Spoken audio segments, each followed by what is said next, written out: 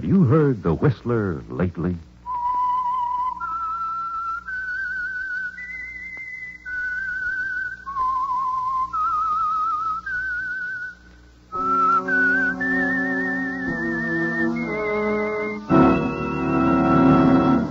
I am the Whistler, and I know many things, for I walk by night. I know many strange tales, hidden in the hearts of men and women who have stepped into the shadows. Yes, I know the nameless terrors of which they dare not speak. And now, the Whistler's strange story, Last Request.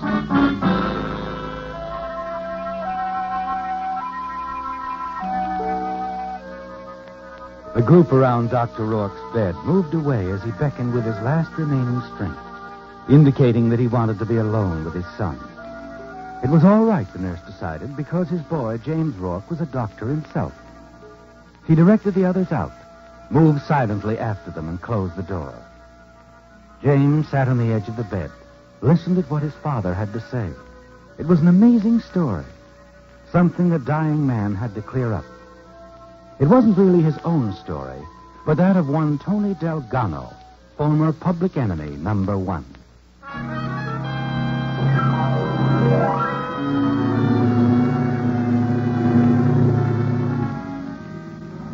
It was late, the steamer dock almost deserted, when the big car pulled up near the gangplank. And Tony Delgado stepped out and turned to the driver. Salidi. Yeah, Tony? Not Tony, you fool. I'll be picked up before this tub even sails. Okay, not Tony. What you got on your passport? Tony Delgado is no more. Now, David Delmas. Delmas?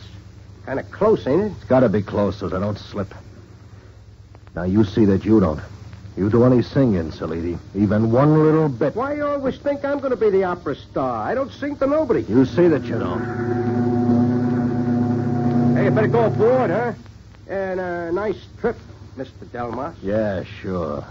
You got everything? Everything. I'll make it. If you behave. I always have. Well, so long, Chief.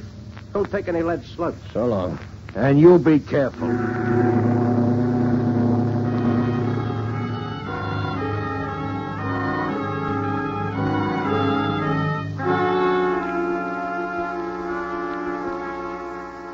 You watch from the rail as the lights from the Golden Gate fade into the distance. And you feel safe, secure, don't you, Tony? It's like the beginning of a new life. One that's free of the police. A new life under another name, David Delmas. You enjoy it even more only a few hours later at a cocktail party on board, when you manage a meeting with a very exciting girl, Sharon Phillips. You feel a sense of amusement inside as you introduce yourself in the ship's lounge. Delmas. David Delmas. It's a pleasure, Mr. Delmas. Oh, thank you.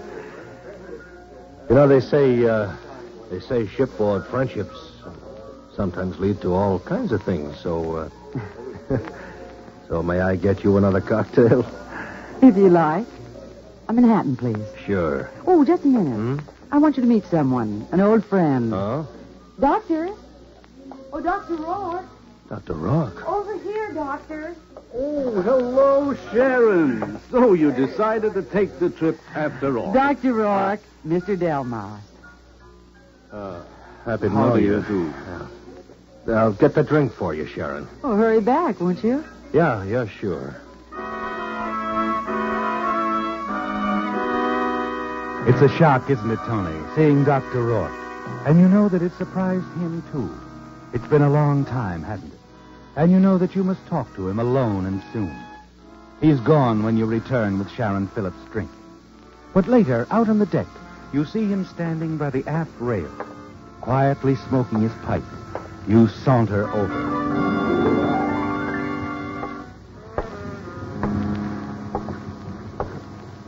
Well, we meet again, Dr. Rourke. Oh, yes. I wondered when you'd be cornering me alone, Mr. Delgado. Delmas. David Delmas. I don't suppose I have to ask you why you're traveling under an assumed name. The police again. The police again. But, Doc, Yes? you're going to keep my secret. Not say anything. Am I? Haven't said anything yet, have you? No. No, I haven't. Yeah, you're wise, Doc. You're very wise. I could mess up your life, too, you know. In what way? In what? Come on now, Doc. Where's your memory? The time you fixed up my shoulder after that hunting accident. I remember. Why, sure. And you remember that it wasn't a hunting accident at all. I learned that later, Tony. Make that day, will you? Don't tell me what to make it. I'll say what I please, when and to whom. You can't threaten me, Delgado. No, Doc, of course not. Your son, he's a doctor, too, isn't he? Yes, he is. Yeah.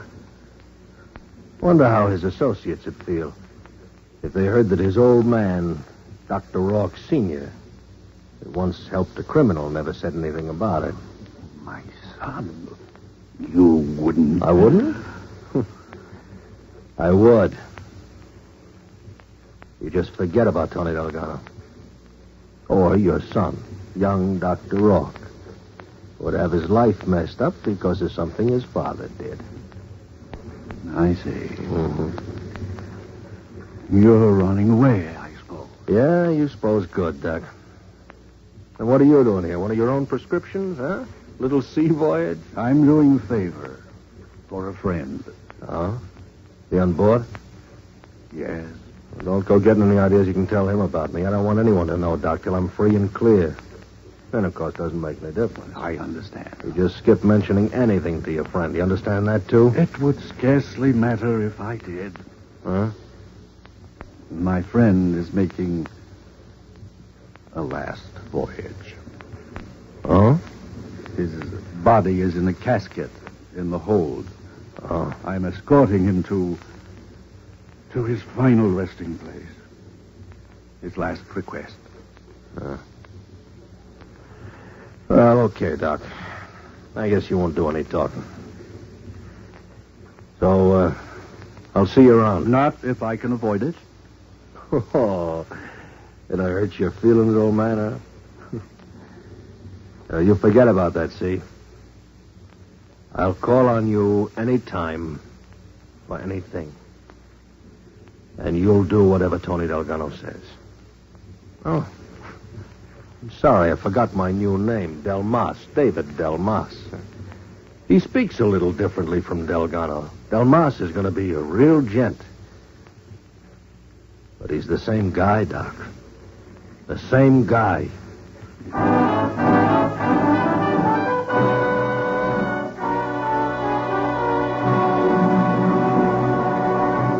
Before continuing with Whistler's strange tale, here's a word from the people who are bringing it to you. All of us are proud of our hometowns, and rightly so. In this brief moment before we continue with our program, we'd like to offer a salute to one of our hometowns in America, Cleveland, Ohio. The 7th largest city in the United States. Cleveland was founded in 1796 by General Moses Cleveland, chief surveyor for a land company. His employers bought 3 million acres in what is now northern Ohio, paying 40 cents an acre. Just by way of comparison, an acre in downtown Cleveland today would bring some $2 million. It is an important Great Lakes shipping point and the site of iron and steel manufacturing. Other Cleveland products include paints, varnishes, electrical appliances, chemicals, and automobile and airplane parts. It is well known for its cultural developments also. The city owns and operates its own dramatic theater, and the Cleveland Symphony Orchestra is widely acclaimed. In the Cleveland Cultural Gardens, a mile-long strip of park area, more than 30 nationality groups represented in Cleveland's population are creating gardens as memorials to peace. 120 years is a short time in the world's history, but during that time, Cleveland has taken its honored place in the building of America. Now, back to the Whistler.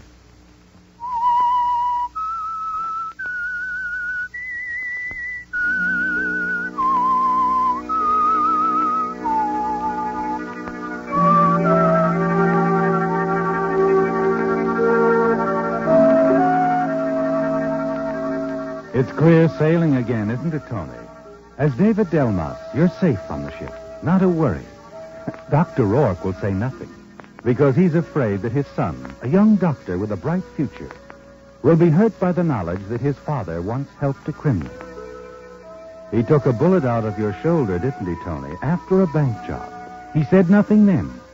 And it's the same now after all these years. He'd be safe. You think very little about it the next few days. You're too busy with that girl, Sharon Phillips. She's exciting, isn't she, Tony? And seemingly very interested in you. There it is. Oh, you've won again, David. I'm afraid I'm no shuffleboard player. David, I like you to call me that, Sharon. Do you? No shuffleboard player either. Let's get away from here, huh?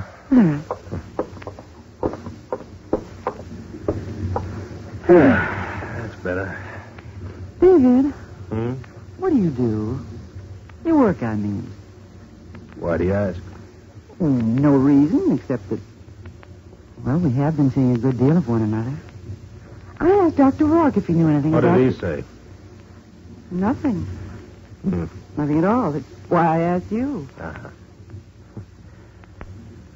Well, Sharon, I'm just a guy moving around. Seeking. Seeking? Yeah. Something. Someone like you. David, the steward's coming. I don't think... Oh, that fool. Yeah, what is it, steward? Mr. Delmas, might I see you alone, sir? Sure, we'll dance, huh? Twice around the main floor. What do you want? Later then, sir. Alone. Look, what is this? Oh, I don't mind, David. I'll join you later. In the salon. Yeah, well, not much later. About 10 minutes, Sharon. All right, now, boy. Easy, Tony. I might not like that. Tony, where'd you get I've that? seen your picture. So? This, Delgado, this radiogram for Mr. David Delmas from San Francisco. Get out of here.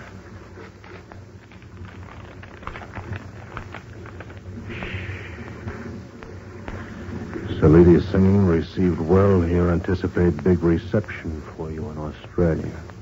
Double-crossing little squealer. Tipped off the police, eh? If ever I get my hands... Save your breath, Mr. Delgado. You could still lick him from here. You've got a Sunday punch. I have? Yes, your friend, Dr. Rourke. What about Rourke? He's escorting a stiff, ain't he? So? Lord love a duck, what's to prevent us from disposing of his quiet friend?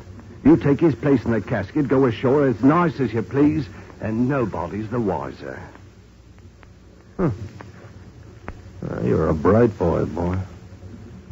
What's your end of it? Just give me a bit of help, that's all. Give you a bit of help?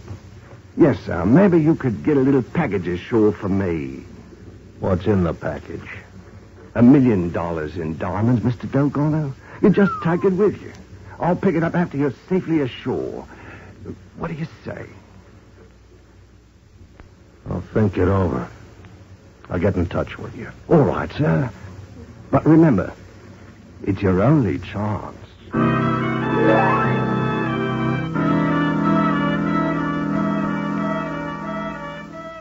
It's a way out, isn't it, Tony? But you're not certain you want to take it. You tell yourself there must be another way you can escape the police, who will be waiting for you when your boat docks at Sydney. In the days that follow, you search for the answer. Find yourself thinking more and more of the steward's plan. And then one evening, as you stroll along the half-deserted deck... Good evening, Mr. Delmas. Beautiful night, isn't it? Yes, it is, steward. Oh, do you happen to have a light? Righto. Here you are, sir. Oh, thank you. It's been a pleasant voyage, wouldn't you say, sir? Too bad it'll all be over soon. Dock the day after tomorrow, you know. Yeah, I know. By the way, Mr. Delmas, Miss Phillips has been inquiring about you. What? Asked if I'd seen you. She's in the lounge. Oh, yeah, thanks. Nice young lady, that Miss Phillips. Seems quite taken by you. if I may say so, sir. Is that so? I have eyes, you know, yes. Very attractive woman. Lots of money, too, I hear. Too bad if anything happened to spoil your beautiful friendship. Like the police. Eh, Mr. Delmas? Yeah. Yeah, it would be too bad. You been thinking any more about my proposition? Oh, sure, I've been thinking about it. It's a deal? Yeah, it's a deal. Bring the package to my stateroom in 10 minutes.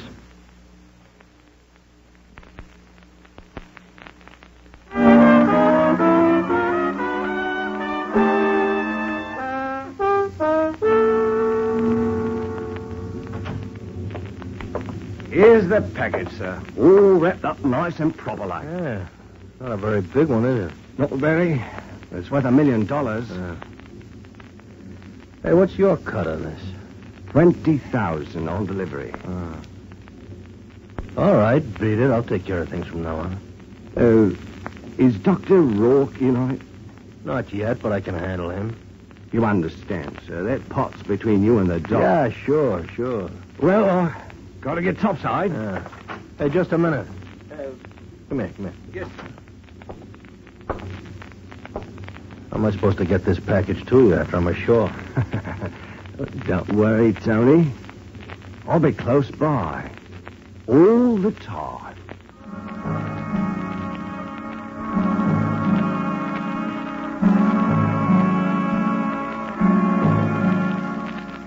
After he's left your cabin, your gaze wanders back to the small package lying on the desk.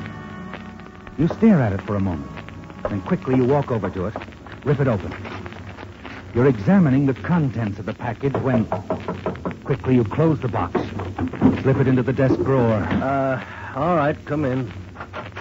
Oh. I was beginning to wonder where you disappeared to. Well, I was just on my way up to the lounge. The Fenways have asked a few people to their stateroom. Want to go along? Have I been invited? Have you? Mrs. Fenway won't take no for an answer. Oh? Well, what's the occasion? Nothing special. Just some drinks. And cards, I suppose. Mrs. Fenway has suddenly discovered the game of blackjack. She's crazy about it. Oh. Well, she starts losing. Come on, David. Fenways are waiting. Yeah, so am I. Look, I got to go up on deck for a minute, Sheriff, so why don't you run along and I'll join you later, huh? All right, but... Yeah, you go on. It's important I take care of this matter right away. Very important.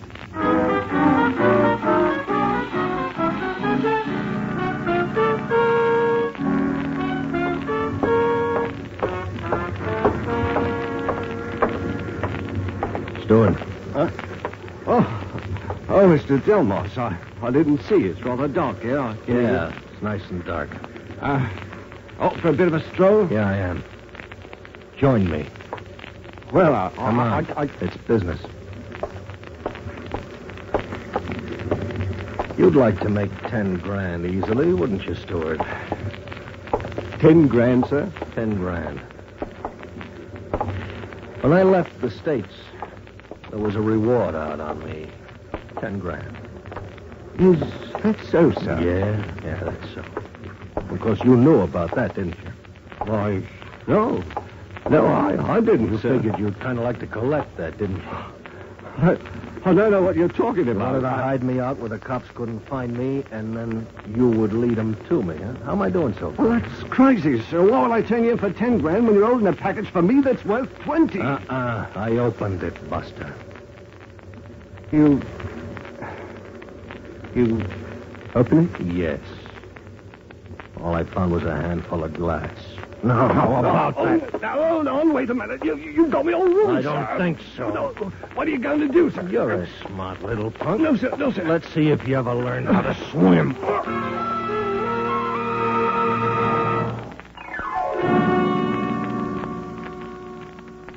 The steward won't bother you anymore. Sharon and the rest of the passengers will think he's fallen overboard. When you retire for the night, you're confident you're in the clear, that your plan can't fail. Then the following morning, there's a knock on your stateroom door. Come in. Your breakfast, sir? Oh, yeah, thank you. Oh, you can set it down over there if you want. Yes, sir. There we are. Hey, aren't you new here? Where's the regular steward I had? Well, it's rather odd, sir. He's disappeared. What? Ship's been searched. He isn't aboard. You sure? Yes, sir. One of the passengers on the deck last night thought he heard a splash. You mean the steward might have fallen overboard? That's exactly what might have happened, Mr. Delmar. Morning, Dr. Rourke. Good morning. That'll be all, steward. I guess so. Thank you very much, sir. Too bad about the steward falling overboard, wasn't it? Yeah, tough. But then accidents will happen. I don't think it was an accident. Yeah. Oh, join me, Doctor? Thanks, I've already had breakfast. Eggs sure look good. You sure you won't? No. Rather just pace up and down, huh? Okay.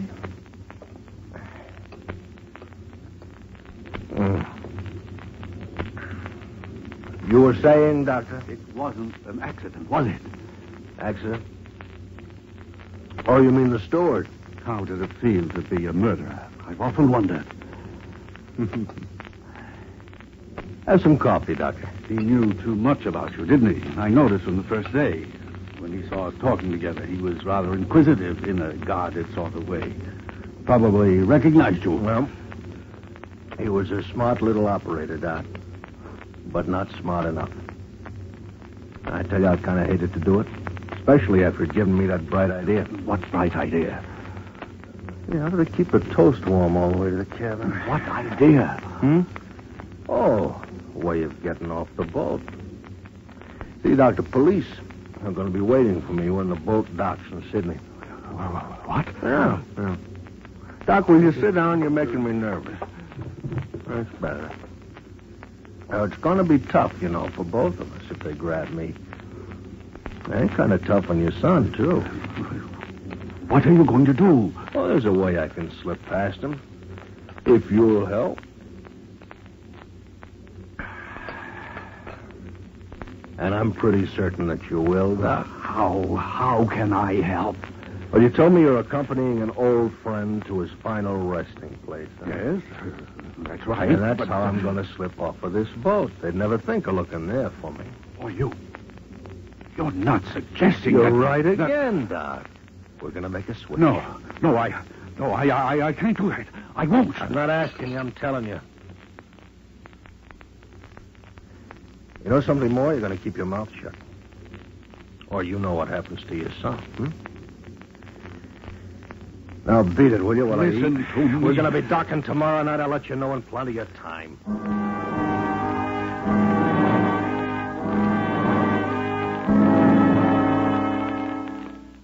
You watch Dr. Rourke as he backs out of your stateroom, a stunned, horrified look on his face. You're not worried, are you, Tony? You know he'll go through with it, for his son's sake. You spend the rest of the day with Sharon, enjoying the deck game, chatting pleasantly with the other passengers.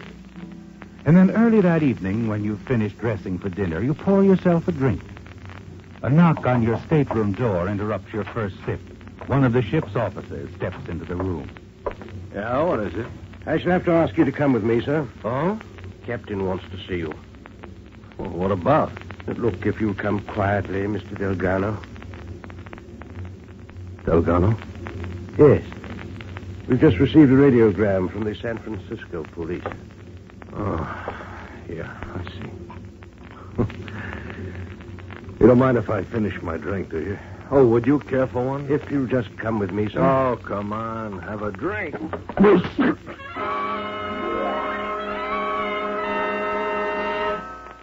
An instant after you throw the drink in his face, your fist connects with his chin, and he slumps to the floor.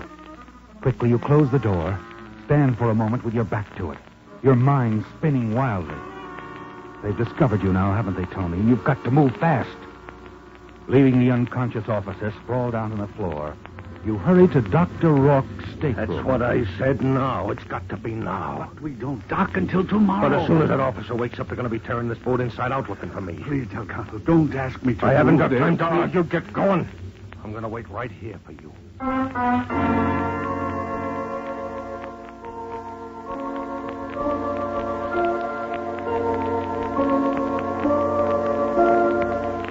minutes drag by, and you wait for Dr. Rourke to return, pace his stateroom floor, stopping occasionally to pour yourself a drink from the decanter on the nightstand. An hour goes by, and then finally... Oh, hey, look, where you been? I had to be careful. All right, is everything all set? Yes, I just had a talk with the captain. Will you double-cross? No, wait. I told him I thought I saw you trying to hide in one of the lifeboats. Saw you lose your footing. Oh, I see. The ship is circling the area now. Well, that's smart of you, Doc. That's pretty smart. Hey, that calls for a drink. I could use one. Yes, sir. I see you helped yourself. Oh, sure, I had a few. Make me feel better while I'm resting in that box down below. Tony, there's something I've got to tell you. I know all I need to know. Now, come on, you finish your drink, see? Then we're going to go down to the hold, and you can make me nice and comfortable. But, Tony, I said, come on, I don't want to talk about it no more. Very well. You seem to be giving the orders.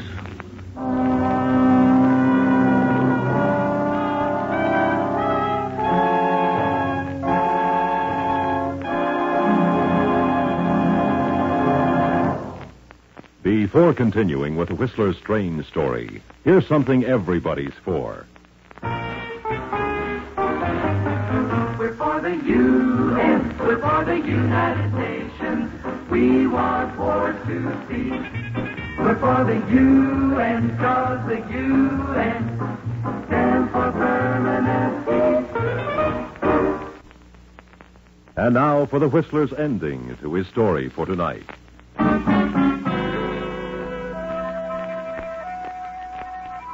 In stunned silence, young Dr. Rourke sat on the edge of his father's bed, listening to the dying man as he told his story in a voice that had now faded to a bare whisper. The end was near for old Dr. Rourke, and as his son James leaned forward to catch the last few remaining words, an expression of pain crossed his face. Dad, you let Tony Delgado get away. No, son. He didn't get away. But you let him take another man's place in the casket. Your friend. Yes, he took my friend's place in the casket. The body I was accompanying to its final resting place. But, you see, there was something Tony Delgado didn't know. What's that, Dad? That my friend had chosen as his final resting place a burial at sea.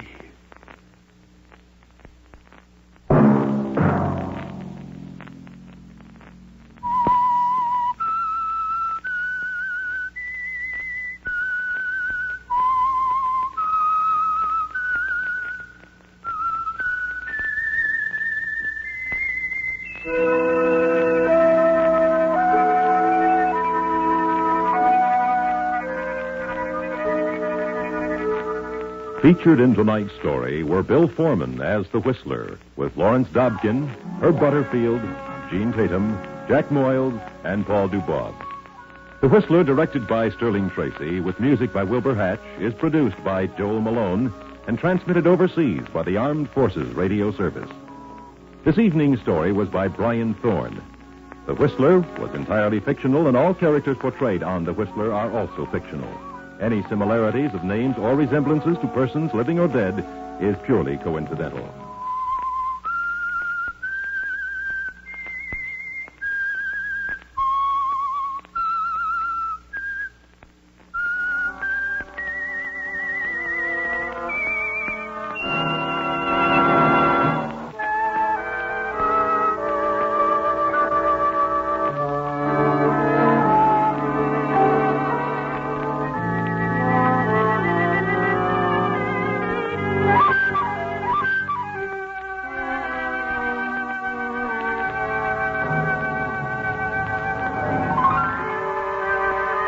The Whistler, whose strange story you have just heard, will be back next week with another tale from his never-ending file.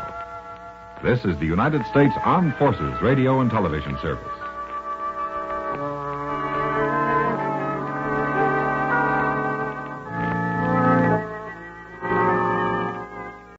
And now stay tuned for the program that is rated tops in popularity for a longer period of time than any other West Coast program in radio history.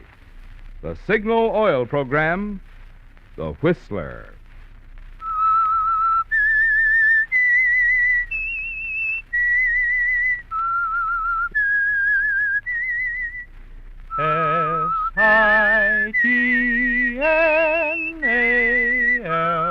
Signal. Signal gasoline. Signal, the famous Go Farther gasoline, invites you to sit back and enjoy another strange story by The Whistler.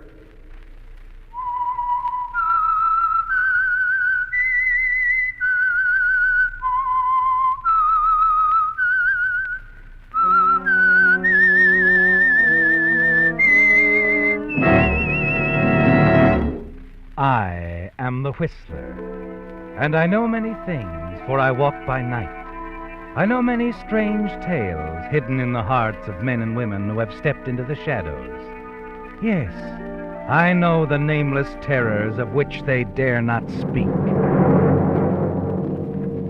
And now for the Signal Oil Company, The Whistler's strange story. Last Message.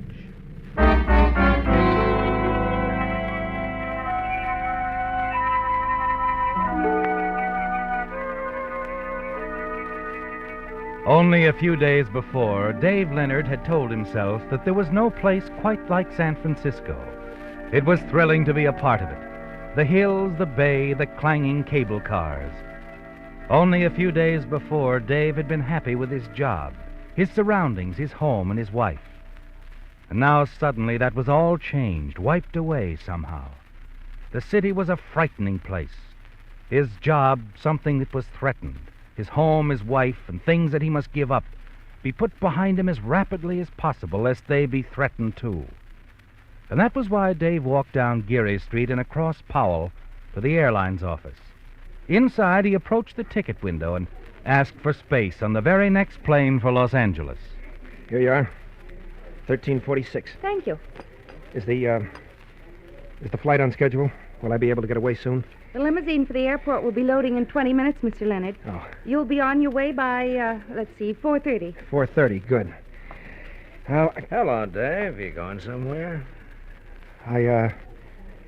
Yes. No, I don't think that's such a good idea, do you? Would you mind refunding Mr. Leonard's money, please? What? He isn't going anywhere. He's changed his mind. But... Right, Dave? Aren't you staying around so we can talk some more? Yes. Yes, he's right. Forget the whole thing. Whatever you say, sir.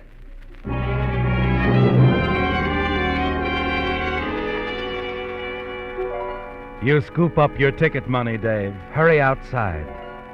It's even more foreboding now, the city. The walls of its tall buildings seem to close in around you, don't they? Because he's back again. Apparently not letting you out of his sight for the past 3 days since he first found you. And now he's falling into step behind you, isn't he? No chance to run away. That's better, Dave. Much better. No use being in a hurry. I've been right with you for the last 3 days. Why don't we stop in here and have a drink, huh? Chat some more. All right. You're calling it.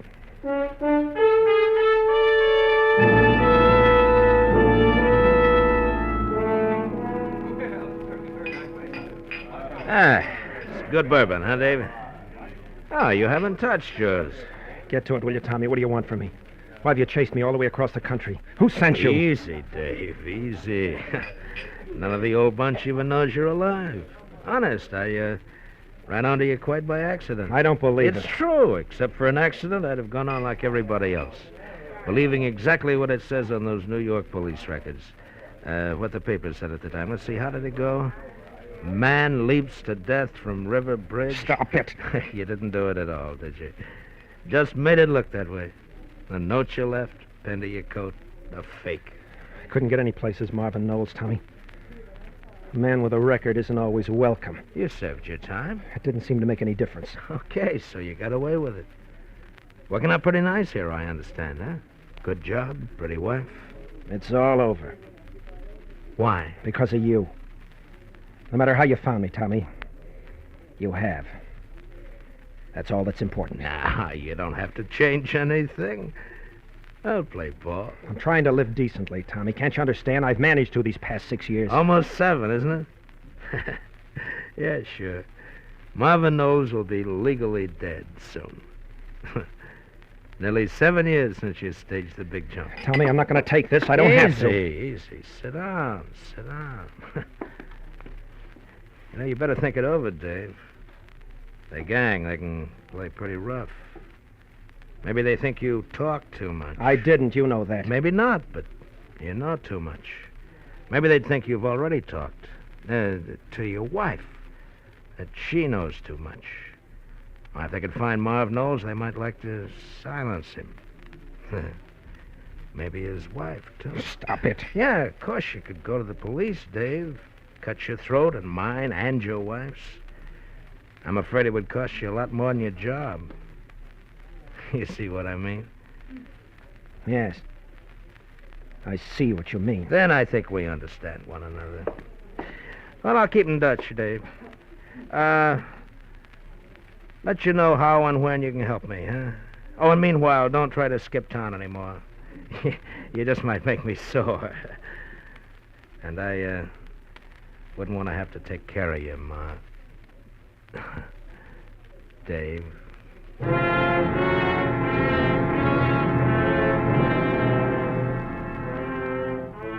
Yes, Dave, it's all changed. In the surprising arrival of one man, your old associate, Tommy Prentice. One man who can ruin your life, strike terror in your heart, cause the old familiar warmth and friendliness of the city you've come to love to turn into a chilled atmosphere of menace and despair.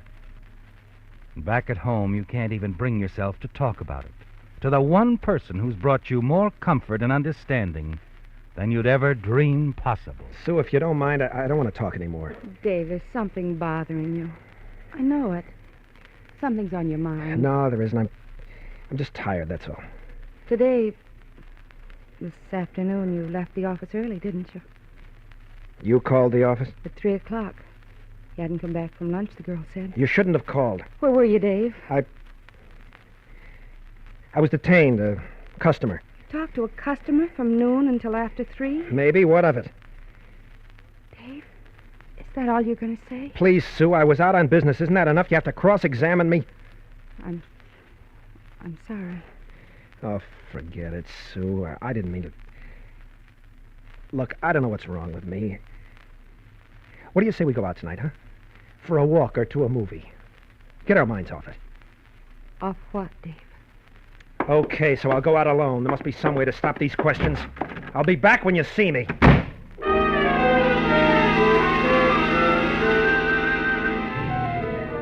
Even as you hurl the words at Sue and rush from the house, you're sorry, aren't you, Dave?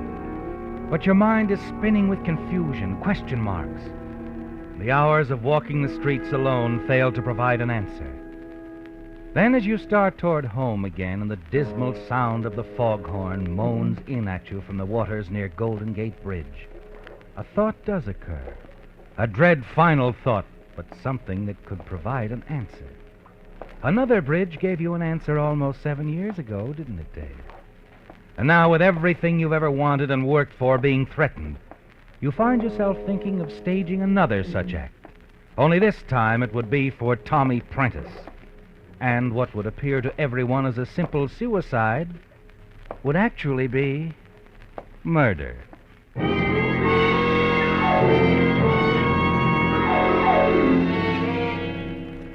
You're still thinking about it as you slip the key in the latch and let yourself into the house. You cross to the bedroom. Dave? Sue, I thought you were asleep. I couldn't. Not with you away. No, don't turn on the light. Sue, I'm sorry about this evening. I didn't mean any of those things I said. I know. Anyway, I'm not mixed up anymore. Everything's clear in my mind. I've been worrying unnecessarily. Everything's going to be all right again. And soon.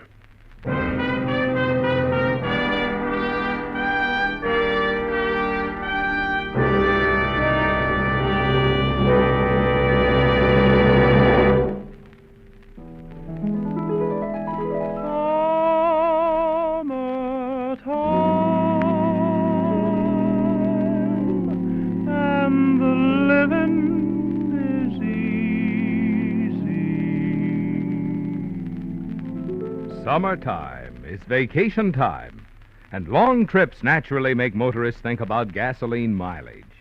That's why every year, particularly at this time, Signal gains lots of new customers. Drivers who've heard about the Go Farther gasoline and decide to try Signal themselves. Naturally, they expect to get good mileage. But what sometimes comes as a pleasant surprise to them is the improved performance they enjoy with Signal. And that, my friends, is the point of my story tonight. You see, the reason Signal gives you such good mileage is because it helps your engine run so efficiently you save gasoline. You save gasoline with quick starting, save gasoline with smooth, thrilling pickup, save gasoline with full, responsive power. The kind of performance, in short, that makes driving more fun on vacations or any time. So if you haven't yet acquired the Signal habit, just try a tankful or two. You'll find there's more pleasure, too, when you go farther with Signal. Signal, signal, signal gasoline. Your car will go for the gasoline.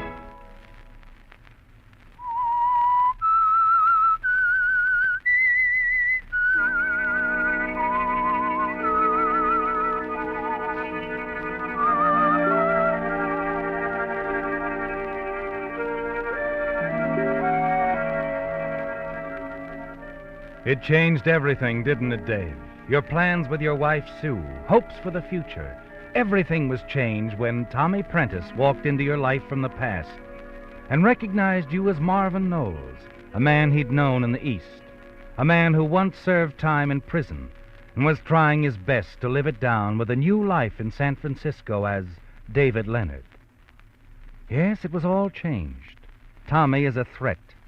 But you think you found the answer, the one way out. And while you hate the thought of murder, you find yourself trying to figure it out and plan a way to talk Tommy into the trap.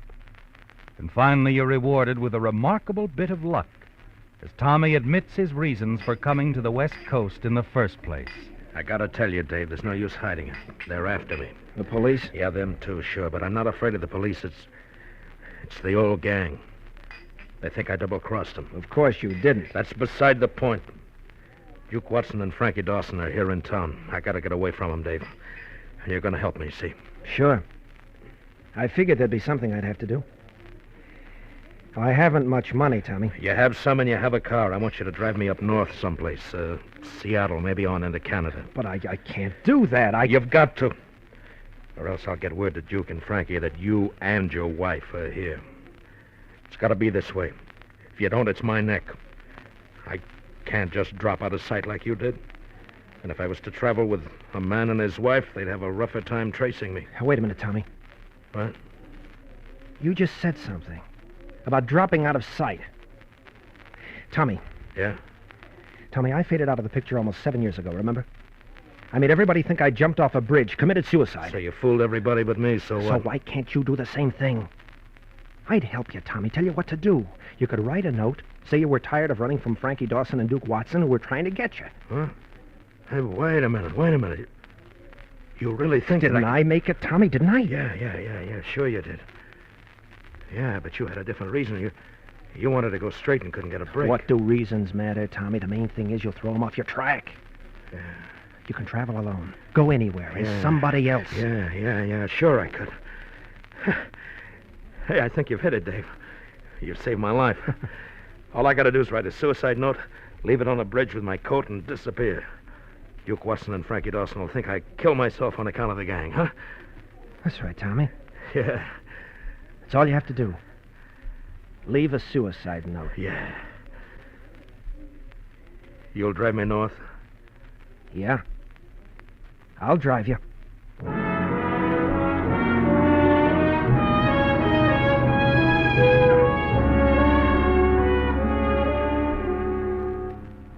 He's fallen into your trap, hasn't he, Dave? Yes, and you're relieved. Yet far from pleased at the thought of what you've decided to do. You don't like to think about it, do you? What you plan to do out there in the fog. The way you'll silence Tommy Prentice. But you can't see any other way. You don't want to kill, but you decide you have to.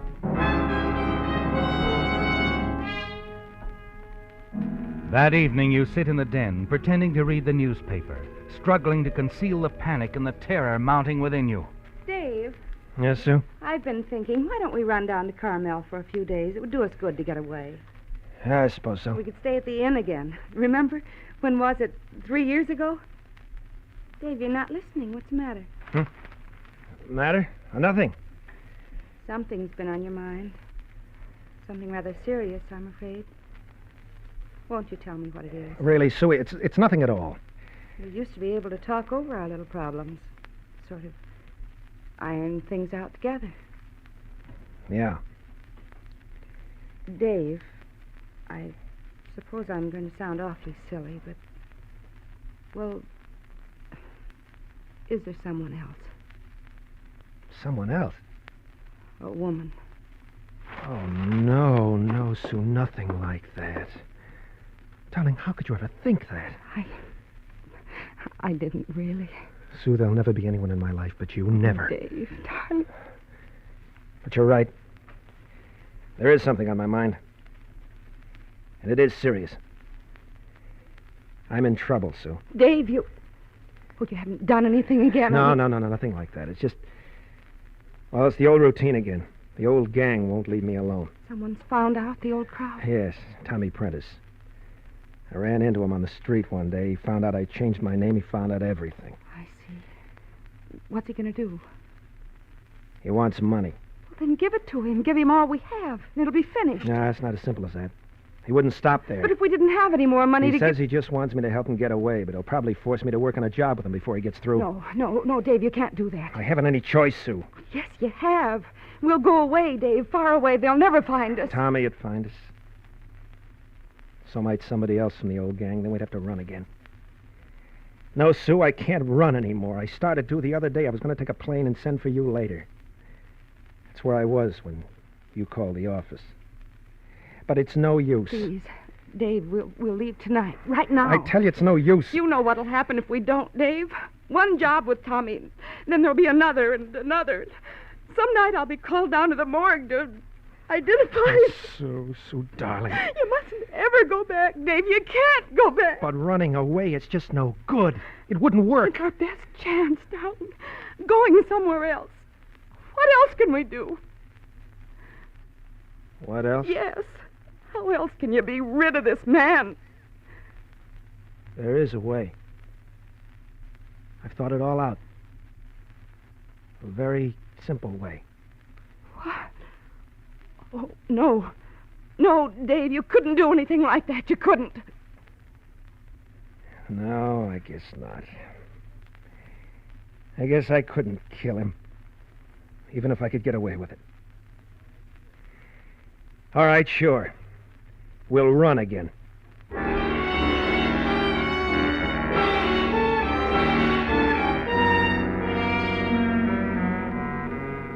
She's right, isn't she, Dave? There is a chance, a slim chance, you can slip away from Tommy Prentice. Start life all over again in some small town. While you finish packing, Sue hurries down to the garage and drives your car around to the alley back of your apartment house. When she returns, you're ready. You pick up the suitcases and start for the door. Oh, hiya, Sue, Dave. I was just going to knock. Come on over. We're having a little party. Brad, hello. Yeah. We were just leaving. We're driving to Carmel. Yeah. We want to make it before midnight. Well, Dave, oh, boy, you got lots of time. Now, come on, just one drink for the road. Please, Brad, a rain check. It's terribly important that we leave right now. We can't explain now, Brad. We'll be back in a few days. Come on, Sue.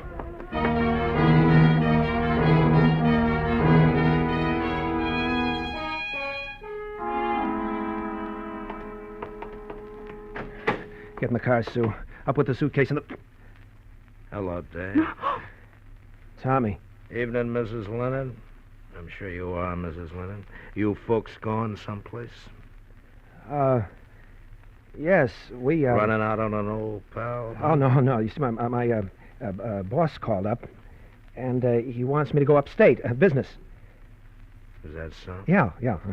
So you're going on a little trip, huh? Well, only for a few days.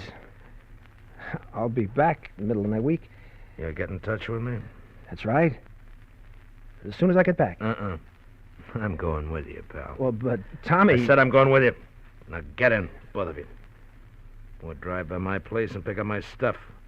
Then we'll head north over the Gate Bridge, huh? That bridge stunt you thought of was a great idea.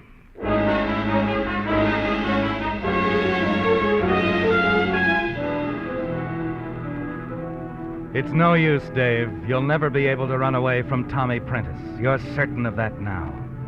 As you drive across town, you glance over at Sue from time to time, sitting next to you, staring straight ahead, her face tense, and you know she's struggling to hold back a flood of tears. The anger, the hatred within you grows.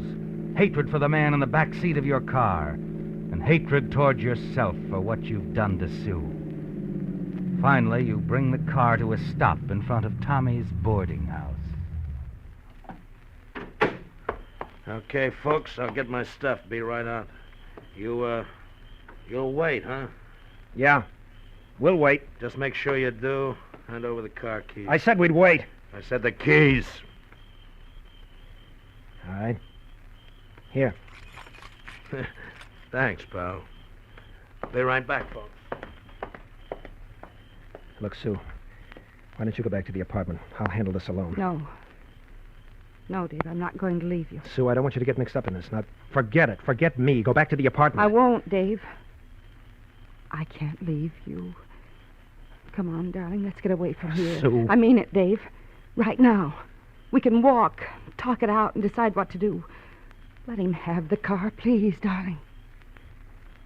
All right, Sue. Maybe a walk will help.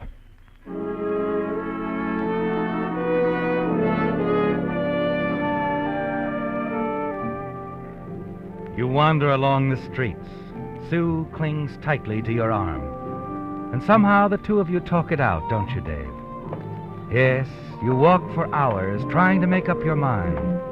And finally, quite late, you begin to come to a decision. We'll go to the police, Dave. Have Tommy Prentice arrested. Let your past come out. It's the only right way out of this. There's more to it than that, dear. Even if I went to the police and they got Tommy, he'd find a way to let Duke and Frankie know who I am, where I live, that I'm here. They think I know too much, and what's more important, they figured I told you too much. You realize what that means, don't you? Yes. But I'd prefer to take a chance on anything than have you on the wrong side of the law. You'd risk being killed? Yes. Rather than have you risk everything we've built together. You're wonderful, Sue. Not wonderful. I just believe in you. Come on, darling. We'll go to the police. Tell them everything. All right, Sue. All right, let's find a police station.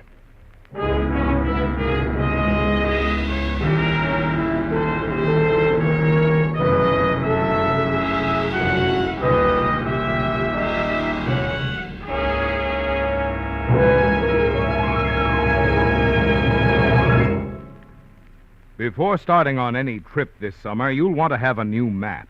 And naturally, you'll want one that's accurate, complete, and handy to use, which describes a signal map prepared expressly for signal by Rand McNally. It's a big map, jumbo size, for quick, easy reading, and it has the latest accordion fold, so it's easy to handle. In addition to Rand McNally accuracy, signal maps include a list of interesting places to visit, plus a western states mileage chart, plus enlarged sections of metropolitan areas, plus a traveler's radio guide showing where to tune in for your favorite programs as you travel. This highway map is yours free at any signal station. And if you need a street map, when you're in any of the larger Pacific Coast cities, signal dealers have them too, free, of course. Start planning your vacation driving now with a good map. Stop in and get a free signal map at your signal service station. Better do it tomorrow. Signal, signal, signal gasoline. Your car will go for the gasoline.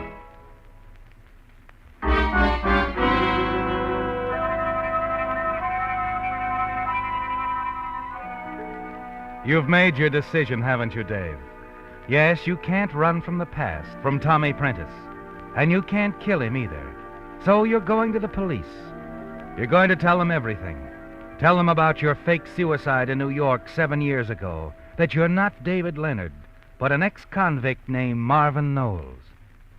You're certain it will mean the end of everything for you and your wife, Sue. But you've made up your mind there's nothing else you can do.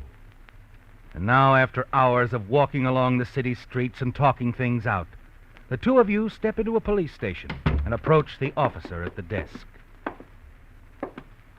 Sergeant? Oh, what can I do for you, sir? My name is David Leonard. Well, that is, since I arrived in San Francisco... Leonard? Oh, yes, David Leonard. Yeah. Got the report right here. Stolen car. I hope you had that insured, Mr. Leonard. What? It's pretty badly smashed up, I'm afraid. Well, I don't understand. Well, it happens there was quite a gun battle over in the Mission District. A couple of strong-arm boys tried to kill a man by the name of Tommy Prentice, who was driving your car. Dave. I guess he must have stolen it. Anyway, he wrecked the car trying to get away from those strong-arm boys. Did they get away? No, we caught him. Block away from the shooting. A couple of hoods from back east, Frankie Dawson and Duke Watson. What about the man that stole my car? Prentice. Prentice? Died on the way to the emergency hospital. Prentice is dead? Yes, ma'am. And your husband's car is a wreck. I'm awful sorry. Oh, it's all right. We don't mind the car. No, we can always get another car. The funny thing about those guys trying to kill Prentice, they didn't know he was going to commit suicide anyway. They'd have avoided a murder rap if they had. Suicide? Yeah. Had a note in his pocket. Figured on jumping off the bridge. Said he was tired of running from those hoods.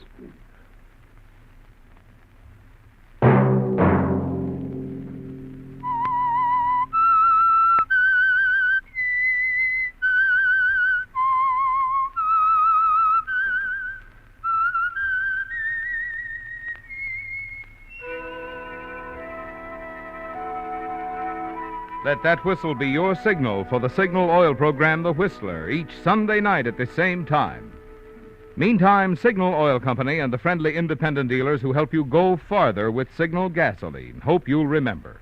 Regardless of what gasoline you use, you'll enjoy more miles of happy driving if you drive at sensible speeds, obey traffic regulations, and avoid taking chances. You may even save a life, possibly your own.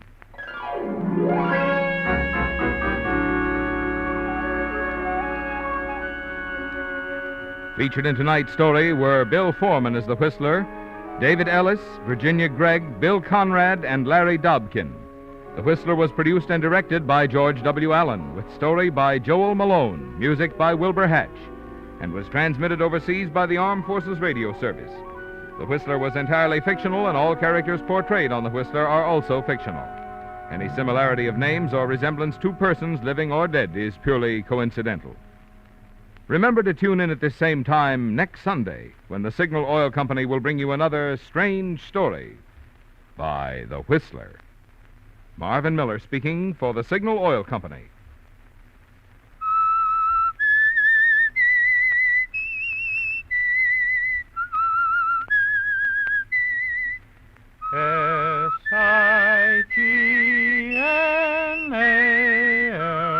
Signal, signal gasoline. Stay tuned now for our Miss Brooks starring Eve Arden, which follows immediately over most of these stations. This is the CBS Radio Network.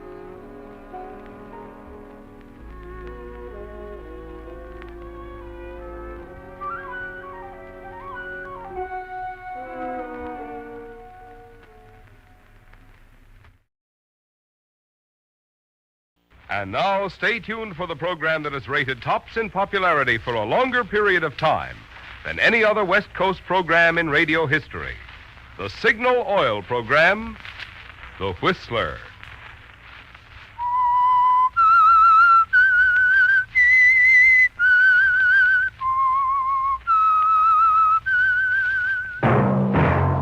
Signal, the famous Go Farther gasoline, invites you to sit back and enjoy another strange story by The Whistler.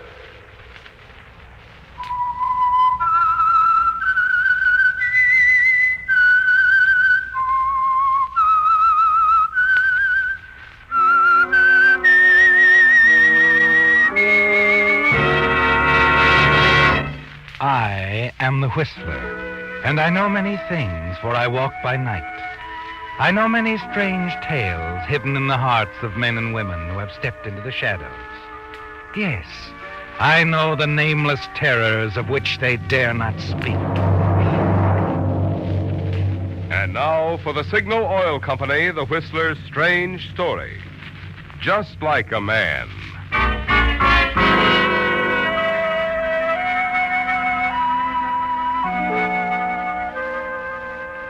They presented a striking group, the three of them, chatting together in the airport waiting room. Sandra Haynes with her dark hair, her quiet, almost equally dark eyes. Her husband, Gordon Haynes, tall, handsomely groomed. And their friend of many years' standing, Peter Lacey.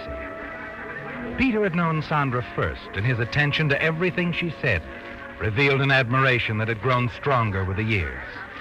Sandra was flying east alone. Fact which seemed to concern Peter more than it did Gordon, her husband. Flight 24, now boarding at gate 3. Flight 24, now boarding at gate 3. Well, that's your plane. But I still can't understand it, Sandra, why you insist on dashing off alone this way and without your husband. I didn't insist, Peter. Gordon was quite agreeable. The dutiful husband. You reason with her, Peter. See how far you get. Or perhaps, Sandra, you'd prefer the company of a new and exciting escort. I prefer exactly what I'm doing. And Peter scarcely fits the role of a new escort. Neither new or exciting, huh? I didn't say that, Peter. Oh, and by the way, Gordon, you will remember I'm staying at the St. Regis. St. Regis, I'll remember. You see, Peter, she checks everything. The perfect wife. And I've always said that. Now, no more arguments. I have my ticket. I'm going alone. Besides, Gordon wants to look after some plans for selling the beach house. He has his week well mapped out. Check. And I'd have little time for either of you in New York. Oh? I have a date with that strange man. Oh, Sandra. Pierre, the beauty king. I'm going to have him do something about my hair. You let him touch it, and I'll personally wring his neck. Oh, hear that, Gordon. Seems not all gentlemen prefer blondes. Sandra, you know perfectly well that I like you just as you are. I know perfectly well that I'm changing from a brunette to a blonde. I'm having my hair bleached. Change is good for the soul. And for husbands. Gordon, I'm ashamed of you. It's her idea, not mine. Passenger Haynes, report at gate 3.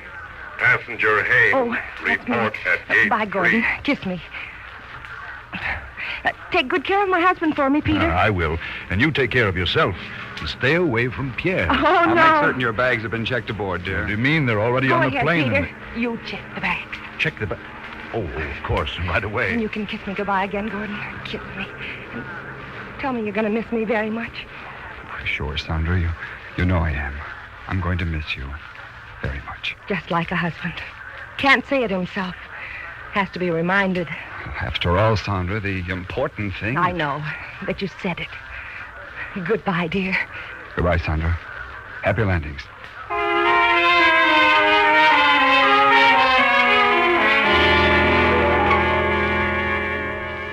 You're a fortunate man, aren't you, Gordon? Sandra is very much in love with you, isn't she? The attractive and wealthy wife of Gordon Haynes. Yes, the marriage does have its compensations. But somehow they don't always seem quite enough, do they? No. And that's why in driving home with Peter, you suggest a nightcap. Excuse yourself for a moment and slip to the back of the cocktail lounge in the privacy of a telephone booth.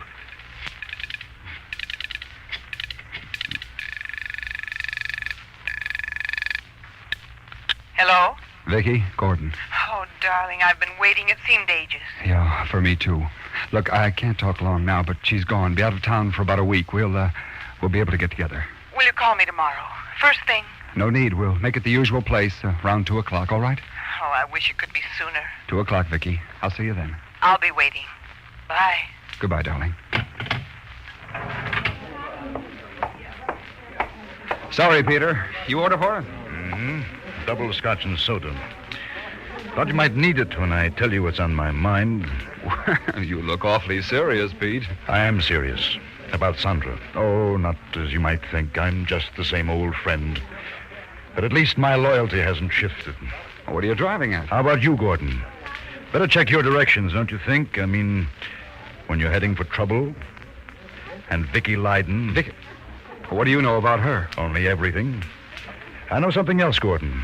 You better stay away from her. Now, wait a minute. You wait a minute and listen.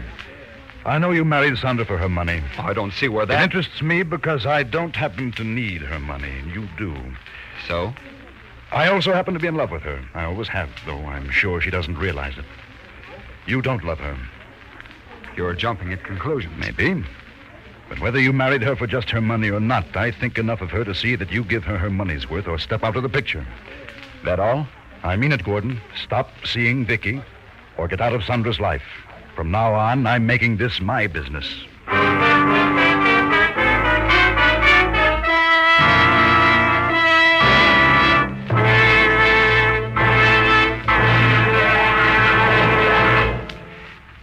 During rehearsal this evening, I couldn't help thinking about an old schoolmate of mine.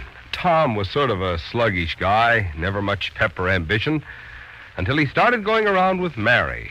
And then, what a change. Mary seemed to bring out the best in him. Soon Tom was going around with new spring in his stride, new sparkle in his glance. Incidentally, Tom and Mary have been married for years now, and you've never seen a happier couple. You're undoubtedly wondering what made me bring that up on Signal's program. Well, simply this. A wonderful change like that usually comes over the average car after it starts going around with Signal Ethyl, the premium quality gasoline engineered to bring out the best in any car. Motors that used to wow, wow, wow before starting get going like a covey of scared quail with Signal Ethyl. Cars that used to be sluggish as molasses display peppy pickup and power with Signal Ethyl. And cars that used to ping and balk on hills take them like the man on the flying trapeze with Signal Ethyl. Doesn't that sound like the kind of performance you'd enjoy? Then why not go around with Signal Ethyl, at least for a few tankfuls? See if the way this super fuel brings out the best in your car doesn't make you want to stay married to Signal Ethyl for always.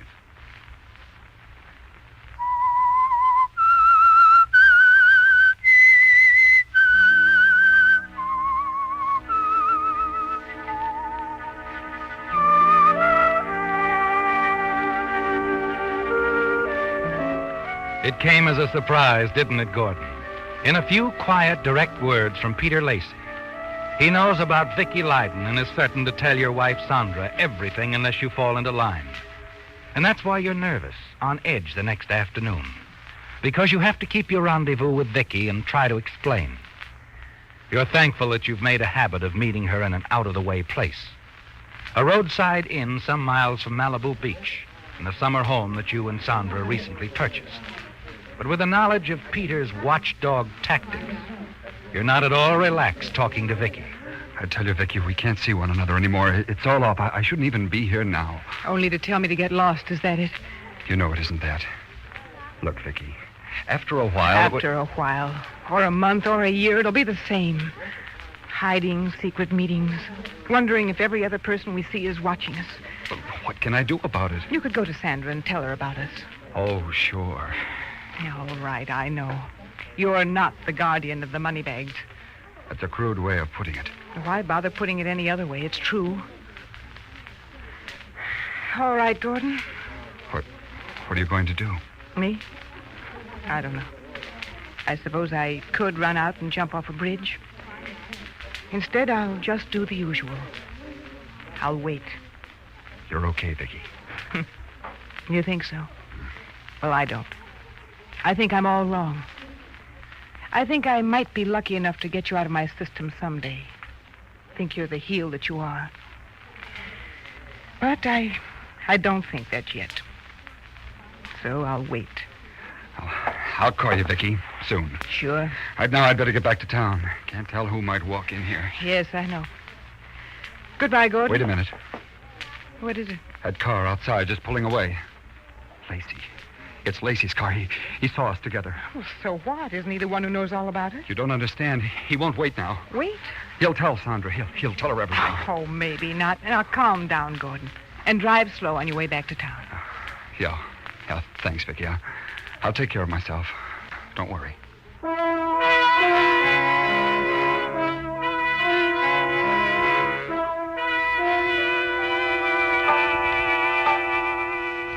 Driving back to town, you watch the mirror constantly and scan the side roads. No sign of Peter Lacey, is there, Gordon? And yet as the miles hum past, you begin to sense the only answer to the situation. Whether Peter saw you or not, he's a threat, and he will eventually tell Sandra about Vicky. And when he does, Sandra will divorce you, and you will be penniless unless you stop him. And somehow the car you're driving provides the answer to that, doesn't it? Yes, it's simple, isn't it? You can see it happening very clearly.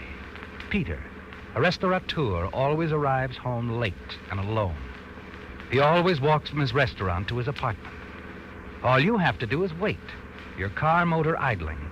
Roar forward at the proper time. It'll be over fast, and his threat will be ended forever. You decide to do it soon. Tonight.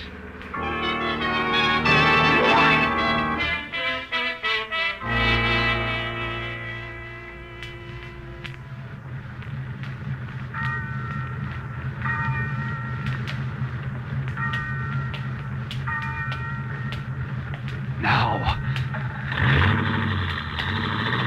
Hey, look out for this!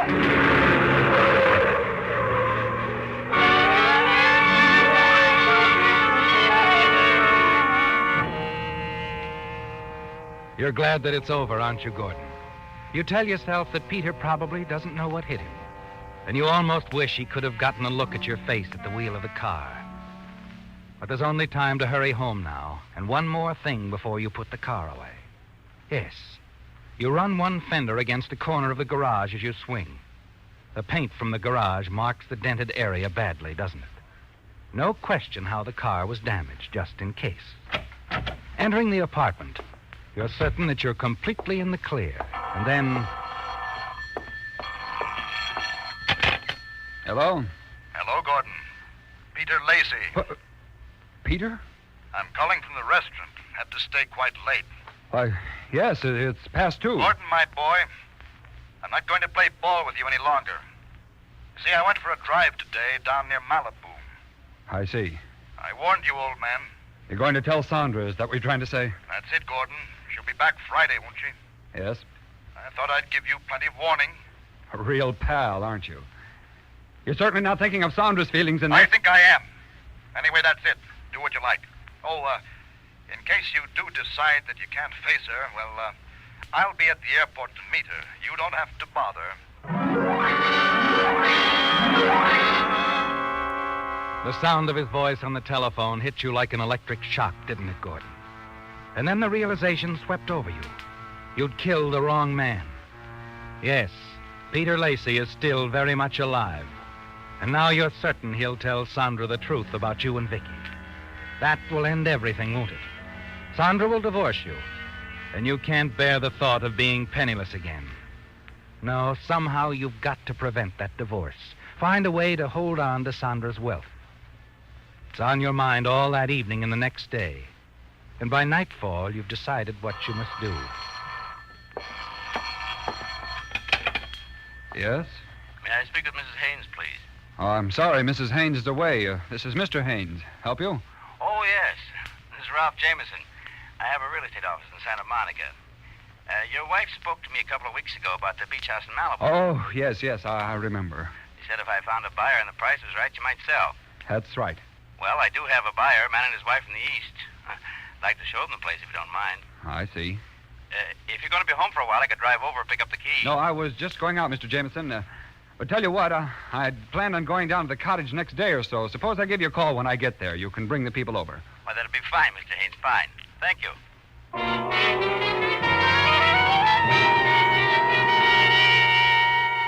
The beach house, Gordon.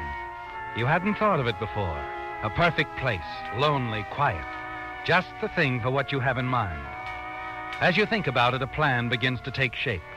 Step by step, you know exactly what you're going to do. And with Sandra's death, her estate will go to you, won't it, Gordon? You'll never have to worry about money or Peter again. And you'll have Vicky, too.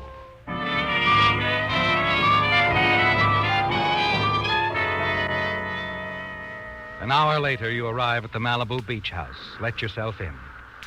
You stand for a moment in the outer hall. Look into the living room bathed in moonlight.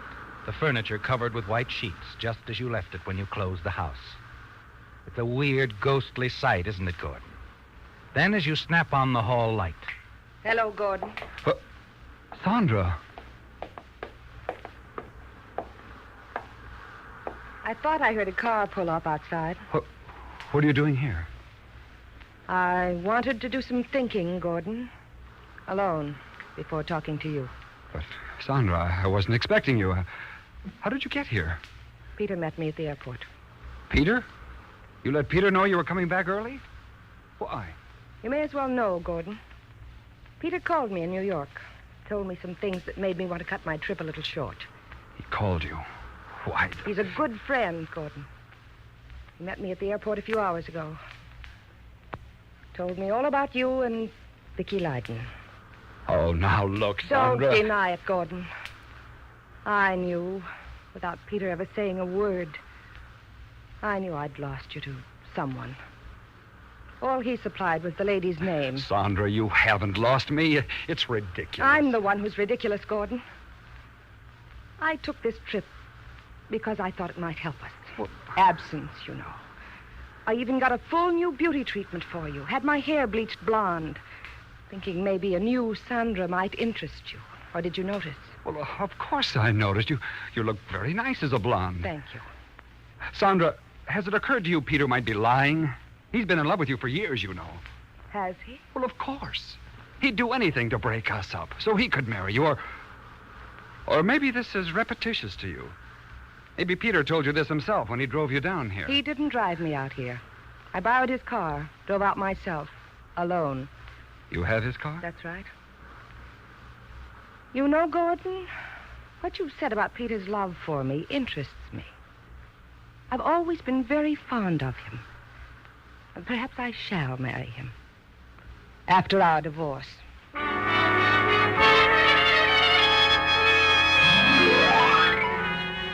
You watch Sandra as she turns away, hurries back up the stairs. And then a moment later, you hear the bedroom door close. Her sudden appearance at the beach house has startled you. And for a moment, her driving out in Peter's car poses a problem. But you quickly see a way to turn that problem to your advantage. Slowly, you move to the hall table, pick up the small antique clock with the marble base, and start slowly up the stairs after her.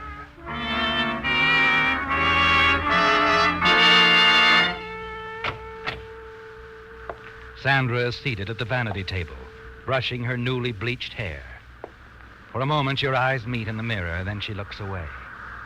Holding the heavy base clock behind your back, you move up behind her. I don't care to discuss this any further, Gordon. I'm turning the matter over to my attorney in the morning. I don't think so, Sandra. What's that? Gordon! I don't think you're going to do anything. Sandra!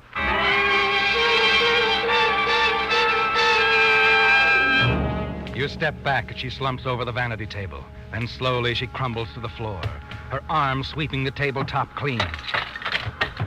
You stare at the lifeless body at your feet, the overturned powder box, the hairpins lying beside her on the floor. You hadn't expected it to happen this quickly, had you, Gordon? But Sandra's early return from the east speeded up your timetable. Now you're thinking clearly again. You'll put Sandra's body in Peter's car, drive it down the beach highway, and push it over the cliff. An accident, Gordon, in Peter's car, and you'll be in the clear. As you hurry from the house and start toward the garage, you're suddenly aware of footsteps close by. Hello. Hello, that you, Mr. Haynes? Yes. Good evening, Mr. Morton. I was just out for a walk. Saw the light. Thought I'd investigate. Hello there, fella. How are you? Folks gonna move back in, Mr. Haynes? No, I just came down to open up the house for a real estate agent. We're thinking of selling. Oh. How's Mrs. Haynes? Fine. Just fine. She's in the east. Or rather, I should say on her way back now. Been visiting relatives. Oh, here now. That's enough of that. Stop it, Ranger. You hear? Confound it. What's gotten into that dog? I'll stop it, Ranger. Here, come here, boy. Come here. That's a boy.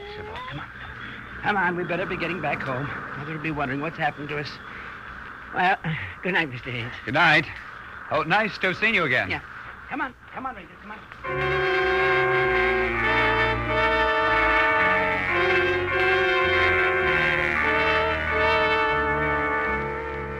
You watch Morton and his dog disappear into the darkness. Wonder whether the howls of his dog made him suspicious that something was wrong. Whether he saw Sandra when she arrived.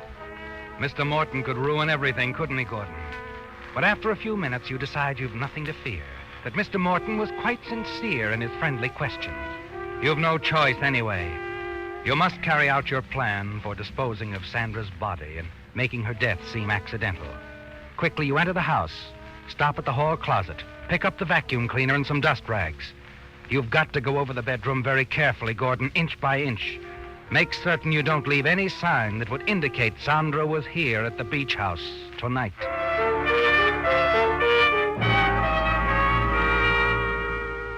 A half hour later, the bedroom is as neat as a pin. You carry Sandra's body to the garage, place it in Peter's car, and then back out and drive down the highway. A few miles from the house, you turn off the road, drive to the edge of the cliff overlooking the sea, ease Sandra behind the wheel. And then, leaving the keys in, the switch on, the car in gear, you get out and release the brake.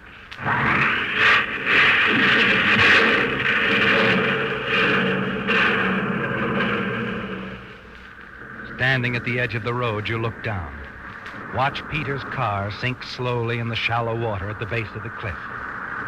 Then you return to the beach and try to sleep.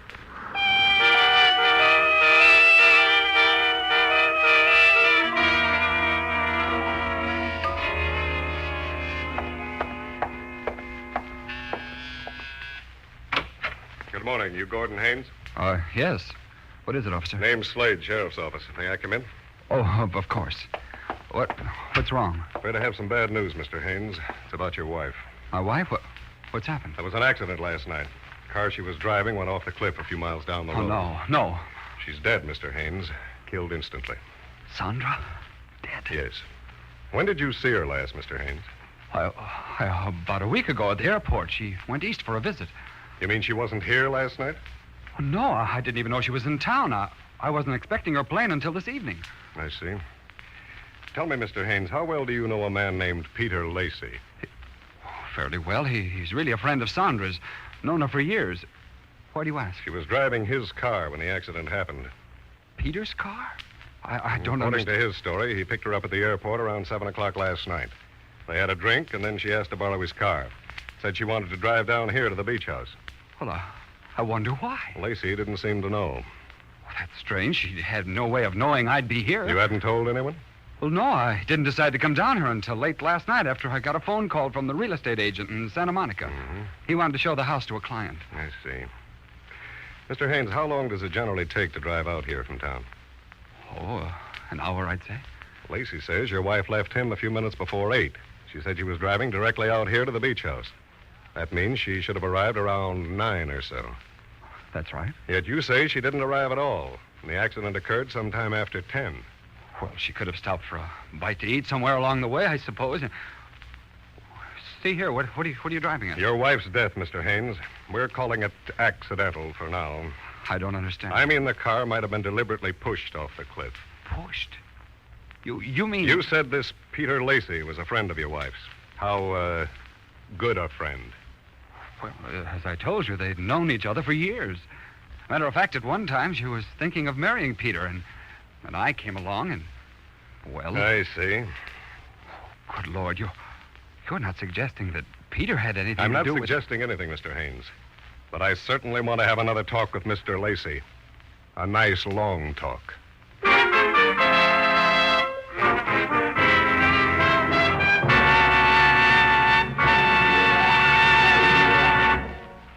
The cheapest battery you can buy is the battery that costs the least per day. And when it comes to low cost per day, none can beat Signal Deluxe, the extra long life battery, guaranteed for a full 30 months on a service basis. Here's the reason Signal can guarantee these batteries for such an extraordinarily long time. Microporous all-rubber separators, considered the greatest battery improvement in 20 years, hold twice as much acid solution between the plates. As a result, Signal Deluxe batteries deliver up to 35% more power to take care of the many electrical gadgets on today's cars. Also, their new design all-rubber case means that your battery needs water less often. What more could a battery buyer ask, unless it's a trade-in for your old battery, which Signal dealers give, or liberal credit terms, which are available. So any way you look at it, if you need a new battery, it'll pay you to play safe. Buy the long, long life battery that guarantees you low, low cost per day. The Signal Deluxe battery.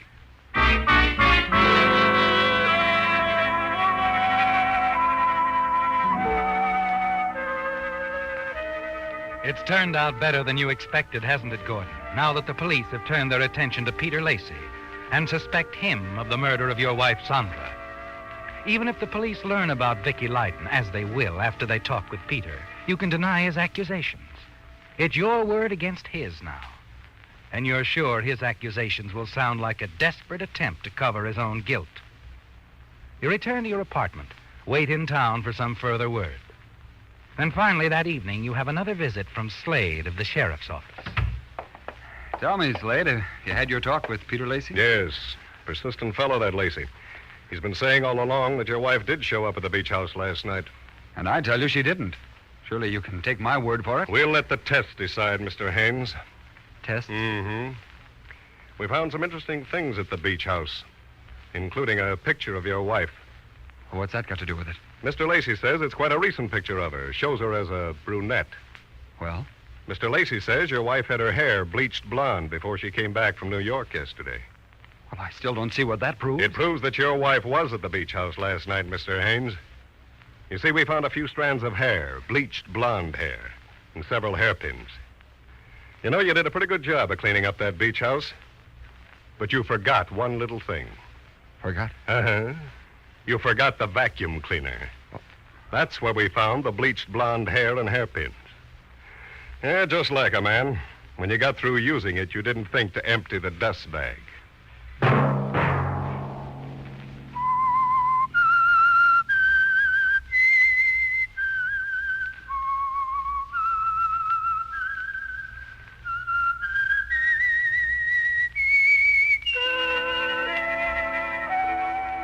Let that whistle be your signal for the Signal Oil program, The Whistler, each Sunday night at this same time. This month, throughout America, churchmen of all faiths are calling special attention to the part religion plays in building and preserving our American way of life. Religion is one of the freedoms our forefathers fought for, one which today more than ever needs not only our protection, but our active support.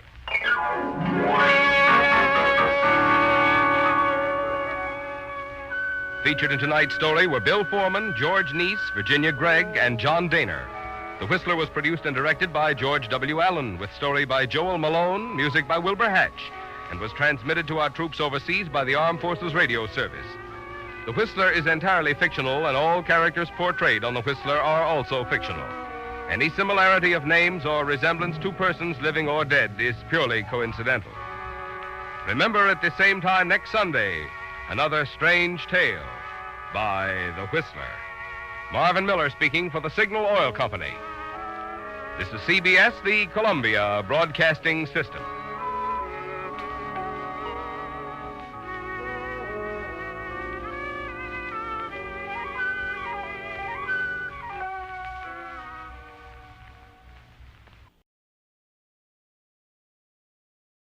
And now, stay tuned for the program that is rated tops in popularity for a longer period of time. than any other West Coast program in radio history. The Signal Oil program, The Whistler.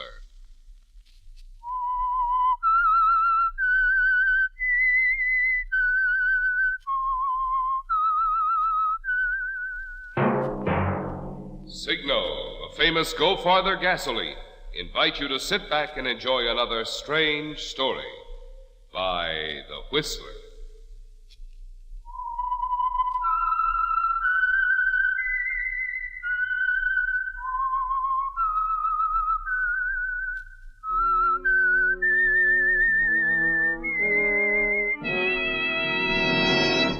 I am the Whistler, and I know many things, for I walk by night. I know many strange tales hidden in the hearts of men and women who have stepped into the shadows. Yes, I know the nameless terrors of which they dare not speak. And now for the Signal Oil Company, The Whistler's strange story. Trademark.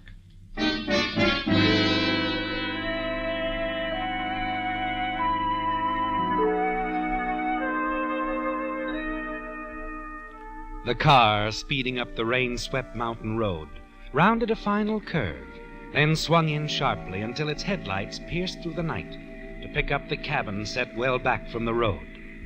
As the car skidded to a stop in front of the cabin, the woman at the wheel leaped out and ran for the shelter of the veranda. There, she paused only a moment to catch her breath before pounding heavily on the door. Open up! Cecile! Open up!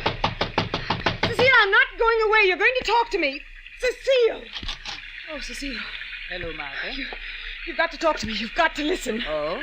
I don't have to, but I suppose I shall. All right, come inside. Sit down if you wish. No, I'd rather stand. Cecile, you've got to understand about that money from the firm. I believe I understand only too well, Martha. You've embezzled us. Cecile, I've been very important to your organization up until now. Up until now, you certainly have. Your ideas for merchandising and promoting cosmetics by Cecile have been superb, Martha. Simply superb. Then your inventiveness, development of perfumes, lipsticks, excellent. I'm sure this new lipstick you've worked out will prove a smashing success, a real innovation. However, you've also been stealing us blind. Please, Cecile. Sorry.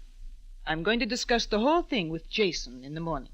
But if you do that, If I do that, you're through. Yes. He's the backer. The money bags.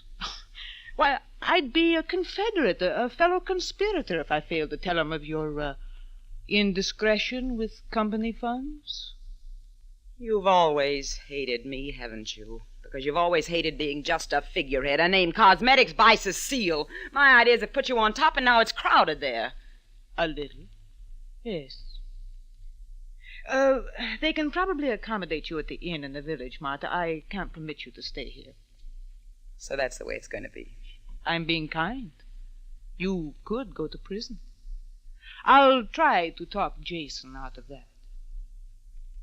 Good night, Martha.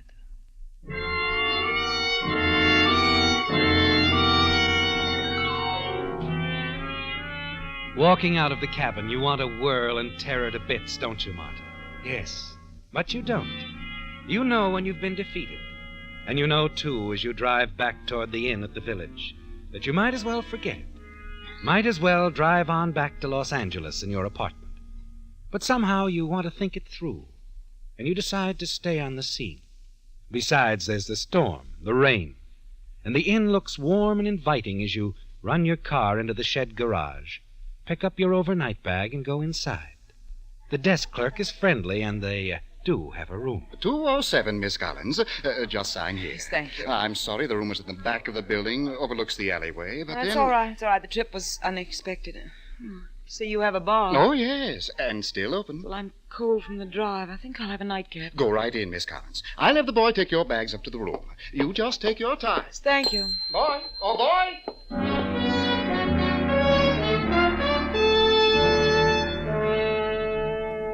Your mood is far from the cheerful one of the desk clerk, isn't it, Martha? But as you enter the bar, you catch sight of someone you know. Yes, old Sam, the caretaker of Cecile's cabin. As you move across the bar and come closer to Sam, Yes, You I realize will that he's tell had you, more than I enough know drinks. it's all very And he's fine. saying some very interesting things. Silver, no, I'm telling you, Mac, I mean it. I mean every word. Now, if I had the chance, I'd kill that Cecile woman. I'd wring her scrawny neck. All right, Sam, all right. You better hit the road now. Get home, sleep it off, huh? No, I want another drink. No, sorry, Sam. The bar's closed as far as you're concerned. Okay, Mac. Last time I'll show my face in here. Yeah. Oh, I'm sorry, lady. Sorry. What'll you have? What?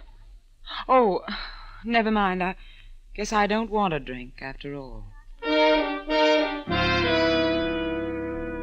No, Marta, you don't want a drink after all. Because you want your head clear, perfectly clear. Because of the plan that's half formed in your mind. The inspired idea that suddenly places the key to everything right in your hands. Yes, you may still not have to be counted out after all. First step, Marta. The clerk again. Sorry to bother you, but my room, is it ready now? Why, yes, Miss Collins, but I thought you were going to have a nightcap. You said... I know, but I don't feel very well. Must have been the drive. I don't feel well at all. Oh, here, let me help you, Miss Collins. Well, I'll help you upstairs. Thank you. Thank you very much.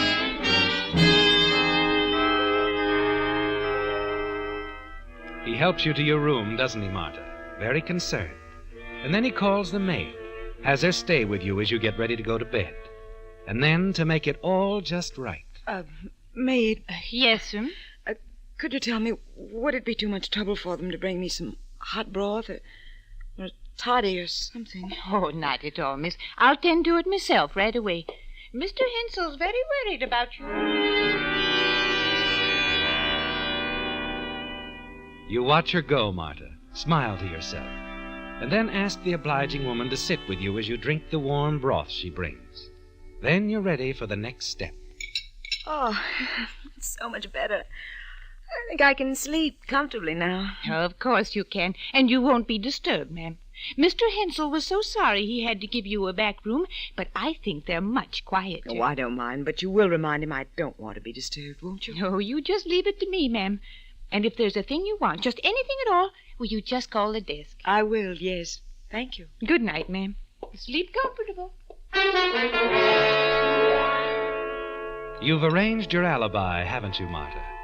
You watch the maid go, then throw back the covers, quickly put on your clothes, and move quietly out into the hall. You slip down the stairs, set the lock in the back door so you can re-enter, then hurry to your car and drive quickly through the storm to Cecile's cabin. Only this time, you go first to the little shack where the caretaker lives. You find the door open, and old Sam lying across his rumpled bed, still fully dressed, but quite sound asleep, snoring loudly. It's the deep stupor-like sleep of the intoxicated.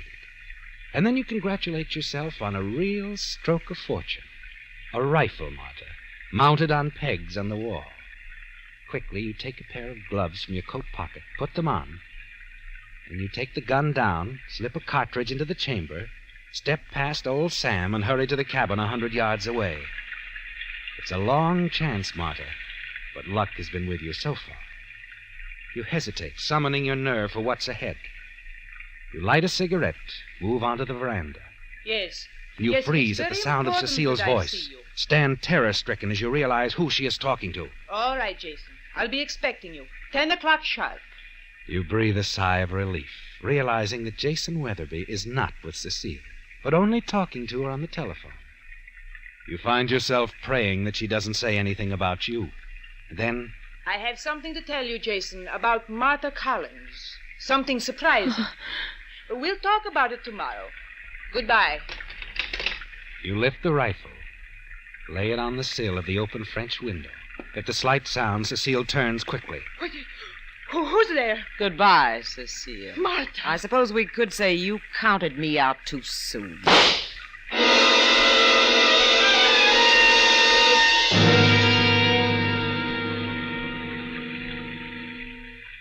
The silence tells you that old Sam slept through the sound of the shot just as you expected.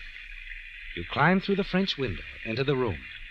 An electric clock gives you another idea, and you unplug the cord and put the clock into Cecile's limp hand. That's all for her, isn't it? And you've completed all but the very final steps, haven't you, Martha? Yes. Hurrying back to old Sam's shack, you're thankful for the rain which washes out your footprints almost as they're made. It'll do the same for your car, won't it? And as you place the rifle near old Sam, you're certain that you've built a perfect case against him. Just one more step now, Martha. Back at the inn, and luck is still with you. You're certain no one saw you leave or return. You're sure your alibi is perfect. And a few minutes after you're again in your room, you clinch it with a phone call to the desk clerk. The desk clerk? Hello, Mr. Henson? Yes, Miss Collins. I'm sorry to bother you people again, but my room, it's so cold. I'd been sleeping soundly. I woke up just freezing. Oh, we can send up an electric blanket for you, Miss Collins. Oh, that would be fine, if it's not too much trouble. No trouble at all, miss. We want everything to be just right for you. I'm sure you do. And, well, you've all helped me much more than you know.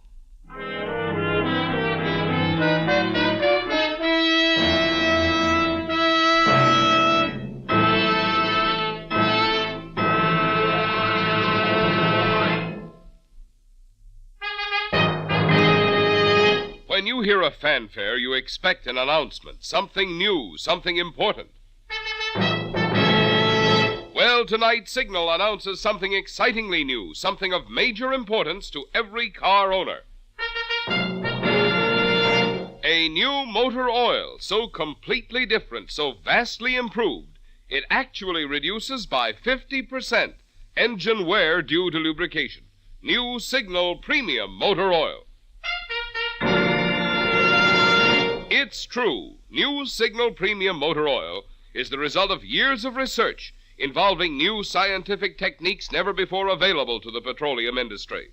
Scientific techniques which are actually able to measure at the very instant it happens exactly how much wear takes place under every different driving condition and at all rates of speed.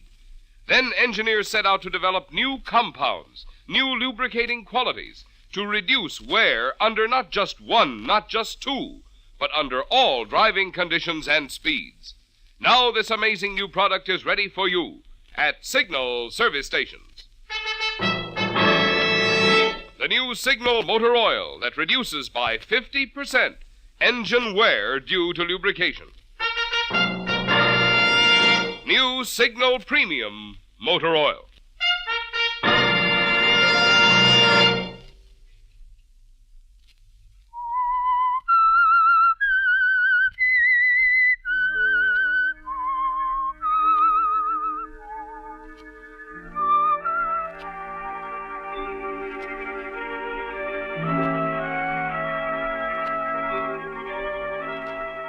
Well, Martha, it's all fallen into place, hasn't it? From the moment when Cecile Dumas thought that she would ruin you by reporting your thefts to the head of the cosmetics firm, until now, when Cecile lies dead in her cabin, a victim of a shot from her caretaker's hunting rifle. You've managed it all with a perfect alibi setup, every sort of proof that you weren't out of your hotel room. And old Sam, Cecile's caretaker, was overheard making threatening reports to the hotel barkeeper. It's going to be a perfect case against him, isn't it? And now all you must do is complete the bluff, Martha.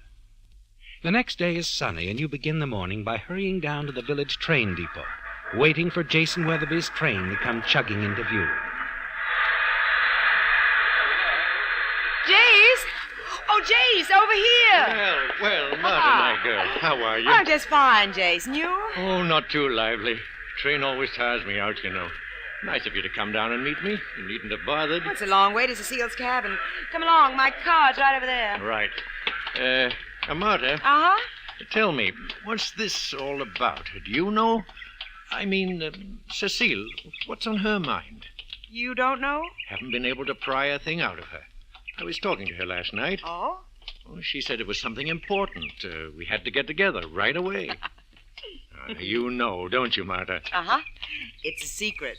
How long have you known this secret? Oh, for days and days. Well, I've never known any woman who could keep a secret more than 12 hours. Oh, you... Come on, let's go straight up to Cecile's cabin.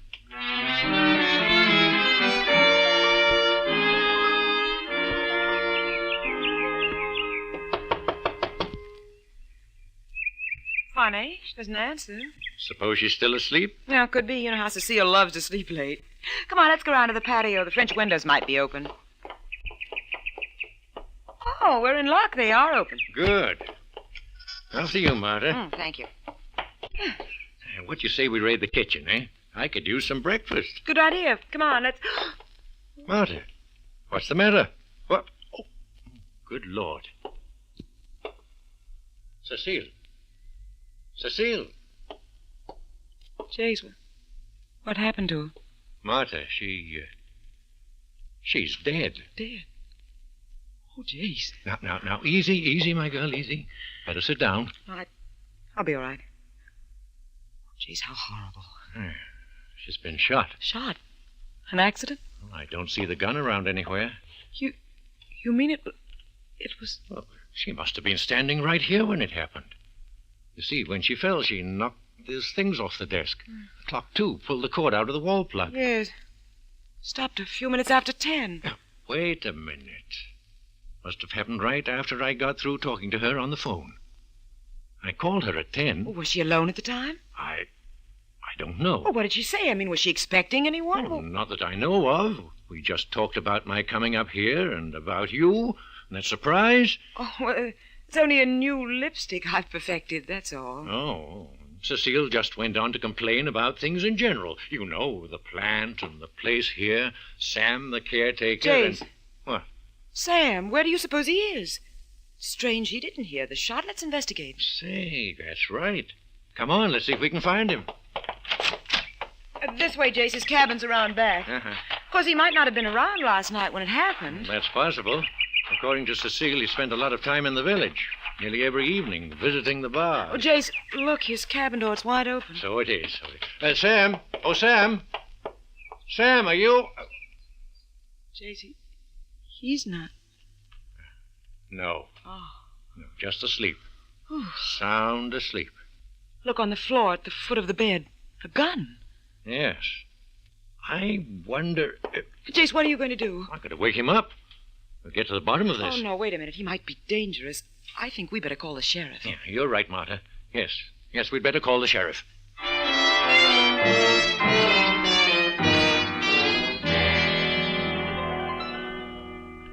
Your little plan is functioning smoothly, isn't it, Martha? Everything falling neatly into place. And with the arrival of the sheriff, the case against Sam begins to take shape. You listen to the questioning. Poor, bewildered Sam, so very vague about his movements last night, remembering very little, admitting he'd been drinking heavily. Finally, it's over, and the sheriff takes him away for further questioning. Late that afternoon, as you sit on the veranda of the inn with Jason, the sheriff joins you. Were you at Cecile Dumar's cabin last night, Miss Collins? No, I talked with her on the phone before I left town. When I got here, the weather was so bad I didn't go to the cabin. Mm-hmm. You came straight to the inn? Yes. I retired early, about 9 or so. Yes, we found that out from the desk clerk and the maid. But you were in the bar around 8 o'clock? Yes, I was. Sam was there, too, wasn't he? Yes, I believe he was. The bartender tells me Sam was in a very ugly mood. Actually threatened to kill Cecile Dumar. In his own words, he was going to wring her neck one of these days. He said that, Sheriff? Yes. And the bartender remembered you being there at the bar, too, Miss Collins. Thought you might have overheard Sam make that statement. Why, no. Okay. You wouldn't be wanting to protect Sam, would you? Maybe you don't think he did it. Well, I don't know. We're sending Sam to the gas chamber. It's not going to bring Cecile back. Poor, sweet, dear Cecile. Now, Martha, easy. Sorry, Jason, sorry. Well, I guess the bartender's word will be good enough. Thank you, Miss Collins. Sheriff, you really think Sam's your man? That he killed Cecile? Well, Mr. Weatherby, there doesn't seem to be much doubt about it at this point. Mm-hmm. It was Sam's gun that killed her. Yeah. No other fingerprints were on the gun. No, sir, there's no doubt at all.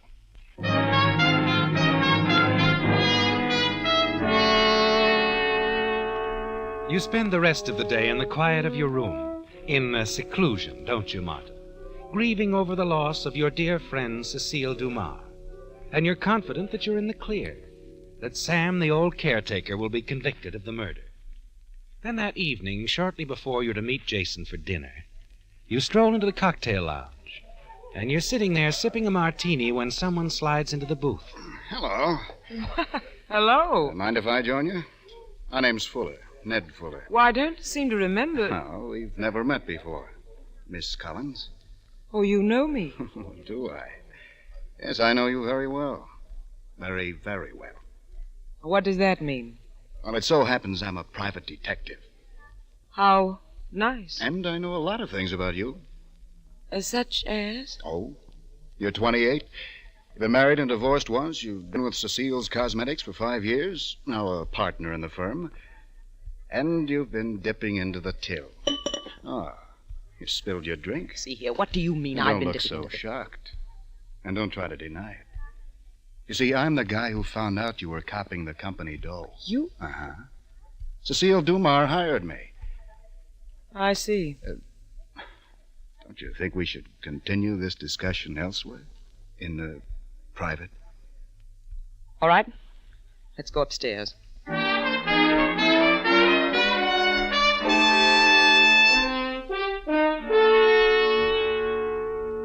So you see, Mr. Fuller, it was all arranged. I talked it over with Cecile before I left town. She wasn't going to say anything, and I was going to pay back the money. Every cent of it. Well, that was nice of Cecile, wasn't it? Mind if I fix myself another drink? Oh, no, let me. No. You just sit right here. I'll manage. All right, Mr. Fuller. Make it Ned, Ned? That's better. You know, I'm glad we had this little chat. So am I. I really saved you a lot of trouble. After all, if I'd told the sheriff about all this, well, he'd been around with a lot of questions. Embarrassing questions. Yes, I know. The motive, you know. After all, she could have sent you to prison. Of course, but as I told you... Yes. You two girls had it all straightened out. Yes. Sit down, Ned. Thanks. You have a cigarette? On the table right there at your elbow. No, thanks. This is interesting. What is? It's the same brand. What are you talking about? Oh, I didn't tell you.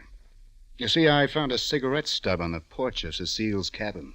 Oh? The way I'd figured it, the killer must have smoked it while waiting there on the veranda by the French windows for Cecile to show up. I see. And the brand name on that cigarette is the same as this one. Well, this happens to be Cecile's brand, too. It might have been her cigarette. She could have tossed it out the window, you know.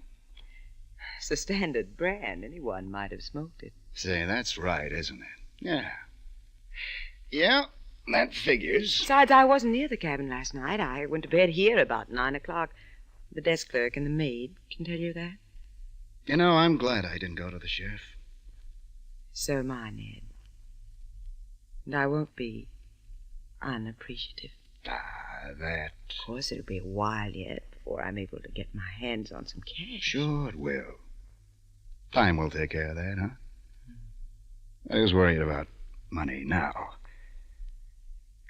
You know, Ned, I think we're going to get along very well. The two of us. I think you have something there. Ned. No. Yes, I'm sure we're going to get along very well together.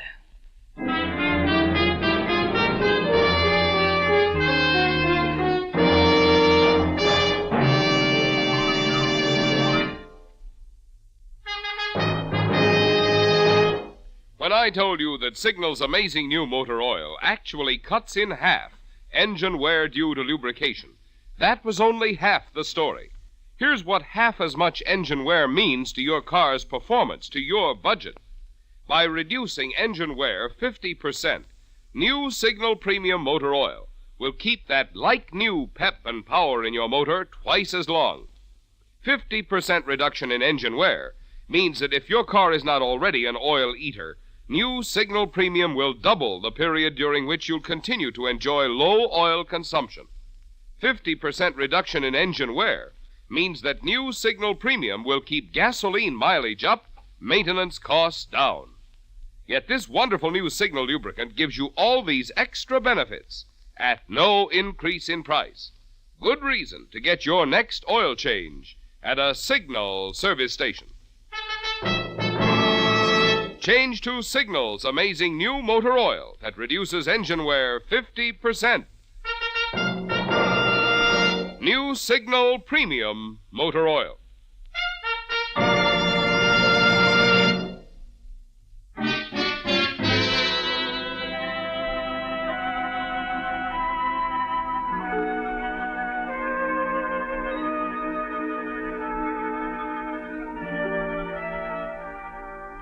The threat is gone now, isn't it, Martha? With a kiss. Yes, from the moment Ned Fuller, the private detective, took you in his arms, you were certain he wouldn't talk to the sheriff, tell him what he knew about the money you'd stolen from Cecile's cosmetics, or turn over the cigarette stub. Your cigarette, Martha, the one you so carelessly dropped on the porch of Cecile's cabin the night you killed her. You're sure you're in the clear now, aren't you? Yes, you're certain of that. And the following morning, as you pack your bags, there's a knock on the door of your room at the inn. Good morning, Miss Collins. Oh, Sheriff, morning. Mind if I come in? No, of course not. I was just getting my things ready. I'm going back to the city this morning. No, I'm afraid you're not, Miss Collins. Oh, what? You were lying when you said you weren't at the cabin the night your friend Cecile Dumas was murdered. You see, a new clue was turned up. New clue? Yes, a cigarette stub. Well, It was found on the porch of Miss Dumas' cabin. Well, that means nothing. I smoked several when Jason and I discovered the body. I know, we found those too. But the one I'm talking about was left before the murder. You see, it was rain-soaked. And it stopped raining at 12 o'clock that night. We believe it's yours. Oh, now, really, Sheriff. Well, a lot of people smoke my brand of cigarettes. Cecile did, as a matter of fact. We know that, Miss Collins. Besides, what possible motive could I have had? I don't think we'll have too much trouble establishing a motive. You see, we've already talked to a private detective named Fuller. Ned Fuller? Mm-hmm. Oh, Sheriff, Ned's... Well, let's say that Ned's a friend of mine. Perhaps, Miss Collins. But he was also in love with Cecile Dumas. Ned was in love with Cecile? Yes. They were planning on being married. Married? Yes. But he... Oh, that kiss, Miss Collins? That's why we're so sure that cigarette stub is yours. You see, we had the lipstick on it analyzed. According to your partner, Mr. Weatherby, you not only invented this lipstick, you're the only person in the world who has it. Then Ned was... That's right. The only reason Ned Fuller kissed you was to match up the rare lipstick in the cigarette stub with the lipstick you use. And that trademark of yours, Miss Collins, is going to put you in the gas chamber.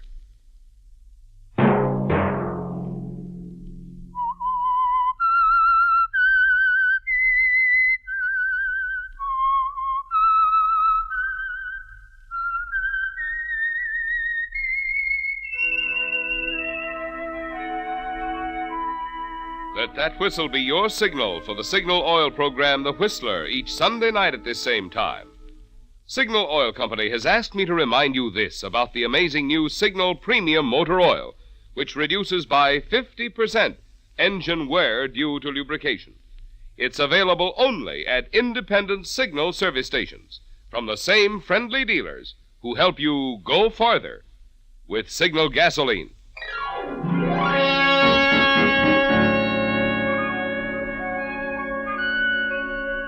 Featured in tonight's story were Bill Foreman, Betty Lou Gerson, Joe Gilbert, John Stevenson, Bruce Payne, and Bill Boucher. The Whistler was produced and directed by George W. Allen, with story by Joel Malone, music by Wilbur Hatch, and was transmitted to our troops overseas by the Armed Forces Radio Service. The Whistler is entirely fictional, and all characters portrayed on The Whistler are also fictional. Any similarity of names or resemblance to persons living or dead is purely coincidental. Remember at this same time next Sunday, another strange tale by The Whistler. Marvin Miller speaking for the Signal Oil Company. Stay tuned now for Our Miss Brooks, starring Eve Arden, which follows immediately over most of these stations. This is CBS, the Columbia Broadcasting System.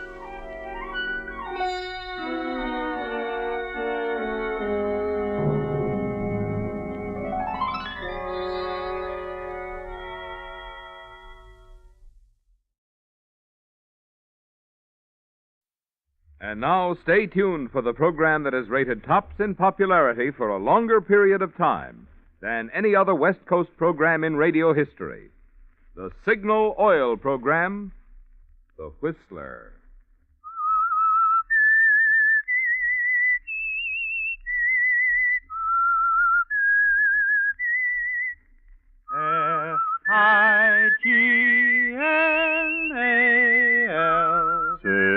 Signal. Signal gasoline. Signal, the famous Go Farther gasoline, invites you to sit back and enjoy another strange story by The Whistler.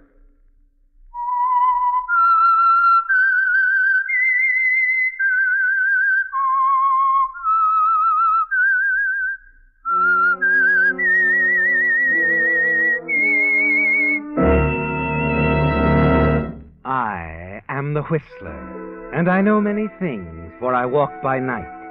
I know many strange tales hidden in the hearts of men and women who have stepped into the shadows. Yes, I know the nameless terrors of which they dare not speak.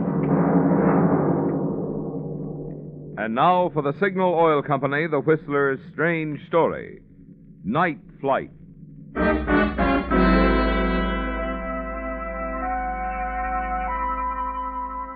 It was early evening, but the man sitting in the corner booth with Kelly Owen had entered the hotel cocktail lounge in the early afternoon, and he was beginning to show it. He'd taken a liking to Kelly when he found out that he, too, was a flyer. As for Kelly, he wasn't in a mood for liking anyone. But his present situation of unemployment made him more than mildly interested in what the stranger had to say. You even find yourself willing to gamble a bit, don't you, Kelly? Spend part of the few dollars in your pocket on more drinks in the hope that you'll pick up some profitable information. Tokyo. If I ever made that hop. Pal, I've flown freight back and forth across the Pacific so many times I think I could swim a load over on my back. Here you are, gentlemen. One straight yeah. bourbon and one scotch and soda. That's swell. It's $1.13. I get this one, Sam. Ooh, thank you, sir. Hey, wait a minute. What'd you do that for? I told you old Sam had hit the jackpot. All right, skip it. Ollie, you didn't finish telling me, Sam, something about a private deal. I can't tell you everything, pal. It's too important. Yeah? Hush, understand? Important passenger. Big. Oh, that's it, huh? Well, a big fare is nice, Sam, but not like what you were talking about. Not enough to retire on. I think not, huh? Don't you think 25 G's go pretty far, don't you? 25,000? Yeah. Oh. Sam, who do you know that's taking a private trip around the world? I don't know. And they don't know me. That's why you ain't gonna know them either. Nobody is. See? All right, Sam. Yes, talking too much. Ooh. I don't feel so good. Had a lot to drink. You sure have. Hey, look, I gotta go upstairs, see, to my room, pal. Gotta sleep it off. I can't fly no plane like this. Where you are, you can fly without a plane. Yeah. You want, Sam? Help you upstairs. Sure, yeah. Thanks. Oh, hey, you tell the desk clerk for me, will you, huh? I'll go. Tell him what? Yeah, you call me about 10 o'clock. They're picking me up here in a car. Oh, yeah, sure. I'll tell him. Come on upstairs. Yeah, that's it. You don't look so good. Pal,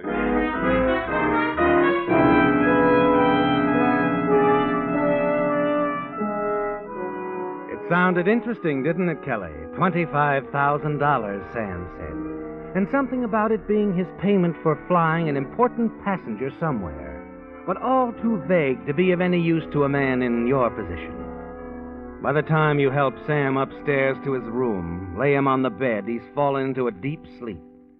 And instead of $25,000, you're thinking of the $1.30 you spent, aren't you?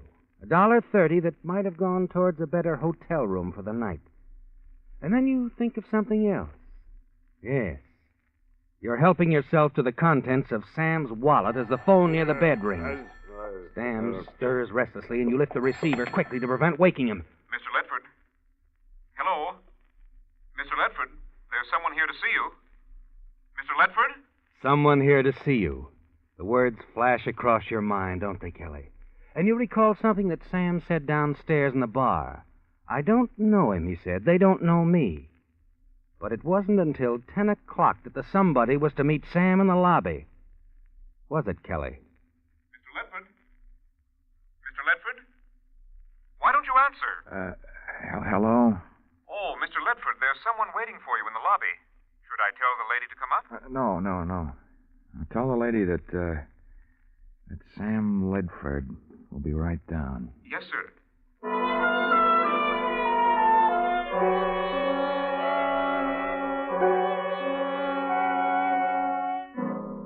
It's a chance, isn't it, Kelly? A chance you've decided to take.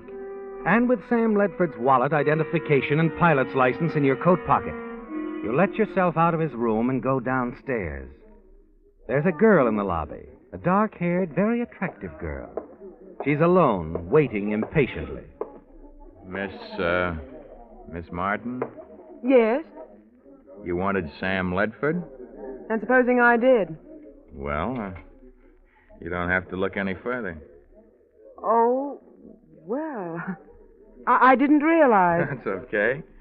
I suppose you're ready, Sam. Oh, I didn't expect anybody until 10 o'clock. Well, that's right. Well, quite frankly, when I talked to you on the telephone, you sounded like you just might be in the mood for too much celebrating, but... Oh, that's all? Yes, that's why I came earlier, Sam. I know $10,000 is something to celebrate, but... You're off a little there, aren't you, Miss Martin? I understood I got $25,000 for this job. All right, Sam, so we won't bargain anymore. Not at this late date. Okay.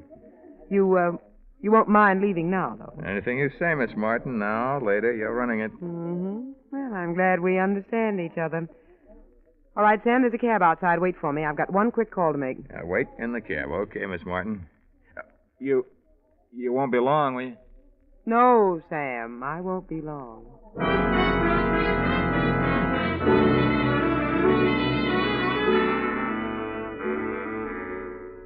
You've a nervous, uncertain feeling inside, haven't you, Kelly? Miss Martin seems to have accepted you as Sam Ledford.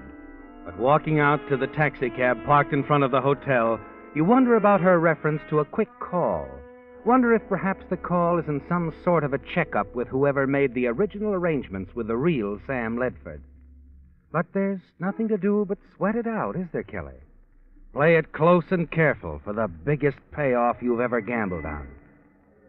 10 minutes later, Miss Martin comes out. Slips into the cab beside you.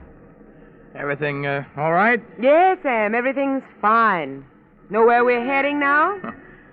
Like I said, you're running this. Sam, I think we're going to get along perfectly. Driver, the airport, please.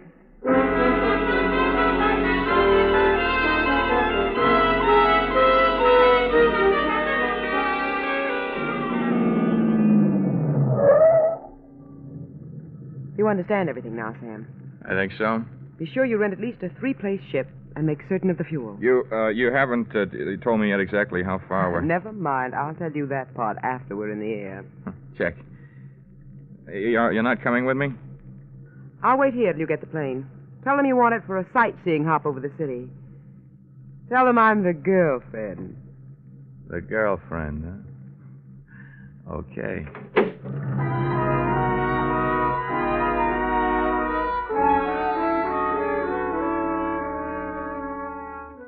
It's going almost too well, isn't it, Kelly? Thela Martin is a warm, exciting girl, and the thought of $25,000 isn't exactly chilling.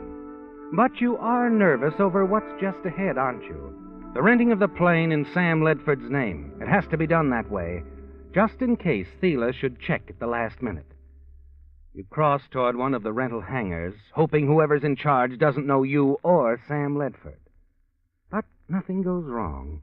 And 20 minutes later, you escort Thela from the cab to the warm-up apron, where a mechanic is readying a trim Fairchild job. You help Thela into the front seat and step back as the mechanic finishes the warm-up. Nice clear night for sightseeing, hop, miss. Hope you enjoy it.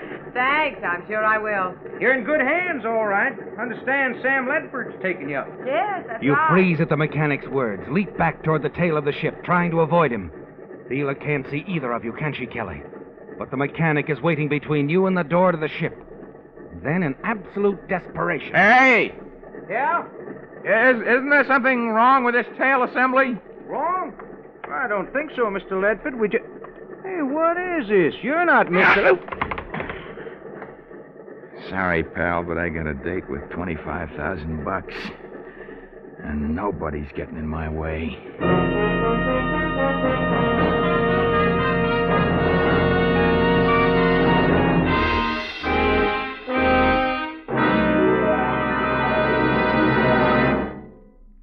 I'm sure, friends, you're glad that although this is the season when so many popular shows go off the air for the summer, there'll be no vacation for the Whistler program. Thanks to your loyalty to the Whistler, which has made this the most popular West Coast program in radio history, plus your loyalty to Signal dealers, which made this last year the greatest year in Signal history. Signal Oil Company is keeping the Whistler on the air all summer without interruption. So each Sunday evening throughout the summer, when you turn to this spot on your radio dial, you can depend on finding your favorite mystery. Just as each time you turn into a Signal station, you can depend on finding a friendly, independent dealer to serve you with fine quality Signal products, including the famous Go Farther gasoline. Signal, signal, signal gasoline. Your car will go far the gasoline.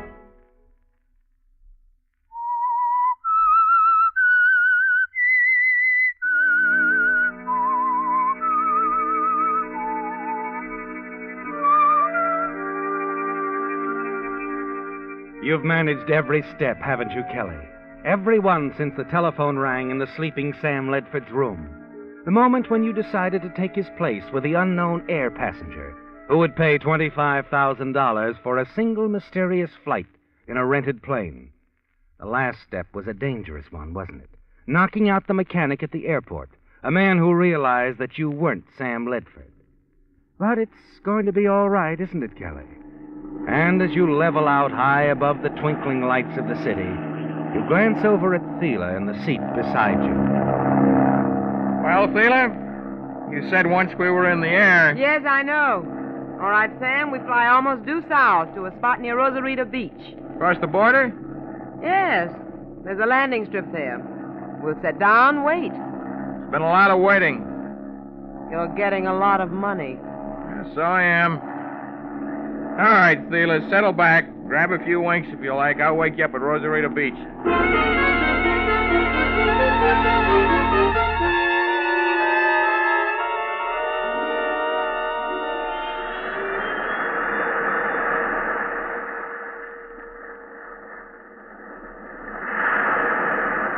Thela? I think they're here.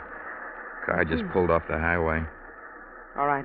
Get back to the plane. If it's them, they'll flash the headlights off and on. I'm to answer with a flashlight. Check. Thela? Yes? You're sure you don't want to tell me who this guy is? Use your head, Sam, if you want to keep it. We're across the border, aren't we? We're flying him back to the States in the dead of the night. Doesn't that say enough? $25,000 says enough. And by the way, we're not taking him back to that airport, Of course not.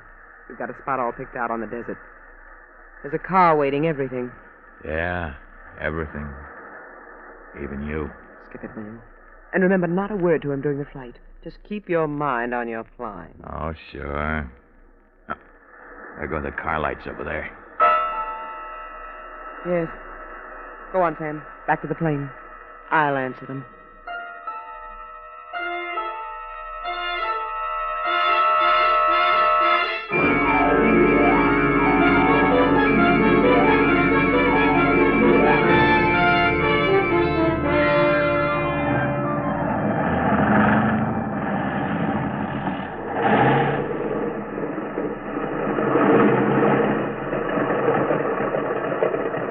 Okay. End of the line. Wait here, Mr. Ledford. Wait. What for? I'm flying back with you. We'll return the plane. Yeah, but I got him into the States now. What about my money? You'll get your money, Mr. Ledford. Just do as you're told. But... I said do as you're told. What about this guy, Thela? Look, Nick, this plane has to go back and be set down from where it took off, and 2 sightseers have to get out of it. You don't want to leave any trace. Sure. All right, Flyboy. You wait for the lady, huh? Look, I'd like to go into town for a little while. Why? I didn't mention it, but I was having a little trouble. A fuel line, I'd feel safer if I could ride in and buy some stuff for it. What do you think, Thea? Is it necessary, Mr. Ledford? Very necessary, Mrs. Martin. The plane won't be safe otherwise. Well, Nick, I'll be flying back with him. All right. So he goes into town. Come on.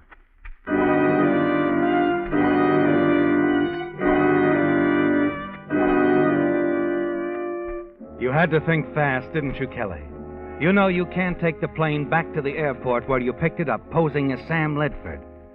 The mechanic you knocked out will have revived, reported the theft. And yet they've told you that you won't get your money until the plane is returned. You need time, don't you, Kelly? Time to think it out, decide what to do. And as you sit beside Thela and the big guy in a chauffeur-driven limousine that met you when you landed, a plan begins to take shape in your mind. In town, you go through the motions of buying what you need to repair the broken fuel line, and then wait as the big guy gets into the limousine and is driven off toward the highway. You get everything you needed, Sam? Oh, yeah, all set. Well, then we might as well get back to the plane. Oh, what's the hurry? We can take a cab back anytime we want. Yes, only I thought you'd be sort of anxious to take off. Oh, an hour or so won't make much difference. Yeah, I was going to suggest we have dinner. Well, there's a spot down the street a few blocks. The Palm Inn. Yeah, well, what are we waiting for?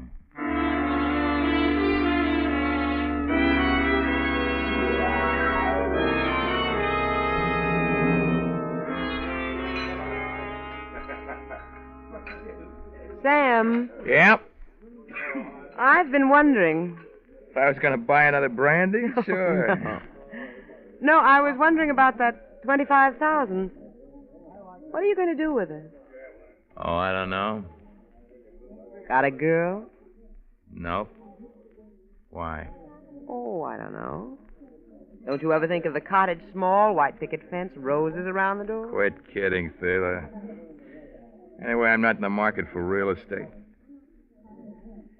Yeah, so, you're the big guy's girlfriend, huh? That's right, meaning... Nothing. All right, so he buys me everything I need. Oh. Have fun while you're young, I say. You know something? I like you.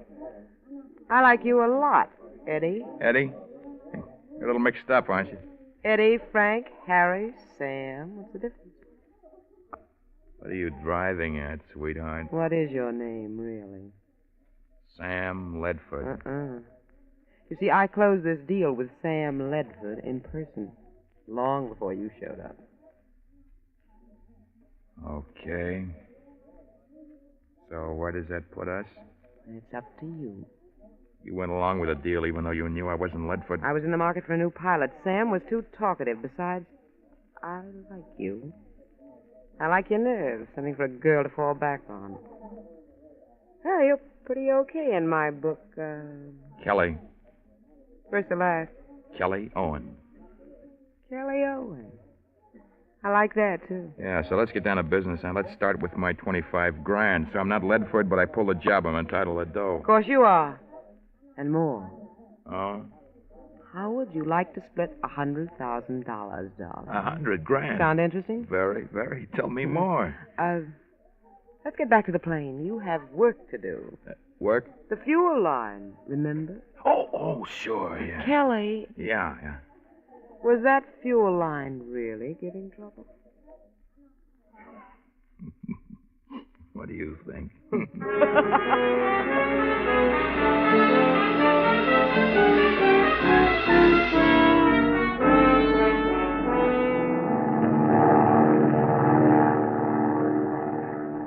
All right, sweetheart. Suppose you fill me in. The big guy was willing to spend $25,000 so long as he got back into the state. This I know. Oh, I said to myself, why shouldn't little Thela pick up that dough after the job was done? Double cross. So you knock off the pilot, keep the dough yourself. Why not? Go on. Well, when I saw you, another idea occurred to me. A way we could both get more than the 25,000, and I'll need your help. My help, huh? Definitely. I knew that as soon as you walked up to me in that hotel lobby. What's the deal? Nasty word. Blackmail. Oh, real nasty? But keep talking. The big guy's in the States now, and he plans to stay. Only how much do you think it would be worth to him to keep the information from the police? You tell me. Another 75,000 for a starter.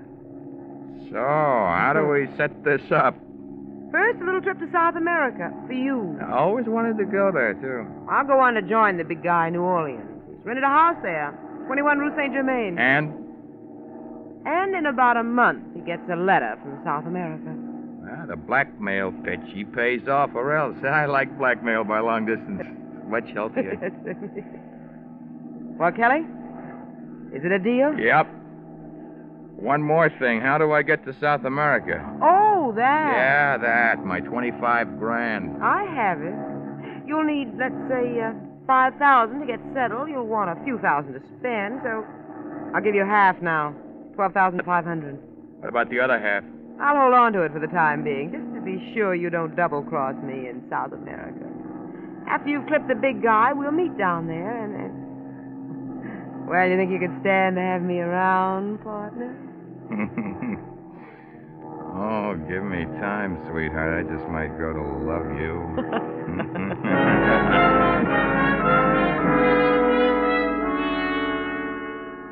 Flying north along the coast, your mind is spinning, isn't it, Kelly? There's $25,000 in Thiela's suitcase. And there will be another $75,000 once you reach South America and send the blackmail letter to the big guy. $100,000 in all, Kelly. That is, if Thiela doesn't double-cross you. After all, she was willing to double-cross Sam, wasn't she? Yes. And you decide quietly not to take a chance on her, to follow through alone now. Not share the money with anyone. Not even Thiela.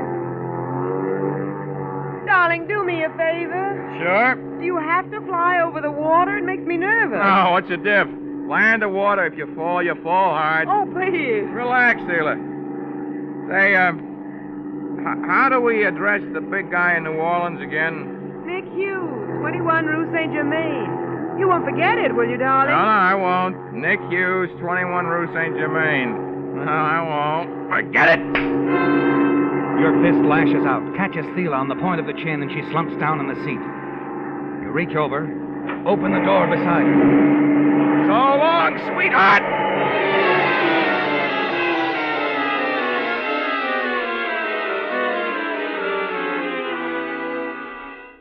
It's over quickly, and you're alone in the plane with a full $25,000.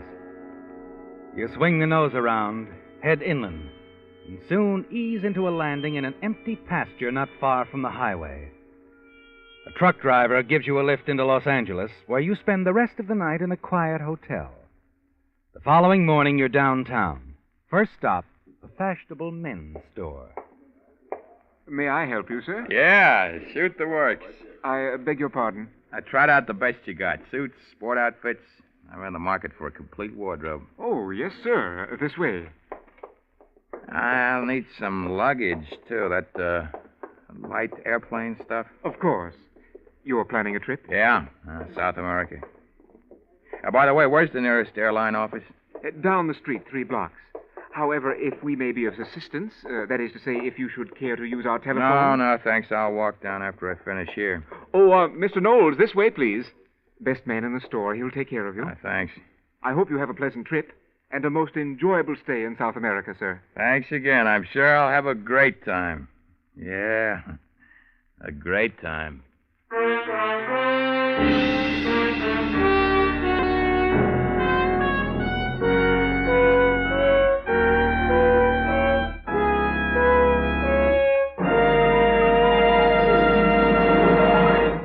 A friend of mine was telling me last night that when he's eating out, he always chooses a restaurant that's crowded.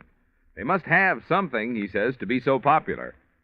Well, by the same token, Signal gasoline must have something when you consider that last month, drivers bought more gallons of Signal gasoline than during any other month in Signal history. What is that something which accounts for such increasing popularity? Some users tell us it's good mileage, which has made Signal known throughout the West as the Go Farther gasoline. Others say it's the life and pep and smooth, easy response they get with the gasoline that's engineered to help your motor run more efficiently. But frankly, friends, just as sure as my name's Marvin Miller, you're never going to know all the good reasons why so many drivers are switching to Signal until you try a few tankfuls in your own car. Do it this week and see if you don't agree with me.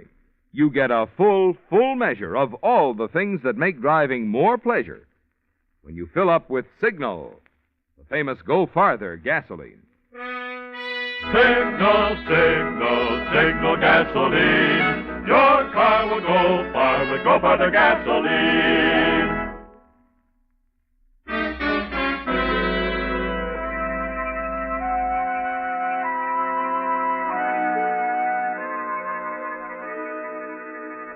The future looks bright, doesn't it, Kelly? Very. And you're looking forward to your trip to South America. You're carrying close to $25,000 with you now, and this to be more. A great deal more. Once you reach Rio and set up your plan to blackmail the big guy who has entered the United States illegally. The following morning, the airline limousine picks you up at the hotel, takes you out to the airport, and then as you're checking your luggage... Mr. Owen? Kelly Owen? Yeah, that's right. I'm Lieutenant Dawson, L.A. Homicide. Homicide? Yeah. You bought a new wardrobe downtown yesterday, didn't you? Yeah, I did. Discarded the old suit you were wearing, left it at the shop? Sure. I told the clerk to give it to his favorite charity. So what? Well, you dropped something out of your wallet as you were transferring it to your new clothes. The clerk tried to catch you, but couldn't. Then when he noticed a name he'd seen in the papers, he called us. Hey, look, I don't follow this. Here's what the clerk found. Identification cards, including a pilot's license made out to Sam Ledford.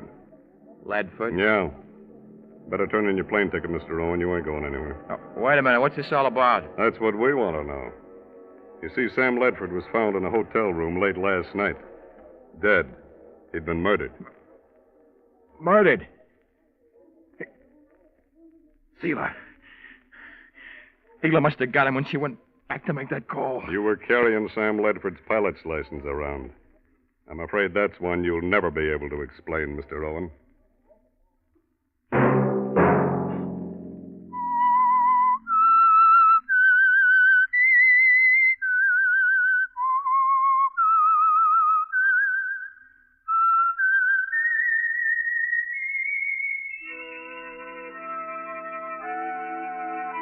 Let that whistle be your signal for the Signal Oil program, The Whistler, each Sunday night at this same time.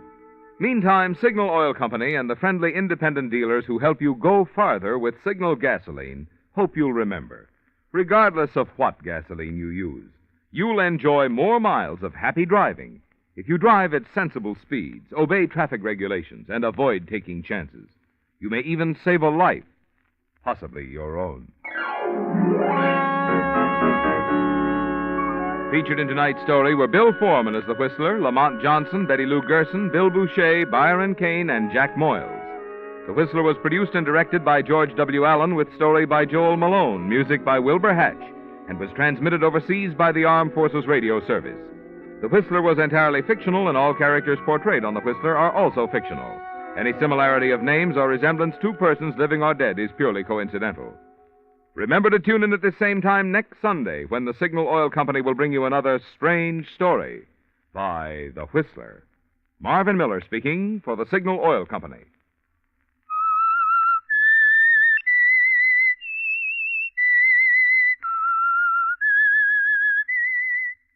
S-I-G-N-A-L Signal, Signal gasoline. Stay tuned now for Our Miss Brooks, starring Eve Arden, which follows immediately over most of these stations. This is the CBS Radio Network.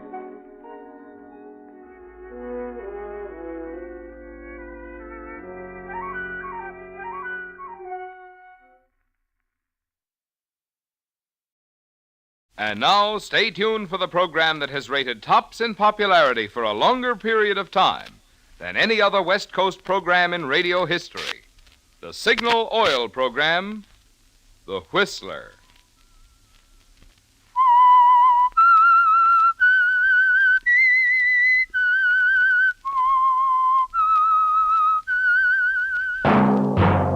Signal, the famous Go Farther gasoline, invites you to sit back and enjoy another strange story by The Whistler.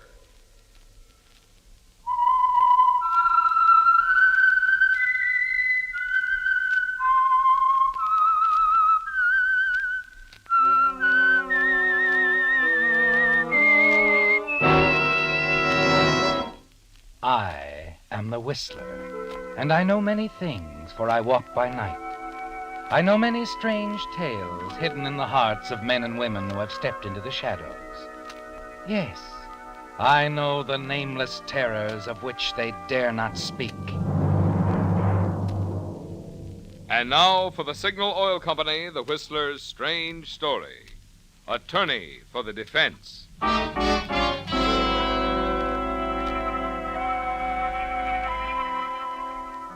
The trial had captured the headlines and commanded the bulk of Page One news since its very first day. Randolph Abbott made news because he was dead, murdered, and his only daughter, lovely Ruth Abbott, was standing trial for his murder.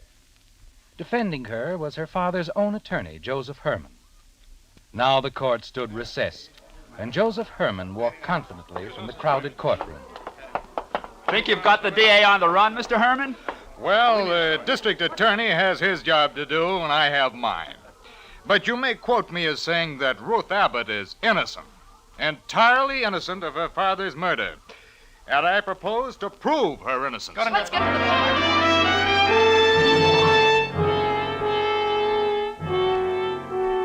point. A splendid statement, Joseph. Clear cut, to the point. Your words will look good in print. But then, your words are most important in this murder trial, aren't they, Joseph? More important than anyone else's. Because you're the only one who knows exactly what happened the night Randolph Abbott was murdered. Yes, Joseph, you remember that night well. You called on Randolph Abbott for a very special reason. Oh, it's you, Joseph. Come in, come in. Good evening, Randolph. I hardly expected you to answer the door. Come on into the study. Medford's out this evening. All the servants are. Ruth's gone up to her room. Probably didn't hear the bell.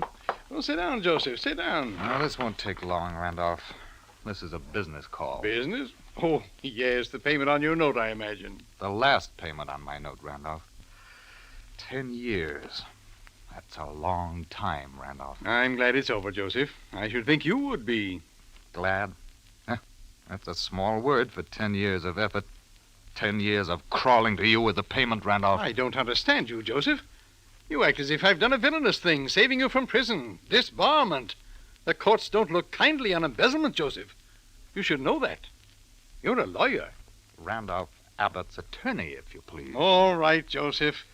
I've never asked for your gratitude. I don't expect it now. I'll get the note, and we can complete this unpleasantness. Fine. Get the note. Oh, and shall I hide my eyes, Randolph, while you work the combination to the wall safe? That won't be necessary, Joseph. The safe's merely closed. It's not locked. I was putting some things in when you rang. Here we are. Now, if you'll give me the money, Joseph, the note is yours. Okay. Here's the money. Thank you. And here's your note. Okay. Well, I guess I should thank you, too. That won't be necessary, Joseph. Oh, you don't want my thanks. You just want my money, is that it? No, Joseph, that's not it. If that's the way you feel toward me, I'm releasing you. You're at liberty to find employment elsewhere. You don't owe me a thing, Joseph. Oh, so this is the payoff. You kept me crawling to you for 10 years for this? I've kept your career safe for you, Joseph. And by keeping you employed, helped you pay back the money that you stole. You seem to forget all that. I've given you another chance. Another chance. And then there's young Douglas, Drake Douglas, Ruth's fiancé. He's showing promise as assistant district attorney. In all probability, after their marriage, I'll turn my legal representations over to him. Oh, no, you won't, Randolph. I think you'd better leave now, Joseph. I'm not leaving, Randolph, not yet. You said I didn't owe you anything. But you're wrong. Now, don't start threatening me, Joseph. You'll do nothing. You've done the last thing that you'll ever do. No, Joseph, stop! Here's what I owe you, Randolph. The final payment. This!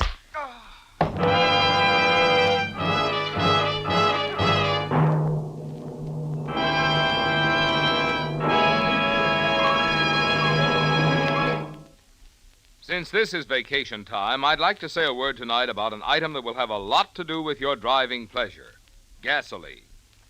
As you travel throughout the Pacific Coast states, you can continue to power your car with the famous Go Farther gasoline. Signal, that is. Yes, from Canada to Mexico, you'll see the familiar Signal circle sign in yellow and black that identifies friendly, independent signal dealers. And when you gas up at a signal station, remember, mileage is only one of the benefits you enjoy. After all, the reason today's Signal gasoline gives you such good mileage is that it helps your motor run more efficiently.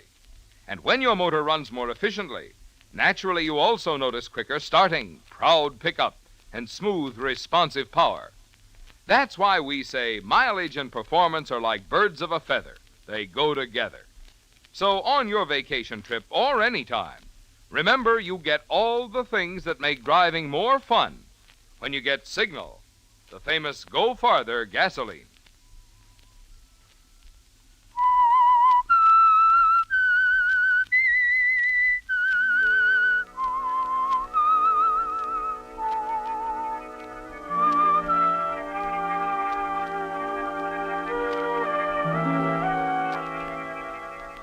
Randolph Abbott lies dead at your feet, Joseph. Instinctively, you wipe your fingerprints from the heavy bookend, from everything that you've touched. You move for the safe. You're certain Randolph kept the record of your payments there. Yes, you find them, neatly kept in a small record book. But there's something else in the safe, Joseph. You flip open the large leather case, and the light catches the brilliance of Randolph Abbott's collection of historical gems. You make a split-second decision. Robbery, Joseph. Yes, you'll make it look like robbery. Half an hour later, you carry your heavy, bulging briefcase into your own home. Your wife, Helen, sensing your urgency, follows you to your room. What's the matter with you, Joe? You paid Mr. Abbott, didn't you? You got the note all right. Yeah. Yes, I got the note. Helen, he's dead. Abbott's dead. I killed him. You killed him? I paid him. See, I got the note, and then he fired me. Just like that, he fired me. I couldn't help it. I must have hit him with a bookend. And all of a sudden, there he was. He's dead. Joe. But did anyone see you? Does anyone know you were there? No. The servants were gone. He said that Ruth was upstairs, but there wasn't a sound in the place after it happened. Oh, your fingerprints are probably all over the place. Oh, no. I wiped everything off. Oh, and just to be sure, I took these. I made it look like robbery, see? Opened a window in the study where we were. Well, what on earth are these? Jewels. Abbott's been collecting a few historical jewels. Oh, nothing much, but it was all I could think of to take. What do you mean, nothing much? They look genuine to me. Oh, maybe they are. He said that they were a hobby with him. You don't think he'd tell me about his jewel collection, do you? Wait a minute. What's in the separate case? Oh, how would I know? I never saw it before. Oh, look at that, Joe. Huh? You think that necklace isn't worth a fortune? I don't know. That's stunning. Well, I'll say it's stunning. See, it's funny, too. I don't know why it should, but it looks familiar to me somehow. Say, what are you doing? Looking through these magazines. One of them ran some color pictures of old jewels. I know that's where I saw that necklace. Oh, look, Helen, this is crazy. This necklace isn't important. We've got... Now, wait a minute. Here it is. Huh? Oh, I knew I'd seen it. Look, Joe, a life-size color print. Here, I bet this necklace of Abbott's fits perfectly. There. Oh, I'll be... Hey, what does it say? There, below the picture. Well, it says the Anne Boleyn necklace, said to be the final gift of Henry VIII to Anne Boleyn before she was beheaded. It has in it all kinds of... Here, diamonds, sapphires, and emeralds. Oh, let's see. Good heavens. Well, what is it? Appraised by present-day gem experts at a value of $150,000. But think of it, Joe. It's worth $150,000. And we've got it.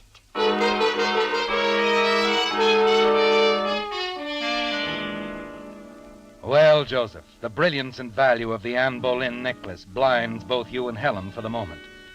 Until you remember that Randolph Abbott is dead, that you murdered him, Joseph. Still, you feel secure in the knowledge that no one knows you were with him tonight. And your wife, Helen, assures you that there's no reason for anyone to suspect you. That thought comforts you as you lock the Abbott jewels in your files and prepare to retire for the night when... Hello. This is Ruth Abbott, Mr. Herman. Oh, yes, Ruth. My father's been murdered. Murdered? Oh, no, Ruth. Please, Mr. Herman, the police are here. I'm very tired. Can you come right away? Why, of course I can, Ruth. Of course. It looks as if I'll need an attorney, Mr. Herman. The police think that I killed him. They think you... I'll be waiting for you, Mr. Herman. Please, come quickly. Ruth Abbott? Yeah, the police are there. They think she killed her father. She wants me to defend her. You've got to do it. Do I? Why, Helen? Why not let Ruth take the rap? Don't you see, Helen? They don't suspect me. They suspect Ruth. I think it's wonderful. Now, think a minute, Joe. You're Randolph Abbott's attorney. You've got to defend his daughter. You'll make a brilliant defense for her, Joe, because she's innocent, you know. No one knows that better than you do. Sure, she's innocent, but I've got to think of myself. This is thinking of yourself, Joe. After your devoted, brilliant defense of an innocent girl, no one will ever be looking for you. And later, when it's all forgotten, we can sell the Anne Boleyn necklace and go anywhere and live comfortably. Yeah, maybe you're right, Helen. Yes, I think you are. Okay. I'll do it. I'll be the attorney for the defense.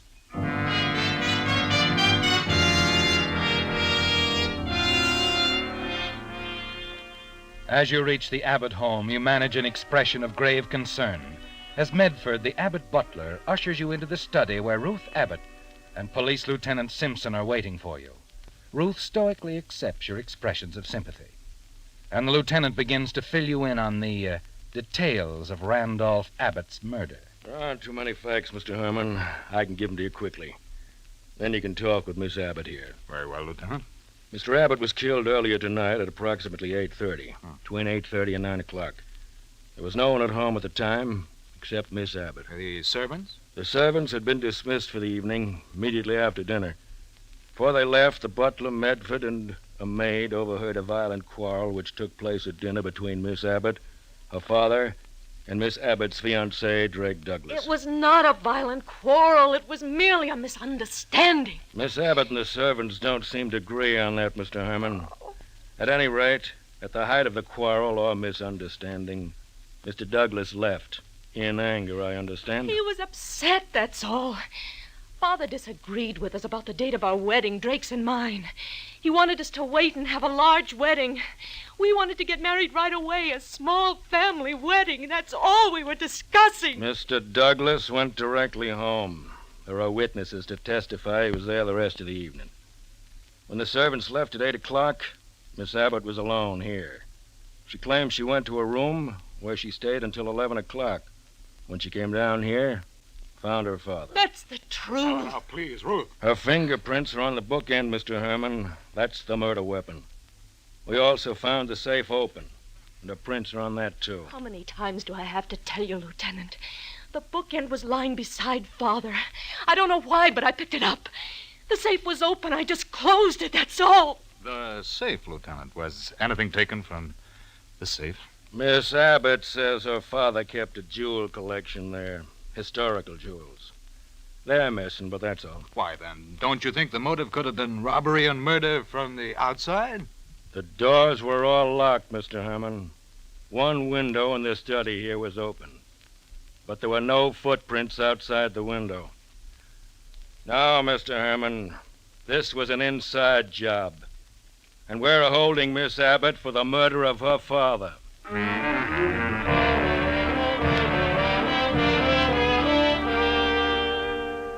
When the lieutenant leaves you alone with Ruth, you assure her you're convinced of her innocence.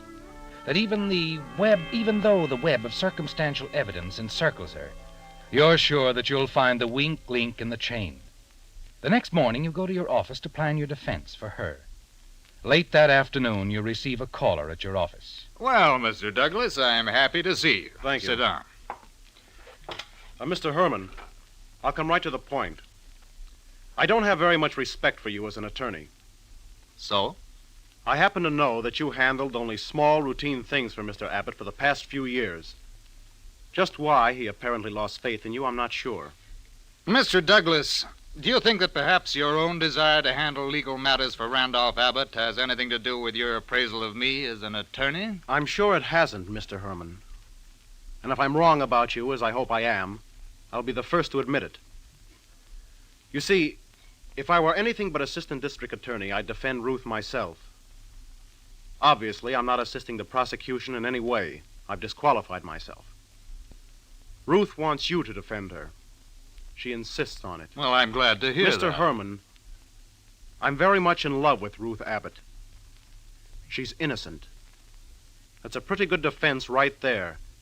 And you had better build a good defense for her, or you'll answer to me.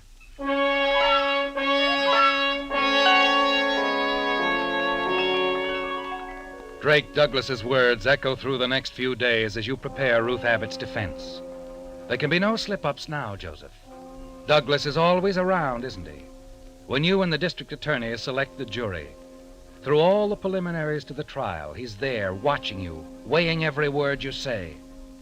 Then finally the trial begins, and the district attorney is completing the opening statement of the prosecution.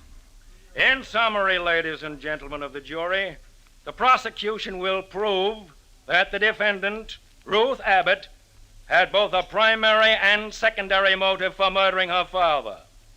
The primary consideration was money, the vast Abbott wealth she was impatient to acquire. The defendant's secondary motive took hold after a violent quarrel when her father voiced disapproval of her approaching marriage. I have no doubt, ladies and gentlemen of the jury, that much will be made by the defense of the fact that Randolph Abbott's collection of historical jewels were taken the night of his murder. But I say to you that these jewels represent a paltry sum in comparison with the wealth the defendant would inherit at her father's death. That these jewels were, in fact, expendable in the defendant's plan to make the murder of her father appear to be the work of a common thief, a housebreaker.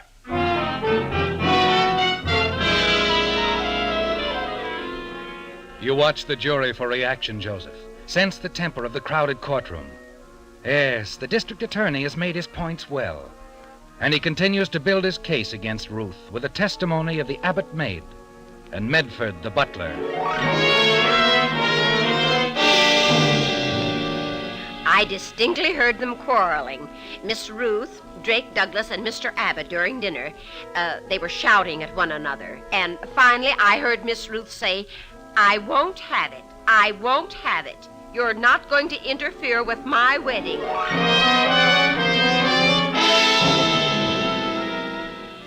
Yes, sir, I would say it was an angry quarrel. Mr. Douglas left quite suddenly, and Miss Ruth saw him to the door. They seemed quite upset, emotional. Will you say they were angry with one another? Oh, no, sir. They were angry, extremely angry. With Mr. Abbott, sir.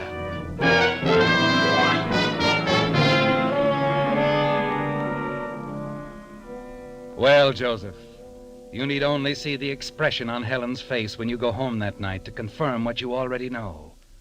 Things are not going well for Ruth Abbott, and that means they're not going well for you. But as you remind Helen... The DA's having his day, that's all. I'll get my crack at them tomorrow. Now, don't you worry about it. Well, I am worried, Joe. Have you forgotten what's at stake in this thing? Your own guilt and those jewels you got locked in the file and that necklace, Joe. Well, of course I haven't forgotten. Now what? Hello. Drake Douglas, Mr. Herman. Oh, yes, Douglas. I'll be blunt about it. I want to know what your plans are for Ruth's defense. Ruth is innocent. She's also the woman I love. And I warn you, whatever you do tomorrow, it had better be good. Yeah, well, for your information, Douglas, it will be good. I have an ace in the hole that'll blast the DA's theories to pieces.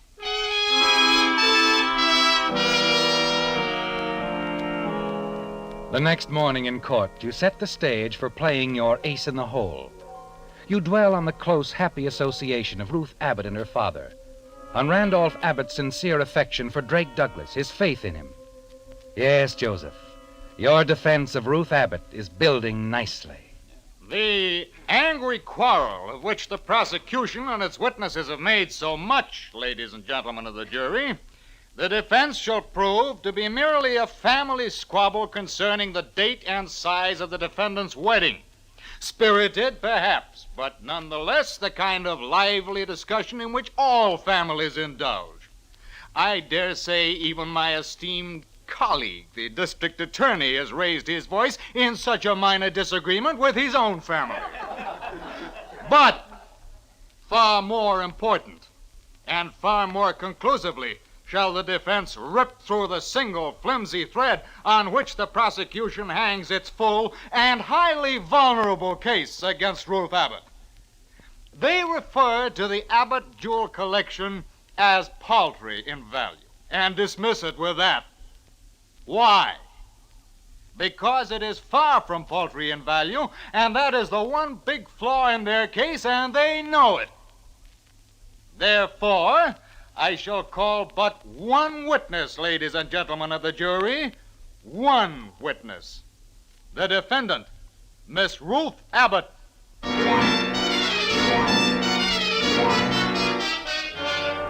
It's a dramatic moment, Joseph, and you play its drama to the hilt. Quietly, compassionately, you ask the first routine questions of Ruth, each one a strategic step toward your main line of questioning, your ace in the hole. And finally, you begin to frame the all-important questions. Miss Abbott, are you familiar with your father's collection of historical jewels? Why, yes, of course I am. Did you have free access to these jewels? Why, yes. Father frequently discussed them with me. In fact, at his insistence, I wore them many times. I see. Now, Miss Abbott, according to the transcript, the prosecution refers to these jewels as paltry in value. Do you know their actual worth? Well, I know that a diamond brooch, which once belonged to the Royal House of the Netherlands, was insured for $20,000. A ring of emeralds and diamonds from an ancient Oriental dynasty was appraised at $10,000. A 15th century ruby pendant was valued at $15,000. And the Anne Boleyn necklace, Miss Abbott, what value did it have? Why, I don't know its value. Or would you say the entire collection would be worth enough that not only a common thief, but a big-time, highly expert jewel thief might consider it more than paltry? I object. Objection sustained. All right. I'll reframe the question. Would you say the entire collection was worth $200,000? Well, yes, I would think that's the approximate value. You let the full impact of Ruth's words sink in. Then you turn and face the prosecution, quickly huddled together. The value of the jewels, the real possibility of theft by a jewel expert has dealt their case a telling blow, Joseph. You're certain of that. You're even more certain when the district attorney arises and addresses the court. Your Honor, the prosecution requests a recess of 2 hours for purposes of reviewing the recent testimony. Unless the defense has objections, the court is recessed until 2 o'clock. The defense has no objections, Your Honor. No objections at all.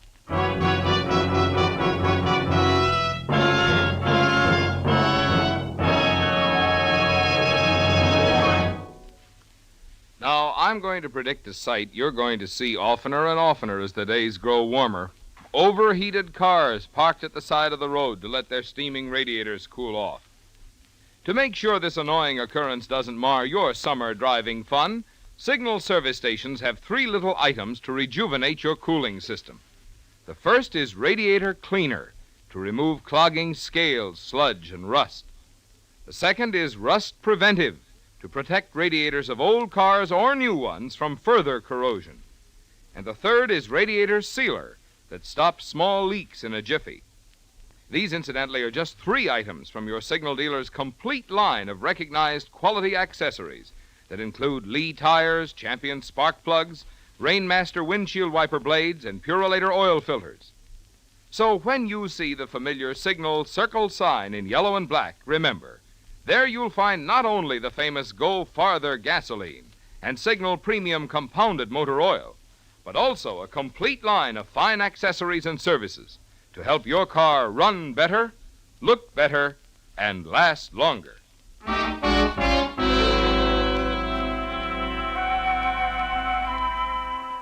Yes, the trial had captured the headlines and commanded the bulk of Page One news since its very first day. Randolph Abbott was dead, murdered, and his only daughter Ruth was standing trial for his murder. Defending her was her father's own attorney, Joseph Herman. And now, after spending the 2-hour recess lunching with his wife at a nearby restaurant, Joseph Herman has returned, and the judge has declared the court to be in session again. Are the attorneys ready to resume the case? We are, Your Honor. And will the defense resume questioning, please? The defense has no further questions, Your Honor. Your Honor. Mr. District Attorney? Your Honor, in view of the evidence which has quite recently come to the prosecution's attention, I move for dismissal of the case against Ruth Abbott. Order! Order in the court! On what grounds does the prosecution move for dismissal? Your Honor, facts have come to my knowledge from the very record of the trial, based on testimony on record in these proceedings, which are sufficient to dismiss the case against the defendant. In light of this, I would like the Assistant District Attorney, Mr. Drake Douglas, to tell the court what he told me. It's in regard to the Abbott jewel collection, Your Honor. Only 3 people could have known about one piece in particular. The defendant, Ruth Abbott, will swear that on the night her father was murdered, he showed her the historic jewel he had acquired only that afternoon. At that time, he requested that she tell no one about it. Ruth told no one until she told me a few moments ago during recess. The only other person who could possibly know about the jewel is the person who killed Mr. Abbott and stole the jewels. That person has revealed himself, Your Honor. Just before the court recessed, the attorney for the defense, Mr. Joseph Herman, specifically questioned Miss Abbott about the jewel, the Anne Boleyn necklace, during direct examination. No! He told me about that necklace, Your Honor. Order in the court! Your Honor, after Mr. Herman's question this morning, the prosecution obtained a search warrant. And during the recess, while Mr. Herman was lunching downtown, we went to his home and found the Abbott jewel collection in his files. We submit them now in evidence. Your Honor, the state requests that you order the arrest of the attorney for the defense, Mr. Joseph Herman, for the murder of Randolph Abbott.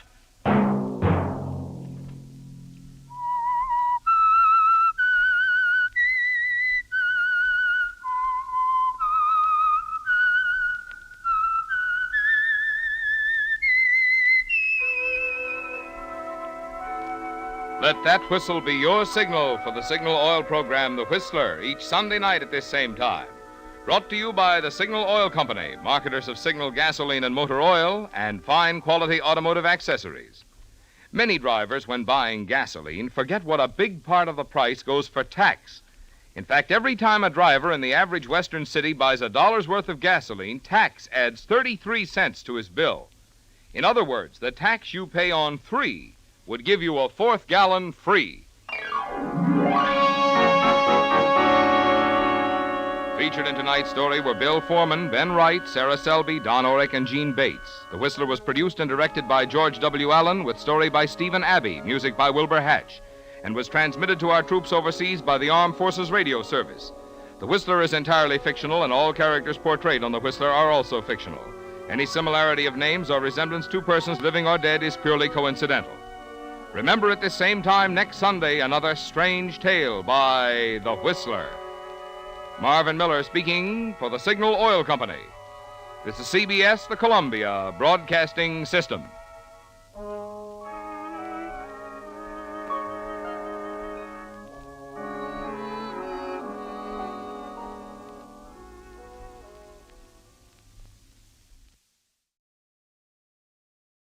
And now, stay tuned for the mystery program that is unique among all mystery programs.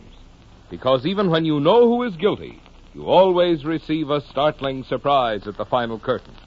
In the Signal Oil program, The Whistler.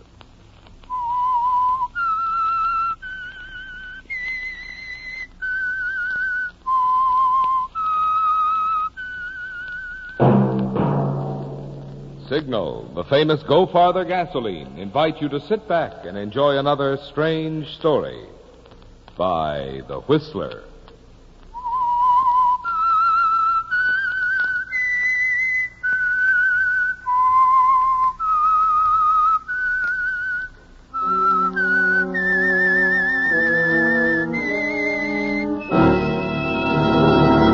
I am the Whistler, and I know many things, for I walk by night. I know many strange tales hidden in the hearts of men and women who have stepped into the shadows. Yes, I know the nameless terrors of which they dare not speak. And now for the Signal Oil Company, The Whistler's strange story, The Doctor's Wife.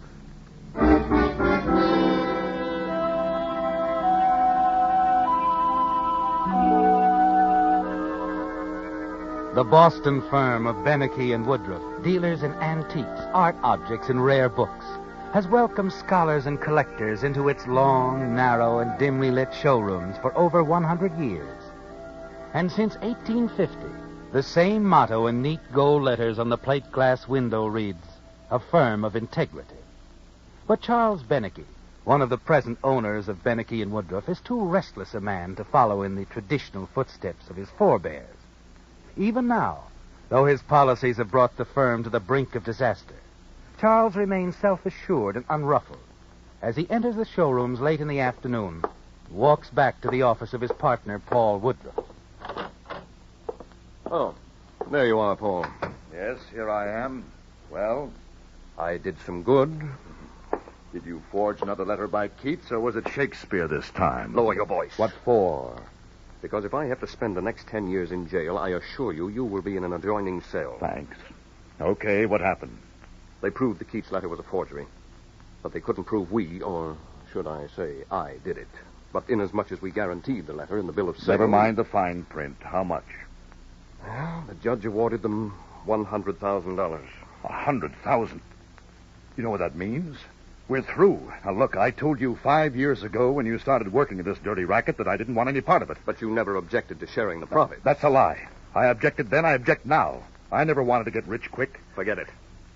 We've got to get busy. Oh? Doing what? Putting the stock up for auction and filing the bankruptcy papers? Not quite. I still have the genuine Tupou first edition of Bonelli's Fables locked away. Huntington Library offered $200,000 for it. That was last month. They'll go even higher this month. I have a very unpleasant surprise for you. Another copy has turned up. Somebody was pulling your leg. Ours is the only copy in existence. Was. As you very well know, there were several copies turned out in the original printing. Another one has reared its ugly little head. It's a forgery. Yeah, sure. That's the first thing you'd think of. Well, it's not. They did an infrared check on the watermark, and Huntington says it's an exact duplicate of ours. Unmarked, perfect in every respect. Original Italian version, Bonelli's Fables, F. Tupou Press, first known printing, issued February 13th, 1485, complete with the woodcut borders. Do you want any more? Who has it? Elkin Arthur, London, is the agent for the book, but is still in possession of the guy who discovered it, Dr. Roger Brookhurst, who lives in some London suburb. What do they want for it? Elkin Arthur figures they can swing the deal for around $50,000. It's ridiculously low. We have to get hold of that book. How? Even if we had $50,000, which we don't, thanks to you, Huntington already has an option on it. You seem rather pleased about the whole thing. As a matter of fact, I am. Even if I have to lose my shirt, at least I'll be through with you and your shady deals. Not just yet. I'm leaving town for a month, possibly longer. You'll remain in charge of the shop until I get back. Oh? Who says I will? I needn't remind you that in the eyes of the law, you're quite as involved in the so-called shady deals as I am. I would strongly urge you to remain at your post until I return. Where are you going? London, of course. And I'm not coming back until I get that other copy of Bonelli's Fables.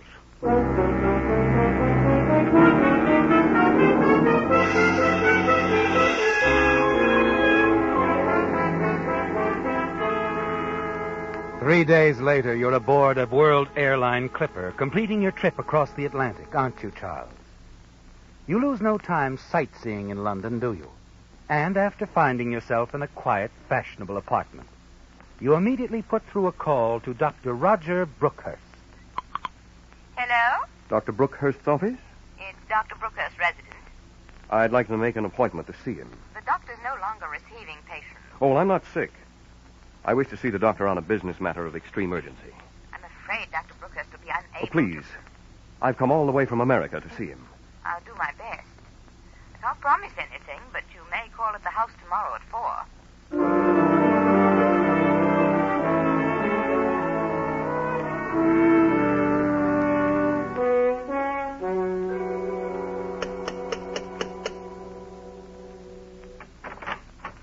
Won't you come in? Thank you. Oh, excuse me. This is Gerald Kimberly, Dr. Brookhurst's secretary, and... Charles Beneke. Please do, I'm sure. Forgive me, Yvonne. My head is splitting. I must be going. I'm sorry I'll about... take care of it, Gerald. Don't worry. Well, then, goodbye, Yvonne. And good day to you, sir. Good day. Are you the doctor's daughter? I'm his wife, but that is a compliment. Oh, the truth. Are all Americans like you? In the presence of a beautiful woman. In that case, I had better take you upstairs to see Roger immediately. Well, if you insist. I want to warn you. He's been an invalid for some time. Stomach disorder. It makes him very short-tempered. I understand. Oh, Roger, the gentleman who phoned is here. Oh, yes, the American. Show him in. How do you do, Doctor? Not very well. Sorry. Well, sir, what is this urgent business that brings you to my door? Your copy of Bonelli's Fables. You see... No, I don't. Now, look here, sir. I don't care if you came all the way from the North Pole. I have had quite enough of book buyers, book sellers, and book traders. My agent is Elkins Arthur, 84 Charing Cross Road. Consult him if you care to, but kindly leave me and my household alone.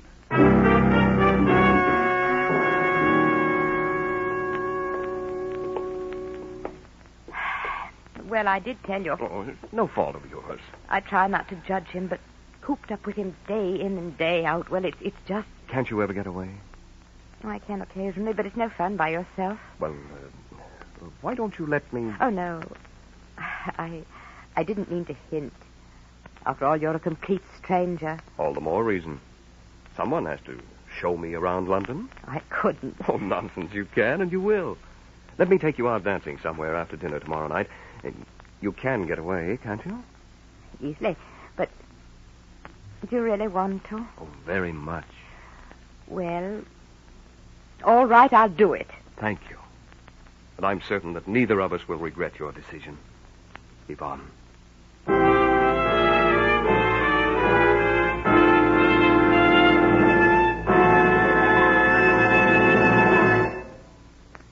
You know, the sound effects they use for radio are mighty interesting. For instance, supposing I were to broadcast that message you see on Signal's cartoon billboards. Next time, go farther with Signal. Well, if I said that same thing over a filter microphone, here's how it would sound. Next time, go farther with Signal. On the other hand, through the echo chamber, it sounds like this. Next time, go farther with Signal. But really, friends, the important thing is not how you say something, but what you say. And the important thing to you drivers is that from Canada to Mexico, Signal has become famous as the Go Farther gasoline. After all, in order to give you such good mileage, today's Signal has to help your engine run more efficiently. And when your engine runs more efficiently, naturally you also enjoy quicker starting, peppier pickup, smoother power, more of the things that make driving more fun. So to be sure of both driving economy and driving pleasure, just be sure to fill up next time at a Signal station. And next time, go farther with Signal.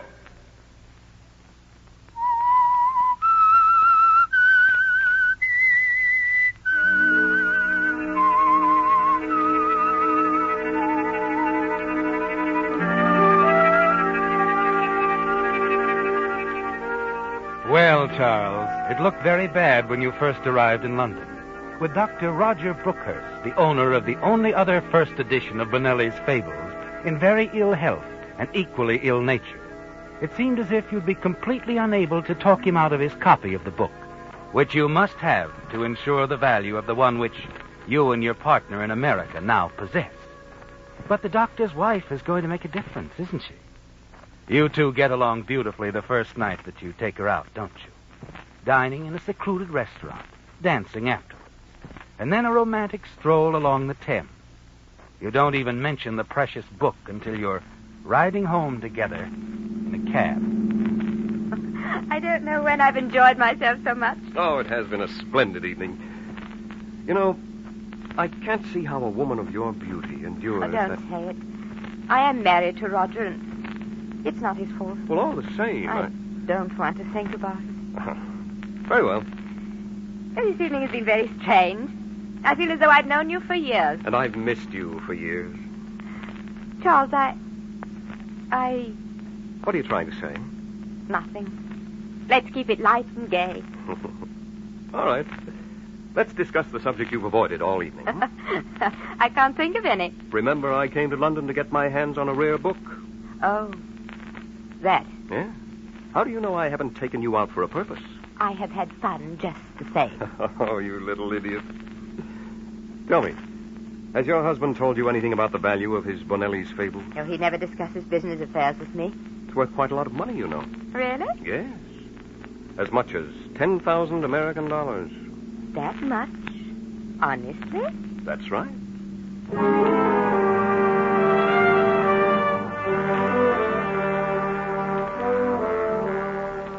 You see Yvonne the next Friday, and then the weekend after that. You're sure she's in love with you, Charles, and you're sure she loathes her husband. But you have to find a way of bringing it out into the open, of taking advantage of it to get that book. Luck is with you there, isn't it, Charles? Or on Wednesday evening, as you walk hand in hand down a quiet lane, Yvonne turns to you. You won't think I'm vicious, Charles, if I... I know you're not. It's about Roger. I can't stand it another minute. Day in and day out, jailed in that old house with that nagging invalid. I'm sorry. It's not his fault. But you can't help what you feel. It's true, I can't. I'm young and I want to taste life. Of course you do. Do you care anything about me at all, Charles? Don't lie or pretend, please. I love you, Yvonne. You're not just saying that to get hold of that old book, are you, Charles? Yvonne, the book is important to me. I'm short of cash at the moment, and the client I represent will give me a handsome bonus for getting it, but, well, it has nothing to do with my love for you. You don't have to explain. Oh, darling, what can we do? Why don't you take the confounded book and run off with me? The devil take it off. I want to. I wish I could. Well, why can't you? The scandal would kill my family. Well, sometimes, Yvonne, we have No, Charles, it won't work. There must be some other way. If I could get a divorce, I'd... Oh, that's impossible, isn't it? Under the circumstances, yes. But you've got to help me, Charles. There is another way. What do you mean? It could be done quickly and safely. No one would be the wiser. No, Charles. Your husband is in a great deal of pain, Yvonne. No, not murder. Don't forget I mentioned it. Perhaps we'd better say goodbye. No. Wait.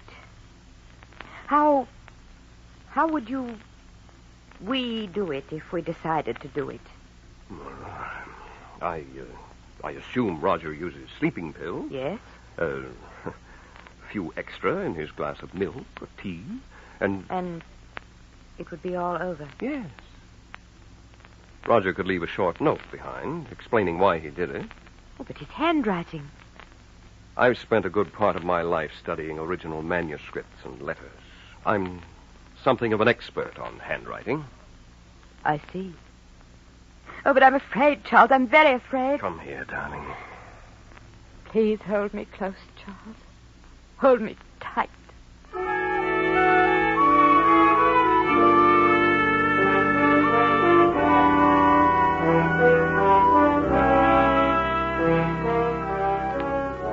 A few days later, Charles, as you sit in your lounging jacket reading a French novel, the phone rings.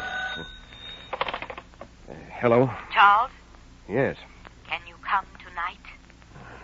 What time? 8. All right. Don't have the cab stop in front of the house. No, of course not. Be sure no one sees you. I'll take every precaution. 8, then. 8.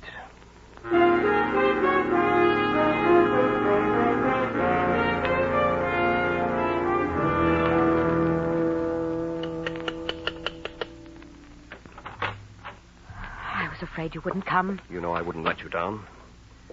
Did you get everything? Yes, in here. These are his letters. Yes, and they're recent, too. Good. Here's his pen. Is this his usual stationery? Yes. Let me do a little practicing on this scratch pad. Huh? Yvonne? Yvonne? Yes? Yes, Roger? Is there anyone down there in the sitting room with you? Not really, Roger. Not really. Now, what does that mean? Is there anyone down there or not? I heard voices. Only a neighbor. Well, what does he want? Just to borrow a copy of the Times. Oh, very well. But you might tell your neighbor that subscriptions are available at the Strand. Yes, Roger. And bring up my tea, please. In a moment. Now. Maybe we shouldn't go through with it. Slip the sleeping tablets into the tea. What about the note? Are you sure? It'll be perfect. All right, then. Yvonne! Yvonne! Coming, Roger.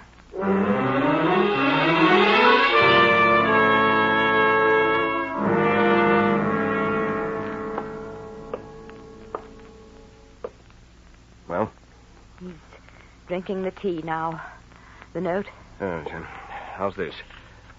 I've been a burden on my wife long enough. Forgive me.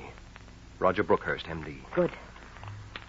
Charles, perhaps you'd better keep away until after the funeral and the inquest. Yes, of course. I'll miss you, darling. I'll miss you too, Charles. I hate to bring this up at a time like this, but we must be practical. Yes? Perhaps I ought to sell the book for you immediately. You'll need ready cash for the funeral expenses. Oh, no, Charles. They might ask about it at the inquest. Give me a week. Certainly, darling. Shall we arrange for a place to meet? What about our pub off Piccadilly Circus? Just the place. A week from today. 4 o'clock be all right? Yes. Anything else? No. I only hope I can stand the ordeal. When it gets bad, think of us in America, married, happy, together. I will.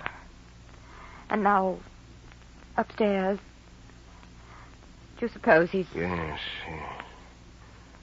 We'd better have a look.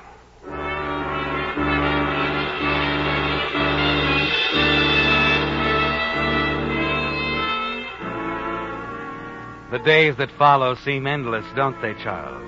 You scan every edition of the newspaper, but all you find are short paragraphs in the back pages stating the simple facts of Roger's death. You fight to keep from phoning Yvonne, and the week finally passes. You find yourself at last in the pub off Piccadilly Circus for the 4 o'clock appointment with her. You wait for her nervously, and suddenly she's there, sitting down beside you in a black gown. Charles, I don't dare stay very long, but it is good to see you. Yes. Everything go all right, Yvonne? Yes. Nothing suspicious at the inquest? Nothing. Good. Did you bring the book? No. Well, why didn't you? I got a sharp cablegram from my client, and I'll need his bonus to book passage for the both of us. Well, I couldn't help it. There were a million details. Tomorrow, Charles, I promise. Well, I'll meet you in the morning. Better make it afternoon. Why? Because, silly, the book is in the Bank of London, and I have to get all sorts of papers signed and sealed proving I'm me and that Roger was my husband and that I have a right to his bank vault. Yeah, all right. At 3, the Bank of London. I'm sorry. I'll see you tomorrow. You're not cross with me? No. You still love me? Oh, you know I do. 3, Bank of London.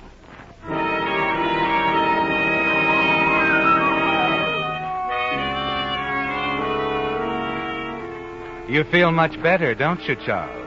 You're certain that tomorrow afternoon you'll have your hands on the only other original printing of Bonelli's Fables. You feel a little sad about poor Yvonne, but you don't let it bother you too much. You leave the pub and walk to the World Airlines office.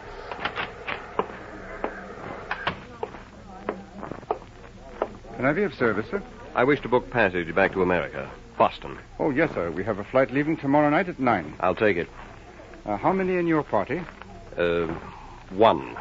As you're Just about a to moment, get your sir. ticket, you Yes, suddenly that's hear right. a familiar voice from another ticket window close by. 2 for Paris.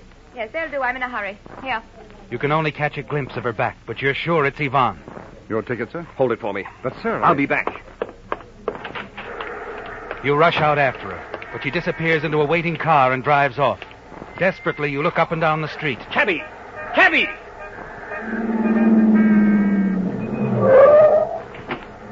Off in, Yank. Bromley suburb, and step on it. Number and street, if you don't mind. I'll show you. Get going.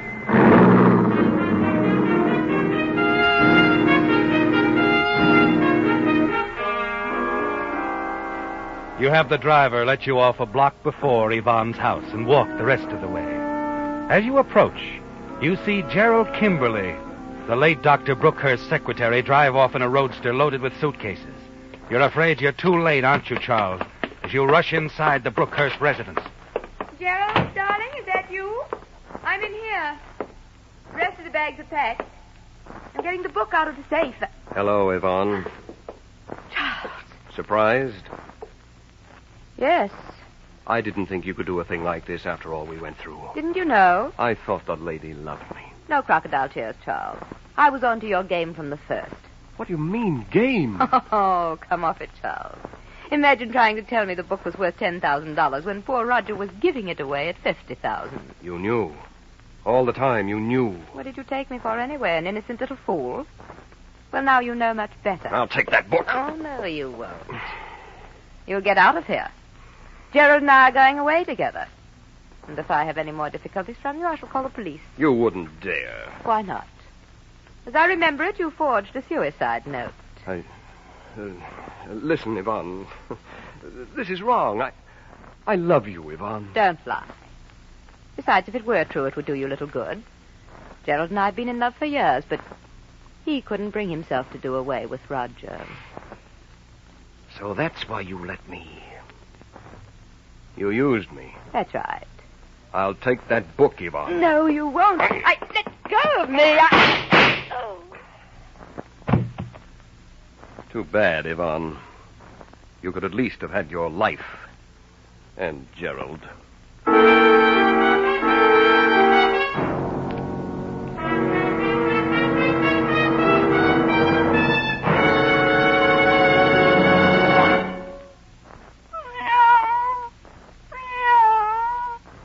Cats, which are said to have 9 lives, were once used as a basis of comparison for things which are supposed to last a long while. But today, Pussy is a piker compared with the new Lee Super Deluxe tires. Here's what I mean. For extra long mileage, Lee toughens long-wearing cold rubber still further with patented high abrasive Fill Black O. And for extra safety, extra protection against blowouts or road hazards, Lee reinforces the carcass with double-life rayon cord. No wonder Lee of Conshohocken, for half a century maker of first-line tires, dares to back these famous nationally advertised new Lees with a double guarantee. Guaranteed for life against defective workmanship and materials. Guaranteed 15 months against all road hazards. When you consider that Lee charges nothing extra for all this extra quality, and dealers are now giving generous trade-in allowances on old tires, you can see why more and more drivers who want to be prepared for what's ahead are going to signal stations and Lee tire dealers for the tire with 9 lives. Lee tires.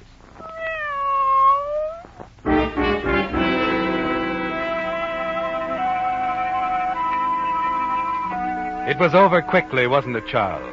With Yvonne dead, you were able to take the book, dispose of your gun, and leave the house without being seen. Then you hurry to the transatlantic telephone, talk to your partner in Boston, give him some hurried instructions. You're certain you can expect a visit from the police, probably soon. And after talking with your partner, you're sure you're prepared for them, aren't you? Yes. You own an identical copy of the book. It's a matter of public record in book catalogs throughout the world. You're sure all you have to do is say that this is your copy of Benelli's Fables. Both volumes are identical, aren't they? Even the printing errors, the flaws in lithography. And no one can know that your copy of Benelli's Fables is locked in the safe of your office in America.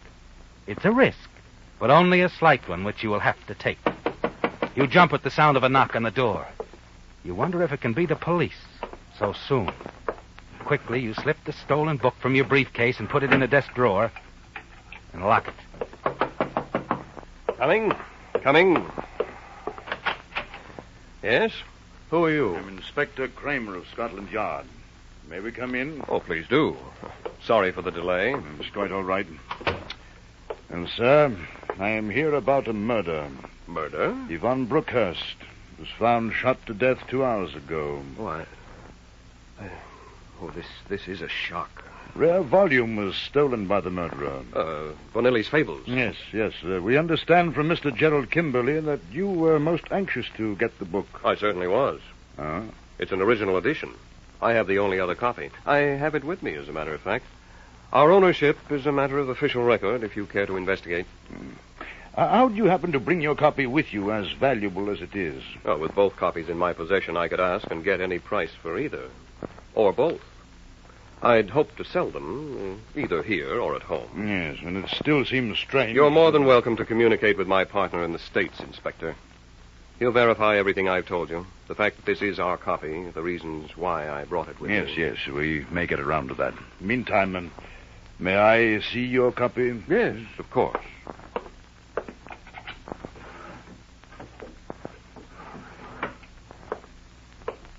Here you are, Inspector. Yeah, thank you. It's interesting.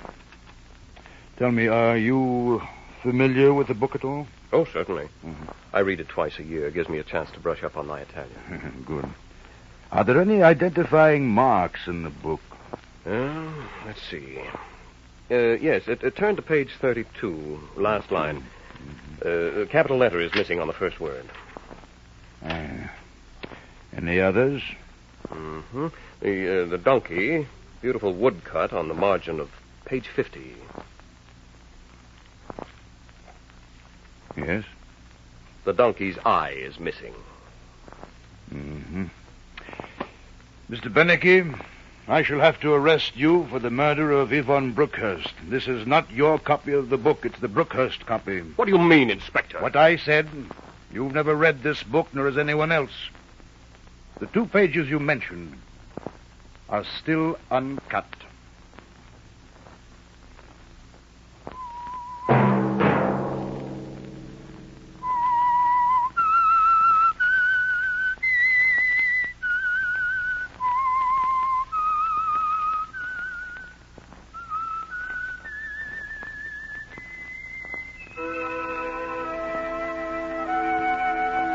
Let that whistle be your signal for the Signal Oil program, The Whistler, each Sunday night at this same time. Meantime, Signal Oil Company and the friendly independent dealers who help you go farther with Signal gasoline hope you'll remember. Regardless of what gasoline you use, you'll enjoy more miles of happy driving if you drive at sensible speeds, obey traffic regulations, and avoid taking chances. You may even save a life, possibly your own. Featured in tonight's story were Bill Foreman as the Whistler, Les Tremaine, Alice Reinhardt, John Daner, Herb Rawlinson, and Donald Morrison. The Whistler was produced and directed by George W. Allen with story by Meyer Dolinsky, music by Wilbur Hatch, and was transmitted overseas by the Armed Forces Radio Service. The Whistler was entirely fictional, and all characters portrayed on The Whistler are also fictional. Any similarity of names or resemblance to persons living or dead is purely coincidental. Remember to tune in at this same time next Sunday when the Signal Oil Company will bring you another strange story by the Whistler entitled Man on the Run, in which a killer takes dangerous and breathtaking chances in an attempt to elude pursuit. Marvin Miller speaking for the Signal Oil Company. This is the CBS Radio Network.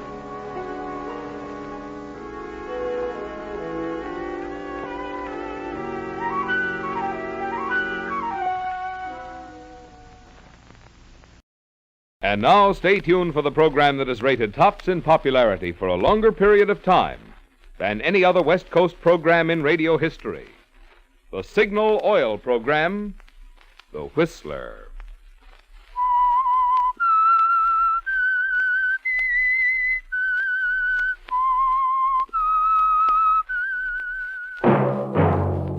Signal, the famous Go Farther gasoline, invites you to sit back and enjoy another strange story by The Whistler.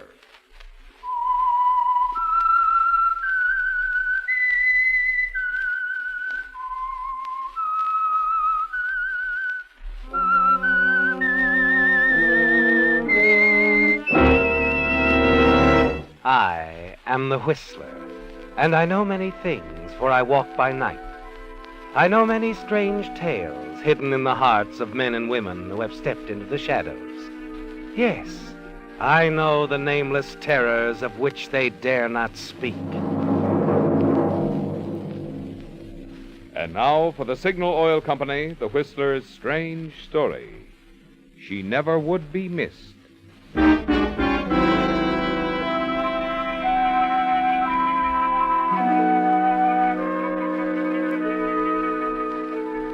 Mona had determined that her parting from her husband, Gerald Stanton, was to be gay, and, as she put it, civilized. There were to be no tears to mar Mona's beauty, no tiresome recriminations. Best of all, Gerald had understood her perfectly. He had seemed to realize at once why she preferred Vincent, why the divorce was so very necessary to her. And now there was nothing more for Mona to do other than wait for train time. Check on the few last-minute details with her maid. Oh, Lucille, did the man come for my luggage? He just left, madame. You made it clear that I wanted to arrive in Reno the same time I do. Yes, and I phoned for a cab. It will be right here. Oh, you're an angel, Lucille. You've been so good through all this. You don't know what it means to find someone who's charming after so many years of... So many years of what, my dear? Gerald. Gerald, what are you doing here? I thought you'd gone to your club. I came back because I have something to say to you. I'll watch for your cab, madame. Thank you, Lucille. Mona, I want you to give up this foolish idea. Give it up? That's absurd. Everything's settled. You agree. I didn't know until today just whom I was being divorced for. You've always known it was Vincent. We've never made any secret of it. But I knew nothing about him. He's no good, Mona.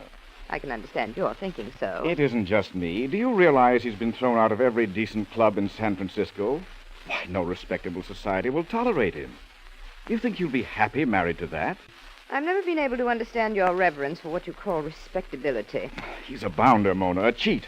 Everything that's rotten. In short, a juicy topic for a club full of old men. It always comes back to that, doesn't it? You're young and I'm old. It's time we faced it, don't you think? Mona, believe me, if it were anyone else, I'd let you go. No protest. But this Carter, for your own sake, I beg you not to give up everything for him. I love Vincent, and he loves me. You can protest or not as you like. I could make it very disagreeable, Mona, for both of you. Of course you could. Get into all the papers, too. But I don't think you will. Where would your respectability be then? I think I lost it, Mona, when I married you. Your cab is here, Mrs. Stanton. I'll be right down, Lucille. Goodbye, Gerald. One thing more, Mona. I'm going to revise our little agreement. There will be no property settlement. Ah. Now we come to the heart of the interview. If you leave here, you'll get nothing more from me. Vincent has enough for us both. It had better be a lot. You're rather expensive. I expect to be well fixed. If he marries you. Don't worry, Gerald. He will. Well, that's fair enough. Fair enough, Mona. You deserve each other.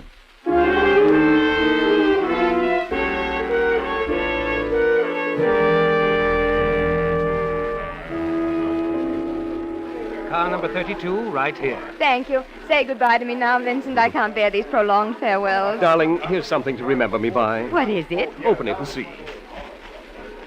Vincent, what a perfectly stunning ring. You like it? It's been in the family for ages. Oh, Vincent, I do love you so.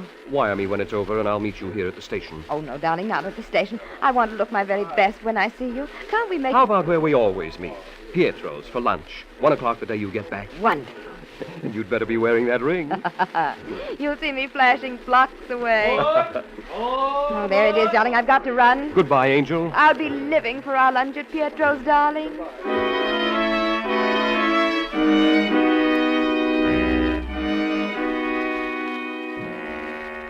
The goodbyes are over, aren't they, Mona? And you're on your way, alone on the train.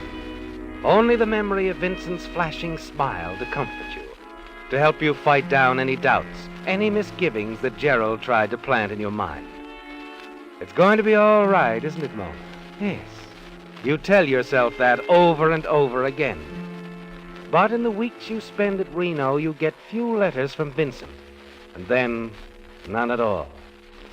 And then at last you return to San Francisco, hurry to Pietro's, where you wait again. Because Vincent isn't there. You're terribly alone until... Pietro? Pietro? What is it, madame? Oh, Mrs. Stanton, I didn't see you come in. Welcome back. Pietro, for heaven's sakes, where is Vincent? When did you get back? Just this morning. Please, Pietro, where is he? Mr. Carter? I haven't seen him. He was to meet me here at 1 o'clock. I've called his apartment everywhere. I can't find him. What's happened? I'm afraid I don't know. Oh, that's nonsense. You know everything, Pietro. There's something you're not telling me. I'm sorry, Mrs. Stanton. Now, if you excuse No, me. I won't excuse you. Pietro, come back here. I want to talk to you. You're getting a little shrill, darling. You better take it easy. Oh, Blanche Fontaine, thank goodness for a friendly face. Maybe you'll tell me what this is all about. Well, I won't pretend I don't know what you mean, because I do. What is it? What's happened to Vincent? Not here. Everybody's watching us. Come on. Where are we going? To my apartment. We can talk there. Now, Blanche, please. I said we'd talk in my apartment. Now, come on.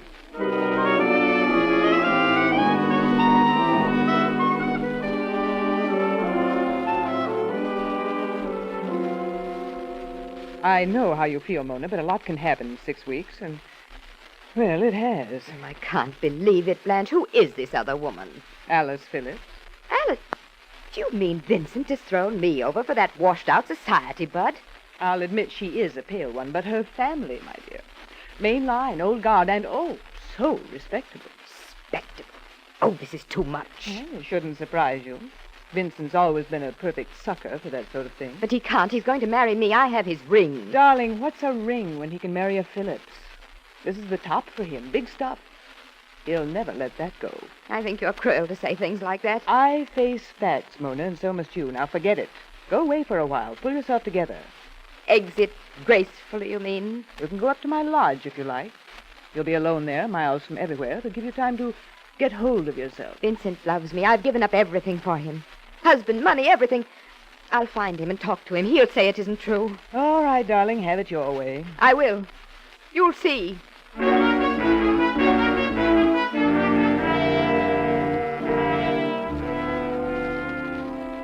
It can't be said that you didn't try, can it, Mona? Your efforts during the next few days to find Vincent may well become legendary in the lush circles you inhabit. You phone his apartment, his friends, all the possible nightclubs, but he's never there. You write him notes and long, pleading letters, but they remain unanswered. And still you refuse to accept the obvious. Finally, one afternoon at the cocktail hour, you catch him at Pietro's. He's as handsome as ever, but you're forced to see that things aren't the same now. Vincent has changed. Yes, I heard you were trying to reach me, Mona, but I really wish you wouldn't. It's rather awkward under the circumstances. Vincent, what are the circumstances? Oh, we know each other too well to pretend ignorance. Then it is true. Alice Phillips. Vincent, you can't do this to me. Well, nobody's done anything, Mona. It simply happened. And so I'm to be brushed off just like that. We should be grateful we found out before it was too late. Grateful.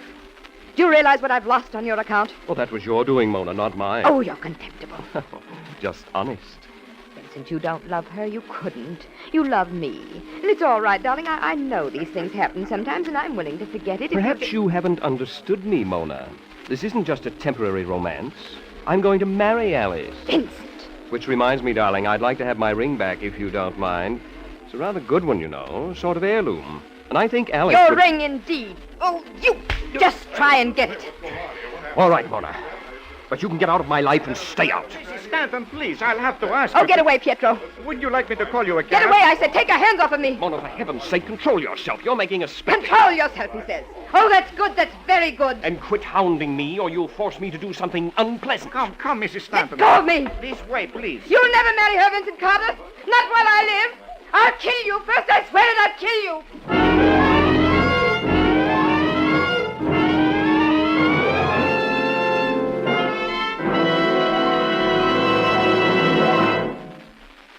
Next weekend, before you start off on your Labor Day trip, wouldn't it add a lot to your peace of mind to know that no matter how hard you may drive, no matter how high the thermometer may soar, your motor is protected by an oil that won't break down under heat, an oil that won't let unnecessary wear rob your car of its pep and power and turn it into an oil eater? Then this week is the time to change to new Signal Premium, the wonderful new Signal motor oil that reduces engine wear due to lubrication 50%. In addition to providing the finest of lubrication, new Signal Premium protects your motor in 4 important extra ways. 1, controls harmful engine deposits such as carbon, gum, and varnish. 2, keeps oil rings clean and free. 3, keeps hydraulic valve lifters from sticking. 4, stops acid corrosion and rust. Yet all this extra protection of heavy-duty type Signal Premium is yours at no increase in price at Signal stations. So if you want to save money, and your car too, get your motor oil changed to new Signal Premium before your Labor Day trip. Get it changed at a Signal service station.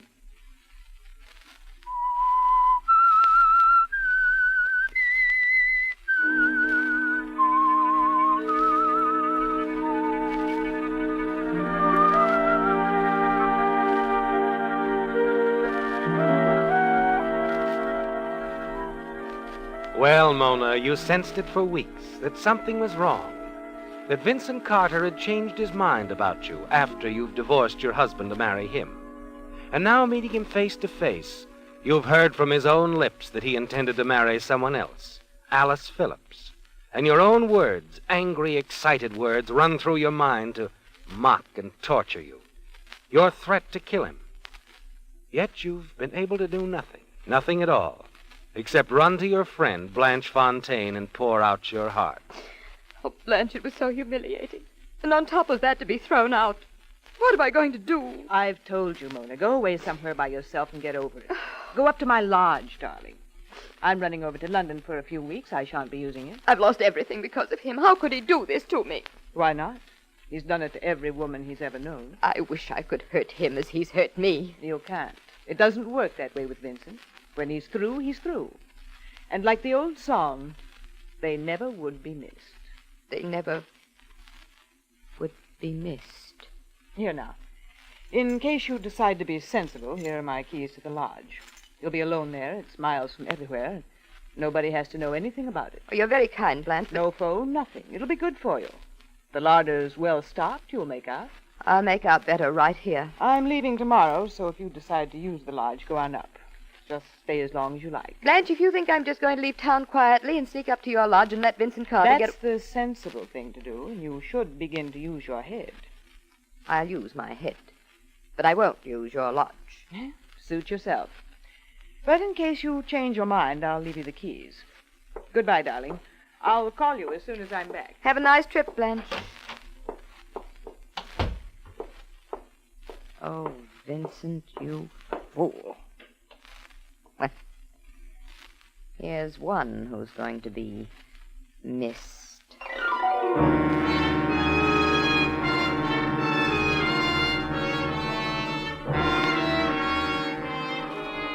It's a vicious plan, isn't it, Mona? But you've decided, yes, to disappear suddenly and without explanation. You'll do it in such a way that Vincent Carter will be blamed for your disappearance. You're certain that the publicity, the suspicions in his direction will cause the ultra-respectable Alice Phillips to break off her engagement to him. And once that happens, you're certain you can win him back. And you're certain your plan will work, aren't you? Only Blanche knows that you know of the existence of the lodge, and you've told her you weren't going to use it.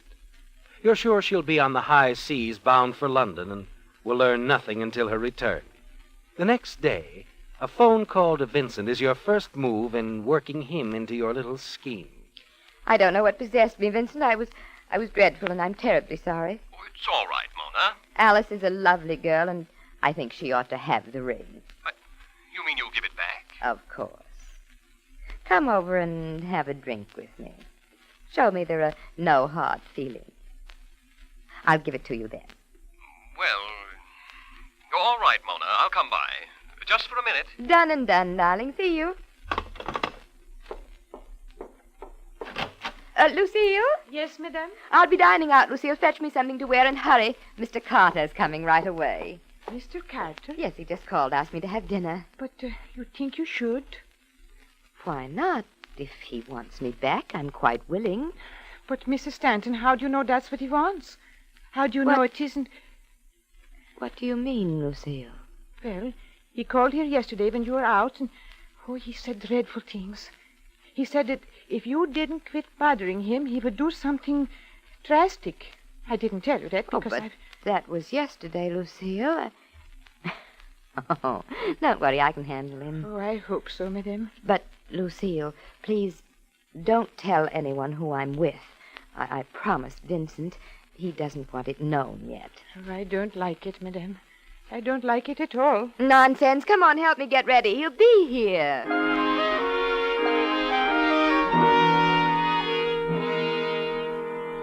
You've been very decent, Mona. Thanks awfully. Well, after all, darling, when I have a ring, I want a man to go with it. Have another drink? No, thanks. I'd better run along. Must you?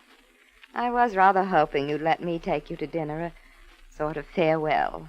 Oh, I'm afraid... There's a divine little place just out of town, very quiet. Nobody'd know. You're very persuasive. For old time's sake. We can take my car. What do you say? All right, I'd rather like to.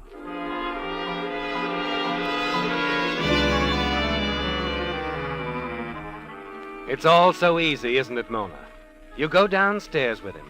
Make sure the doorman sees you drive off together in your car.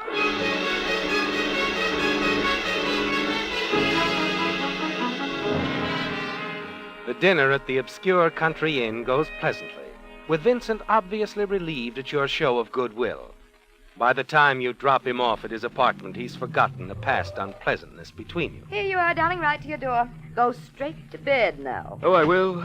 I'm tired. Au revoir. It's been fun, Mona. Fun's just beginning, darling, for both of us.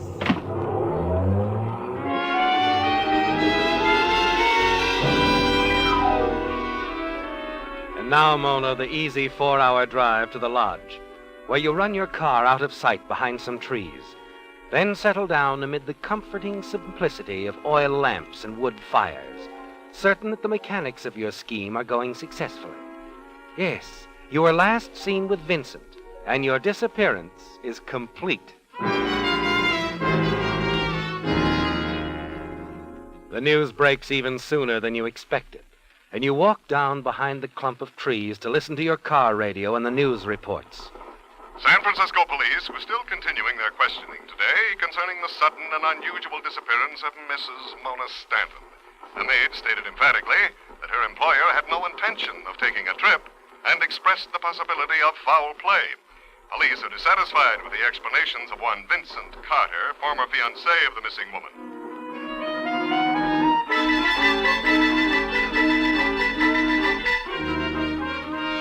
It's perfect, isn't it, Mona? And the following day, the reports are even more exciting. Until finally, the one thing you most wanted to hear. In the case of Mrs. Mona Stanton, missing for the past 5 days, socialite Alice Phillips flew to Santa Barbara tonight, accompanied by her mother. Sources close to Miss Phillips indicate that she has broken her engagement to Vincent Carter, material witness and principal suspect in the mysterious Stanton disappearance. And now for some other coast news. So she wouldn't stick by you, Vincent, eh? Too respectable. You've won, haven't you, Mona? You tell yourself over and over again you've won. Vincent has been humbled, Alice driven away. You can return to him now, take him back on your own terms. And then as you finish packing for the trip back to the city and close your suitcase, you hear a car approaching the lodge. Only one person knows you're here, Mona. Just one. Blanche. It has to be Blanche. She's bringing the police. I've got to get out of here. It's all clear to you, isn't it, Mona? Blanche must have heard of your disappearance before she embarked for London, changed her plans, and hurried back to San Francisco to investigate. You've got to hurry and get away. You race for the rear door to the cabin, and a lamp crashes to the floor. As you swing the door wide open, Mona. But you're not stopping for anything like that now. No. You race to the clump of trees in your car. Your only chance to get away without being seen is the old river road. You noticed it while walking one day. Now it's got to provide your escape. Your heart pounds as you release the brake and let your car coast silently down this back road. A mile from the lodge, you risk starting the engine.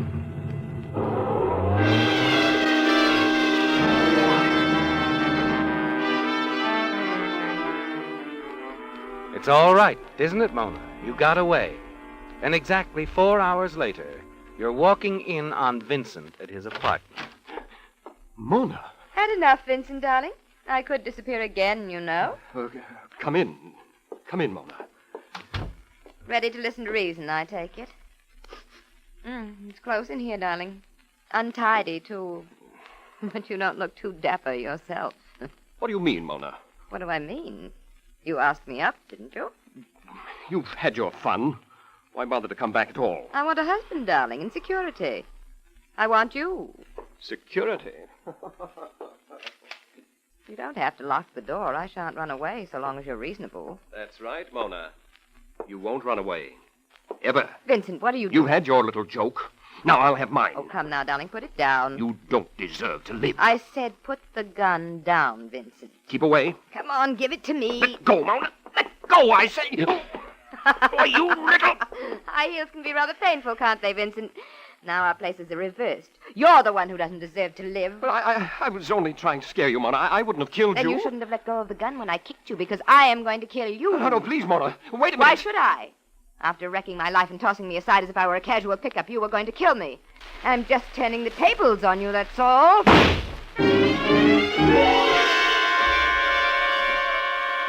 You stand there, Mona, terrified at what you've done. The revolver you wrested from Vincent still smoking in your hand. Then, as the paralysis of shock subsides, you begin to realize your own danger.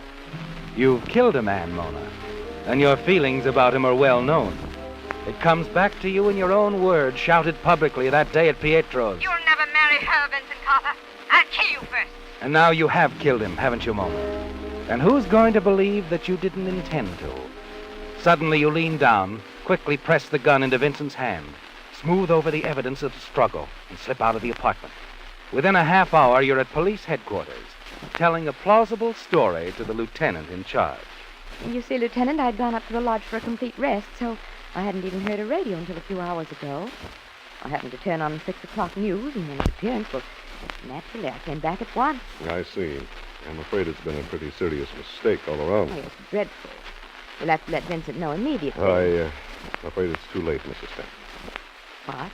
The report just came in. Vincent Carter shot himself not more than half hour ago. He... Oh, no. Steady, Mrs. No. Stamp, steady.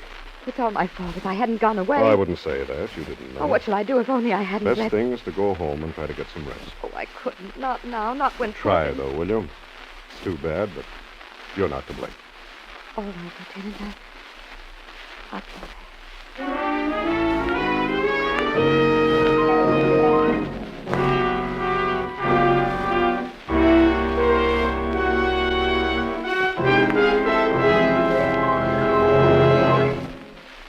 Next weekend, when you start off on your Labor Day trip, it'll be mighty handy to have a good map in your car. And there's no map handier than the free ones you'll find at Signal service stations. No need to squint to find where you're going on a Signal map. They're jumbo size for quick, easy reading. And no need to wrestle with them, getting them open or folded again. Signal maps have the latest accordion fold for more convenient handling. But that's only the beginning. In addition, Signal maps contain a guide to interesting places to visit, plus a traveler's radio guide so you can follow your favorite programs as you travel, plus enlarged sections of metropolitan areas. And if you happen to need a street map to guide you in the larger cities of the Pacific Coast states, Signal stations have them free too. In fact, whether you need a free map, some helpful advice, or just a tank full of the famous Go Farther gasoline, you'll find that friendly, independently operated Signal stations have just about everything it takes to make your driving over Labor Day or any day more pleasant.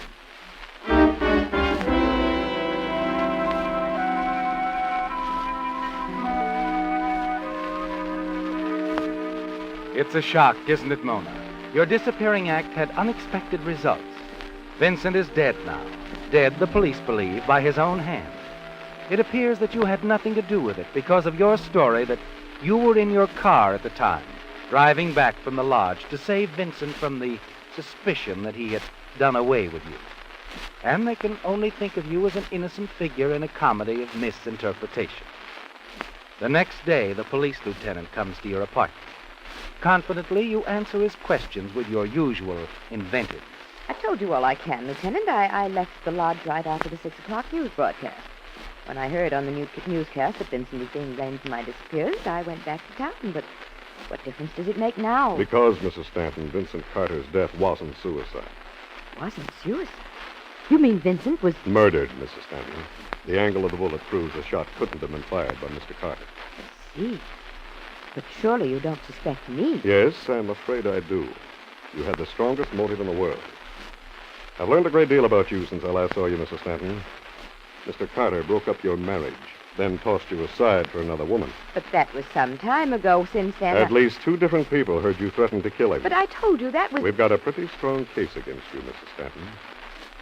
A woman answering your description was seen leaving Carter's apartment building about the time of the murder. Possibly so, but it couldn't have been I. I was driving into town. I see. Now, as I understand it, it's an easy 4-hour drive from the lodge into town, right? Yes. And you say you left there right after the 6 o'clock newscast. You didn't arrive at the precinct station until nearly 12. That's almost 6 hours. That leaves 2 hours to account for. That's plenty of time for you to kill Carter. Oh, well, I can explain that. You see, I went to the village first, had a little lunch before driving in, and since I didn't realize there was any rush, I ate rather leisurely. Then I decided to phone or wire or something, but changed my mind and drove on in. I see. Don't you have to pass the lodge? Why, yes. Then I'm afraid I'm going to have to arrest you on the charge of murder, Mrs. Stanton. But that's absurd. Why me? Because you're lying. You couldn't have passed that lodge. The road was blocked. The lodge was burning to the ground. Somebody was in a big hurry to get out of that lodge.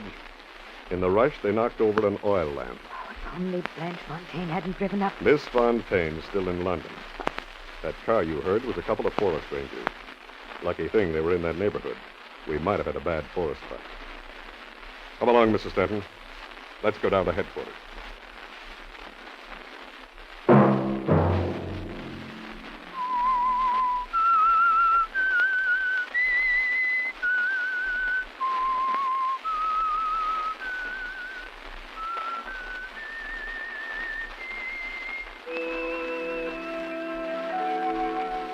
Let that whistle be your signal for the Signal Oil program, The Whistler, each Sunday night at the same time.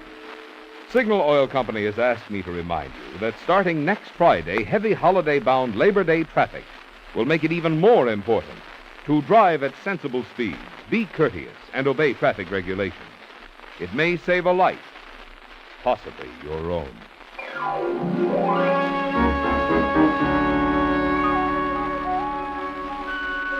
Featured in tonight's story were Bill Foreman, Alice Reinhardt, Les Tremaine, Joe Gilbert, Ted Von Eltz, and Bill Boucher. The Whistler was produced and directed by George W. Allen, with story by William Engvik and Cleo Davis, music by Wilbur Hatch, and was transmitted overseas by the Armed Forces Radio Service. The Whistler is entirely fictional, and all characters portrayed on The Whistler are also fictional. Any similarity of names or resemblance to persons living or dead is purely coincidental. Remember to tune in at this same time next Sunday when the Signal Oil Company will bring you another strange story by The Whistler. Marvin Miller speaking for the Signal Oil Company. Stay tuned now for the Horace Height Show, which follows immediately over most of these stations. This is the CBS Radio Network.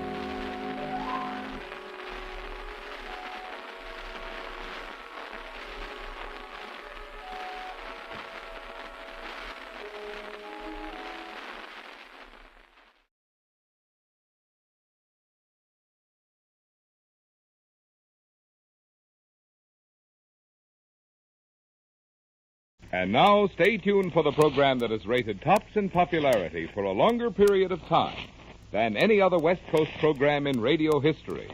The Signal Oil program, The Whistler.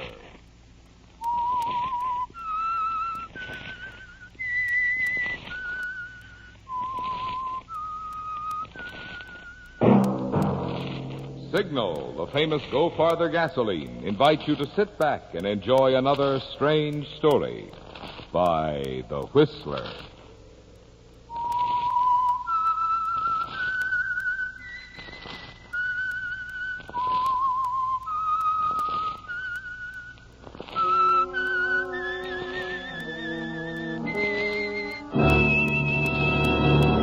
I am the Whistler, and I know many things, for I walk by night.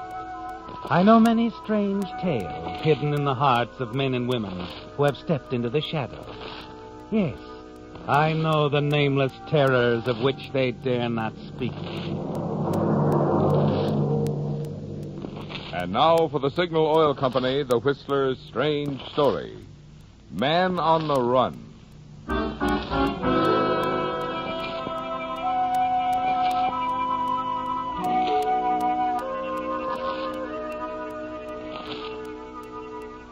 It's night, but the usually quiet countryside near Connorsville is far from quiet. The man on the run could hear the sharp, baying cry of the dogs as he pushed through the marsh waters and darted behind a protective growth, drew back into the shadows, panting and fighting for breath as he peered out, saw the unmistakable glint of moonlight on a sheriff's badge, and knew that only a few feet away from him, calling out orders, was an officer of the law, determined, persistent. You wonder if it's all over, don't you, Corey? If the dogs will somehow catch the scent, even though the marsh water has helped you so far. You'll be caught if the dogs change their course, and let the sheriff and his troopers know how very close they are. You wait, frenzied and afraid, and listen as someone approaches the sheriff. What? Who's there? Just me, Sheriff. Oh. I got the farm adjoining here. Wondered what's up. Oh, robbery. Ainsford's place up on the hill. Oh. The old lady surprised the thief, tried to stop him. But he shot her down with her own gun. She's dead? Old Mrs. Ainsford? Well, she sure is. We'll get him. Got away into this marsh here. You've got the dogs covering it? Uh-huh. Servant there on the place, so I'm run in. Dogs will have trouble, won't they? All this water. Well, it's not making it any easier for them. But my men are fanning out, surrounding the swamp. Poor old Miss Ainsford. Why, I was talking to her only the other day. Never could see why she didn't have her niece or somebody staying with her. Yeah, I know. Just the servant and the chauffeur. The chauffeur was away, too, tonight? Yeah, that's right. And the servant, did he get a look at the man, Sheriff? A good look? So that you know who he is? No, that's one thing against us. We don't know the killer, but we'll get him. I say, those dogs are working fine. This would happen in one of the few really heavy marsh areas in California. And the woods adjoining. Won't be easy, Sheriff. Sure like to help. Why, you knew Mrs. Ainsford pretty well? Sure did. Sold her that house when she moved here. That's why you're facing this marsh problem right now. She liked it. Reminded her of the swamps down south. Oh? Well, I'll settle for good solid ground, thank you. Especially when I'm conducting a manhunt. Guess I'd better get over there. I'll go along if you don't mind. All right, come ahead. Oh, but be careful. This man's desperate. He's dangerous.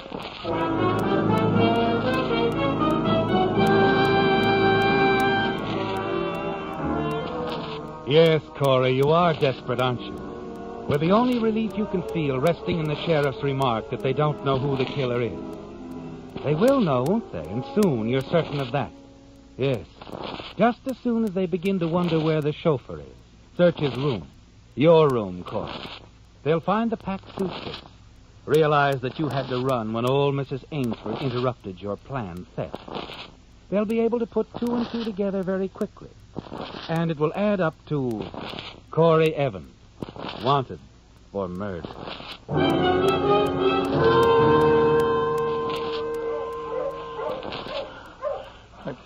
I've got to get away. Got to get away. The train. If I can only make it.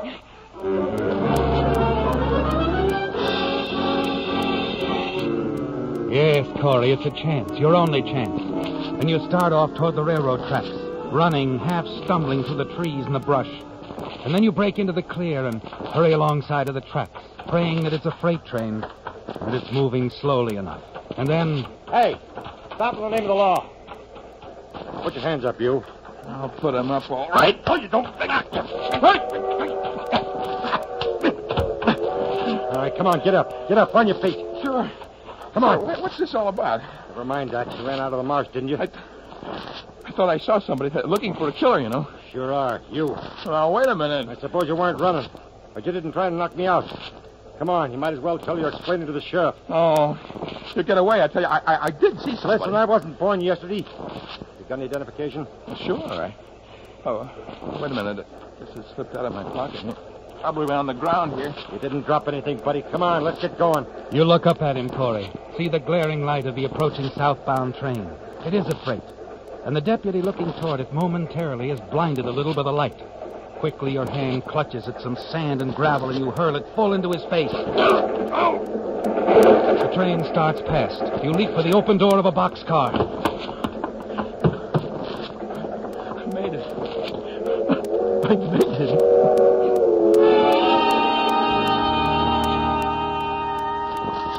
Yes, Corey, you've made it. And luckily it's headed south toward Denton, the next town where your girlfriend lives. You're sure she'll help you. You'll have to drop off there anyway, won't you, Corey? Because even the darkness of this boxcar won't mean very much when that deputy gets a report back to the others and they phone ahead about you. You finally lean out, see that you're approaching the outskirts of Denton. You slip off the train, straighten your clothes as best you can, and calmly walk down the main street of the town to a movie theater and approach the ticket window. Yes, sir. How many, please? I wanted to talk to Jenny. How come she's not selling tickets? Oh, Jenny wasn't feeling well. I sent her home. Oh, I see. Thanks.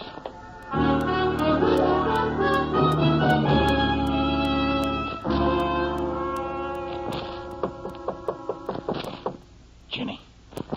Jenny.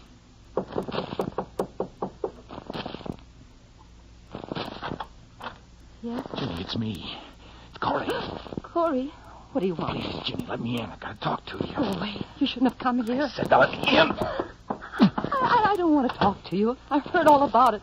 What'd you hear? I heard it all just now on the radio. You killed her, didn't you? An old woman. Quiet, will you? You don't understand. Jenny, we've meant a lot to each other. You gotta help me now. I won't. You always said you'd take that money. Now you've done it. But you've also taken a life. Poor Mrs. Ainsford. She never hurt anybody. You be quiet, Jenny. Let go of me.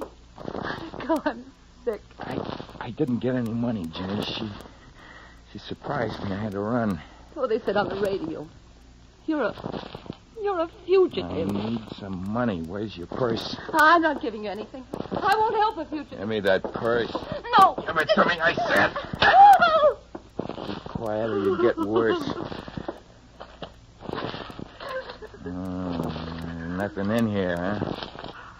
I told you there's nothing. I'm glad. All right, listen to me, Jenny. I'm not giving up. You are going to help. You got a telephone here, haven't you? It's right over there, but... Come on. I'm going to call the theater where you work. Theater? Get on the phone, Jenny. I'll tell you what to say. You're going to ask a little favor of your boss. No. You heard me. Go on. Get to that phone. Dial that number. It won't do you any good. It won't, Corey. Here. Dial. Tell him you need some money. A relative or somebody, a doctor bill to meet you. One in advance on your salary down there. See? Corey, you're a fool. He'll come here. Tell him not to. Tell him you'll come after it. But I'm sick, Corey. I can't. Hello, Mr. McLean? This is Jenny. Good girl. Come on, put the bite on him now. Oh, yes, I'm all right. Just a bad cold. What? Sick relative. Tell him about the sick relative. Mr. McLean, I've got to ask a favor of you. Yeah. There's a relative of mine, my cousin. He needs some money for medical attention. Quite a bit of money. That's it. I was wondering if I could get an advance on my salary. What? Well, I don't know. $100, tell him. Would $100 be too much to loan me? What? Yes, Mr. McLean. All right, I'll wait. What's wrong? He's just going to check, see how much he has on hand. Okay. If it has to be less, that's all right, too, Jenny. the last thing I'll ever do for you, Corey. That's what you think. Maybe you might even come along with me when I leave this bird. You'd have to drag me. Yeah, I might even arrange that. What's keeping that guy? I told you. He said he had to look in the safe and check the receipt. Look, if either of you try to pull anything on How me... can I do anything? I don't know, but I don't... Hang up. Don't answer it. Denny? Oh, Denny? Who is it? The landlady. Oh, it's no use, Corey. She... Tell her to go away. Tell her you're sick. Go on! Hi, I'm sick, Mr. James. What do you want? There's something wrong with most of the refrigerators, dear. I wondered if I could come in and take a look at yours. No. Tell her to beat it. Come back in the morning. Tell her. Could you come back in the morning, Mr. James? I really don't want to get up. Well, I suppose so. Very well, I'll come in tomorrow. There's something fishy. Something wrong out there. Corey, you might as well give up. You won't get away with it with killing somebody. Shh. Come on, open up, young lady, right now. This is the police.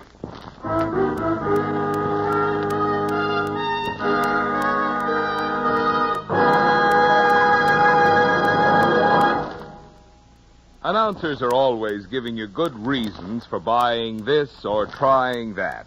But tonight I'd like to suggest that you try something just for the fun of it. Try just one tankful of Signal Ethyl, just for the sheer fun it will put into your driving. Experience the fun of seeing how quickly Signal Ethyl makes even cold engines spring to life the instant you touch the starter. Feel the fun of having the back of your seat nudge you forward as Signal Ethyl's peppy pickup steps your car proudly out front. And hear the fun of hushed, obedient power as Signal Ethyl floats you in high over hills that used to call for shifting. Oh, sure, you can get along with less fun than you get from the premium grade of Signal's famous Go Farther gasoline. But wouldn't you like to know just how smartly your car will perform on the super fuel that's engineered to get the best out of any car of any age? In short, wouldn't you, just for fun, like to fill up next at a Signal station with Signal Ethyl?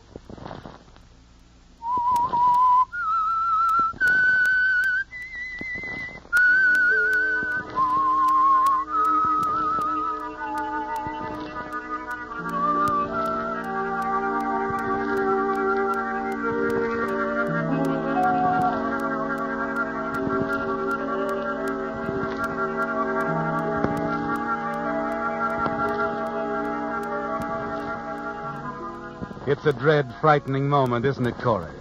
After killing old Mrs. Ainsford, your employer, in an unsuccessful attempt to rob her, now with the police pounding on the door of your girlfriend's room, you wonder if your frenzied flight has been to no avail, if they'll break in, drag you off to jail and certain death. It's been a terrible few hours, hasn't it, Corey? The chase through the swamp near Connorsville, the struggle with the sheriff's deputy, your train ride to Denton, and the argument with Ginny, your girlfriend. She doesn't want to help, does she? No one does. You're certain that the police are here because the manager of the theater recognized you when you asked for Ginny. After hearing the newscast, he must have informed the police. And now he's stalled Ginny on the telephone, giving the police time to get here. And it all means something else, doesn't it, Corey? Yes. It means that your description and identity are well known by now.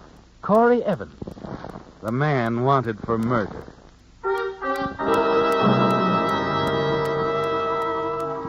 But there's still a chance, isn't there, Corey? The window and the fire escape. Only you can get another start on it. Open up, lady. We'll break in if you don't. Stall him, Jenny, please. You're low and contemptible. I won't help you anymore. Okay, Jenny, don't help me. But I haven't lost yet, not when there's a fire escape. So long, sweetheart. You move to the window, raise it higher, and step out. At the second floor level, you stop short. See a police car parked on the other side of the street. You're trapped, aren't you, Corey? Suddenly, you hear a voice coming through the half-open window at your elbow. You look inside the lighted room. It's empty. As you drop inside the bedroom, you can hear the sound of an electric razor close by. catch a glimpse of a man standing before the bathroom mirror. Close the window. Her eyes wander around the room and finally settle on the wallet lying on the night table. 10, 15, 25, 30, 40 bucks. That'll do just fine. The phone startles you, doesn't it, Corey? You jump back, step quickly into a closet, and leave the door slightly ajar. Hello? Oh, yeah, Betty, yeah. Well, I tried to reach you earlier, but... Huh? No, I won't be able to make it tonight, honey. Business. Look, I gotta think of the airline. Okay, so I just got one beat-up C-47 to my name. But to me, it's an airline. Or at least the start of one. Oh, I gotta fly down to San Diego. I'm leaving in another hour. Oh, I can't put it off, Betty. A contract's a contract. Yeah, Benson and Hewitt Company, flying some new equipment for 'em. Well, you know, old man Benson, he wouldn't hold still for... Oh, but... Yeah, but look, baby, I... Hello? Hello? Okay, get so. What a day. You can't help smiling, can you, Corey? As you watch him walk back to the bathroom, mumbling to himself. Then, with his wallet safely tucked away in your pocket, you tiptoe across the room, slip out the apartment door, hurry downstairs, step into an empty linen room, wait until you're certain the police have left, and then walk quickly to the bus depot.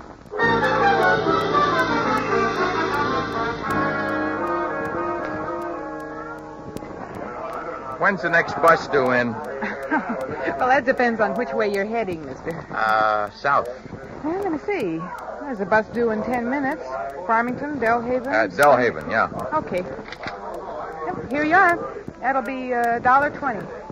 Hey, mister. Never mind. Forget it. The police car pulling up in front of the bus station starts you on the run again, doesn't it, Corey? You slip out the side door, spring down the darkened street, and finally blocks away, stop long enough to catch your breath. It's not going to be easy getting out of Denton, is it? The police are watching the bus station. They'll be at the train depot, too. You're certain of that. And then an idea hits you. You pull the wallet from your pocket. The wallet you picked up in the apartment earlier. The identification shows that it belonged to Charles Trent. Charlie, who told his girlfriend that he was flying down to San Diego. Yes. You recall that it was for the Benson Hewitt Company. It's a chance, isn't it, Corey? You'll have to use another name, any name. But other than that, it will just take a phone call, won't it?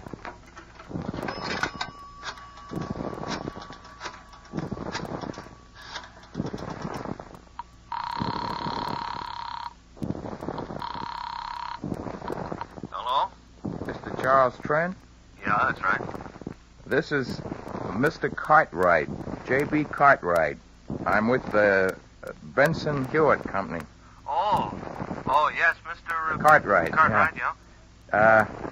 Just got through talking with Benson. He wants me back in San Diego right away. Oh, is that so? Mr. Benson said since you're flying down there tonight, I might... Come along with me? Well, sure thing, Mr. Cartwright. Good. Let me see. You're leaving at 11, huh? Yeah, that's right. Of course, I don't have to leave right on the dot. It's 10:40 now. How long is it going to take me to get out to the field? Are you calling from town? Yeah, the corner of Center and Pringle. Oh. Well, it shouldn't take you more than 20 minutes or so. Just turn off the main highway 3 miles past Denton at the signal service station. Yeah, I know. See you at 11, Charlie.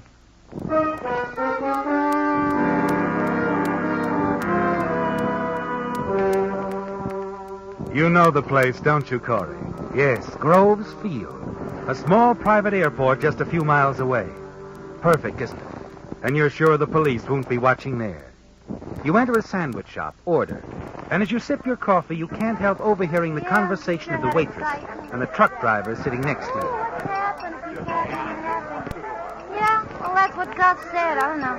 He ran into a roadblock on the way in, a few miles back at the top of the grade. That's so? Who are the cops looking for? Some guy might have knocked off an old lady over in Cornersville, but I really got a dragnet out for him. I'd say he ain't got a chance. Why'd he knock off the old dame? Though? What else? Only he almost got grabbed. Had to skip out without getting a dime. Yeah, I hope they get him. Oh, don't worry, they will, sooner or later. More coffee? Yeah, half a cup. I gotta shove off in a few minutes. Okay. The cops hold me up for any time at that roadblock. I'm gonna have trouble keeping on schedule. How about you, mister? More coffee? No, thanks. I'm in a hurry. I take care of the coffee. Yeah, it sure does, mister.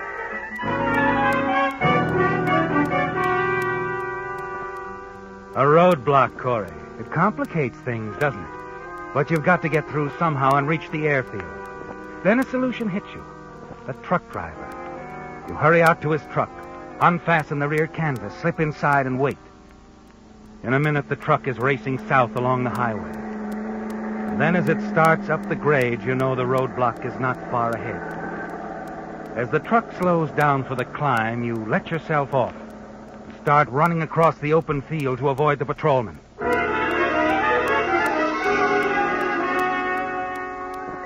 A few minutes before 11, you arrive at the airport. Find a man in coveralls tinkering with one of the engines of a tired-looking C-47. Hello there. Oh, howdy. Charlie Trent around? Nope. Can I help you? I'm his partner. My name is Cartwright. I'm with Benson Hewitt. Oh, yeah. Yeah, glad to know you. Anything I can do for you, Mr. Cartwright? No. See, I'm making the trip, too. Oh? Charlie didn't say nothing about any passengers. I told him just a while ago. Mr. Benson suggested it. Oh, I didn't mean it wasn't okay with me, Mr. Cartwright. Only if I'd known, I'd have fixed up a seat for you. Not much room in there with the cargo we're hauling. That's all right. I'll manage. Yeah, not much of a trip down to San Diego anyway. Over before you know it. Sure. You been working for Benson Hewitt very long? No. We think old Mr. Benson's quite a guy. Yeah, I think he's fine. Good man to work for. Yeah, and a good man to do business with. You're a salesman, that it? Well, I'm more of a field representative. All right. I guess you do business all over the state of California. That's right, yeah. What do you do for excitement around here? It's pretty quiet. Yeah, sure is. Charlie makes out. Kind of a Romeo, he thinks. Yeah? Me? I'm getting old. I just listen to the radio. Oh? News, mostly. Been too busy loading the plane tonight, though. What's the word today? Same old stuff. Higher taxes again. Well, guess I better get up front, warm up the ship. Make yourself comfortable. Yeah. You think Charlie will be along soon? Sure. Any minute now.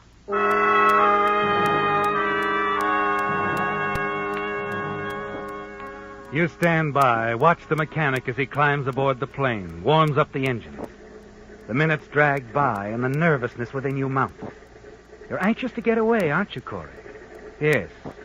And you keep glancing at your watch. 11:15. 11:20. And no sign of Charlie Trent.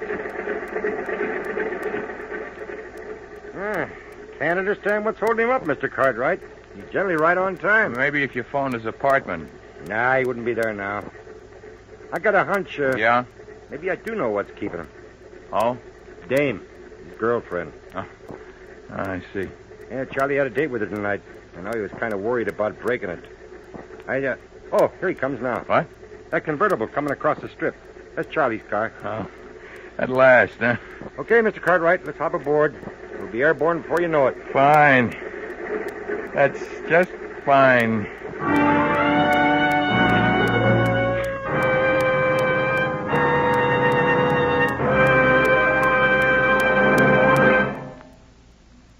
Assuming that the tires on your car are guaranteed, let me ask you a question. In case of tire failure, where would you have to go to get an adjustment on that guarantee? Would you have to go back to the same store where you bought the tire? Or to a limited number of outlets in a limited number of cities, open perhaps only during daytime business hours? Not so if your tires are Lee tires. No, indeed. Regardless of where you buy Lee tires, you can drive into any signal station throughout the 7 Pacific Coast states from Canada to Mexico, and they'll cheerfully make good on the Lee guarantee. Or if you're traveling east, you can stop at any of 19,000 Lee tire dealers throughout the entire country, and they'll honor the famous double guarantee on Lee Super Deluxe passenger tires. Guaranteed 15 months against all road hazards, guaranteed for life against defects in workmanship and materials. Well, friends, I don't need to tell you what a satisfaction it is to know your tires are backed by such a generous guarantee that follows you wherever you drive. And this extra satisfaction can be yours at no extra cost if you'll just make sure your next tires are Lee tires, bought from any Lee tire dealer or Signal service station.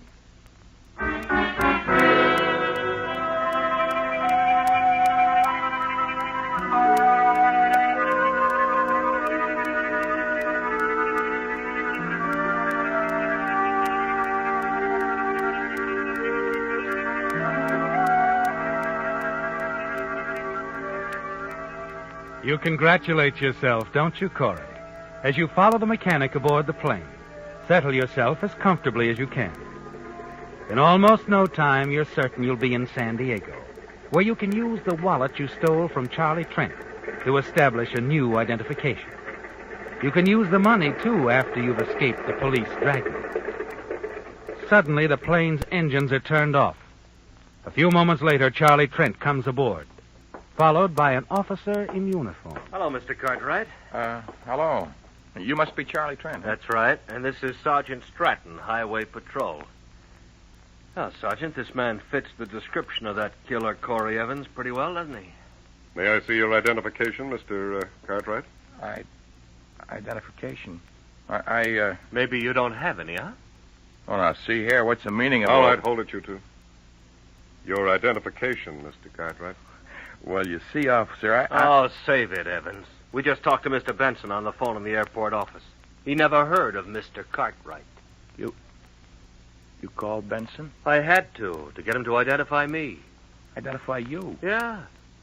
You know, you almost got away with this. I never would have called Benson, but when the police stopped me at the roadblock back there and asked to see my identification, well, I didn't have any. You see, somebody stole my wallet.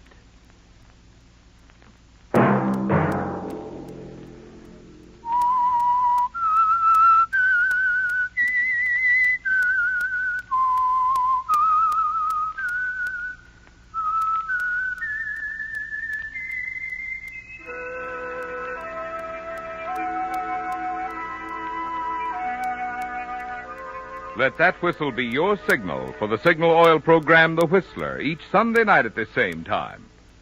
Signal Oil Company has asked me to remind you, the USO, which serves as a home away from home for our boys in uniform, is one of the many worthy services you'll be helping this year when you contribute to the current Community Chest campaign.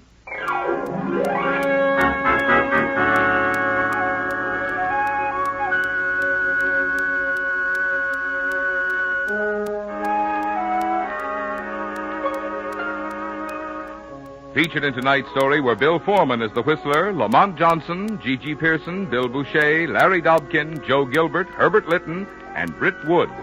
The Whistler was produced and directed by George W. Allen, with story by Adrian John Doe, music by Wilbur Hatch, and was transmitted overseas by the Armed Forces Radio Service.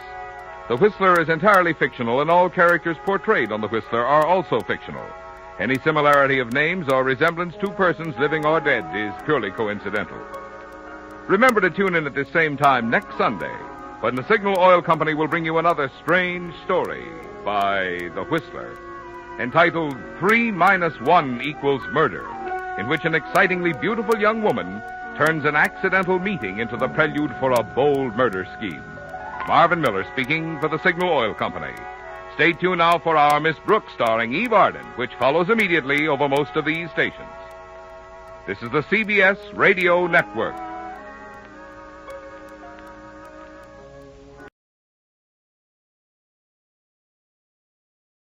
The Signal Oil Program. Yes, the Signal Oil Program. The Whistler.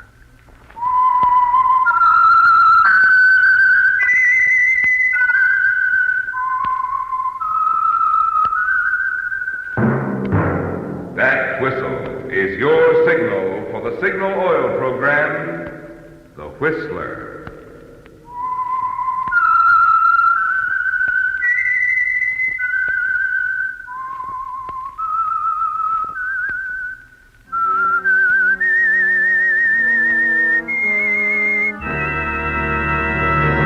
I am the Whistler, and I know many things, for I walk by night. I know many strange tales hidden in the hearts of men and women who have stepped into the shadows. Yes, I know the nameless terrors of which they dare not speak. Yes, friends, it's time for the Signal Oil program, The Whistler, rated tops in popularity for a longer period of time than any other West Coast program in radio history. And Signal gasoline is tops, too, tops in quality. It takes extra quality, you know, to give you extra mileage. And Signal is the famous Go Farther gasoline. So look for the Signal Circle sign in yellow and black that identifies independently operated signal stations from Canada to Mexico. And now the Whistler's strange story, Grave Secret.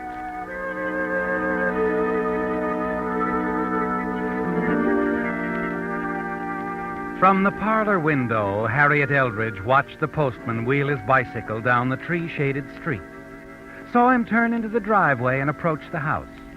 She stepped out into the hallway and stopped for a moment to rearrange a bowl of dahlias on the table, then hurried to the door, a faint smile on her lips. The letters had become very important to Harriet Eldridge. Yes, very important, and she was pleased that they were arriving with such regularity. Morning, Miss Harriet. Good morning, Henry. Here's another one from Australia. Oh, from Mr. Pettis. How nice. Sure is having a big vacation for himself, ain't he? I wish I could retire, go gallivanting all over the world. Only I wouldn't go off visiting relatives. Mr. Pettis has no living relatives, Henry. He's just visiting friends. I got relatives back in Sioux City. If I never see 'em again, it's okay with me. Hmm? But, I'm sorry, Henry. What did you say? I was reading Mr. Pettis' letter. No, nothing. Are those photographs? Oh, yes. You know Mr. Pettis and his camera. Here, let's see. Something written on the back of this one. View of Queen Street, main thoroughfare of Brisbane. Isn't that nice, Henry? The old boy sure is getting round, ain't he? Must be having a great time. They say them Australian women are real pretty. Now, Henry. Don't see why Mr. Pettis has to go chasing off to Australia when he's got the best-looking housekeeper right here in Santa Rosa, USA. Oh, thank you, Henry, but... It looks like you got company. In a taxi, too. Say, that's your brother Melvin, ain't it? Yes. Yes, it is. Well, I'll be going along now, Miss Harriet. Bye. But, yes. Goodbye, Henry.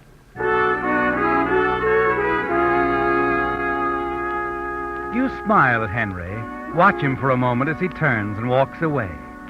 Then your eyes swing back to the man who has just stepped out of the taxi, and a frown crosses your face. Moments later, he steps into the hallway, closes the door, and sets his suitcase on the floor. Hello, Harriet. I wasn't expecting you back so soon, Melvin. I know. Did everything go well? Yes, everything went well. I did exactly as you said. How did you like Australia? Well, it was all right, Harriet. Have you had your lunch? There's some cold ham, potato salad from last night. Would you like that, Melvin? Yes, I suppose so. Did you get seasick at all? Oh, no, I didn't. Harriet. Yes? Harriet, did everything go all right here? I mean... Oh, yes. When did you do it? The day you left. He was dead before you stepped on the boat in San Francisco. Harriet. Yes? What did you do with Mr. Pettis? I mean, where did you... Do you want tea or coffee, Melvin? Tea. For a moment, he stares at you, then turns and looks out the window. His eyes blink nervously. His fingers fumble at his tie. You know what he's thinking about, don't you, Harriet? He wants to know what you've done with the body of Mr. Pettis. Exactly what happened on the night he left for San Francisco. Yes, he wants all the details. But you decided long ago, the less Melvin knows about the affair, the better it will be. He stays in his room the greater part of the day and evening. And then shortly after 8 o'clock that night, the front doorbell rings. Good evening. You must be Miss Eldridge. Why, yes. Well, I'm Valerie Hinton, a friend of Mr. Pettis. Is he in? No, Mr. Pettis is away. In Australia. Oh, I see he hasn't notified you. He's back. He's back? Why, yes, his boat docked in San Francisco a week ago. Well, I know. I was on it, too. Strange he didn't let you know. Or is he usually that way about things? No, he isn't. Well, I'll be in town for several days. I'm staying at the inn. Would you tell him when he arrives? Of course, Miss Hinton. I'll tell him. Good night.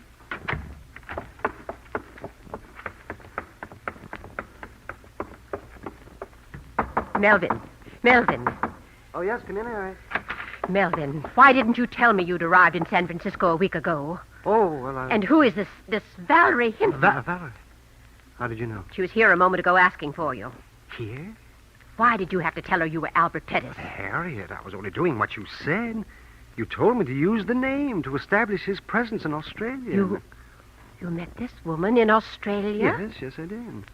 I see. And this week you spent in San Francisco, was that devoted to Miss Hinton? Well, at first I saw no harm in it, Harriet. She's a wonderful person. Did you have to tell her you lived in Santa Rosa? I didn't.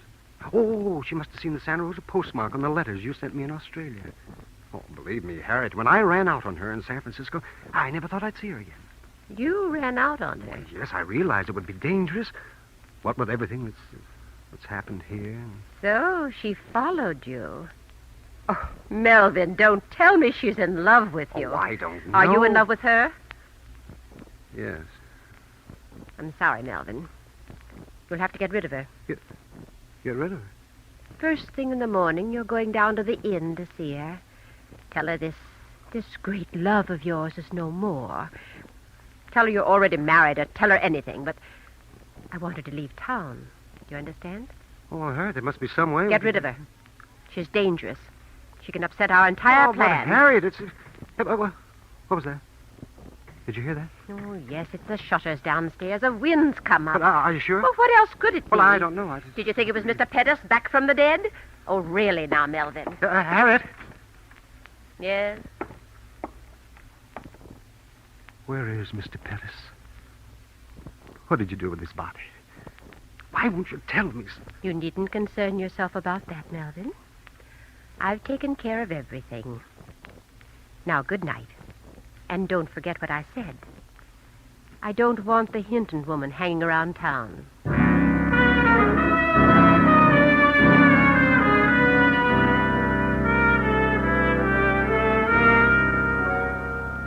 The following morning, you're alone in the big house. Melvin has gone down to the inn. He's promised to send Valerie Hinton away. But you wonder if he really has the courage to face her, to go through with it. The hours go by and Melvin doesn't return. And finally... Good morning, Miss Eldridge. Oh, good morning. Has Mr. Pettis arrived yet? Why, yes, I gave him your message. He left hours ago on his way to see you. Well, that's strange. I just came from the inn. Well, I suppose he stopped somewhere on the way. May I come in? Oh, yes, of course. Ah, you've kept the place so attractive. It's charming. I suppose you've grown to care for this house as though it were your own. Yes, Mr. Pettis has always made me feel at home here. Won't you sit down, Miss Hinton? Thank you. You know, Miss Eldridge, I feel as though I'd known you for a long time. Mr. Pettis has spoken so much of you. Oh? Yes. I don't suppose he's told you about the way we met? No, he hasn't. It was in Melbourne. I happened to be glancing through the newspaper. I noticed a list in the shipping news, a list of new arrivals, and there it was. Mr. Albert Pettis. Oh? Well, of course, I dashed right over to his hotel. And imagine my surprise when I discovered that Mr. Albert Pettis wasn't Mr. Pettis at all. What do you mean? Not my Mr. Pettis, that is. My Uncle Albert. It was quite a shock. I suppose I should have realized there'd probably be more than one Albert Pettis in the whole world. Oh, yes, of course. So you see, it was just an accident. My meeting your Mr. Pettis. A lucky accident. Wouldn't you say, Miss Eldridge?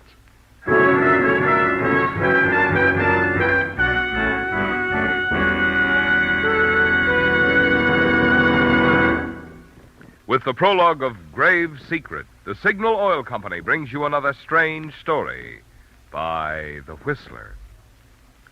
If you like avocados, you'll probably be as surprised as I was to learn that in parts of Mexico, avocados were once used to lubricate the axles of wagons. Does that sound primitive and old-fashioned to you? Well, then just remember this. It's almost as old-fashioned today to lubricate automobile motors with plain motor oil. What I mean is, now scientific compounds have been developed which protect motors in many ways that oil alone cannot do. That's why Signal brought out Signal Premium Compounded Motor Oil, which combines 100% pure paraffin base with these scientific new compounds. And just what do these compounds do? Well, one compound in Signal Premium actually cleans your motor of harmful carbon, gum, and varnish. A second compound protects costly bearings from corrosion. And still other compounds in Signal Premium help in additional ways to keep wear down and performance up. So if you want a sweeter running motor, make your next oil change a change from old-fashioned regular motor oil. Stop at a Signal station for the improved type motor oil that does so much more than just lubricate. Signal Premium Compounded Motor Oil.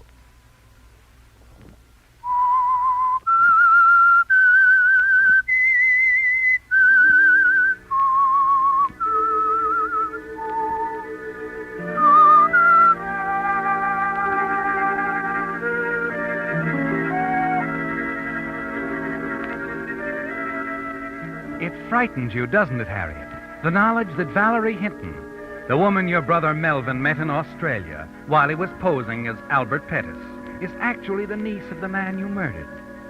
You wonder if their meeting was really accidental. Wonder if she suspects the truth. 1,000 confused thoughts race through your mind. You were so sure Albert Pettis had no living relatives, that there would be no one to spoil your little plan. Yet here she is, sitting in the parlor of the big house, chatting gaily about her meeting with your Mr. Pettis. And then suddenly something she says stirs a flicker of hope within you. Oh, no, I haven't seen Uncle Albert in years. Lost track of him completely. Not his fault, of course. After all, I'm supposed to be dead. Dead? I don't understand. During the war, I was a writer living in Java. There were several bombing raids. In the confusion, I was reported missing and given up as dead. I suppose Uncle Albert was notified. I see. When I got out of the hospital a year ago, I tried to find some trace of Uncle Albert, but I wasn't successful. Well, I had to earn a living, you know, so I went on to Australia. Then one day I ran across his name in the shipping list, and, well, you know the rest. I met your Mr. Pettis instead. And you have no idea where your uncle is? None at all. Maybe dead, for all I know. I've about given up finding him. I'm devoting all my time to writing now. That's why I've come back to the States. To try my luck here. Oh, Harriet, how would I... Hello, Albert! Oh, Albert. You watch Valerie rush across the room, throw her arms around Melvin. He stares back at you over her shoulder, a bewildered, hopeless look in his eyes. You turn, hurry away. Moments later, you're upstairs in Mr. Pettis' room, searching through the closet. Then you find what you want. You take the photo album, sit on the window seat, and start turning the pages.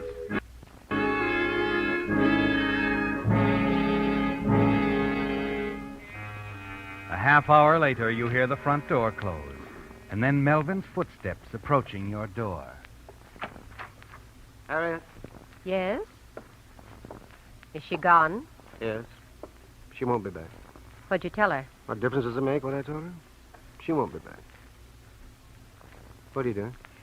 Just looking through the old album. I found what I wanted. What? Never mind. Come along, Melvin. It's almost time for your lunch.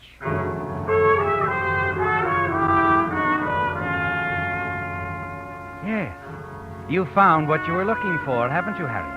A faded photograph, a young girl, and you're certain it's Valerie Hinton. She's really his niece, isn't she? At least that much of her story is the truth. But you're still a little afraid. And you know that you'll be afraid until the girl herself has left town.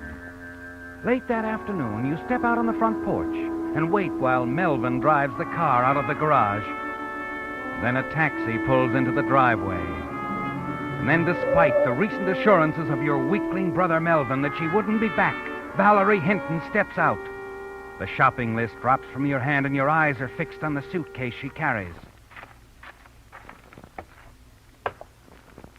Hello, Miss Eldridge. Oh, Miss Hinton, you're leaving. You've come to say goodbye. On the contrary, Harriet, I'm moving in. Moving in? Here?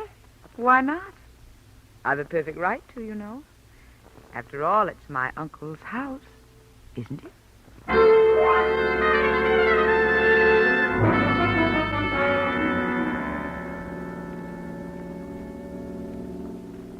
Harriet, Yes, Melvin? what are we going to do about Valerie?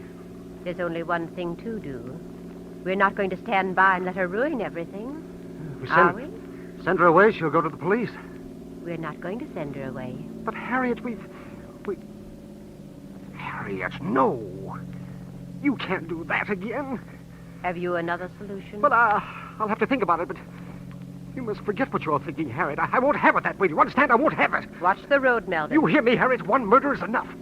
Still in love with her, aren't you? Well, perhaps you're right, Melvin. Perhaps the whole matter can be solved some other way. Oh, yes. Yes, Harriet. We'll find a way. I'm sure we will.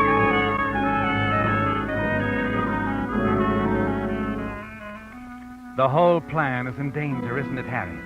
Melvin is still in love with her, and you know that he can be very weak. That you alone must provide the strength to carry things through. Late that evening, after Melvin has gone to bed, you and Valerie are left alone in the library. I was looking through some things, Valerie. Papers and newspaper clippings that belonged to Mr. Pettis. Oh? I found this. How interesting. A full account of your death in Java during the war. Your name was Valerie Pettis then. Yes, it was. I was wondering if you'd taken any steps to rectify this impression that you're no longer among the living. Of course not. You've read this article, haven't you? Yes. Before her death, Valerie Pettis was wanted by the police. That's right. So you see, we're in very much the same position, aren't we? Neither of us can go to the police, or anyone, about the little secrets we've both discovered. You're quite confident? No. Just very observant, Harriet. I know exactly what's going on here. So? So? That's sufficient reason why you'll keep your secret as long as I keep mine. I see. Now, there's something else, Harriet. Uncle Albert's money. Money? Yes, I know about that, too.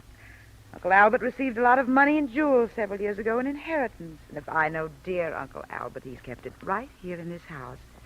I'm one who believes in sharing the wealth, Harriet. The money, the jewels, and this house. You intend to remain here?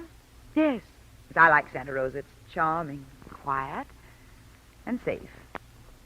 Besides, I've grown very fond of Melvin. I know he's quite fond of me. So I wouldn't try anything, Harriet, dear. Melvin might not like it. Good night.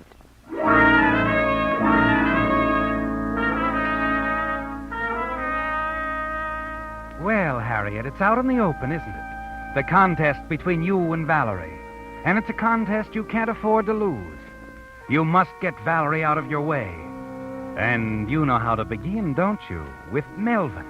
You must turn him against her. And the very next day, you start working on him systematically, using his love for Valerie as a wedge. Each day, you have something to drop in his ear. If Valerie goes for a long walk or to the public library, you manage to suggest to Melvin that she's keeping a rendezvous somewhere with another man. Slowly but surely, he begins to break down, to draw away from the girl, sometimes even getting up from the dinner table and leaving her in the middle of a conversation. What's the matter with him? Melvin? Yes, why did he walk out of the room like that? Well, I'm sure I don't know. Perhaps he's tired. Tired of me, you hope? I didn't say that. As a matter of fact, Valerie, I've come to grow quite fond of you. I'm not foolish enough to believe that. On the contrary, you're foolish not to. Now, where are you going? Out. Isn't it rather late? I don't care. I've got to get outside, walk somewhere, any place. Somewhere I can think. I understand. I'll tell Melvin that you went for a walk.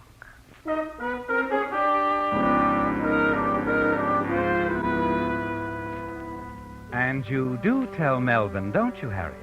Only in your own way. The way you've told him many times before. I don't believe you, Harriet. I don't believe you at all. I'm sorry, Melvin. I know what it must do to your pride, but there isn't any doubt. She's admitted the whole thing to me. She told you that there's someone else? Yes. There's been another man all along. You know I wouldn't lie to you, dear. She's made a fool of me. A fool! Forget it, Melvin. You've got to. Stop telling me to forget it. That's all you do. You don't want me to know anything. Or think about it. Oh, Melvin, where are you going? Out! You smile, congratulate yourself, don't you, Harriet? Because you know you've won. That Melvin will do anything you want him to, like a man who's been hypnotized. You're certain now he won't interfere with your little plan to get rid of Valerie. Yes, you're quite pleased with the way you've handled things, aren't you? Moments later, you turn out the lights in the library and go up to your room to bed. You lie awake for a long time, waiting for Melvin to come home. Finally, you hear the front door close. You hear his footsteps on the stairs. And then, just before you drop off to sleep, you wonder why Valerie hasn't returned home.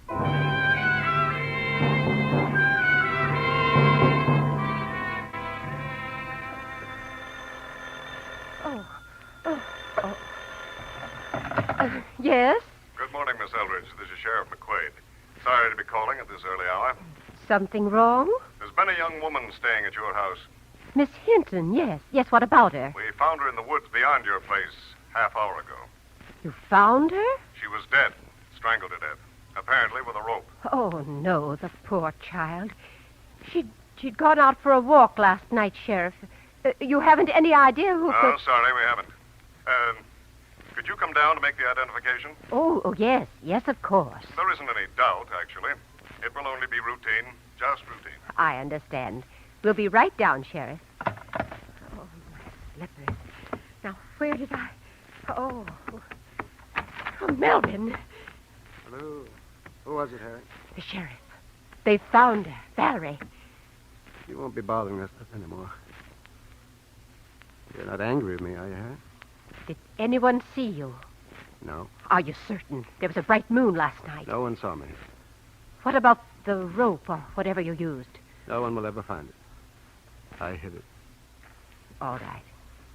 Harriet, No. I'm not angry with you. Now, we better get dressed and go downtown with me. And don't worry, Melvin. Everything will be all right.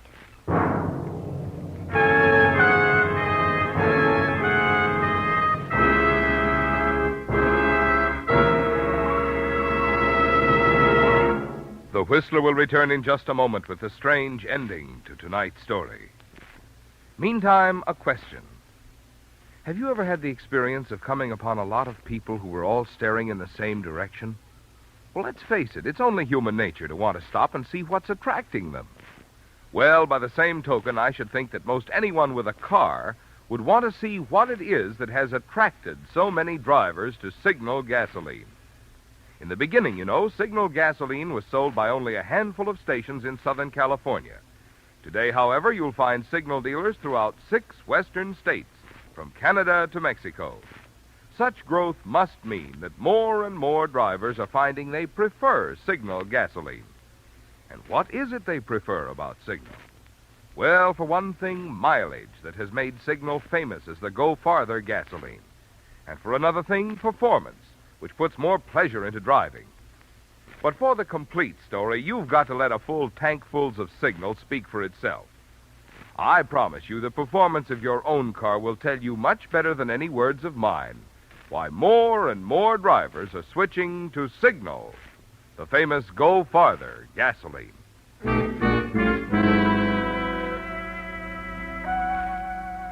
At the coroner's office is just as the sheriff said. It's simply a matter of routine, isn't it, Harriet? The two of you. Melvin's stony-eyed silence easily mistaken for the shocked grief that he appears to feel. And your own nervousness in answering the questions. It's something the sheriff seems to have witnessed many times before. Finally, the identification is over, and they lead you out to another room. Oh, Sheriff, it's almost too much to believe. I know. Best thing is try to forget it, Miss Eldridge. Yes, just forget it. That's what we have to do, Harriet. Forget it. Come along. I'll drive the two of you back to the house. Oh, thank you, Sheriff. That won't be necessary. No. I insist. Bring my car around front. Yes? Tell me, Miss Eldridge, have you heard from Mr. Pettis lately? Still in Australia? Oh, yes. Yes, he is. I get an occasional letter. Mm-hmm. Fine man, that Mr. Pettis. We all miss him, you know. Sheriff, you needn't bother driving us home. It's not far. No trouble at all. I've got to go out there anyway. Something I have to check on. I've already sent some of my boys on ahead. What? We got a call from one of your neighbors. Might give us a lead. I don't understand. Your neighbor, Mrs. Enfield, tried to call you this morning, but it was while you were on your way down here. When she couldn't get any answers, she thought we'd better investigate. Investigate what? It seems late last night she saw someone doing some digging out in back of your house. Digging? Yeah. It might not be anything. But then again, it might have been the killer burying the rope on his way back to the highway. Valerie Hinton was strangled, you know. Burying the rope, but where, Sheriff? Your neighbor says he was digging in the dahlia bed. We thought we might do a little digging there ourselves, if you don't mind. The dahlia bed. Oh, no. What is it, Miss Eldridge? Harriet, you never told me. Is that where you... Yes, Melvin. Now you know. Mr. Pettis was always so fond of dahlias, I thought it would be appropriate.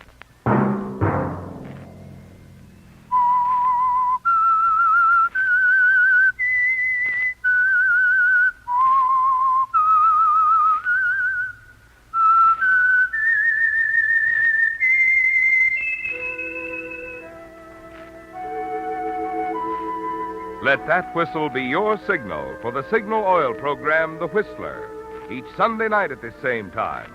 Brought to you by the Signal Oil Company, marketers of Signal gasoline and motor oil, and fine quality automotive accessories. Signal has asked me to remind you, to get the most driving pleasure, drive at sensible speeds, be courteous, and obey traffic regulations. It may save a life, possibly your own.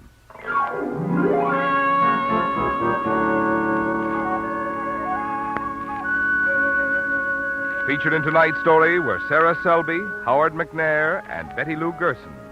The Whistler was produced and directed by George W. Allen, with story by Steve Hampton and music by Wilbur Hatch, and was transmitted to our troops overseas by the Armed Forces Radio Service. All characters portrayed in the Whistler program are fictional. Any similarity in names or resemblance to persons living or dead is purely coincidental. Remember at this same time next Sunday, another strange tale by The Whistler. This is Marvin Miller speaking. This is CBS, the Columbia Broadcasting System.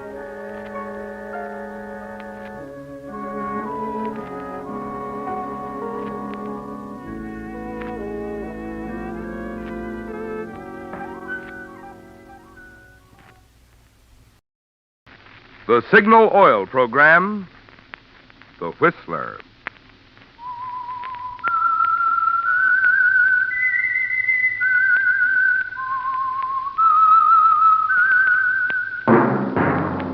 That whistle is your signal for the Signal Oil program, The Whistler.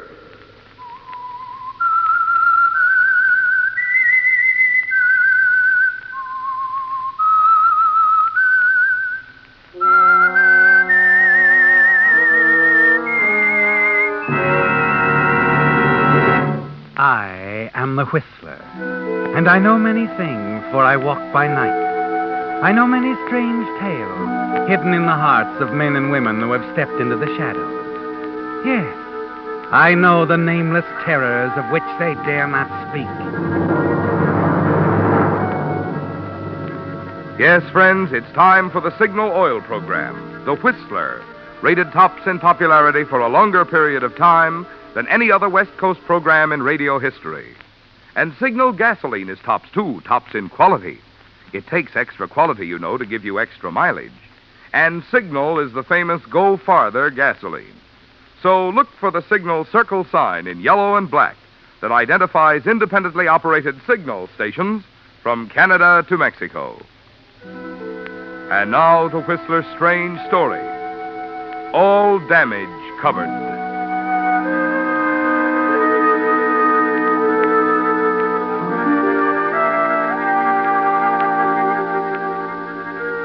As usual, the Swank Orchid Room was crowded. And the reason for the popularity of this small nightclub in downtown Los Angeles was obvious. At the moment, the tall, slender girl with the honey-colored hair stood before the microphone on the dance floor, swaying with the rhythm of her song. Just who can solve its mystery? Why should it make a fool of me? Maxine had sung those words over and over, night after night. But suddenly she seemed to be singing them for the first time. Suddenly she was the woman the words were written for. The thought of killing him had occurred to her before, but never in the middle of a song had she known this cold-blooded, dispassionate desire to kill the man she'd married. What is this thing called love?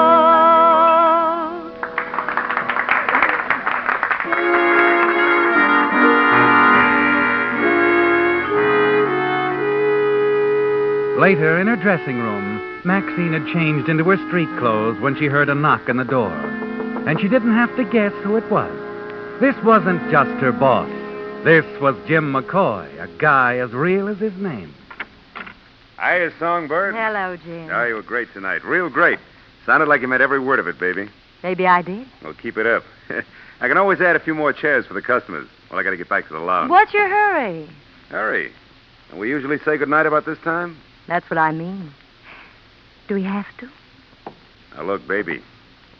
We've been through all this before. Observation. The tone of your voice goes well with the cold of your shoulder. Maxine, things were different when you were a cute trick on the loose. You may be Miss Maxine to the customers, but to me, you're Mrs. Charlie Kendall. I know. But after all, what's in a name? Look, baby, maybe they don't show, but I still have a couple of old scruples lying around. Don't kid yourself. They show something awful. Charlie needs you, now more than ever. No fun not being able to walk. Cooped up day in and day out. You're all he's got. Yeah, I guess you're right, Jim. Forget it. Yeah, I think we'd better. Well, good night, Songbird.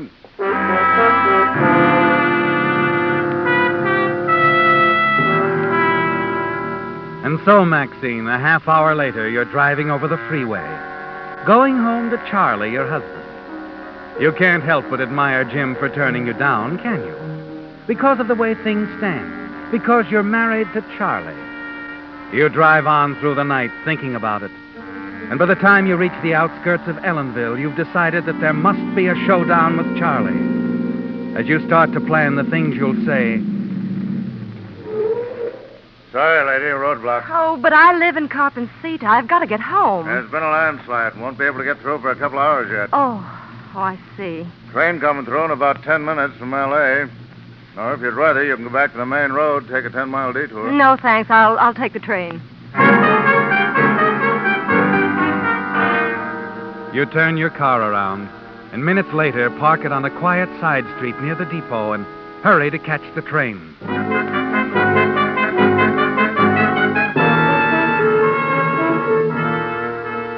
Shortly before 4 in the morning, you unlock the front door of your house in Carpencita. As you step into the living room, you see Charlie, stretched out on the couch, an empty bottle on the floor, the cane propped up against the end table, cigarette smoke curling up around the hand that dangles over the edge of the couch. It's a familiar sight to you, isn't it, Maxine? Charlie's been an invalid for 2 years now. His leg, injured again when he fell while getting off the suburban train a month ago, still hasn't mended. You hurry to Charlie's side. From his hand, you take the cigarette that's ready to fall to the floor. Charlie. Come on, sweetheart. Come to the party. Charlie. Charlie, wake up. Oh, Maxie. Hey, baby. Yeah, baby's home. Must have dropped off. What time is it? Oh, a few minutes to 4. 4. Well, what took you so long, Maxine? There was a roadblock at Ellenville. Oh, that's too bad. I had to leave the car there and take the train. Sure. I had to wait 10 minutes for the train. It took 15 minutes to get to Carpenter, 20 minutes to get a cab to take me here, and now... Okay, honey. I believe you. Well, why shouldn't you? It's the truth. Sure it is, baby. Sure. You don't believe a word of it. You never do. And you want to know something? I don't care, Charlie. I don't care what you believe anymore. Don't you think I know that, Maxie? Honey, don't rub it in, huh? I know you go out on dates when you're finished at the club. I even know about the guy you work for, McCoy. I was not on a date tonight with Jim or anybody else. Sure, baby. Anything you say. I'll never ask any more questions. Just as long as you come home to me. Maybe I'm sick of coming home. Maybe I'll never come home again. Don't say that, Maxie. Why shouldn't I? I mean it. I've told you before. You'll never get rid of me. We're married and you can't change that. Don't tempt me, Charlie.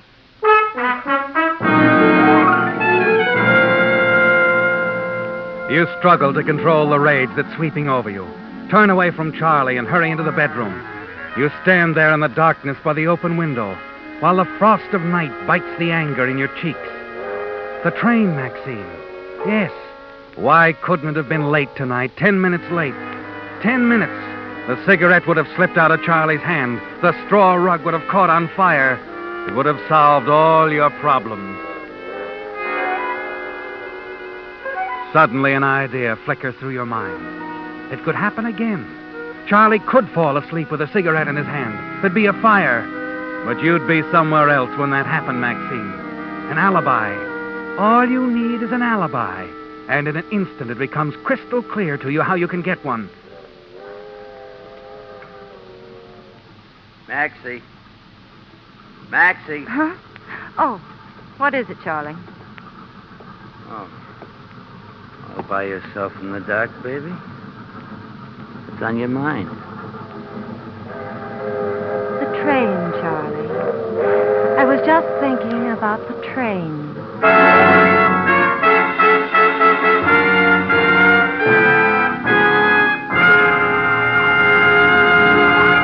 With the prologue of All Damage Covered, the Signal Oil Company brings you another strange story by The Whistler. You've heard me talk about the more thorough, more conscientious service that cars get at signal stations because signal dealers are in business for themselves and have a personal interest in pleasing you. Well, typical of this are the extras you enjoy when you have your car lubricated at a signal service station. Instead of taking the chance of remembering the many vital points on each make of car, signal dealers follow a factory-recommended lubrication chart, which plainly shows every lubrication point on your car. Also, signal dealers use 9 specialized signal oils and greases, so each part will have the exact type of protection it needs. But do they stop there? No, sir. Just to make doubly sure not a single part has been overlooked, they check each point again, which is why it's called Signal Double Check Lubrication. Now, that's the kind of lube service you want if your car is to give you the long, trouble-free service that was built into it. And that's the kind of lubrication you get from friendly, independent signal dealers. And now, back to the Whistler.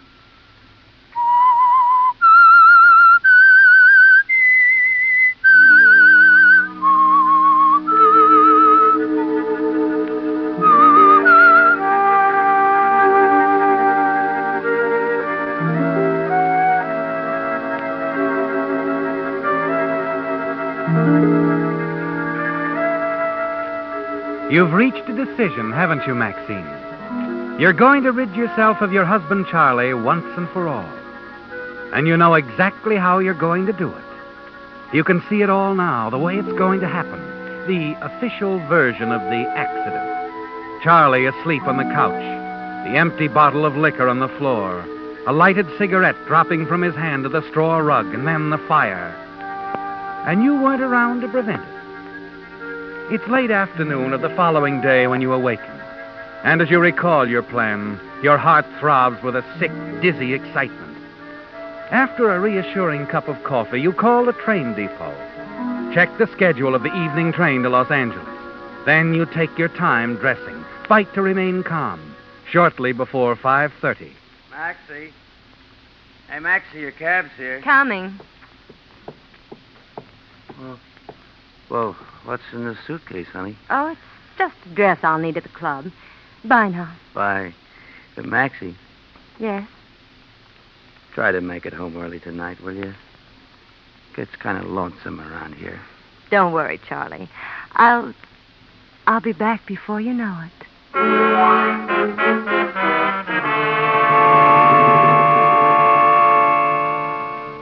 A quarter of an hour later, you reach the depot, buy your ticket, and start for the train. You're about to put your plan into operation, aren't you, Maxine? And you smile to yourself as you think of the first move. Charlie's accident on this very line put the idea into your head. As you reach the train, you start up the steps. One step and then another. And as you near the platform, you deliberately place your foot between the two steps and throw yourself forward. Miss, are you hurt? I don't know. Here, wait. Let me help you. There. You'd better sit down. The train's moving. Thank you. I'll be all right.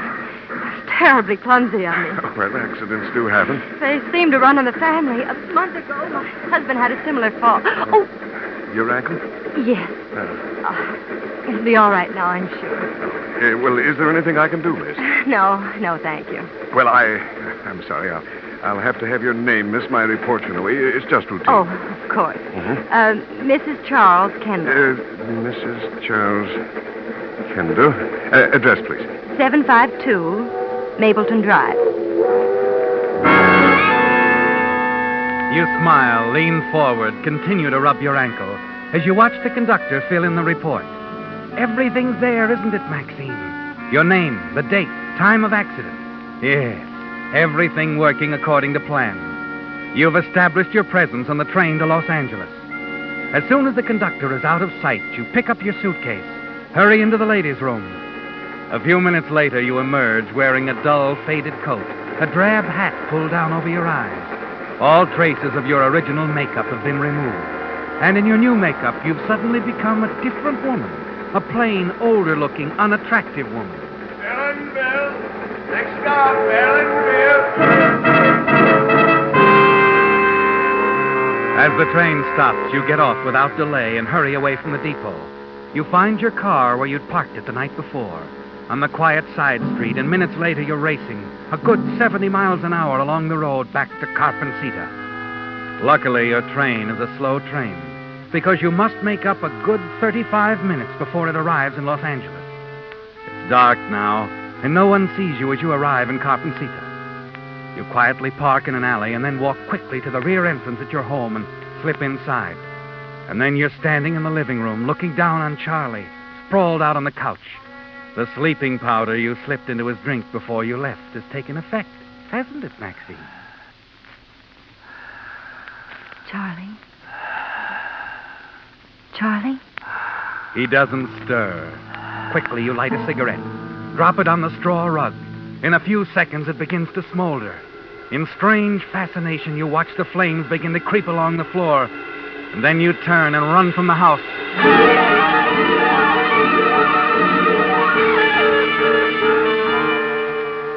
It's over, isn't it, Maxine? The worst part of all. As you hurry back to the car, you know there's only one more thing that you have to do. You must overtake the train at one of the many stops it makes and somehow get back on board unnoticed. To be in the clear, perfectly safe, that conductor must see you get off at Union Station. Those are tense moments, aren't they, Maxine? Moments that seem like a lifetime. You take this short, straight highway into Los Angeles, hitting better than 70 miles an hour most of the way. Finally, you catch your train at one of its last stops and get back on just in time. Disappear quickly into the lounge room, where you can change back into your original outfit.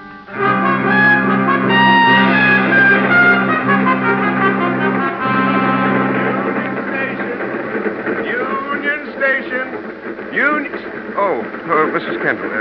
Ankle better, Mrs. Kendall? Yes, thank you, conductor. Oh, that's fine. Union Station. Your plan has worked perfectly, hasn't it, Maxine? You keep telling yourself that over and over again.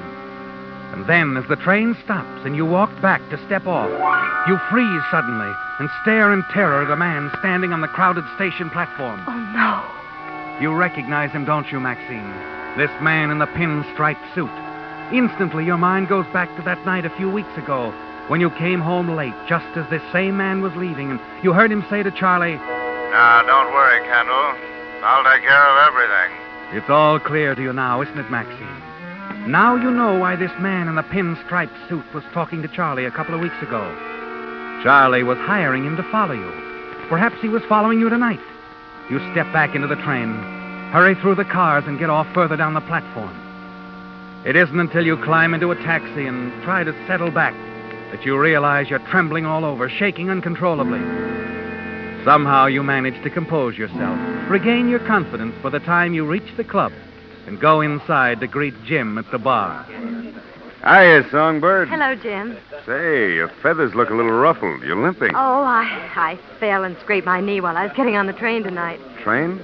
How come you took the train? I was too tired to drive all the way home last night, so I left the car in town. Well, you better take it easy. Sure you want to go tonight? Oh, don't worry. I'll make it. Okay. How's Charlie? Charlie? Don't tell me you've forgotten our little conversation last night. Oh, no, Jim. I haven't forgotten. As a matter of fact, I'm very grateful to you. You made me see what my duty was. Yeah. Glad to hear it, baby.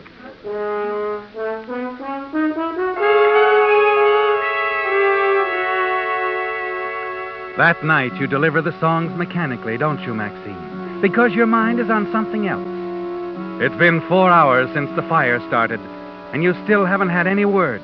But as you approach your dressing room... Maxine? Oh, I didn't see you, Jim. There's a call for you, baby. You can take it in my office. Call? Mm-hmm. Who is it? Long you know? distance, yeah. Cop and Sita. Probably Charlie.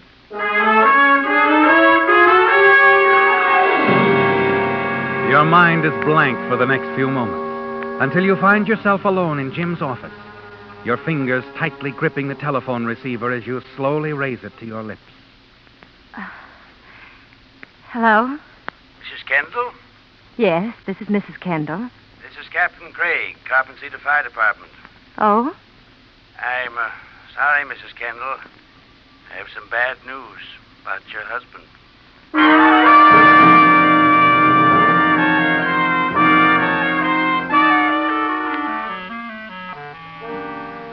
It won't take long, Maxine. Coroner just wants to ask some questions. I'll be as brief as possible, Mrs. Kendall. Thank you. Your husband was an invalid, was he not? That's right. Smoked quite a bit, is that correct? Yes, he smoked quite a bit. And he was a heavy drinker as well. Well, drinking helped relieve his pain. Oh, don't misunderstand me, Mrs. Kendall. I'm not trying to establish that your husband was a chronic alcoholic, just that he did drink at times to a point of... Yes, he did. Oh, then I think the conclusion we drew from the evidence is correct. Your husband fell asleep with a lighted cigarette while in a state of intoxication. The cigarette fell, and that was it.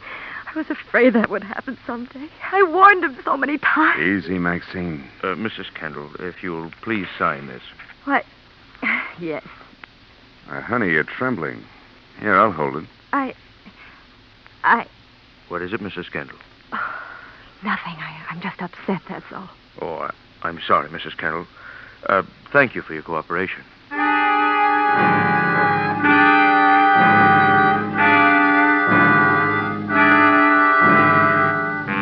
And finally, it's over, Maxine. Really over. Without even the necessity for the alibi which you went to so much trouble establishing. The man from the coroner's office is gone, and you're alone with Jim, with no more barriers between you. It's all you can do to keep from blurting out how good you feel inside, how little you need the rest that Jim is trying to insist upon. I still think you should take it easy, honey. Stay in bed for a while. Oh, no, Jim. I'm not going to let myself brood about this. I want to work. It'll help, I know. Okay, Songbird, you win. Oh, thanks, Jim. I appreciate everything you've done, and I hope I sound sentimental. You do. I can take it. I'll see you later.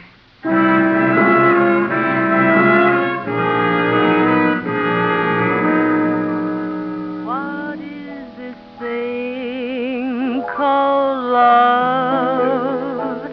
This funny thing called love. Just That night, your song is different. The nervousness is gone, isn't it, Maxine? Suddenly, you're gripped with terror, and the song dies in your throat. a fool of... Through the amber haze, sitting motionless at the bar, you see the man in the pinstripe suit. In that instant, you're certain he was hired by your husband to follow you. You don't know how long he's been following you, but in that moment of desperation, you suddenly turn, flee from your surprised audience toward the dressing rooms.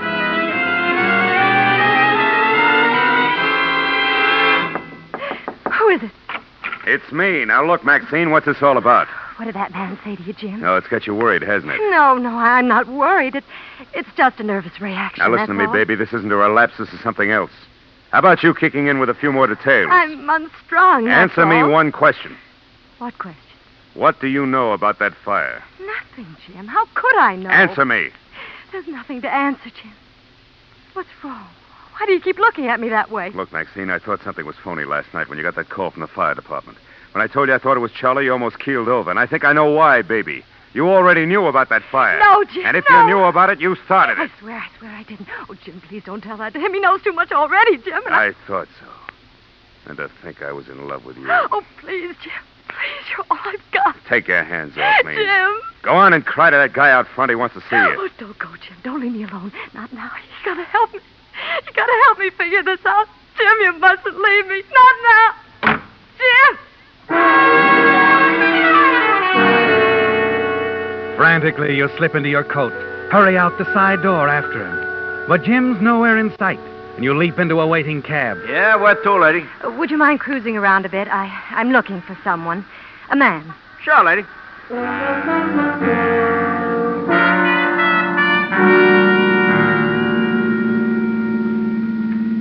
See me, lady? No, I don't. But let's not stop. Okay. You sure the guy you're looking for ain't looking for you? What? There's a black car been following us ever since we started. No, that's not the man I want. Driver, turn the corner. Do anything but lose that car. As you speed along the street, it suddenly occurs to you exactly what's happening. Yes, you ran out to find Jim, and now you're trying to escape the man in the pinstripe suit. Fear sweeps over you and crowds Jim from your mind. And you know you've got to get away from this man. The black car is only a block behind you as your cab races into the dark, deserted manufacturing district. Screeches around one corner, then another, and another, turning, twisting, and then suddenly... Driver. Yeah? That station up ahead. Is that the electric train? Yeah. Here, this'll take care of the fare. Let me off. Quickly. The black car is nowhere in sight as you leave the cab and hurry to the dimly lit, deserted station. You're praying wildly for a train when suddenly you're relieved to see the lights approaching in the distance. And then as you step out on the platform... Hey there. You see the man in the pinstripe suit hurrying toward you. Quickly, you run down the platform, dart behind a stack of packing cases. Mrs. Kendall, wait a minute. You hear his footsteps approaching along the platform. Your hands move up in front of you. You wait. And then as he steps into view, you lunge. I'll kill you, too. Hey. I'll kill you.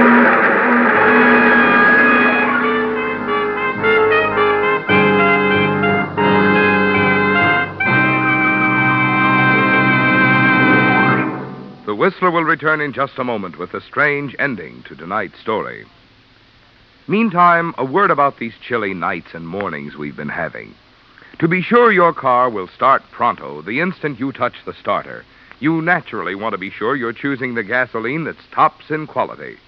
But how can the average driver measure gasoline quality? Well, by mileage, of course, which explains why we're so proud of Signal's good mileage, which has made it known throughout the West, from Canada to Mexico, as the Go Farther gasoline. You see, in order to give you such good mileage, today's Signal has to help your motor run more efficiently. And when your motor runs more efficiently, naturally you enjoy quicker starting, as well as faster pickup and smoother power. The kind of performance that makes driving more pleasure in cold weather or any weather. That's why Signal says, to be sure of the tops in gasoline quality, there are just two things to remember. One, it takes extra quality to go farther. And two, Signal is the famous Go Farther gasoline. And now, back to the Whistler.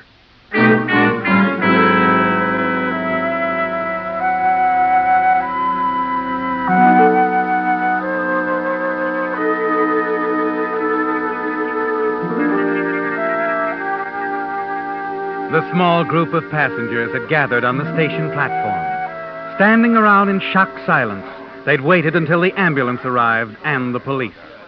Okay, now, let's keep back a little here. Okay, here, get back. I saw the whole thing, officer. I was sitting up right by the window. I could see just as plain as... All right, lady, all right. You'll get your turn. I want to know what the motorman has to say first. But I tell you... If you don't mind. Well... Go ahead, you. Well, officer, when we got close to the station platform, I see this woman, and she tries to push this fella onto the tracks. Huh? And then the fella steps out of her way, and she goes over herself. I couldn't stop in time to keep from hitting her. Oh, I see. Well, now, here. Where's the fellow she was trying to push over? Where? Right here, sir. Oh, will you come up here? What's your name? Henry Cooper. Did you know that woman? No, I never got a chance to meet her. I've just been trying to. Her name's Mrs. Kendall. Well, how come she tried to push you in front of a train? I don't know. You see, I work for the railroad, claims investigator. Yeah? Well, a month ago, her husband was in an accident. Uh-huh. Funny thing, a couple of days ago, she was in a similar accident. I only wanted her to sign a voucher so I could give her a check to cover all damages.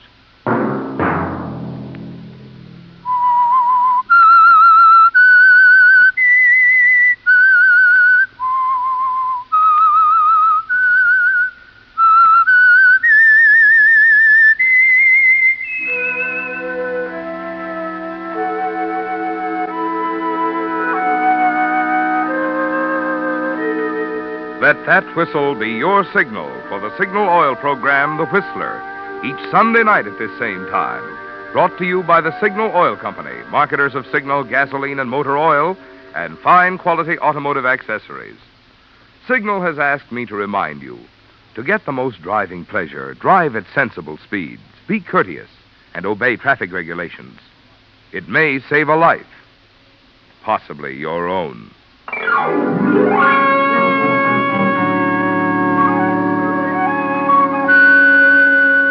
Featured in tonight's story were Doris Singleton, Gerald Moore, and Wilms Herbert.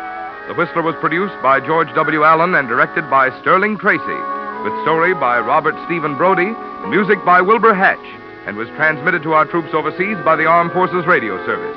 All characters portrayed on the Whistler program are fictional. Any similarity of name or resemblance to persons living or dead is purely coincidental. Remember at the same time next Sunday, another strange tale by The Whistler. Marvin Miller speaking. This is CBS, the Columbia Broadcasting System.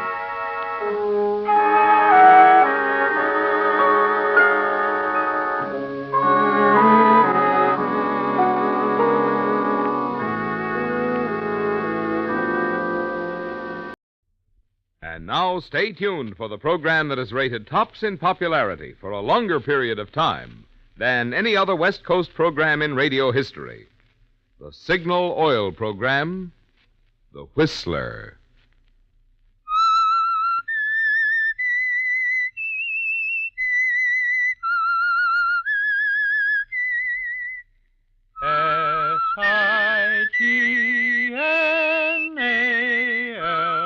Signal, Signal gasoline.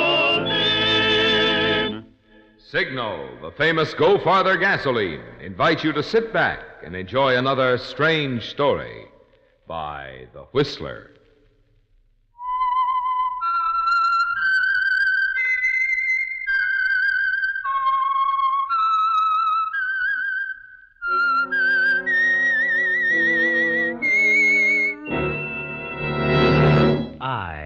am the Whistler, and I know many things, for I walk by night. I know many strange tales hidden in the hearts of men and women who have stepped into the shadows. Yes, I know the nameless terrors of which they dare not speak. And now for the Signal Oil Company, the Whistler's strange story. You can't trust a stranger.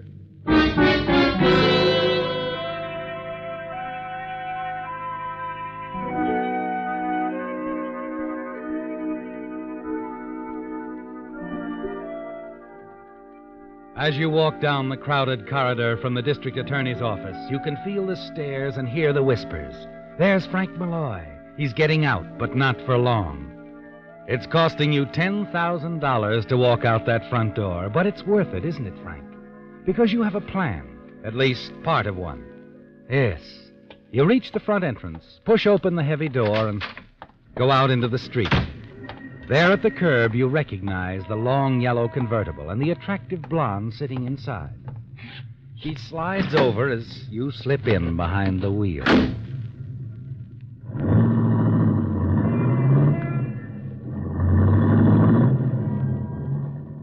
In again, out again. Yeah. How was jail this time? Lay off, Vivian. From what I read in the papers, they're going to put you away for a long, long time after the small formality of a trial. Well, don't believe everything you read. I'm not going on trial. You are? No. Not going to be around long enough to give him a chance. You're going to jump bail. That's exactly what I'm going to do. You'll lose your $10,000 bond. Doesn't matter. I've got plenty, and it's put away where I can get at it in a hurry. Where will you go? We're going together, baby. I'm ready, Frank. I don't know how or where we're going, but we're getting out of the States. We can beat it to Havana and then maybe South America. I'll get a divorce and we're all set. We've got enough money to last us the rest of our lives. That sounds wonderful, but how do you expect to get away? The moment they miss you, they'll be watching for you everywhere. Yeah, I know. DA wants to see me in a couple of days. So whatever we're going to do, we're going to have to move fast. Well, we can't just take a plane or a train. Before we start running, Frank, we have to think of something, some kind of plan. Yeah, I know. What about a private plane and pilot? Let's find out about it right away. No. There's something else I've got to find out first. What do you mean? I'm going out to the ranch. I'm going to see my wife. You're going out to see Martha? That's right.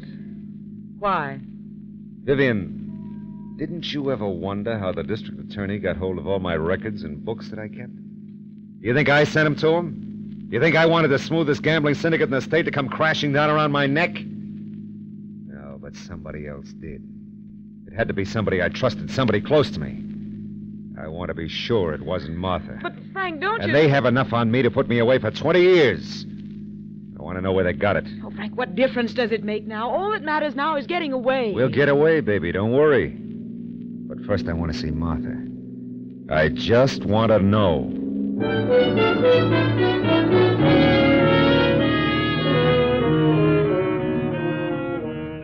As you drive through the city and across the Bay Bridge, your thoughts dwell upon your wife, Martha, don't they, Frank? You begin to think back, wondering just how much Martha knew about you and your organization. Wondering if she knew about Vivian or any of the others. Wondering if it could have been Martha who brought everything crashing down, sending you to jail. And there are other things to be thought of. How will you manage to get out of the country before the district attorney knows you're gone? Chartered plane and a private pilot might work. And you do have friends in Florida who would help you and Vivian get out of the country. After an hour of driving and thinking, you're suddenly startled as Vivian pulls violently at your arm. Frank, look out! Did I hit him? I don't know. He's lying by the side of the highway. I didn't see him in time. What was he doing out in the middle of the highway? Look, he's getting up. Come on, we better have a look at him. Come on. He is getting up. Yeah. Doesn't look like he's hurt too badly. Hey, you all right? I don't know. I think so. What were you doing out in the middle of the highway? I was trying to catch a ride. Does anything feel broken? No. No, I don't think so. I saw you coming right at me, and I dove for the side of the road. You didn't hit me. Oh, that's a relief. Looks like my trousers are finished. You're sure you're all right? Yeah. Forget it. It's my own fault for standing in the middle of the highway. What's your name? My name? Yeah. Chuck. Why? Well, Chuck, I feel kind of bad about this. I think the least I can do is offer you a ride. Do something about those trousers, too. Forget it. Forget it. It was my fault. Well, we can't leave you standing here. We're going another 10 miles. Okay. Let me get my hat out of the ditch. Frank, do you have to give him a lift? He admits it was his fault. Let's get out of here. Didn't you notice something, Vivian? Something real interesting about that fella? What are you talking about? Look, he's just turned around. Look at him. Now look at me. Notice anything? Frank. See it? Looks a lot like me, huh? Yeah. Same size, build, even his features. Yeah, if I worked it out right, I could get away with it. Get away with what? Just think, Vivian, how much easier it would be for us to get away if everybody thought that I was dead.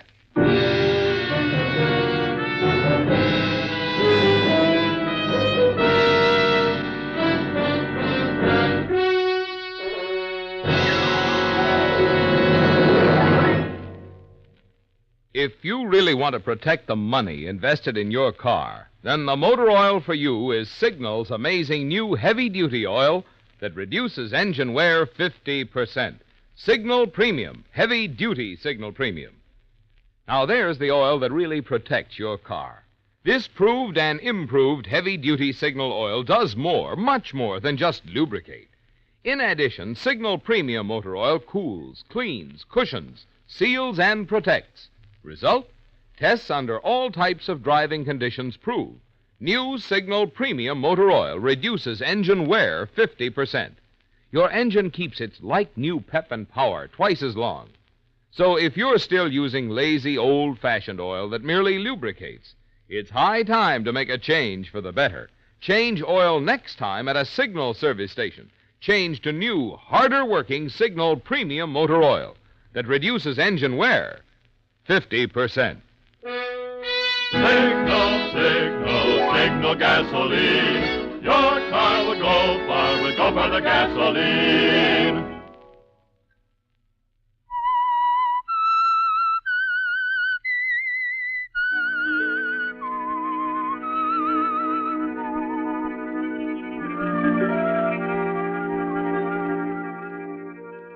Almost every piece of the plan seems to fit together, doesn't it, Frank? If the police thought you were dead, you and Vivian could take your time about getting out of the country. You could go knowing they weren't watching for you.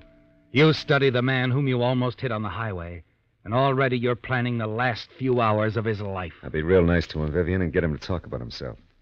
We have to find out as much about him as we can. You just leave it to me, Frank. Okay. All set, Chuck? Yeah. Let's go then, huh?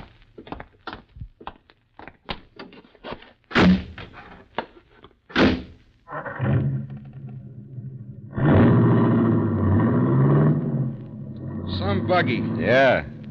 Always promised myself I'd have one of these someday. Look at me. I don't even have bus fare. My clothes are dirty and wrinkled, and I need a shave. I look like a tramp. I don't blame people for passing me by. Where were you headed, Chuck? Los Angeles, I guess. They tell me the nights are balmy down there. It makes a difference when you sleep in parked cars. Well, don't you have any friends in Los Angeles? I don't have any friends anywhere. Well, that's a pretty broad statement, Chuck. Must have friends somewhere. Maybe back home, huh? I wouldn't know. I haven't been home in a long time. Been everywhere else. Australia, Africa, Brazil. Been working on freighters. Just got back to the States last week. Just last week, huh? Right. Been gone nearly 5 years. Oh, where is your home? I come from a place called Hyannis. Ever hear it? It's in Massachusetts, Cape Cod. No, never heard of it. It's a fishing village. Oh. Still, it doesn't seem possible that a man doesn't have any friends. Oh, you must have a girlfriend. Yeah. Had a girl once in Hyannis. Her name was Mamie. Mamie? It was a long time ago when I was young and foolish. Whatever happened to Mamie? I wouldn't know.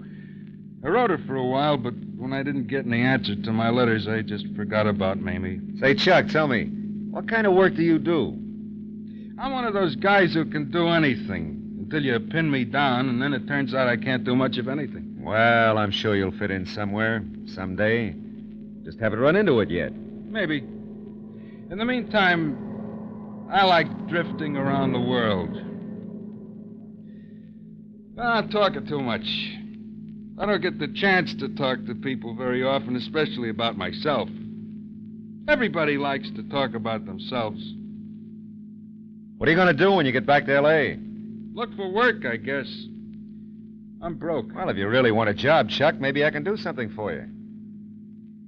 What do you mean? Well, did you ever tend bar? No.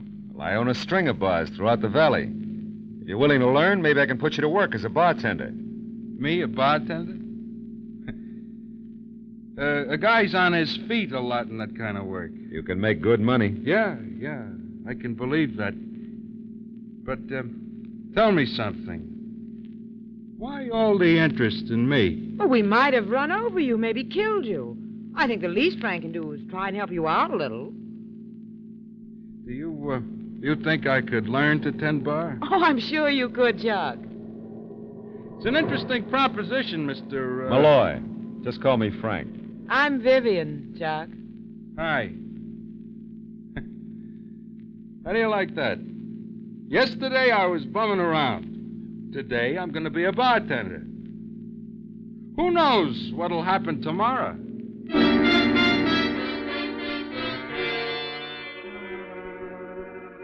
You know, don't you, Frank? You know exactly what's in store for Chuck tomorrow. As a matter of fact, you wonder if he'll even be alive tomorrow. Because now you're certain that he will do fine as a part of your plan. No one knows about him. No one even knows where he is. No one would miss him if he disappeared. He assured you of that. As you turn off the main highway toward your small ranch, you already have the first stages of the plan ready. You stop the car at the gate. I have to take care of some business here, Chuck. You go with Vivian. She'll put you up for the afternoon. Whatever you say, boss. Take him to my apartment, huh? Here's his key. I'll call you. When? As soon as I've made the arrangements we were talking about. Will they take long? No. Everything will be taken care of by tonight. Tonight? Yeah. And take good care of Chuck, huh? Make him feel at home. Now, well, we'll be at your place. You call me. I'll call you. Well, I'll see you later tonight, Chuck. Sure thing, Mr. Malloy. Bye, baby. Bye.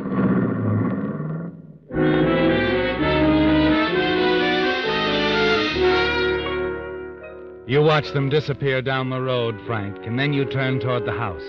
Everything seems peaceful and undisturbed, and you realize how long it has been since you've come out to the ranch. As you reach the steps and put your hand to the door knocker, you wonder if Martha will be surprised to see you. Hello, Frank. Hello, Martha. I've come to see you. Come in. You don't seem surprised to see me. I'm not. You were expecting me? Yes. Then you knew I was out of jail. Sit down, Frank. Would you like a cup of coffee? No, nothing, except... Martha, I think you know who turned me in to the district attorney. Who was it? Why, I did. I did what I thought was right. You must have known, Frank. I always trusted you. You were the one person I thought I didn't have to worry about. That's it exactly, Frank. You never worried about me. I don't think you even thought about me. There was a time when I was the most important thing in the world to you. So you fix it, they'll send me to prison. You belong in prison. You become nothing more than a gangster, a hoodlum. You're not the man I married 15 years ago. Little by little, I watched you change. You began to make money, lots of money. And along with your money, you gained power. The more you got, the more you wanted. And anything you couldn't have, you destroyed. What did you expect to do? Own everything and everyone someday? But to turn me in like that, I had to stop you for your own sake, and I did it the only way I knew how. I cried for months because I knew the only way to stop you was to call the district attorney. I did what I thought was right.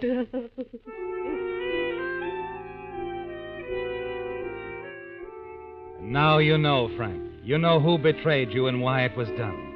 You begin to pace around the room, walking faster and faster, bumping into things and knocking them over. And suddenly you stop in front of the mantel.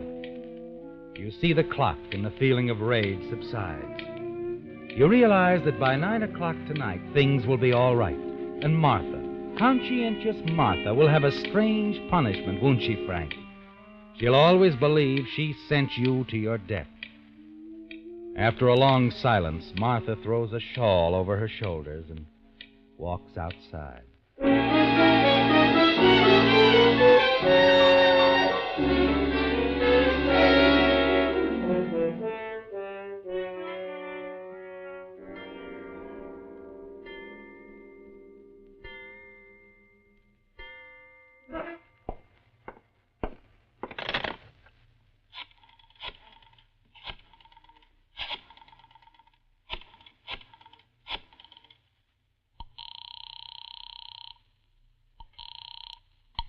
Hello?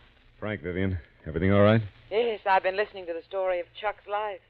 Seems his girlfriend, Mamie, was quite a gal. Now our bartender's in the other room practicing with your liquor. Good. Now listen, Vivian. Get one of my suits out of the closet and give it to Chuck. Have him shower and shave and put the suit on. We're going to a party. I understand. Tell him you're meeting me at one of my places up at the lake. Leave my apartment by 8:30 and drive up on Skyline Drive to Mountain View Club. Now don't stop anywhere. When you get there, wait in the parking lot and back. Be there by 9 o'clock. Clear? Clear and simple. What exactly are you planning, Frank? Like I said, a party. I see. Good. Are you sure you've got it all? We'll see you at the party At 9.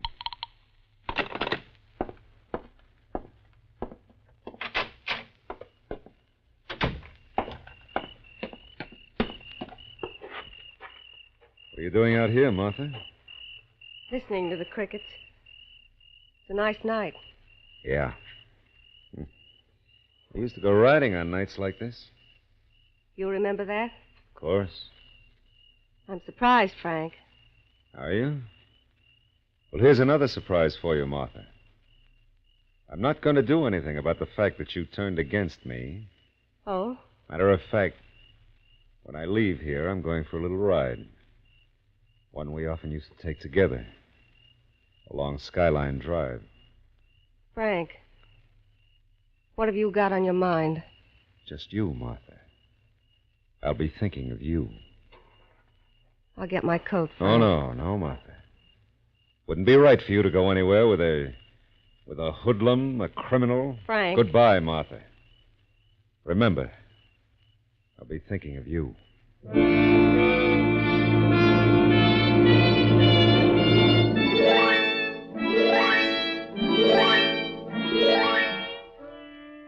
The expression on her face, in her eyes, delights you, doesn't it, Frank? Martha is still in love with you after all this time. And later, when your plan goes through, she'll have something to think about, won't she? Something that will be her punishment. Yes, Martha, conscientious as she is, will feel deeply when Chuck's body is finally found in your car, wearing your clothes at the bottom of the lake. Martha will always believe you killed yourself because she turned you in to the district attorney. And above all, she'll testify that you were heading for the Skyline Drive. That part will help eliminate the identification problem. High up on Skyline Drive, you pull into the parking lot of the darkened club, where you agreed to meet Vivian. A few minutes later, the headlights of her car come into view. Right on time. What? Oh, hi, Mr. Malloy. Didn't know you were here yet. Say, thanks for the suit.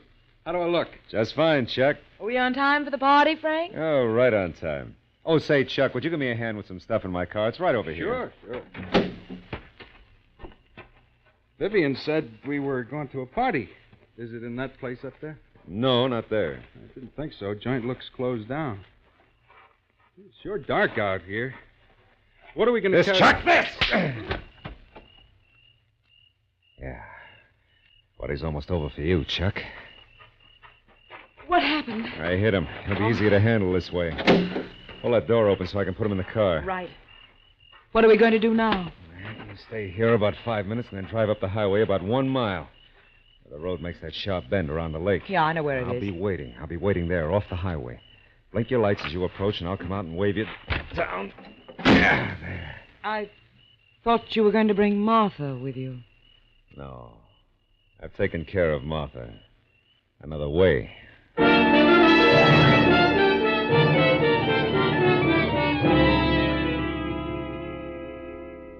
You drive out of the parking lot, and in a few minutes you reach the sharp curve in the highway. Pull over and stop where the edge drops off into the deep end of the lake. And it only takes seconds to drag Chuck's body to the front seat behind the wheel. Carefully, you go through his pockets and remove everything. Then plant your belongings in his pockets. You put your ring and watch on him. Then everything is ready. You push the clutch in, put the car in gear. As you jump back away from the car, it jerks forward and over the ledge.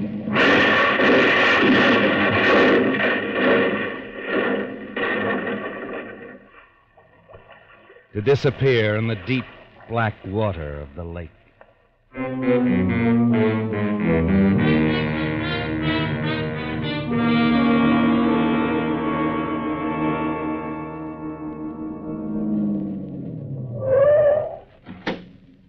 Is it all over? See for yourself.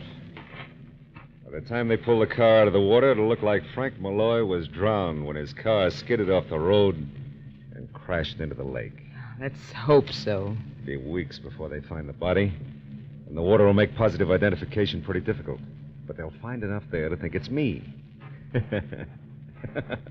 And Martha will help, too. Yeah, all we have to do is hide out until he's found. We'll be free, Viv. Where do we go now?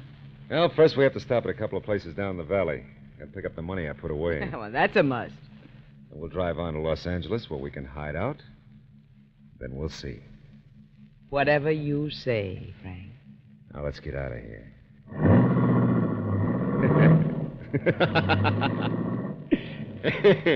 You know, it's funny how Martha tried to send me to jail. When she recognizes my clothes, her story, more than anything, will help to set me free.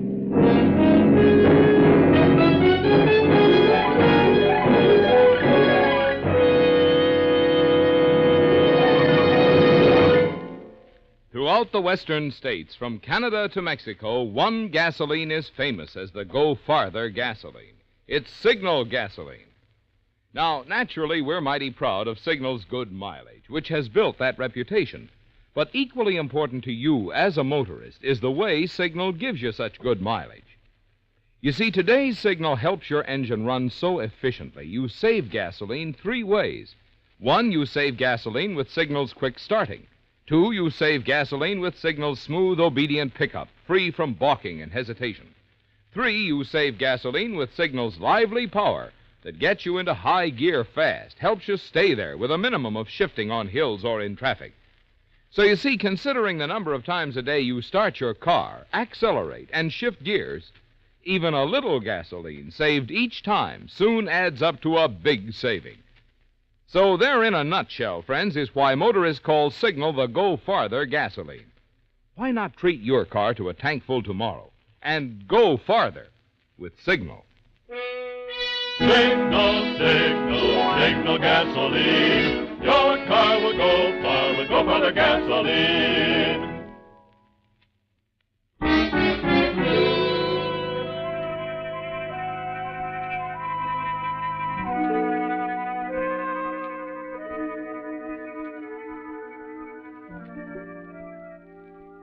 One morning, 2 months later, you open your eyes in a hotel just outside the city of Los Angeles, don't you, Frank?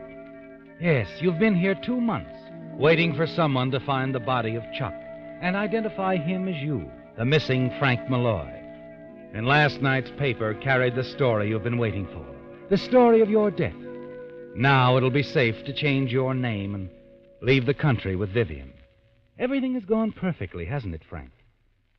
You stretch out on the bed and your hand drops down to touch the small handbag you've kept beside you. The bag containing over $100,000. Suddenly you sit up, realizing the bag is gone. You get up and search the room frantically, but the money isn't there. Operator. Operator! Oh. Yes, sir? Would you connect me with room 303, Miss Vivian Smith, and hurry? Yes, sir. Well, I'm sorry, sir, but Miss Smith checked out of the hotel about an hour ago. What? Did she leave a message? Nothing, sir. Anything else, sir? No. Nothing. Who's there? Vivian. Vivian. Vivian, the bag with the money. That's what you looking for? Who are you? He's from the police department, Dar. The police? Yes, he picked me up at the airport. After reading the story in the paper last night, I thought it was safe enough now to leave, only it wasn't. She was taking your money and running out on you, Malloy. And why not? It would only be a matter of time before I meant no more to him than Martha. Shut up, Vivian. It doesn't matter now, Frank. Sure doesn't. You see, the newspaper story was just to get you out in the open. Some fishermen did find a body in the lake, but after all this time, it was a little hard to identify. He was wearing your clothes, Malloy, and was in your car. Your wife thought it was you. But I don't see how that I'll could... tell you something, though. At the morgue, we found out different. You see, Malloy, it wasn't hard to figure out what you'd done when we found a tattoo on the drowned man's chest. Yeah, a tattoo of a heart with the words Chuck and Mamie.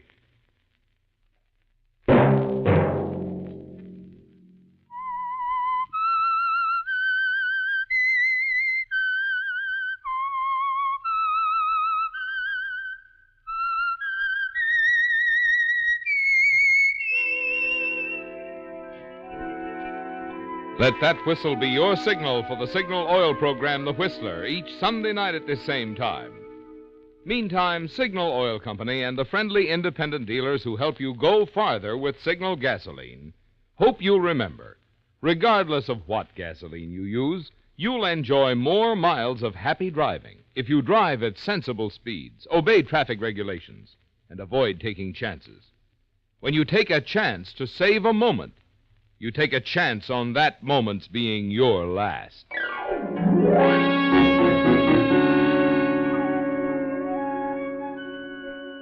Featured in tonight's story were Bill Foreman as the Whistler, Gerald Moore, Betty Lou Gerson, Shepard Menken, and Charlotte Lawrence. The Whistler was produced and directed by George W. Allen, with story by Gus Bays, music by Wilbur Hatch, and was transmitted overseas by the Armed Forces Radio Service. The Whistler was entirely fictional, and all characters portrayed on The Whistler are also fictional. Any similarity of names or resemblance to persons living or dead is purely coincidental.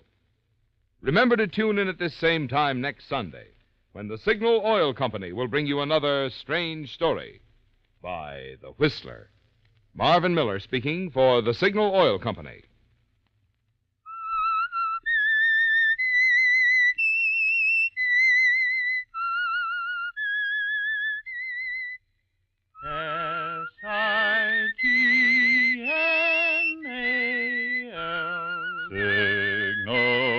Signal gasoline.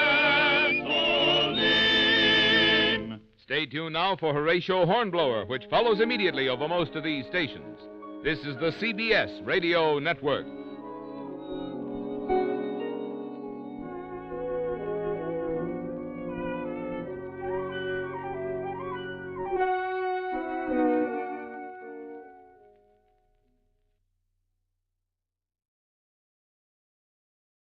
Signal gasoline.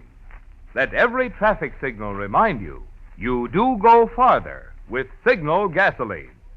Yes, you do go farther with Signal.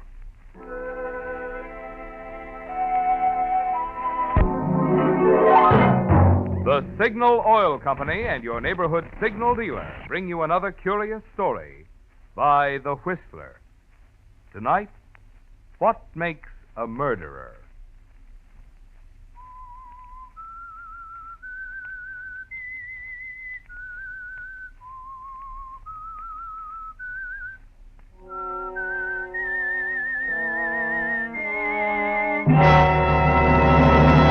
I am the Whistler, and I know many things, for I walk by night.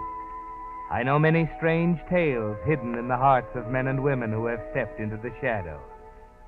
Yes, I know the nameless terrors of which they dare not speak. Murder is a peculiar affair. All it needs in many cases is the right pressure, the right set of circumstances, the right opportunity, and an otherwise respectable member of the community becomes a killer. If you tried to explain that to Arthur Winslow, he wouldn't have understood.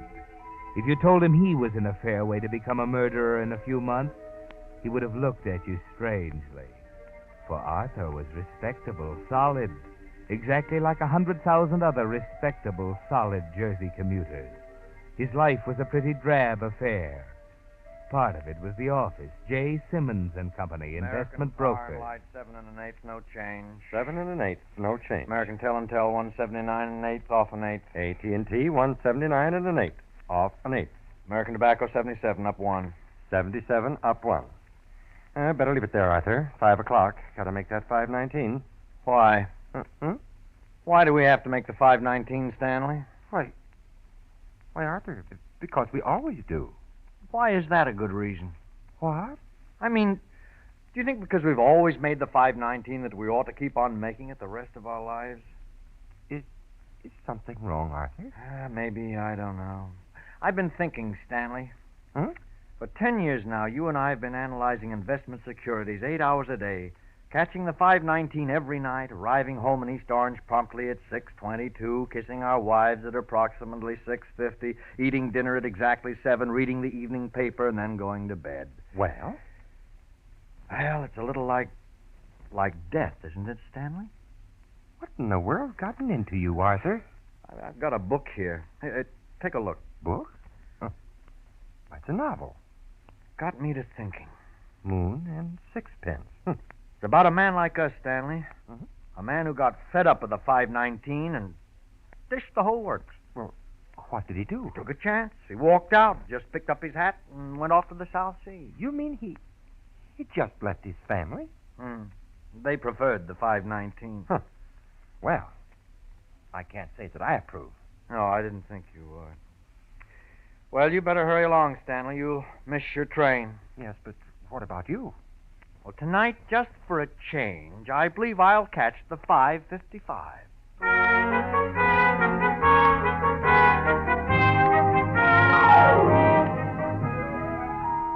Just for a change, Arthur, after 10 years. You walk slowly down Broad Street, deliberately casual, noticing the swarms of hurrying commuters objectively, as if for the first time. It's pleasant strolling along like this, taking your time, stopping to look in a window now and then. Finally, you stop at a cigar stand. Have you got a pack of cigarettes? Well, if you can smoke them. Yeah, here. 18 cents. 25 and 50. Thanks. Yeah. Say, what's that back there? Oh, you interested in bangtails? Huh? Bangtails, horses. Opening up Pimlico tomorrow. Hey, come here. Sure. Now, there's the board. Take your pick. Current out in this column. Huh. Pink Lady. Mike the Third. Big Bonanza. Moon and Sixpence. Hey, what's that, Moon and Sixpence? Top horse in a parlay. Don't know nothing about them, though. Parley, what's that? You don't know what a parlay is? No, I don't. Oh, well, okay. Well, in that parlay there, you got 3 horses, see? Yeah. Now, you put your dough on Blue Bonnet in the first. If he comes in, the dough goes on Glowworm in the second. If he comes in, the works rides on Moon and Sixpence in the third. Get it?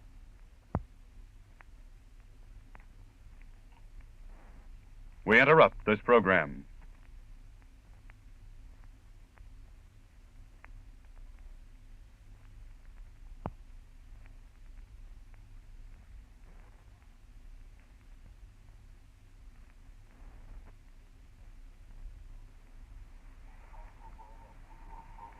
The B-29s are back in the war.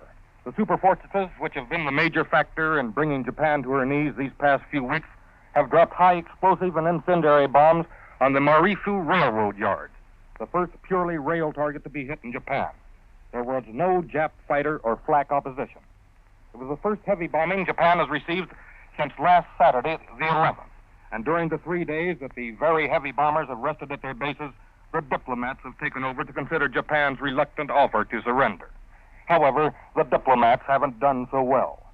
If the tension here in the Pacific is any standard of judgment, the Japs have succeeded in conducting a fairly effective war of nerves against us by their failure to reply to the Allies. So now, General Spot's strategic bombers are back over Japan, dropping explosive reminders to the Nipponese people they had better surrender or else.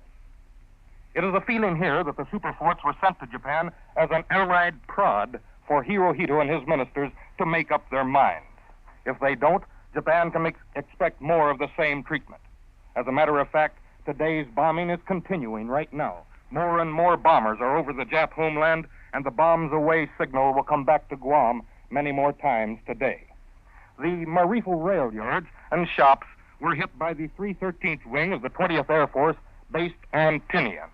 3 B-29 groups plastered the area with high explosive bombs. The rail yards form one of the most critical bottlenecks in the Japanese railroad system, serving the double-track rail line that runs from Tokyo to Kobe and along the inland sea of Japan. Interruption of traffic on this line will first of all affect the Jap oil supply, and more important, it will affect the critical Jap food shortage already desperate in Japan's big cities. The strategic air forces are not playing tag in this operation. Japan right now is being hit and being hit hard. The process will continue until we receive that notification of unconditional surrender, or wrest it from the hands of the emperor himself when we take his imperial castle in Japan itself. If they want it that way, that's the way they're going to get it. And this is Bill Downs in Guam returning you to CBS.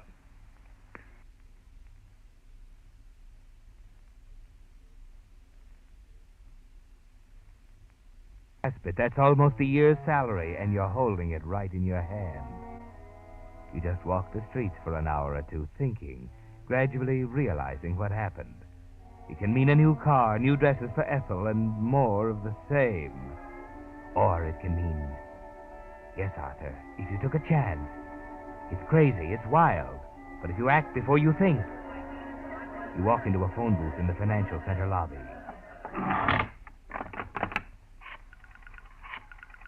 The South Seas, no more figures, no more 519.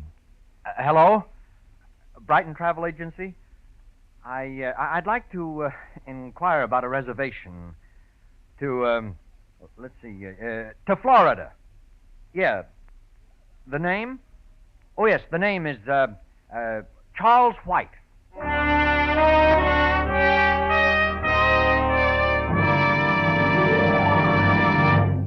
There's good news for drivers in recent announcements that new cars are already in production. But there's bad news in the statement of Defense Transportation Director J. Monroe Johnson that it will be at least 3 years before all the people who want new cars can get them. 3 more years? That's a long time to make today's cars last, especially when the average car is already 7 years old. It means that now more than ever, your car needs the more thorough, more conscientious kind of service you'll find at Signal gasoline dealers. Yes, there's a very real difference in Signal service, and for 2 good reasons. You see, being in business for themselves, Signal dealers have made car care their specialty. Their experience, they know cars. And 2, because independent Signal dealers are in that business not just for today, but permanently. They're eager to please you so well, you'll come back regularly and be their steady customer. Added up, that assures you the kind of service that will keep your car happy and you satisfied. The kind of service that makes it well worth your while, getting acquainted with your neighborhood Signal gasoline dealer. And now, back to the Whistler.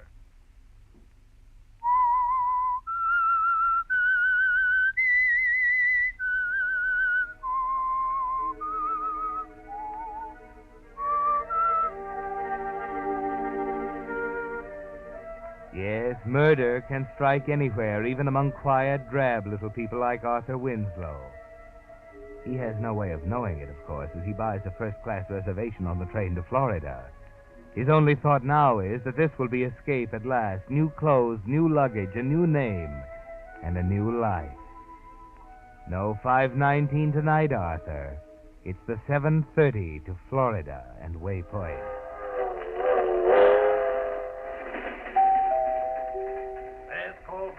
Last call for dinner. Oh, which way is the dining car, waiter? Yeah, there's 3 cars back. Oh, thank you. Better hurry along. Yes. Last call for dinner. Okay. Oh, I'm sorry. Oh, that's quite all right. It isn't either. I wasn't looking. Well, neither was I. Where is it? What? The book. Book. Oh, yes, the book. I knocked it out of your hand. Must be down here on the floor. Oh, here, let me. It's probably down under the No, seat. let me see. I can... Oh, I bumped my head. Oh, Look at the gum under here. Did you get it? Last year's timetable. I've wanted one for ages. Oh, wait a minute. There it is. Where? To the right just a little, under the seat. Here, let me... No, let me get it, please. Here we are. It's a fine thing getting yourself all dusty that way. Turn around. Oh, thanks. Moon and Sixpence. There we are. That's a little better anyway. Wonderful, isn't it? Hmm? Moon and Sixpence. I loved it. Oh, yes, I haven't quite finished it, of course. Do you believe it? I mean, do you think it's right? You mean to toss everything over and take off for the South Seas? If you don't mind, pal, while you're going to the South Seas, I'll go to dinner. Oh, I'm sorry, sir. Excuse me. We seem to be holding up traffic. We do, don't we? Matter of fact, I was just going into dinner myself. So was I. Well, would you consider... Why not? Yes, why not?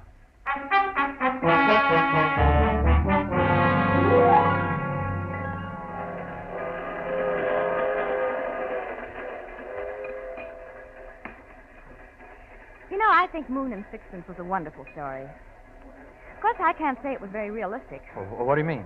Well, I admit it was convincing, but when you stop to think about it, this running away business. Oh, you don't believe in it, huh? Well, after all, running away is no solution. Well, sometimes there's nothing else to do. He could have stuck it out. You mean licked it if it took the rest of his life? Yes. Well, all right. All right, he licks it. He's found happiness at last, and he's 70. Mm-hmm. Is that all there is to life? Well, I haven't seen too much of it yet. I know it sounds cowardly, but I think there are times when sticking it out for 20 years is wrong. Time doesn't wait, you know. We beat our heads against a wall day in, day out. We're tied down to a deadly routine. And then the first thing you know, it's too late. No, I think running away is better than that, don't you? I did once. Oh, sorry, I didn't mean to. Oh, that's all right. That's quite all right. You see, I did run away.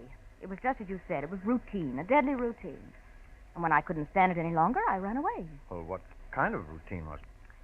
Well, perhaps you've heard of my father, Edgar Brewster. Edgar Brewster? Mm-hmm. He's in Miami Beach now, waiting for me. Oh, I see. I'd finally decided to go back and face it, but, oh, dear. Now you've got me confused again. Oh, I'm sorry if I'd don't known misunderstand. You've really helped me a lot. How do you mean? Well, you seem to know why I did it. It's a kind of moral support. Oh. You're going to Miami? Yes. Oh, by the way, I'm Charles White. I'm Vivian Brewster. Well, perhaps I'll see you in Miami, huh? I hope so. Yes, so do I.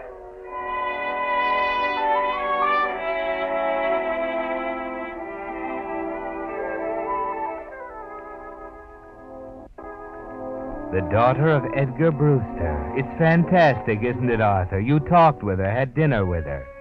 She even said she hoped you'd meet in Miami.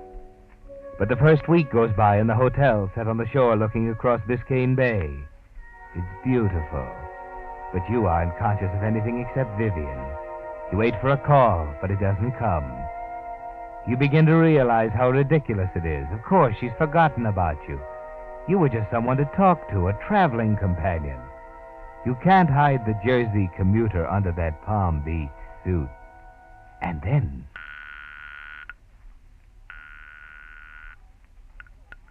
Hello? Oh, hello. I'd like to speak to Miss Vivian Brewster. Speaking?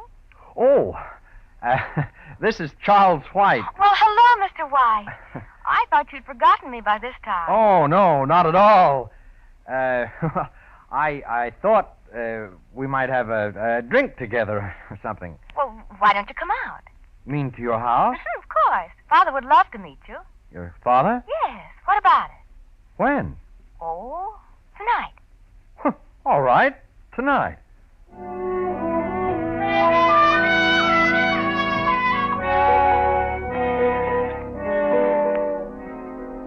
Well, Arthur, you can hardly believe it, can you? A few days ago, an obscure clerk. Today, sitting with Edgar Brewster, drinking his bourbon. That about right, Mr. White? Father's a tightwad with his soda. Outrageous way to treat good bourbon. What about it, White? Oh, that looks about right, Mr. Brewster. Yeah, there you are. Oh, thank you. What are you doing in Miami, White? Why, I just got a little tired of New York. Yeah, you get the right idea. I did the same thing myself 20 years ago. I never went back. What's your line? Well, I was in the market, more or less. Yeah, the less, the better these days. Nobody knows where it's going. Hard to figure these war babies. My broker and I were talking today about consolidated plastics. Know anything about it? Yes, a little. What do you think of it? Well, I don't know whether I should say or What's not. the matter with it? After all, it's your business, Mr. Brewster. I don't think I'd kid off an opinion. Oh, all right. I'll put it this way. What would you do if you were into it pretty heavily right now? Well, I'd sell out. When? Right now. Any particular reason? Only that I happen to know that stock is being manipulated by an inside ring. That it'll take the Securities and Exchange Commission about 6 months to catch up with them. Boy, that's unbelievable. My broker told... I know. It's only my opinion, Mr. Brewster, but I happen to know that company's financial position. You asked me what I do, and I just told you. You seem to know what you're talking about. Investments are my hobby, you might say. I see. May I say something now? Oh, I'm sorry, dear. I forgot you were still with us. I thought so. Well, now that you've settled the stock market problem, suppose we get down to the club. The water should be beautiful tonight. What about it? I'm afraid it's past my bedtime, dear. You two run along. No place for an old duck like me, anyhow. Well, Mr. White? Well, Miss Brewster? Oh, what are you waiting for? Get out of here. I'm going to bed.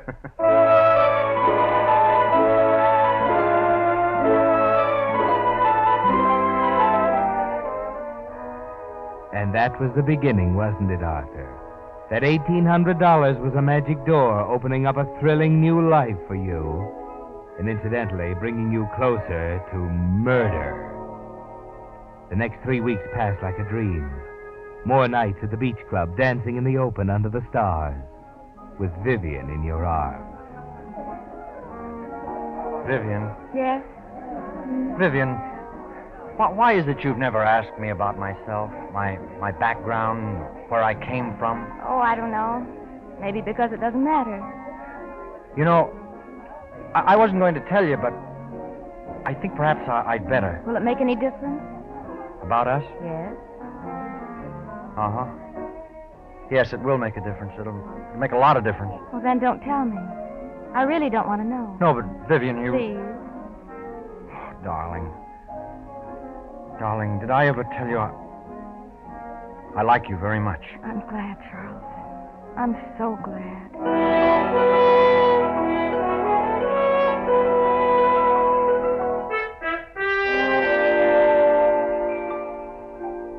You were in love, Arthur, and for the first time in your life, you knew what it really was. Mr. Brewster began to concern you. He'd never approve in a million years. Or you thought so until that evening he dropped up to your hotel room with a copy of the Financial Journal in his hand. Look at that, Charles. Well, what is it? Don't ask silly questions. Look at it, man. I thought so. Consolidated Plastics, snowed under and selling rush. I'm sorry, Mr. Brewster. I'm not. Oh, what do you mean? I took your advice. Sold out 3 weeks ago. I saved myself $100,000. Well, congratulations. Don't congratulate me. You're the one who deserves it. Do you mind if I sit down? Oh, of course not. Here you are. Yeah, thank you. Would you be open to a proposition, White? What kind of proposition? Oh, I realize you probably have other interests, but I could make it worth your while, I think. There are 2 considerations. Yes? The first is the plain fact that my affairs are getting a little beyond me. As you know, I'm retired and haven't time to look after them properly. I think you're the man to take over. But, Mr. Brewster, I'm a businessman. If it weren't a profitable deal for me, I wouldn't think of it. I see. What's the other consideration? I believe you're aware of that already. Vivian. You, approve? I do. May I have time to think this over? Of course. Just let me know in a day or so.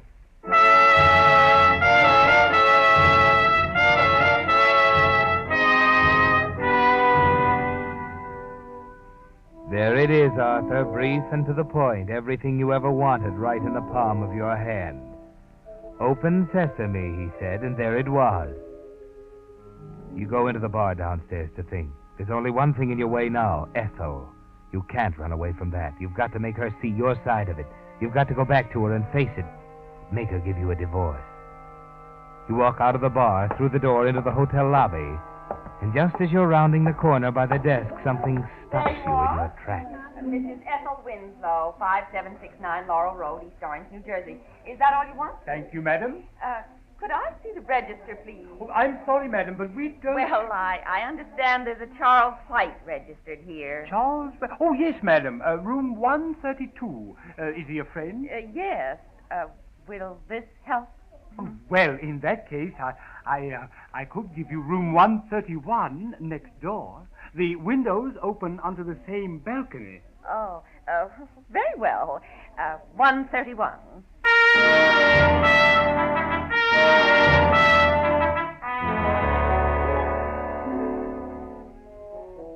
It was too good to last, Arthur. Just a beautiful dream, and you're just waking up. It's all over. Go back in the bar and think. Ethel, your wife, here. She's found you. And she'll never let you go, will she? You know her too well, Arthur. Cold, calculating, heartless. She'd laugh at you, wouldn't she? Yes, sir? What'll it be? Bourbon, straight. Right. Just leave the bottle.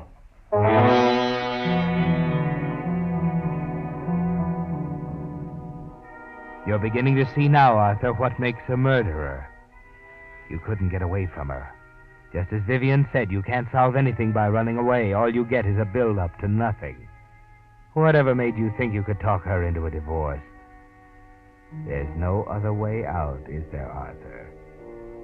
You sit in the friendly darkness of the bar all afternoon, late into the evening, thinking. It's almost 11 when you make up your mind. There's a phone booth near the door.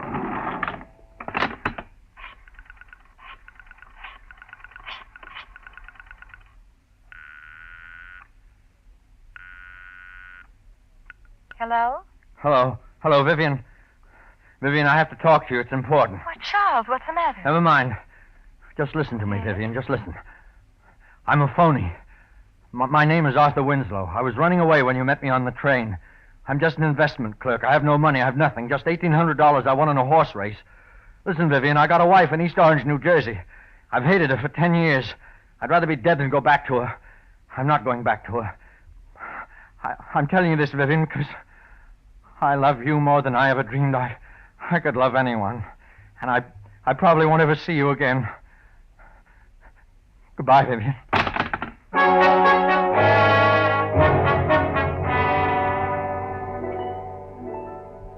11 o'clock, Arthur. You've got it all planned. Ethel is asleep in her room, room 131. A balcony connected with yours. It's easy, isn't it, Arthur? Yes, there she is. And she's asleep. You take a firm hold on the heavy brass candlestick you picked up from the mantel in your room. A blunt instrument, the police will say. You can hardly breathe, Arthur. Your stomach is full of ice water. You feel your heart's going to burst. Careful, Arthur, careful.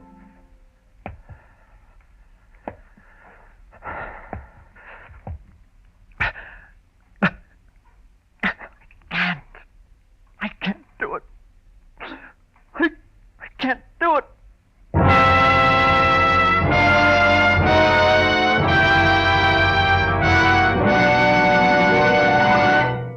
The Whistler will return in just a moment with the strange ending of tonight's story. Meantime, a word about teeth and tires. They have a good deal in common, you know. For the good of your teeth, you see your dentist twice a year so he can catch small cavities before they grow big and endanger the tooth. And for the good of your tires, it's equally important to have your Signal gasoline dealer inspect them regularly, so any small injuries can be repaired before they spread and ruin the carcass. Or so he can warn you before your tread is worn too thin for proper retreading.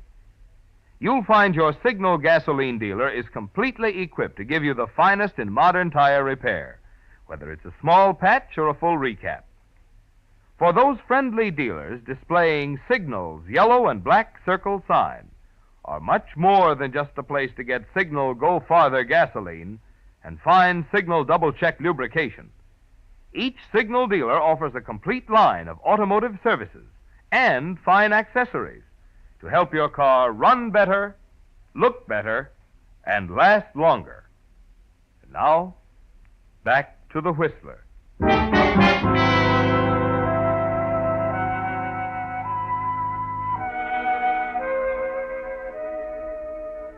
No, Arthur. When the cards were down, you couldn't do it. The wife you hated for 10 years at your mercy, and you couldn't do it. But you came close enough to see what makes a murderer. And now you're standing over her. I can't do it. Arthur. Oh, Arthur. I'm sorry, Ethel. I'm sorry I woke you up. Well, turn the light on. Don't stand there. Yes, Ethel. Oh, hand me my other slipper. Yes, Ethel. Well, you thought you could get by with it, didn't you? No, Ethel, I didn't. Don't deny it. I know what's been going on, and I can prove it, you philanderer. Ethel, I tell you... What did you say? Well, I have a complete report on your activities for the last month. You weren't very clever, Arthur. The detectives say you left a trail a child could follow. What are you getting at, Ethel? Charles? Charles? Listen, there's someone knocking on your door. A woman. Ethel, come back. Where are you going? This door, Miss Brewster. Oh, Vivian. A pretty picture. And you have the crust to ask me what I'm getting at. I've known about Miss Brewster all along. In fact, we've had a little talk. And for your information, Arthur, I'm leaving for Reno in the morning. In view of what's happening, I don't think you'll feel it's wise to contest the case. Contest it? We've waited 5 years for a chance like this. We? Mr. Dinwiddie and I. Mr. Dinwiddie. Mr. Dinwiddie. Arthur, what in the world were you doing with that brass candlestick?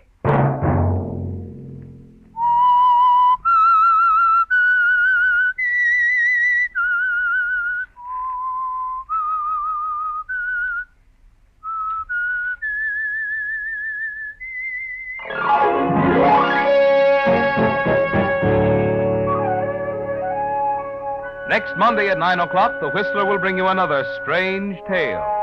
The Whistler is broadcast for your entertainment by the marketers of Signal gasoline and motor oil and fine quality automotive accessories, and by your neighborhood Signal dealer. This program, directed by George W. Allen, with tonight's story by Everett Tomlinson and Harold Swanton, music by Wilbur Hatch, is transmitted to our troops overseas by the Armed Forces Radio Service. This is Marvin Miller speaking, and suggesting that you let every traffic signal remind you that you do go farther with Signal gasoline. Yes, you do go farther with Signal. This is CBS, the Columbia Broadcasting System.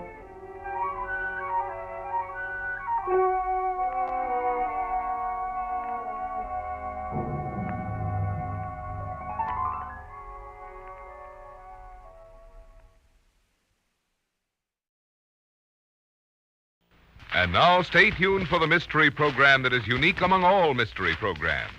Because even when you know who is guilty, you always receive a startling surprise at the final curtain. In the Signal Oil program, The Whistler.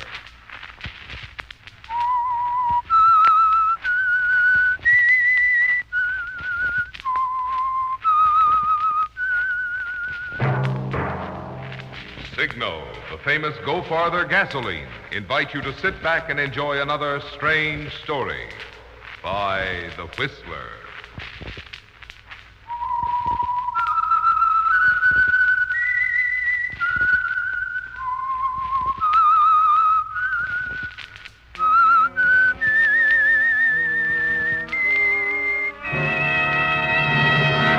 I am the Whistler, and I know many things, for I walk by night. I know many strange tales hidden in the hearts of men and women who have stepped into the shadows. Yes, I know the nameless terrors of which they dare not speak. And now for the Signal Oil Company, The Whistler's strange story, a friendly case of blackmail.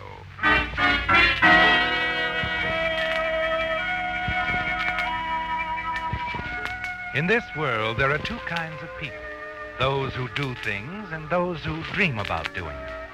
That was the philosophy of Albert Goodman. At least, that's the way he explained it to his old friend George Wilson. It was the night George came over to Albert's apartment to ask for some money. A loan. Yes, Al, a couple of $1,000. A couple of thousand? What in the world do you need that much money for, George? You never had that much money in your life. I know. Well, you see, I want to get married. Married? Why, George, after all these years, I thought you were a confirmed bachelor like me. Well, I've just never been able to afford to before. No, I suppose not. Still, George, maybe having a wife will inspire you. Help you make something out of yourself. Start a new career, perhaps. Oh, I couldn't leave Shannon and Reed not after all these years. Oh, why not? You're still on the same job you were when I left there 18 years ago, aren't you? Oh, I've had some raises. Well, that's something, of course, but you haven't advanced your position. No, I'm still a bookkeeper. Well, I understand many bookkeepers are married and quite happy. But some women want a lot, you know. A car, clothes, jewels. Oh, no, Ethel's different. Oh, I see. Well, I'm very glad to hear that. Anyway, it's your business. You do what you want to do. But the $2,000 you're asking me for, George, that's a lot of money. If you don't have it as a bachelor, I don't see how you expect to put away enough after you're married to repay me. I'm afraid I can't let you have it. Al, I thought... I know. We've been friends for a long time, and believe me, George, I'm refusing to lend you this money as your friend. Borrowing that much money to get married on is a big mistake. But Ethel doesn't want to wait. In that case, you'll just have to make the best of your present situation. Then start doing something to better yourself. It's time you did anyway. I don't exactly know what you mean. Well, I'll tell you, George. There are two kinds of people in this world. People who do things and people who only dream about doing them. Now, take us, for example. Us? Sure. 20 years ago, we were both in the same spot, bookkeeping for a second-rate investment company for $100 a month. We both had the same chance to get ahead. Today, I have most of the things I want. Money, position. I've earned them, George. And you? Me. I have to come to you for money to get married on. Yeah, I think I see what you mean. No, don't get me wrong. All I'm saying is that you've got to set your sights high and then work like the very devil to reach your goal. Sure. Well, Al, I guess there's nothing more to say. Believe me, George, I'm sorry, but honestly, I think you'll thank me someday for not lending you this money. Maybe you're right, Al. I don't know. Maybe you're right.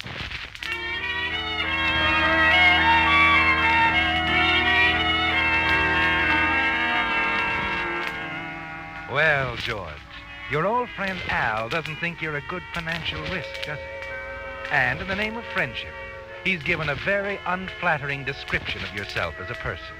A dreamer, he called you, not a doer.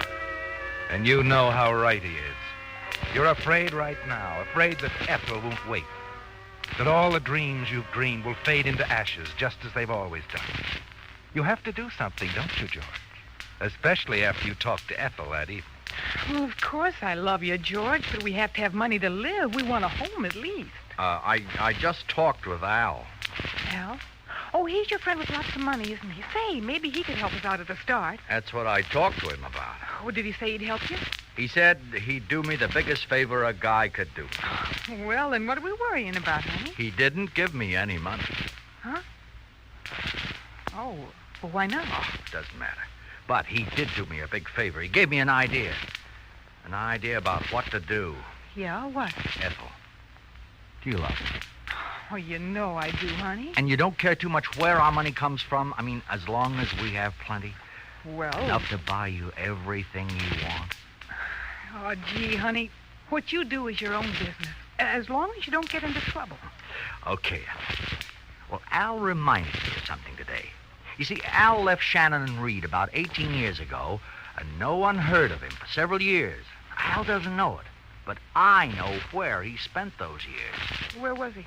In prison. In prison? Why? Embezzlement. Old Mr. Shannon told me before he died. Oh, the whole thing was handled very quietly. Al replaced the money he'd taken from the firm, served his time. And since he's been out, he's been a model citizen, made good in a big way. Don't other people know about it? I doubt if anyone does. Mr. Shannon kept it pretty quiet, kept it out of the papers. And nobody in the organization knew what happened. We all thought Al had gone east. And now he's sitting on top of the world. That's a nice spot to be sitting in. Yeah. Most of all, Al's proud of his solid position, his good standing in the community and all. You know, I wonder just how great a value Al does put on his position in life. George, you don't mean... I mean blackmail, Ethel. Oh, let's say a friendly case of blackmail.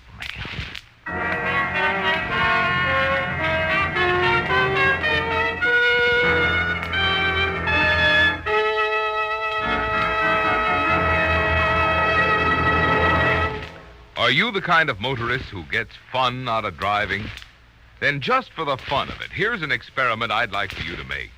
Try just one tankful of Signal Ethyl, the premium quality of Signal's famous Go Farther gasoline, engineered to bring out the best in any car.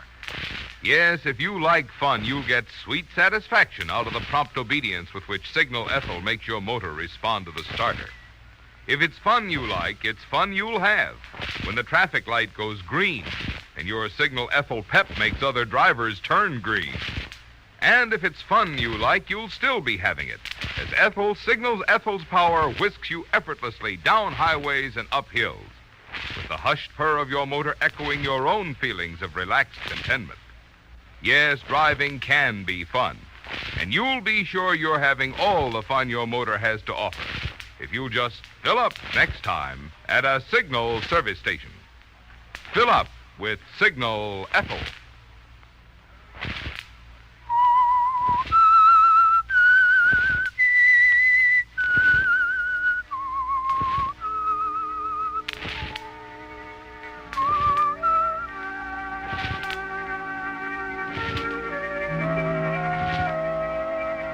Well, George, you're really taking Al's advice to do something, aren't you?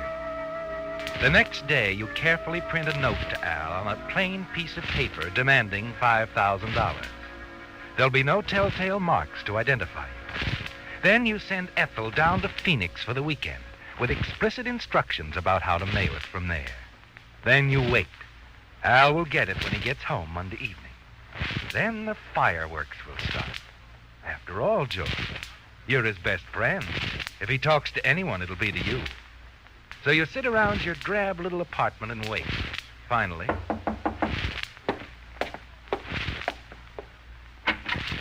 Why, Al! Well, this is a surprise. I gotta talk to you, George. Sure, come in. Thanks. Sit down. Thank you. George, do any of the old gang from Shannon and Reed live down around Phoenix? Gosh, I don't know, Al. I haven't kept track of any of them, except you. Why, you going down there for a vacation or something? No, I got something in the mail today. Here, take a look at this. This is strange. It's printed. Yes. Go on, read it. Good one. Understand you're doing very well for an ex-convict. If you want to keep the past dead, you'll have to pay me $5,000. If I know you, you won't want your present friends and business associates to know that you served time for embezzlement. Why, Al, that's blackmail. Yes, blackmail. Yes, blackmail. Al, surely it's not true. I'm afraid it is, George. Mr. Shannon was the right guy. He kept it very quiet. Even let me tell everyone I was going east for a few years the day the auditors caught up with me. But I really went to prison. George, if this gets out, it'll ruin me. Oh, you paid for your mistake? Yes, I know I have, but apparently I haven't paid enough. People are funny about ex-convicts. I just can't let this get out now, George. It would kill me. You're my best friend. Maybe you can help me, huh? Well, I'll do anything I can, Al. Good. Now, I'm supposed to leave the money in small bills in the shoebox on the top of the mailbox on the corner of Franklin and Hudson tomorrow at 3 in the morning. But you're not going to do it. I tell you, George, I've got to. But I want you to be there, hiding somewhere, to see if you can see who picks it up. You mean you're going to try to track down who this blackmailer is? Of course. I'll pay this time, but I'm going to find out who's doing this. And when I do, well, that guy, whoever he is, will be in for plenty of trouble. Yeah. Yeah, he sure will.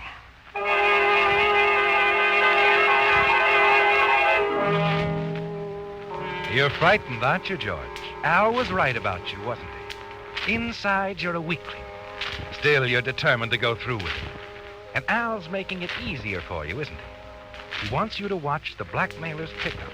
That will make everything much simpler. And the following morning at 2:45, you're standing in the shadows across the street from the mailbox. The street is deserted, silent.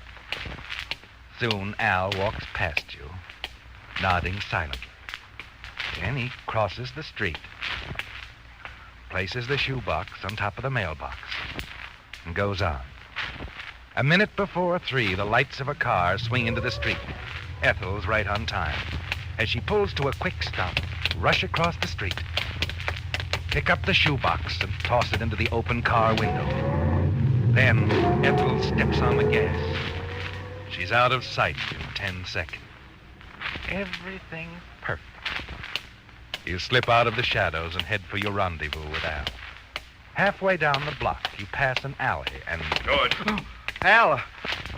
Oh, I thought you'd be down the next corner. I doubled back, hid here in the alley. Did you see anything? Just the car pulling away and turning up the side street. I couldn't see what kind it was. Could you? Well, just it was a sedan, about I think a 46. But I did get part of the license. 6I42. Why, that's something, Al. And you can check up on that tomorrow at the Department of Motor Vehicles. Yes, I will. And the man, did you see him? No. I guess that's why they wanted to put on top of the mailbox. They just slowed up and scooped it in. They? There were more than one? Well, I think so. I'm not sure. Gee, I'm sorry, Al. I guess I wasn't much help. Oh, that's okay. We got part of a license number. I think you were more help than you realize. What did Al mean by that, George? The pickup went all right, didn't it? He couldn't have seen you go over and toss Ethel the shoebox, could he? Well, it's done now. And you're sure that phony license number you told him about will take Al off on a wild goose chase for a while. He's checking it himself. And you're jittery the next day as you wait for him to get back from the license bureau with the news. And finally, when he comes... Well, what'd you find out, Al? One thing that you slipped up, George. I slipped up? Yes. You see, there are no licenses in this state that use the letter I. 6I42, you said, wasn't it? Well, it's a wrong number. Oh, well, I Oh, yeah, sure, I know. You just made a mistake. It was dark, the car was moving. Everybody can make a mistake like that. Yeah. It's too bad, though. That license number was our only clue. Gee, I'm sorry, Al. Well, it looks like we're up a blind alley. Oh, no. No, I've got a couple of ideas. I'm going to Phoenix for the weekend. Phoenix, George. You wonder if Ethel could have left a clue behind her. If anyone saw her in Phoenix who could connect her with you. But all you can do is wait over the long weekend. On Monday, Al is back. But you don't hear from him all day. By nighttime, you're jittery.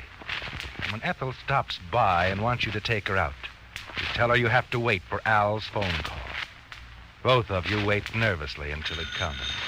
Uh-oh. I think this is it. Hello? George? Oh, yes, Al. Any luck? Yes, a little. I checked all the hotels and tourist camps for people from Los Angeles who were in Phoenix the day the blackmail letter was mailed. Yeah? And I found one. Oh? A girl named Ethel Martin lives on Orange Drive. I'm just going over there now to look her up. Oh, I see. Well, good luck. Yeah, well, I'll let you know what I find. Goodbye. Yeah, goodbye. George, what's the matter? He found out you were in Phoenix. What? Oh, we got to get out of town. I guess you're right. Well, with that $5,000 we got from Al... That $5,000 won't go very far. But that's all there is. We can get more. The same way you got the $5,000. Only this time, we'll get a big stake and clear out. Oh, no, honey, it's too risky. Al's too close already. Not if he doesn't find me. Why, it's even riskier not to send another letter, especially since you asked him to lend you money. He's got to get another letter, or he'll figure the blackmailer was just somebody that knew him and needed a few thousand. And that's you, George. Golly, maybe you're right. I never thought about that. Yeah, this time we'll ask for $25,000.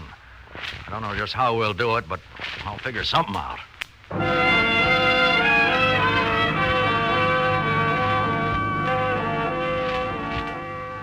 Well, George, you're finding out something that Al didn't know. That weakness can make people do things, too. You're frightened, but you can't turn back. Next day, you try to figure a smart way to send the next letter. And you get the idea when you go up to meet Ethel for lunch. She works in a big office. And just outside the door, you find the cleaning man has left the trash basket to be picked up.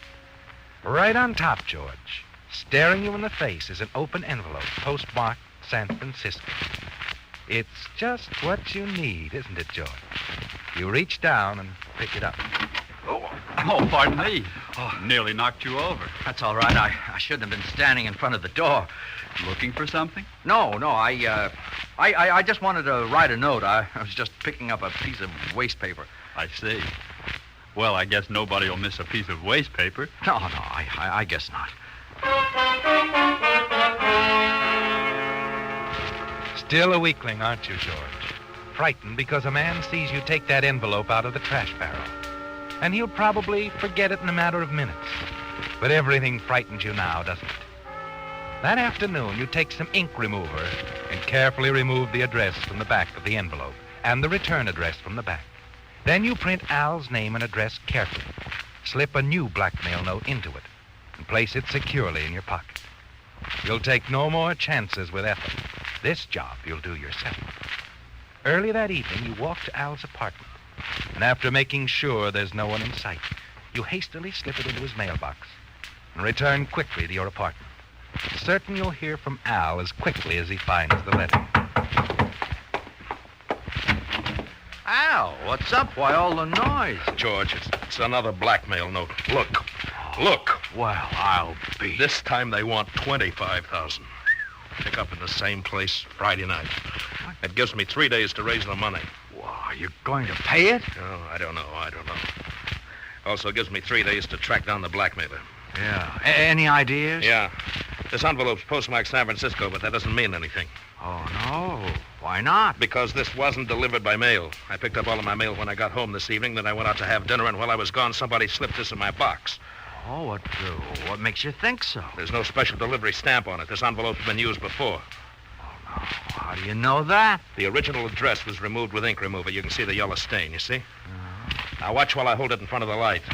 You see those pin scratches? Yeah, but you can't tell what they are. No, the new address written over has obscured them. But you can make out something of the name, you see? It's Rafferty. Yeah, that's it, you see? Rafferty. You can make out part of the return address, too. San Francisco 14. Yeah, I think maybe you're right. No, I've got something. Rafferty, San Francisco 14. I'll go up there tomorrow, and if I can find out who that letter was written to down here, then I may have the trail. And believe me, George, if I find this guy, he'll wish he'd never started this.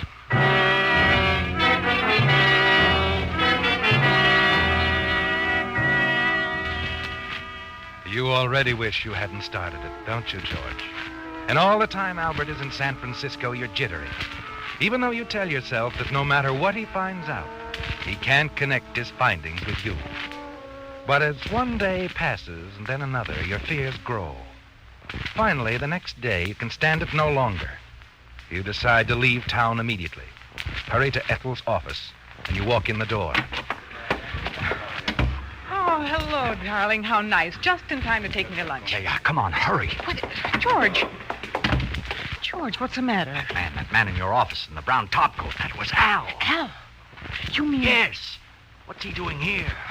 I don't know. He came in a few minutes ago. Thought he was still in San Francisco. Who was that other man, the one he was talking to?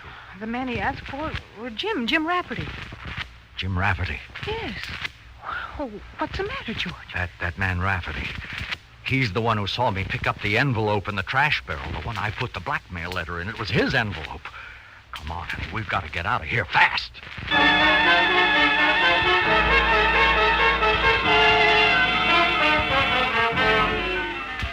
Well, George, Al was a much better detective than you even suspected, wasn't he? It's all quite clear, isn't it? Just returned from San Francisco, and while he was there, he found the Rafferty family. Then learned that the envelope you'd found in the trash barrel had been sent to Jim Rafferty, employed in the same office with Ethel. Now it's a race to get away. You're certain he's on your trail. You and Ethel, hurry out of the office. No time to wait for the elevator. Take the stairs, race down, but not fast enough. Just as you get to the bottom hall, the elevator door opens, and out steps Al. Well, hello, George. Oh, Al. Oh, hello. I didn't expect to see you here. No, and I didn't expect to see you either. Shannon and Reed haven't moved to this building, have they? Oh, no. I just came over. Oh, I'm sorry. I didn't introduce you. This is my fiancée, Miss Smith. Happy to know you, Miss Smith. You remember Al, honey. I've talked so much about him. Yes, of course. How do you do? George, I want to talk to you. Suppose we could make it dinner tonight at my place, just like old times? Gee, I'm sorry, Al. This is important, George. Well... And I'm sure that Miss Smith won't mind one night. Oh, no, of course not. Good. Then 6 at my place, George. Just the two of us.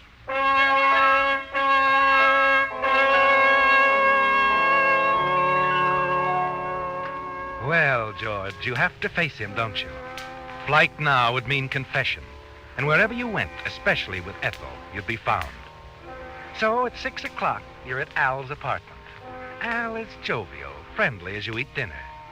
You just play along with him, watching for anything, waiting, afraid, just as he said you were.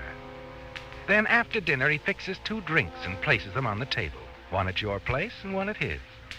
This is it. Your drink is poisoned, you're sure of that. You can tell by the careful way he mixed them behind your back. The way he sets them down, carefully, not spilling anything. So you have to act fast. Oh, say, Al, I forgot my cigarettes. Do you have any? Sure, of course. I'll get you one. Okay. He turns his back for a minute to get the cigarettes. With one quick movement, you switch the 2 drinks. Then he's back.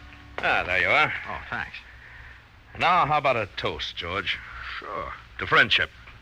There's very little of it left these days. Yeah, I'll drink to friendship.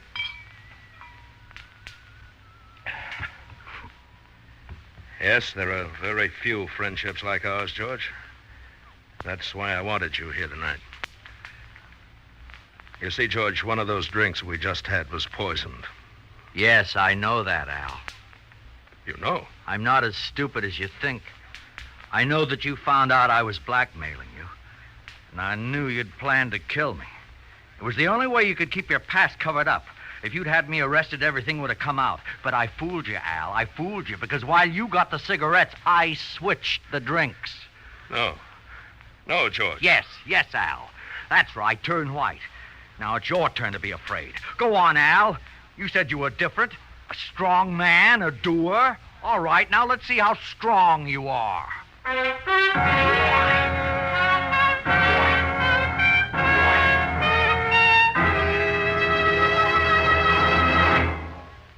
To be sure that the automobile battery you buy today will last a long while, you want to be sure you're choosing a good one. And you can be sure if you choose a Signal Deluxe, the battery which embodies what has been called the greatest battery improvement in 20 years. I'm talking about Signal's microporous all-rubber separators. Because they hold twice as much acid solution between the plates, Signal Deluxe batteries deliver up to 35% more power.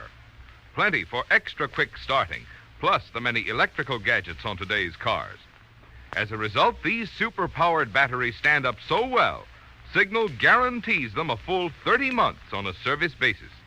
That's up to 2.5 times as long as many ordinary batteries, which means that all the while you're enjoying its dependable trouble-free performance, a Signal Deluxe battery is actually costing less per month. Less than you think, because your Signal dealer will not only trade in your old battery, but has liberal credit terms available. So when you need a new battery, play safe. Get a good one. Get a Signal Deluxe battery at a Signal service station.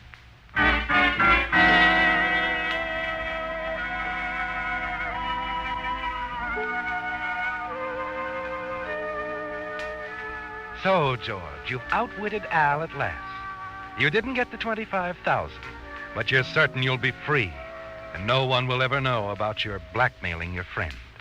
Al is pale, trembling. You're sure he'll be dead in a very few minutes. He can't even phone a doctor, can he, George? Not while you're there to prevent it. You smile at his first words. George, you don't know what you've done. I think I do. I've simply outsmarted you. You told me how you were the kind who did things, that I was the kind who just dreamed. Well, this time I've switched things on you, literally. On yourself, George.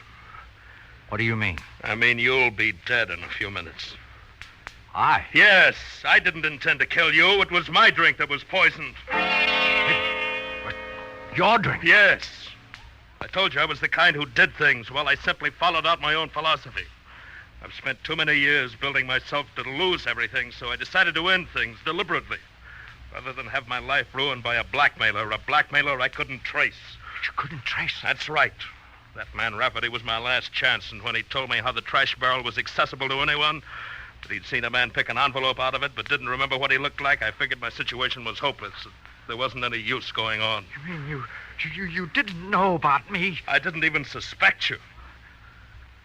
But you've settled the score for me. You've brought on your own punishment. Al, look, do something. No, it's too late, George. Much too late. No one in the world could help you. The funny part of it is I was doing everything for you. You were getting the big favor you asked. I don't get it. I knew you were a weakling, George, that you'd never do anything on your own, but I liked you in spite of your weakness. So when I decided to take my life, I wrote out a will. A will leaving everything I have to you.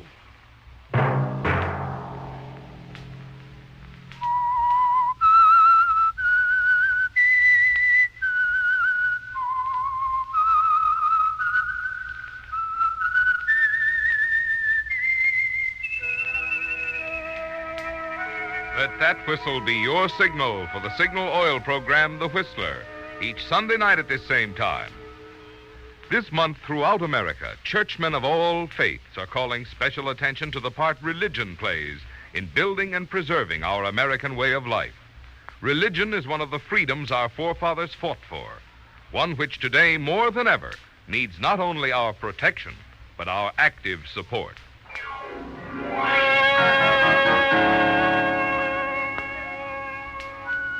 Featured in tonight's story were Bill Foreman, Joseph Kearns, Joe Gilbert, and William Conrad.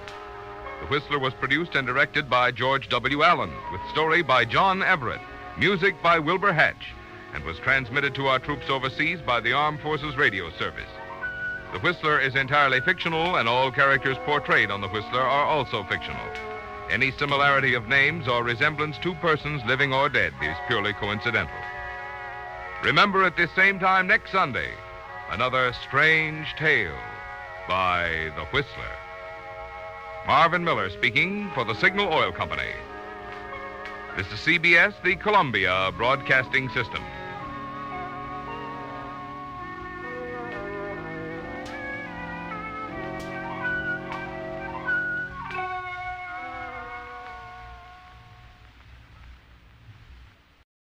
Signal gasoline. Let every traffic signal remind you, you do go farther with Signal gasoline. Yes, you do go farther with Signal.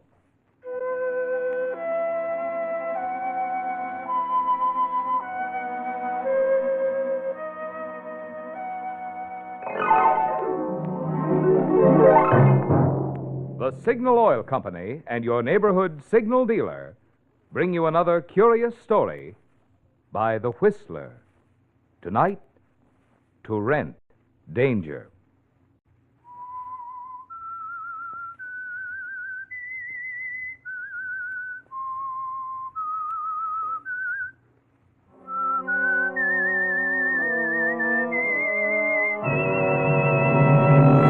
I am the Whistler, and I know many things, for I walk by night. I know many strange tales hidden in the hearts of men and women who have stepped into the shadows. Yes, I know the nameless terrors of which they dare not speak.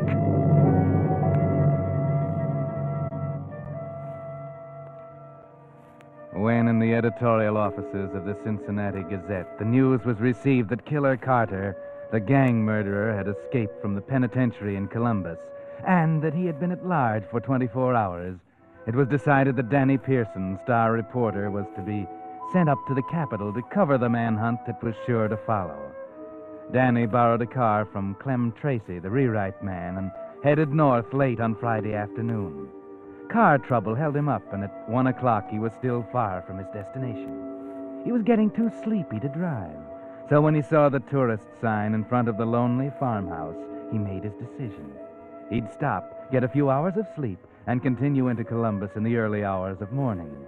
He pulled in the lane, parked the car, and went up onto the porch.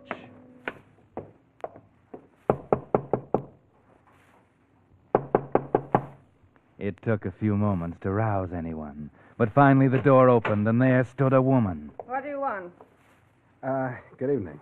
I was driving along the road looking for a place to stay for the night, and I saw your tourist sign out front, so I thought I'd stop and see if you had any room. Why don't you drive on to the city? Well, I'm too tired to drive that distance tonight. I'm afraid I'd fall asleep at the wheel. You do have a room, don't you? I guess so. Cost you $2 in advance. Oh, that's all right. And I don't serve any meals here. Well, I'm not hungry, and I'll be leaving in the morning before breakfast. All right, come in. Is it okay to leave my car in the driveway here? It'll be safe there. Nobody will steal it. Come in.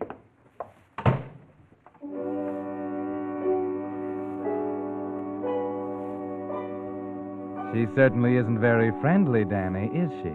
But a room is a room, and it'll be nice and quiet here for the night. The house is large and dingy and eerily quiet. Almost too quiet. Here it is. You'll find everything neat and clean. There's a bathroom to the right of the bed and plenty of towels and soap. Oh, thank you. Looks fine. Did you leave your luggage in the car? No, I don't have any luggage with me. I'm traveling light. Well, I guess anyone who drives an expensive car like yours can do anything he likes. I'm going to bed myself right away, so if there's anything else you want, you'd better think of it now. Well, thanks, but there's nothing else I need. Good night, Mrs. Good night. Oh, fine.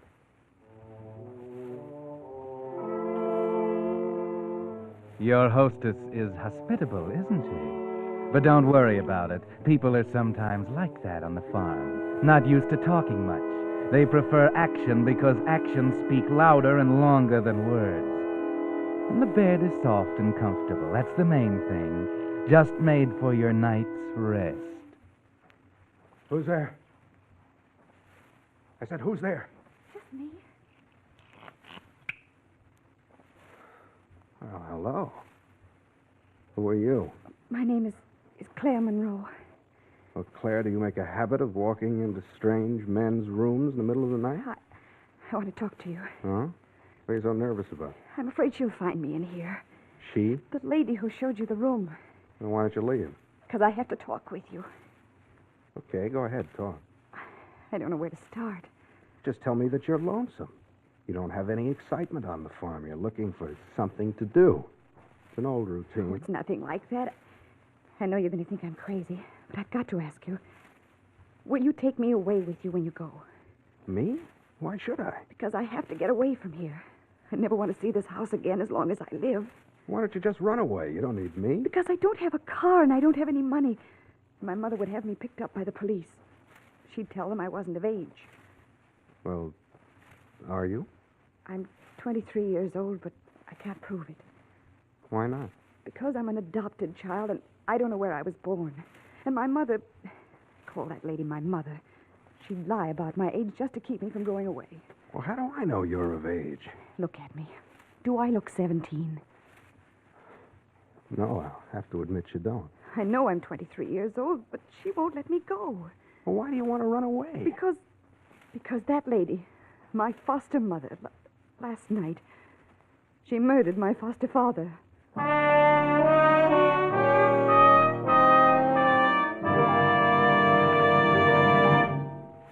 Whistler fans, we members of the cast certainly owe you a great big thanks tonight. In fact, two of them. 2 weeks ago, you'll recall, we asked a favor of you, asked if you'd be kind enough to drop in on the folks who are bringing you the Whistler, your Signal gasoline dealer, and tell him how you like this program. Well, since then, Signal gasoline dealers all the way from Canada to Mexico have been telling us how many of you stopped at their station and expressed enthusiasm for the Whistler. So, naturally, we of the cast are mighty happy and mighty grateful to you. Oh, but that's only the half of it. You see, during the past month, the popularity of the Whistler has continued to increase so much that now, according to the latest radio popularity survey, more people listen to The Whistler than to any other West Coast program. Yes, The Whistler is now way out in front.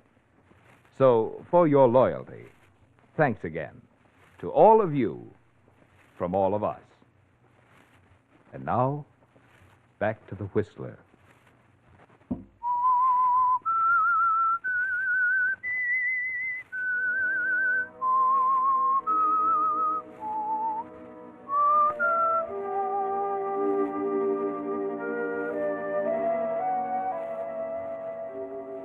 Danny Pearson had driven up from Cincinnati looking for a murderer, but he hadn't expected to find one so soon, nor to find another one than the one he was looking for.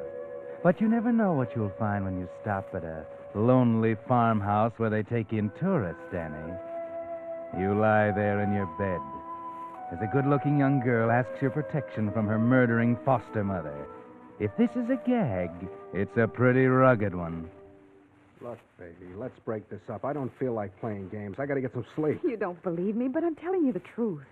Ever since they adopted me, they've done nothing but fight with one another. You've seen my mother. You can tell how cold and strong she is. Well, my father was just as weak as she is strong. She bullied him for years, mostly because he didn't make a lot of money. All she cares about is money. And because we never had any, she hates everything and everybody, especially my father. But how do you know she killed him? Did you see her? No, she threatened more than once to kill him, though. Last night I was in bed and I heard a shot. I wasn't sure whether or not I dreamed it, so I didn't get up to see. But when I came down this morning, she said that he had left and wasn't coming back. That he'd gone out west somewhere. That didn't sound like him because he was born and brought up in this part of the country and he wouldn't leave it for anything. Well, how in the world do you know he's dead? You know, in law, you have to produce a body. I haven't seen it, but I think I know where it is. Oh? Where? Today I was walking out on the farm and I noticed a patch of grounds up in the edge of the woods that was recently dug up.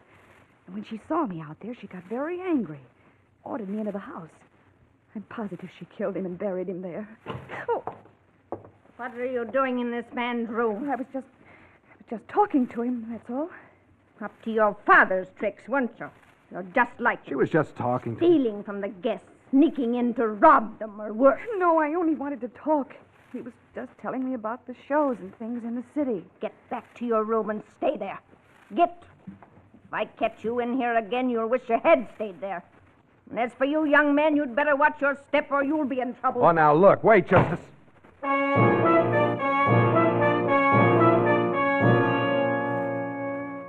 Well, Danny, cozy little situation you stepped into, isn't it? A girl, pretty but strange, who accuses her foster mother of being a murderess.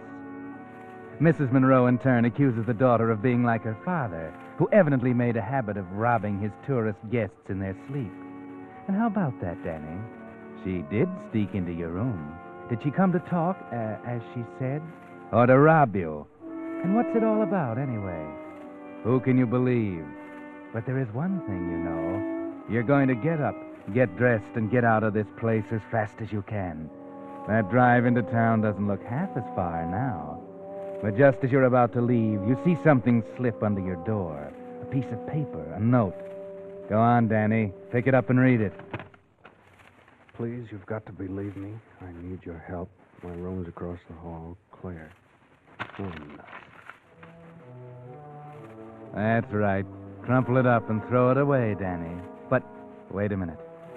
Suppose she is telling the truth. Suppose she is in danger. You couldn't go off and leave her like this. Especially not as pretty a girl as Claire.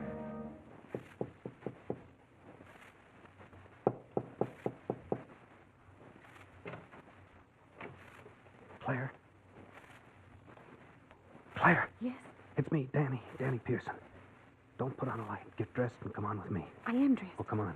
Where are we going? You're going to show me where you think your father was buried.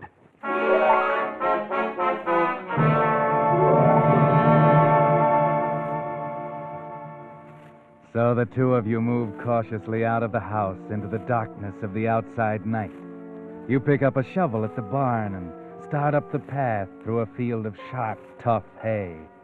You keep looking over your shoulder, afraid that she might see you and come out of the house after you. Why should you be afraid of her? Well, if she killed a man once, she could do it again. Finally, you reach the woods, and Claire points out the patch of ground she thinks her mother made into a graveyard. This is it, right here.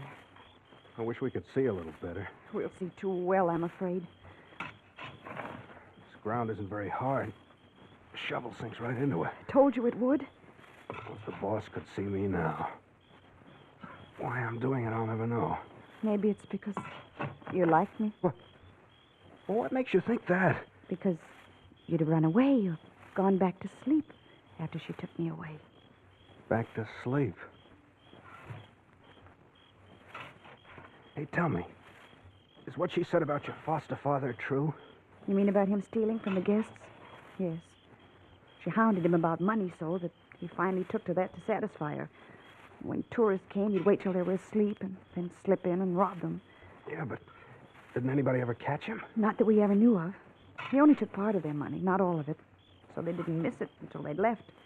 And then they had no proof. It's a sweet little racket. Maybe somebody caught on, and that's why he went out west. I don't think so, because we didn't have any tourists here last night. At least not that I know of. It's possible, though, isn't it? Could have taken somebody in after you were asleep. Yes, it's possible. Then he might have tried to rob them. And they caught him, and he had to leave hurriedly. That could account for his disappearance. Yes, but... Hey, I just hit something. Oh, Danny. I got hold of it. Here it comes. It's his coat. My father's coat. Yeah? Just when I had it figured out another way. Danny, don't dig anymore. I'm getting scared. I couldn't stand to look at it. Don't dig anymore. Just fill it in. We found out what we wanted to find out. Please fill it in. Take it easy, baby. I don't like this any more than you do. I'm just doing it because you wanted me to. I couldn't bear to look at it. Don't dig anymore. Okay, I'll fill it in. I guess we've seen enough to know you were right.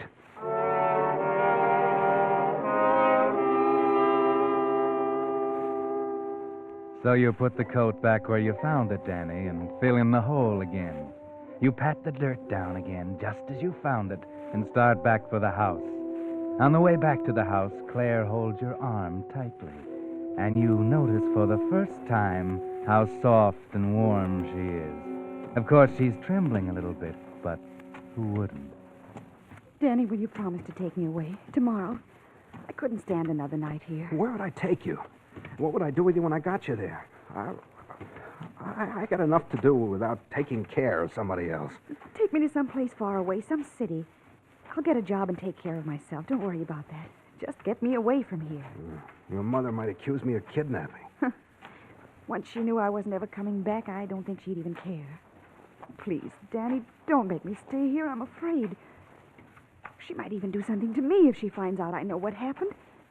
You've got to help me. All right, all right. I'm a sucker, but I'll do it. But remember this, once I get you out of here, you're strictly on your own. I got enough things to worry about without trying to take care of you. Oh, thank you, Danny, thank you. We'll leave the first thing in the morning. No, we'll leave tonight, right now. That's awfully sudden. Well, you wanted to get out of here, didn't you? I'm leaving right now. You can do what you want. Come or stay. I'll go with you. We're almost at the house. Don't even bother to go inside and get anything. She might hear you. Here's my car. We'll just jump in and beat it. You game? Yes. All right, now be quiet. We'll get in the car and let it roll backwards into the road. Just a minute. Surprise? You didn't think I'd let you get away, did you? Hey, put that shotgun down. It might go off. It might if you start anything. Now listen here, Mrs. Monroe. You thought I was asleep, didn't you? I had better sense. I watched you leave the house together, and I had a pretty good idea you weren't coming back. So what? What do you think you're doing with that gun? Maybe I'm protecting my daughter from a fast-talking stranger. I can take care of myself. That remains to be seen. And as for you, young man, I want you to get back in your car, drive off, and never come around here again. That's a very good idea. I'll buy that. Should have left here a long time ago. I'm going with him. You stay where you are. I'm old enough to do what I want to do.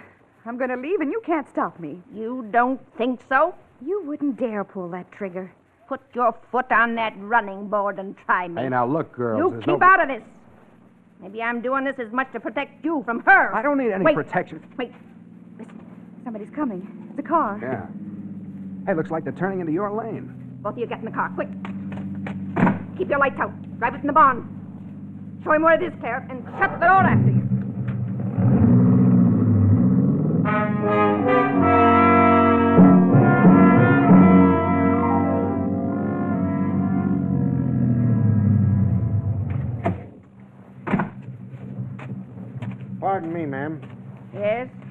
a police officer.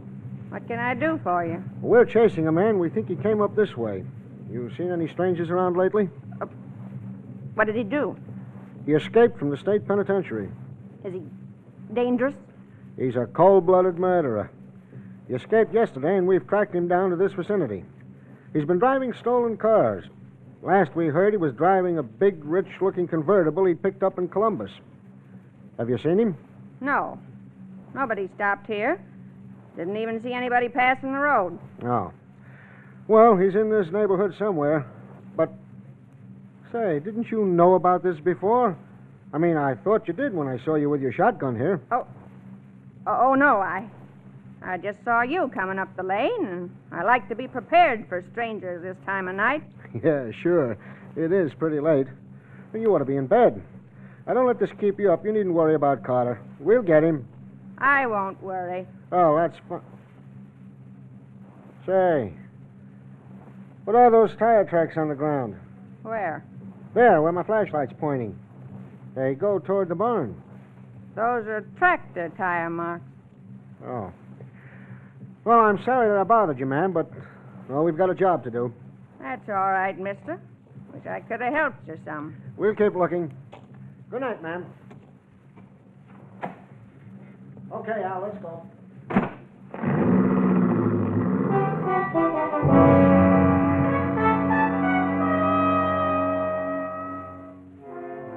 Too bad you couldn't hear what was being said, Danny, waiting in the barn. But while the lady and the officer were talking, you had some things to say to Claire. What are we going to do now? Nothing. Just wait. You see who that is out there? A man got out of a car and he's talking to her. Do you know who he is? No, but he's got a flashlight. Wait a minute. Something on his coat lapel flashes. I think it's a badge. It must be the police. What are we going to do? I told you, nothing. Murder is a matter of proof. Until we can prove that your mother murdered your father, we don't have a leg to stand on. Anyway, I told you I don't want to get mixed up in it. I got enough to worry about myself. It's all right with me. All I want to do is get out of here. Okay. Well, just figure some way to get that gun away from your mother. Danny, the men are leaving. They're driving down to the road. She's coming back to the barn. All right, just sit tight and wait. They're gone. Oh, so they're gone. I suppose you're breathing easier now. Maybe I am, and maybe I'm not. Will you stop pointing that gun at us? I will when I've finished what I'm going to do. You won't get away with shooting anybody. You ought to know. I don't intend to stand here talking all night. Now, here's what I want you to do. I want the both of you to get in that car and drive to Kingdom Come if you can. I never want to see either one of you again as long as I live. You've changed your mind. That suits me. Come on, Danny, let's get out of here while we've got the chance. Heaven knows what she might do. Okay, let's go. Just a minute. What? Before you go, Claire, I think there's something you ought to know about your fine new friend. I know all I want to know about him. Do you know what he really is? He's a murderer. He escaped from the state prison yesterday, and the police are looking for him. They'll get him sooner or later. They always do. What do you think of that? I don't believe it. And even if it were true, I don't care. Where did you pick up this routine about me being a murderer? Don't listen to her, Danny. I believe you. What if I was a murderer? It wouldn't make the slightest difference in the world to me. Because, Danny, I'm in love with you. Do you know what you're saying? Yes, I know what I'm saying.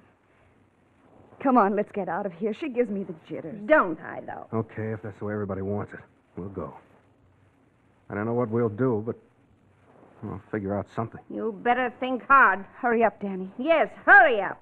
You'll get caught quicker that way. All right, everybody stand where you are. Put that gun down, lady.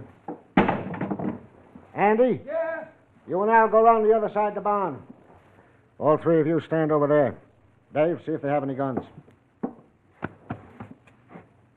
No guns on that one. No guns, Sheriff. No guns, huh? Good. Now, don't misunderstand me. There might not be anything wrong here, but I had to come back and take a look. It's pretty unusual for a woman to be walking around outside at 2 o'clock in the morning with a shotgun. Now, out with it. What's going on? What are you hiding in the barn for? Who's this car belong to? Come on, start talking, somebody. Here's the murderer you're looking for. There he is, and there's the car. Why didn't you tell me that when I was here before? Because I thought there might be a reward for him, and I wanted to collect it myself. She didn't because she was going to let him get away. Who are you? My daughter, Claire Monroe. All right. Now, who are you? Danny Pearson. Do you have to use that light? Keep him covered, Dave. What are you doing here? Stopped here for the night. They rent rooms to tourists. I don't recommend it. Where do you live? Cincinnati. What do you do for a living? Newspaper reporter. I was on my way here to cover the Carter break. Here's my press card. Now, let's see. Mm-hmm. Daniel J. Pearson, Cincinnati Gazette. How are you? All right, take it back. Where'd you get this car? I borrowed it from another reporter in Cincinnati. Okay. I told you he was the man you're looking for. Don't let him fool you with a good story. He's not fooling us, lady. He's not the man we're looking for. The guy we want is at least 45 years old. This fellow isn't even 30 yet. Well, I guess I made a mistake all around. Just a minute. Sheriff, you looking for a murderer? I'm always looking for a murderer. All right, then. Go ahead, Claire. Tell him. What? Oh, Danny, Go ahead. Has to come out sooner or later. Come on, young lady. If there's anything to tell, let's have it. Well, that woman, my foster mother, murdered my father. What? Are you crazy? No. No, last night I heard a shot. And then this morning when I came down, she said he'd gone away, out west. He wouldn't do that. He wouldn't. But he did. I found the note he left on the old typewriter in the hall when I came down this morning. Did you hear the shot, too? I don't know. I thought I dreamed it. She heard it all right. She killed him. Danny and I just found the body buried up in the woods. What? Oh, no. No. All right. Keep her covered, Al. Wait a minute, officer. If this woman had murdered her husband, why did she take the chance of giving me a room tonight, knowing that I might learn something? Why wouldn't she have run away? Or killed the girl, too, to cover up? But, Danny... On the other hand, Claire here never once mentioned going to the police about the murder. She was willing to run away with me a few minutes ago, even though she thought I was a murderer. And she knew exactly where the body was buried. She could have written the note to her mother. Danny, you mean you think I... Yes, I do. Officer, this is the woman you want. She murdered her foster father.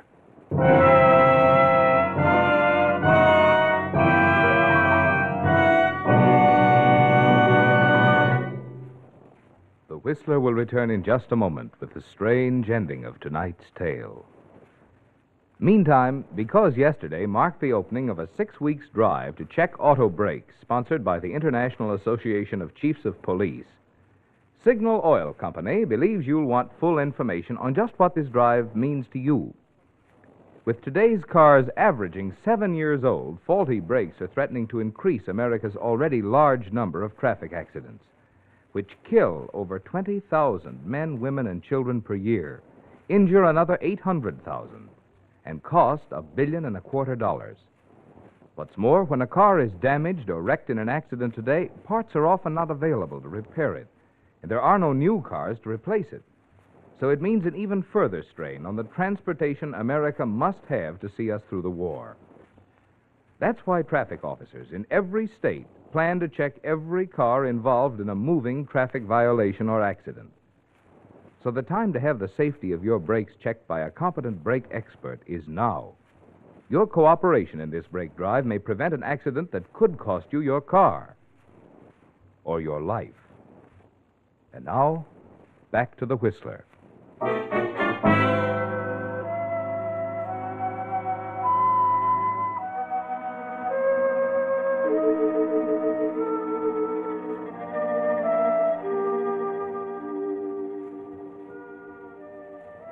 Well, Danny turned out to be quite a detective, didn't he? He saw through Claire all the time and figured the whole thing out. But wait, did he? Well, not exactly. Because, you see, when they dug up the grave at the edge of the woods, they found Mr. Monroe's clothes, but the body was someone else's. In fact, when the police identified it, it was the body of Killer Carter. Yes, Killer Carter, escaped convict. And when they'd put out a dragnet and caught up with Claire's very much alive foster father, they got the whole story. Danny had figured it exactly right once. Killer Carter had stopped at the tourist home late that night. Neither Claire nor her foster mother knew about it. When the old man started to pull his usual robbery, Carter caught him. In the struggle, Carter was shot and killed in self-defense. But not knowing who his victim was, Mr. Monroe got scared, buried him after changing clothes with him, wrote the note to his wife, and took off in Carter's stolen car. Knowing nothing of Carter's presence in the house, Claire had suspected her mother, and Mrs. Monroe had suspected Claire of murdering a man who wasn't dead and was a fugitive from a crime that wasn't a crime in the police books, the killing of an escaped convict in self-defense.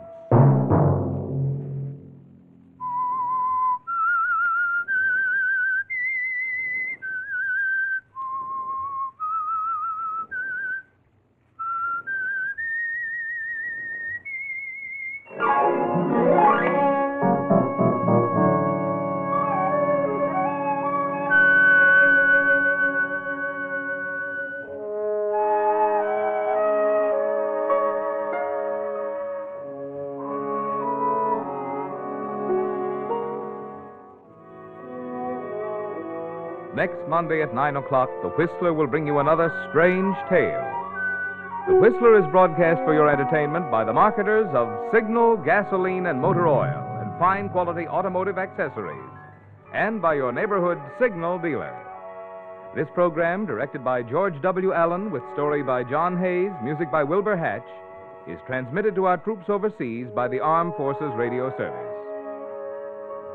This is Marvin Miller speaking, and suggesting you let every traffic signal remind you, you do go farther with Signal gasoline. Yes, you do go farther with Signal.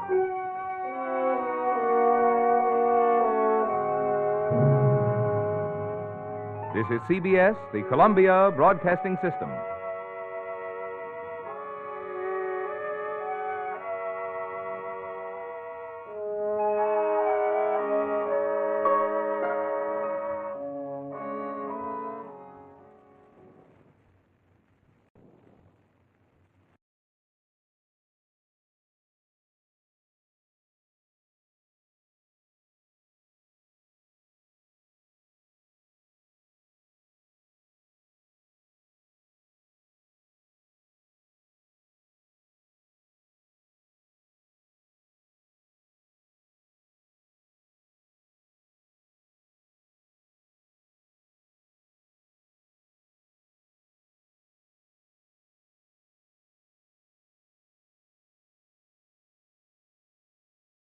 And now, stay tuned for the mystery program that is unique among all mystery programs. Because even when you know who is guilty, you always receive a startling surprise at the final curtain. In the Signal Oil program, The Whistler.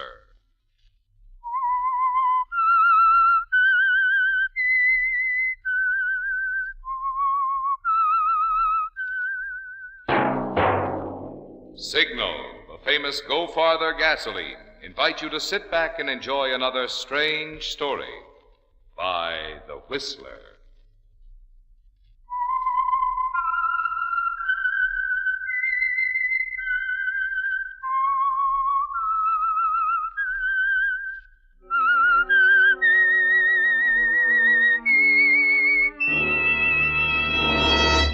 I am the Whistler, and I know many things, for I walk by night. I know many strange tales hidden in the hearts of men and women who have stepped into the shadows. Yes, I know the nameless terrors of which they dare not speak. And now for the Signal Oil Company, The Whistler's strange story, Hit and Run.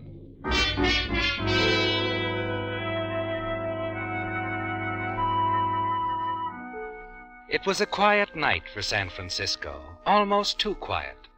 The fog, drifting in from the Pacific, had hung lazily over the city's streets at first, then settled down heavily, thicker and thicker, blotting out everything. There was something ominous about it, even to an old San Franciscan like Hilary Gaines, and although he wouldn't admit it even to himself, he was wavering.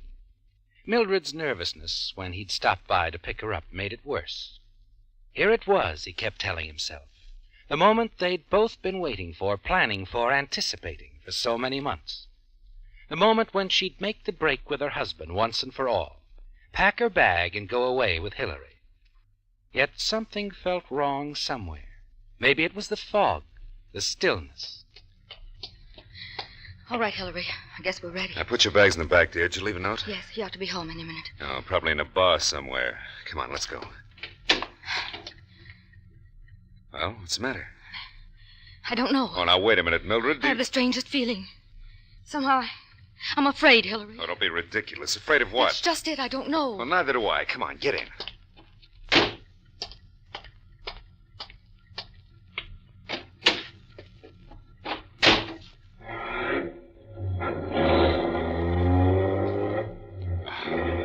Darling, it's just nerves. You're excited. I don't know.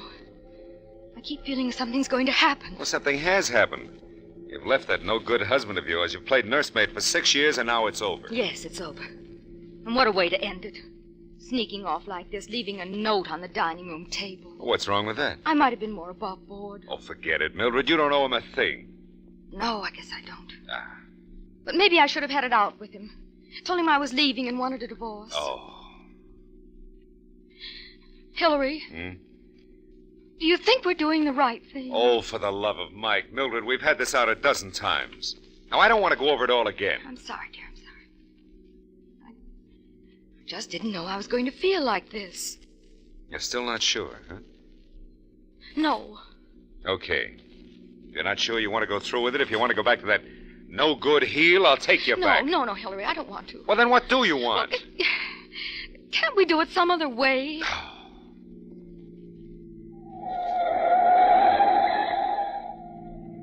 As long as you don't know what you want, You're going back? Yeah, I'm going to take you back. And if there ever is a next time, make sure you know what you want. Oh, this blasted fog. I can't see. Slow down, Hillary. What time is it? 5 to 7. What time's your husband get home? 7, usually. All right, we might make it. Now that you're going back, I'd just as soon he didn't see that note. He's probably home by now. I know it. Oh, Hillary, look out, that man. You hit him. Here he is, over here. Mildred. Mildred, it's your husband. Tommy. Oh, Tommy. We've got to get into a hospital. Wait a minute. Oh, it's too late for that. He's dead. I told you there was something wrong. Oh, it's my fault, Hillary. It's my fault. Mildred. We should never have done... Ow! Hillary! Now, quiet. Listen, Mildred, there's nothing we can do for him now. We've got to get out of here. What? People know about us, Mildred. They'll never believe it was an accident. They'll say we killed him on purpose. Come on, I'm going to take you home.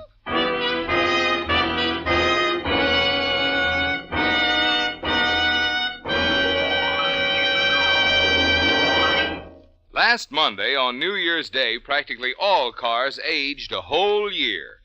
Yep, even those shiny 1950s are now last year's models. But the important thing is not a car's age, but how well it runs. Why, many of you who own vintage models are today enjoying better performance than you did a year or 5 years ago. You are if you're powering your cars with Signal Ethyl, the premium grade of Signal's famous Go Farther gasoline. After all, Signal Ethyl is engineered to bring out the best in any car of any age. And when I say best, I mean best starting, trigger quick on cold mornings. I mean best pickup that apologizes to no one when the traffic signal says go. And I mean best power that rockets you over our king-size western hills in high without balking or pinging. Who worries what year a car was made when you're enjoying driving like that? And you can enjoy it if you just head for a Signal station. See if your car doesn't feel younger, much younger, when you treat it to a tank full of Signal Ethyl.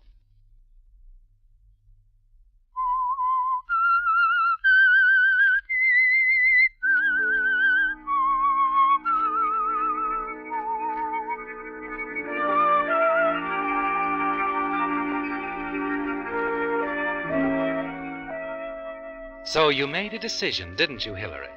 You had a choice and you made it. You figure it's far safer to take a chance on getting caught on a hit-and-run charge. than it would be to face the police and the prying neighbors and try to explain that it was pure coincidence that caused you to run down Tommy Hardwick a few blocks from his home. Pure coincidence that you happened to be riding with his wife, Mildred, at the time. Yes, it flashes through your mind during the few seconds you and she stand there in the fog, looking down at him. And you think it over carefully as you drive her back to her home. You better sit down a minute, Mildred. Oh. Did it really happen, Hillary? Huh? Did we do it? Is he dead? Now, take it easy, dear. It's going to be all right. Doesn't seem real. The fog, the silence, looking down at him lying in the street. Oh, Hillary. Mildred. Hillary, I can't help it. What have we done? Now, listen to me, Mildred. We've got to talk. I can't. I can't think about it anymore. I said listen to me. Please, Hillary. Please don't. Oh, I know. I'm sorry. But, darling, you may as well face it. There's only one way out. Somebody may have seen me. No one saw us. Now, listen. We've got to play it straight. What? Here's what you've got to do.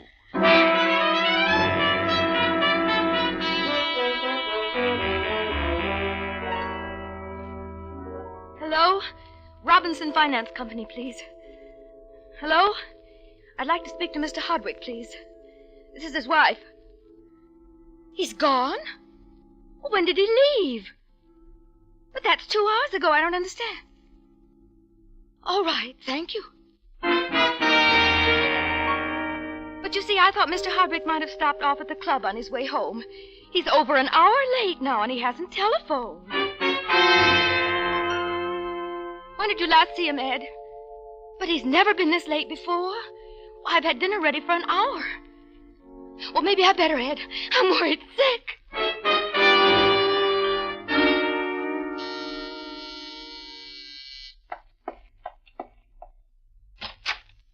Mrs. Hardwick? Yes? Nolan, police headquarters. Oh, is something wrong? Mind if I come in? No. Please, come in. Thanks. Sit down. Thanks. What is it, Mr. Nolan? I've got a tough job, Mrs. Hardwick. Sometimes I think I ought to be in the haberdashery business or something. Did you come here to tell me that? No, I came to tell you that... It's Tommy, isn't it? Yeah. Something's happened to him. Can you take it? Tell me. He was killed tonight by a hit-and-run driver. Killed? Yeah, a man and a woman. What? I'm sorry, Mrs. Hardwick. Believe me, I'm not going to rest until we hook those two and throw the book at them. Did you say a man and a woman? Yeah, in a club coupe, we think. Happened about 8 blocks from here. They ran into him in the fog, stopped, got out and looked him over, and then got back in the car and drove away. Someone saw them? Yeah, 2 people saw them. A lady in the apartment on the corner heard the crash and saw them out of her window. Couldn't tell much in the fog, but she gave us something to go on anyway. What about the other one? That's what makes us think there's something haywire somewhere. The lady in the corner apartment saw the car that hit your husband pull up alongside a parked car. 2 people got out, ran back, checked the body, and then drove off. 10 seconds later, the lights in the parked car go on, and it drives off, too. Oh. Yeah, it surprised me, too. Our prize witness was still sitting in that parked car all the time, and he hasn't showed up yet. Now, but don't worry, Mrs. Hardwick. There isn't much we can do about your husband, but we're sure going to nail that guy and his girlfriend. Well, we'll make the inquest business as easy as possible for you. I'll call you tomorrow. Thank you, Mr. Nolan. Okay. I know how you feel. If I were you, I'd call up a friend or something. It's a bum time to be alone. Thanks. Good night, Mrs. Hardwick. Good night. Hillary. Hillary! I heard it all. What are we going to do? The street was wet. They probably got tire I'm tracks. sure they know everything. Now, wait a minute. That woman in the apartment, she couldn't have seen much in the fog. What about the... Yeah, I know. The guy in the parked car. How will we ever find him? Don't worry about that, baby. He's probably going to find us.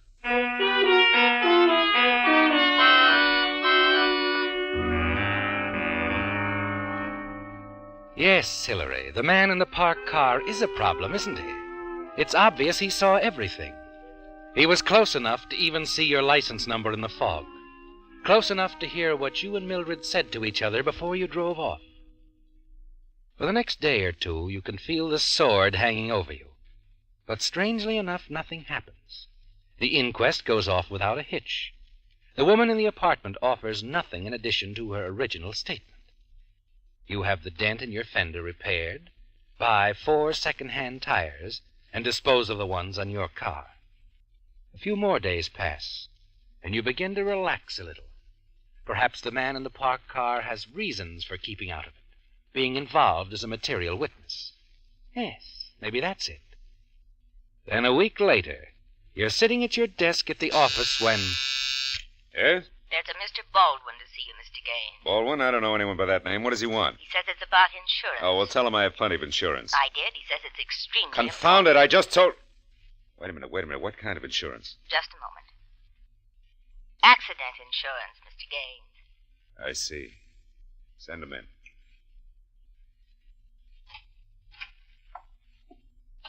I apologize for intruding, Mr. Gaines. I realize you're a busy man. Sit down. Oh, thank you. To set you straight, Mr. Baldwin, I'm already insured to the hilt. My lawyer advises me I'm covered for all possible contingencies, Of and course. My card, Mr. Gaines. Oh? I've been connected for some years with the Valley Indemnity, most reliable company. I see. And in addition to the coverage the company offers, I do a little underwriting on the side.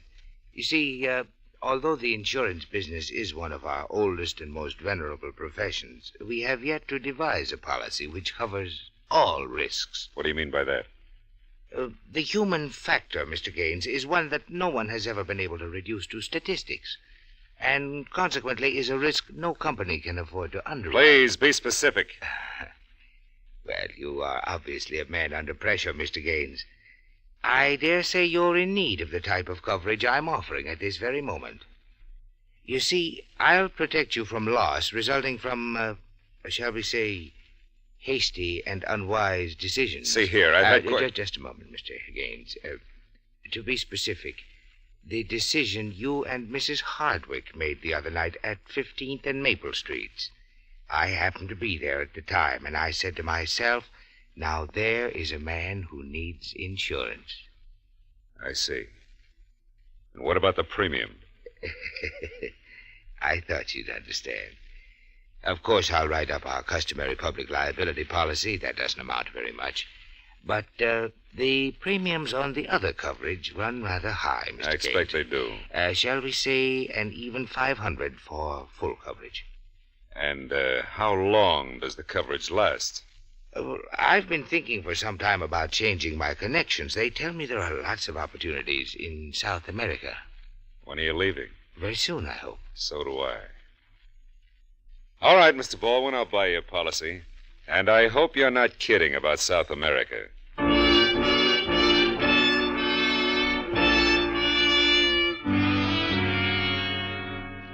How much do you want this time? $2,000. I won't pay it. You would pay it, however, if you had my assurance that this is the last time.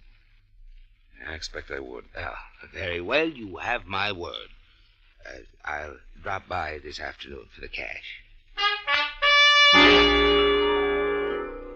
Now, an oil well is one of the most profitable of investments, Mr. Gaines, and I'm sure you'll find this venture a wise one, when you consider the future, of course. Oh, by the way, I expect to be leaving next week. $2,300. Congratulations, Mr. Gaines. You are part owner of the Narcissus mine.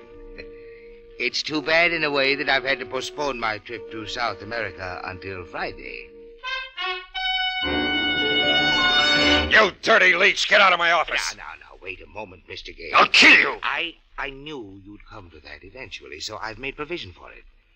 You see, I've written a complete account of your and Mildred Hardwick's unfortunate accident at 15th and Maple Streets, to be opened and read publicly in the event of my death. You've thought of everything, haven't you? I'm pleased to think so. Now, I think it would be rather unwise for you to make another unfortunate decision, don't you? Especially in view of my projected trip to South America.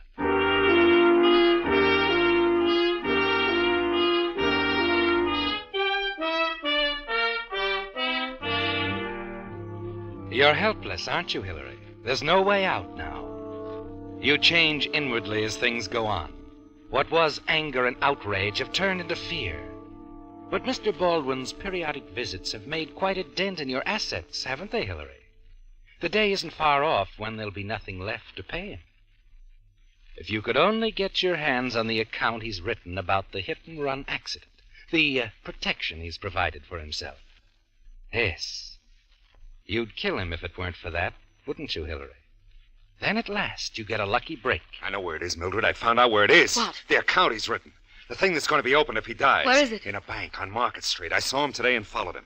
It's in a safe deposit box. I'm sure of it. What good does that do us? All right, now, wait a minute. He keeps the key on him. I was standing in the crowd when he took it from his pocket and went into the gate. Hillary, you're not going... Never mind, Mildred. Let me make that decision.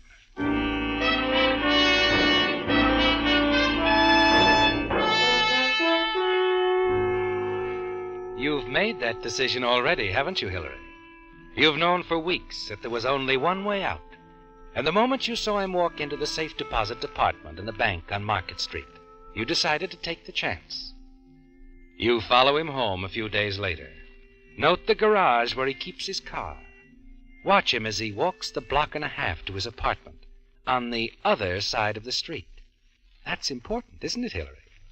He lives on the other side of the street from the garage. You were careful to notice he wasn't recognized at sight by the clerk at the bank, and gather that he hasn't been in the city long enough to be known. That fits, too, doesn't it? So it's all planned carefully when he called you a few days later. First of all, Mr. Gaines, I want to impress on you that I have my reservations. I'm leaving Monday for South America. Yes, of course. There are a few matters I'd like to clear up before I leave. I must deliver your insurance policy, of course. And then there's the matter of the radium. Oh, it's radium this time, huh? Yes, an exploration company I'm incorporating. Uh-huh. I'm sure you'll want to invest $1,000 or so, Mr. Gaines. I'll call on you sometime tonight. You'll have the money. Yeah, I'll have the money, but look, if you don't mind, I'd rather call on you. Will you be home tonight? I expect to be home later in the evening. What time? Oh, about 10 or so. Is there some reason for this, Mr. Gaines? Oh, yes. A very important one. I'll explain when I arrive. I see. You will be alone, of course. Of course I'll be alone. You don't think I want to advertise our little private transactions, do you? No, I'm sure you don't. Very well, Mr. Gaines. I live at 2201 March Way, apartment 308. That's fine, Baldwin. I'll be there. 10 o'clock. 10 o'clock.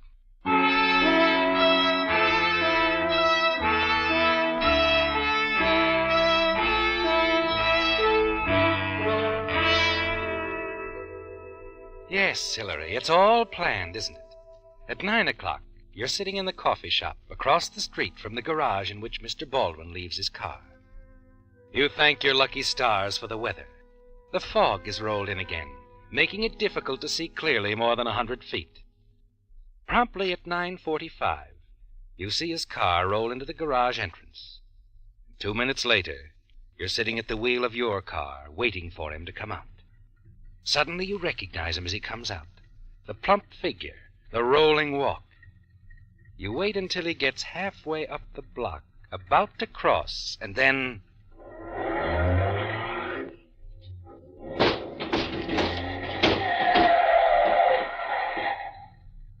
There's your payment, Mr. Baldwin. He's dead, all right. Now the keys.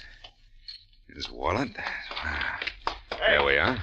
Oh, hey, what's happened here? Oh, officer, I'm afraid. Yeah, let me see. Yeah, well, it looks like... Yeah, he's dead. Good thing you stopped. I'd hate to see you pull a hit and run when it was his fault. Dumb pedestrians. What's that? I'll have to take your name, of course. You know who he is? Why, no, I don't. We'll have to check. Oh, will I be called? No, don't worry about it, mister. Saw the whole thing. Guy stepped out from behind a parked car in the middle of the block. We won't have to hold you.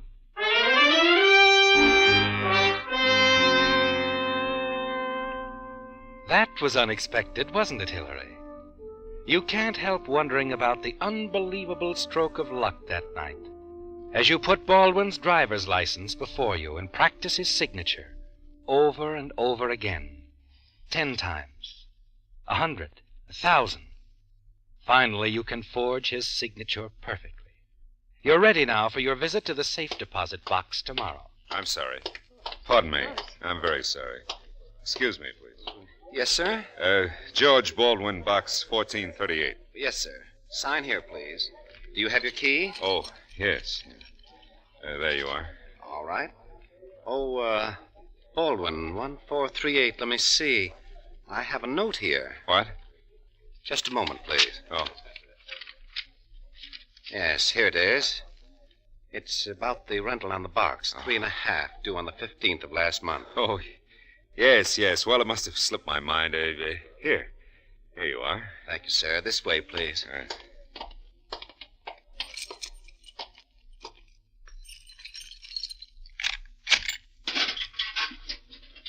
You can take it in one of those booths over there. Thank you.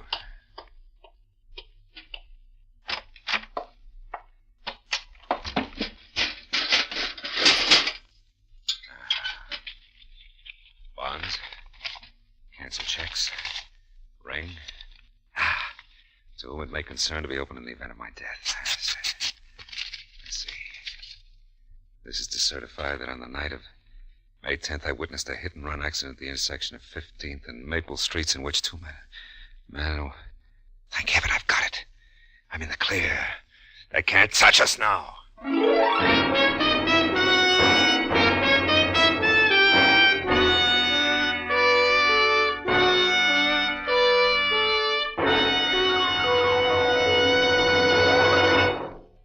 You card players have no doubt been hearing and reading about that exciting new version of canasta called Hollywood 3-Deck Canasta.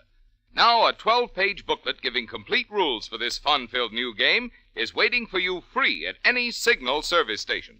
Naturally, these booklets will go fast when even such a card expert as Robert Lee Johnson, the only Pacific Coast member of the National Canasta Laws Commission, says of the game, "You'll never know how much fun cards can be until you've played Hollywood Canasta. This new 3-deck game has completely replaced 2-deck canasta with all my friends in Hollywood. No wonder leading department stores in 32 states are now selling this booklet.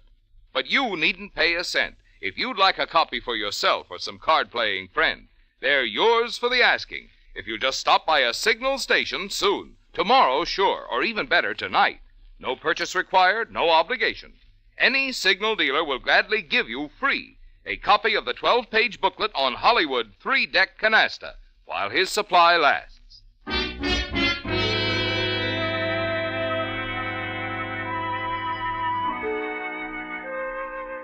So things are looking up, aren't they, Hillary?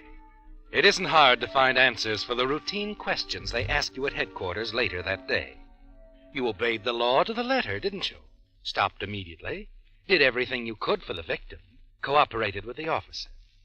You're sure now that they can't touch you, now that the letter marked "to whom it may concern" is gone, the wallet and the keys disposed of. Mr. Baldwin has been paid off, hasn't he, Hillary?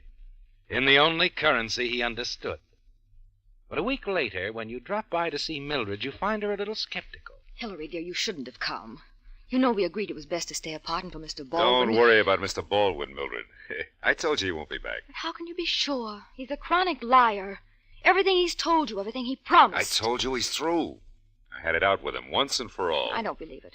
He'll be back. He won't stop until you've given him every penny you have. Mildred, honey, will you please forget Mr. Baldwin? How can I? He's ruined everything we've ever... Who's that? I don't know. Answer it. I'll be in the bedroom.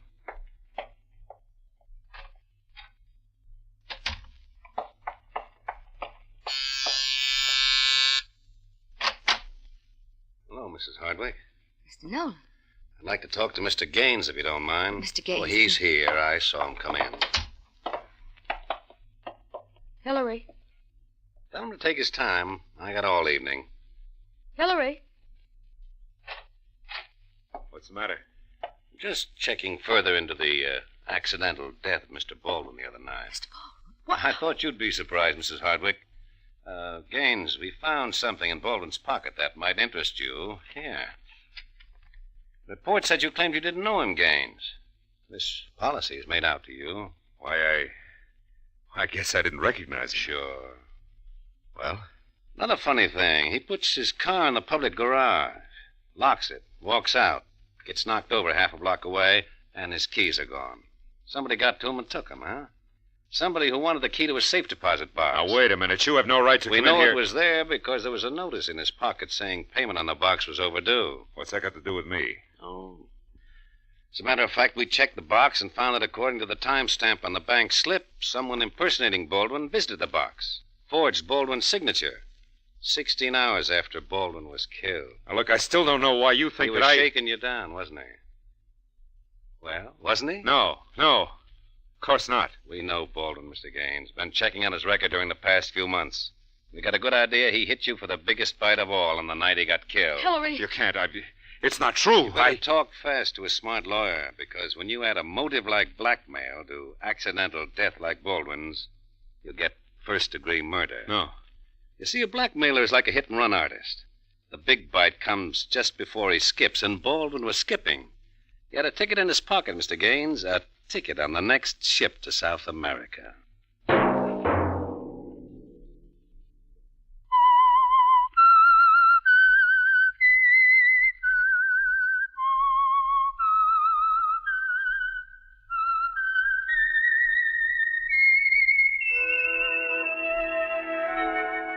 Let that whistle be your signal for the Signal Oil program, The Whistler, each Sunday night at this same time. Signal Oil Company has asked me to remind you again that if you want a free copy of that 12-page booklet on the exciting new 3-deck card game, Hollywood Canasta, you'd better stop by a Signal station soon so as not to be disappointed. No purchase required, no obligation. A copy is yours for the asking while the supply lasts.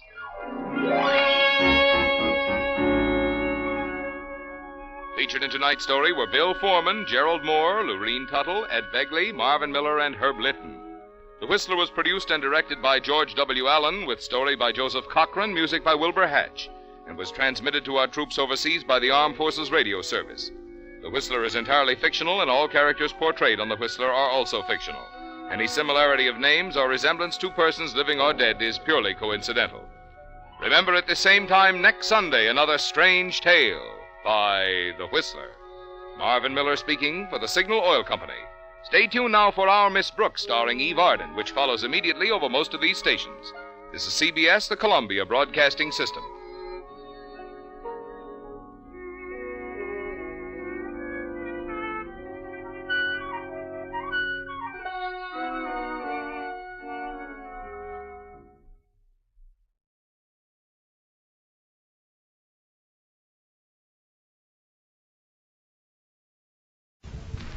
Signal gasoline. Let every traffic signal remind you you do go farther with Signal. Yes, you do go farther with Signal.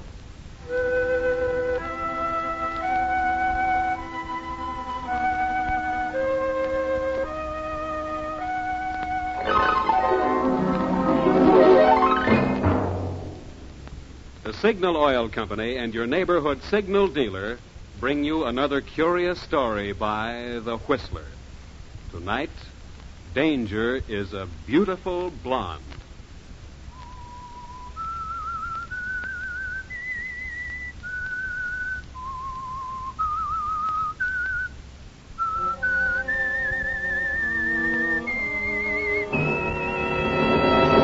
I am the Whistler, and I know many things, for I walk by night. I know many strange tales hidden in the hearts of men and women who have stepped into the shadows. Yes, I know the nameless terrors of which they dare not speak.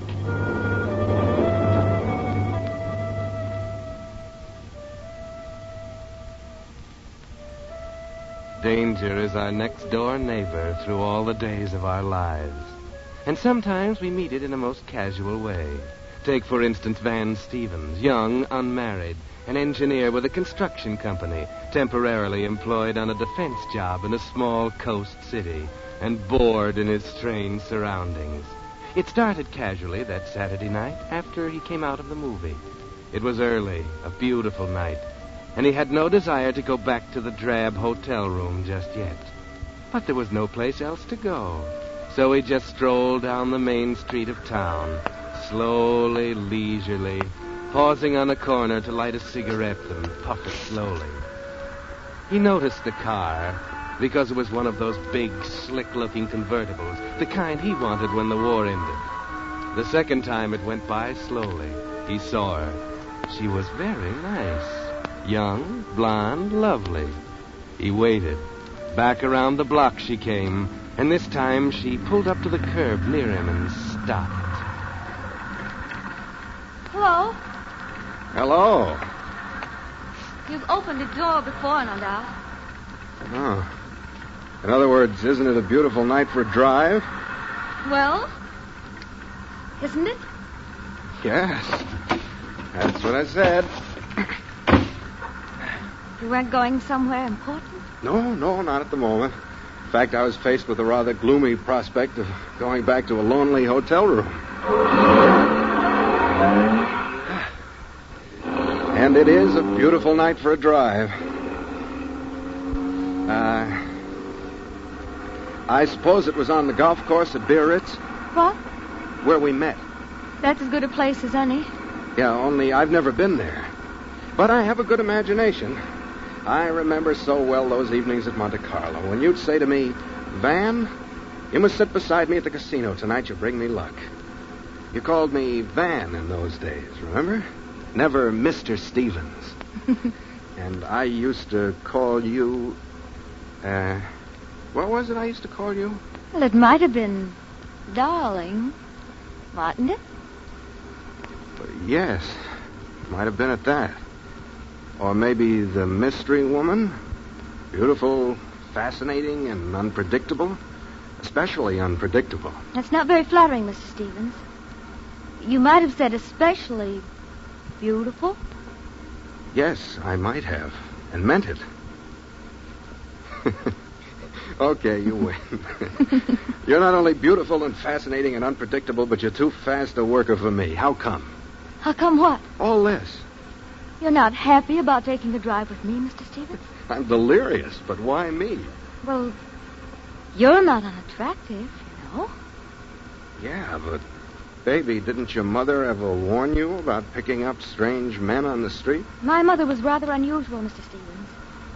And she taught me that when I wanted something, there was only one thing to do. Go out and find it. Okay. Who's kicking? Drive on, baby. Drive on.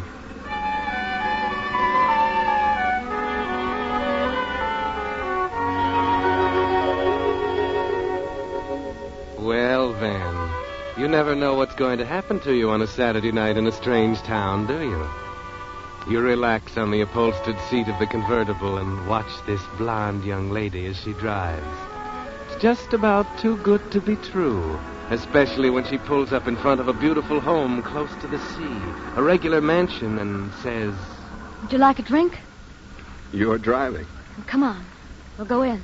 This is the swankiest roadhouse I ever saw. It's not a roadhouse. I live here. Come on.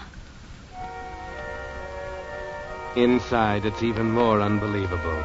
This layout cost $100,000 anyway. There's probably twice that on the walls and art treasures. And as she helps you out of your topcoat, Van, you say... Not a bad little place to hang a hat. We like it. Probably have 2 or 3 more scattered around the country? No, just a cabin up at Anderson Lake. I gather you're not worrying much about any wolves howling at your door. Not that kind, anyway. Touché. Hey, isn't that a Picasso? Oh, you're interested in art, Mr. Stevens? Oh, at times, yeah. Well, then perhaps you'd like to take a look around. We have some very nice paintings scattered all over the house. You think we can find our way without a guide? There's no one else here, that's what you mean. We have only one servant left, and this is her night off. Cozy, isn't it? Whole place to ourselves. All 50 rooms. Oh, it's not that bad. We'll take a look as soon as we have that drink I promised you. The tour starts. Room after room of rich furnishings. Only you're not thinking so much about the beauty on the walls, but More about the beauty walking beside you. Finally, you're standing in her room and she's saying... I did this one all by myself. I studied interior decoration. Very nice. You're not looking at the room, Mr. Stevens. I don't have to see a beautiful sight. Thank you. May I excuse myself for just a minute? Sure. Take your time.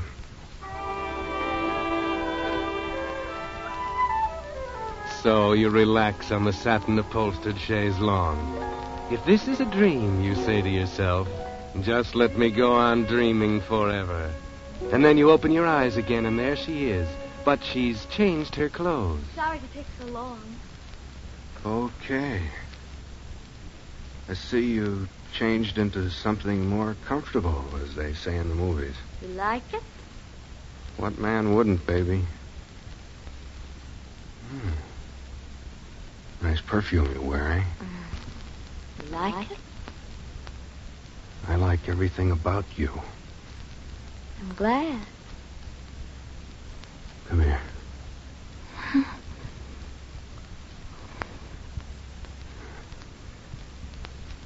Oh, I like that, too. You're not bad yourself, Mr. Stevens. Don't go away, baby. Well, you do something for me. Anything you ask, baby. Look under the bed over there. Under the bed? Okay, I'll play games. Just lift up the cover there. Okay. Hey! I thought you said we were alone. We are, Mr. Stevens. Because you see, the gentleman under the bed is quite dead.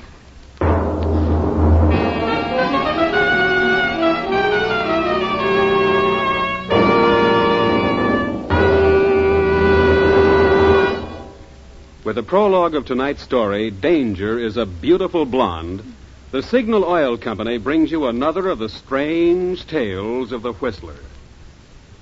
Now, before the story continues, a word about a boy who's mighty important to you. A boy in uniform. Maybe he's your kid brother, your son, your husband, or that friendly kid who lived down the street. Today, he's in a hospital in the Philippines, his shattered arm in a cast. But a Red Cross worker is writing the letter he wants to send home.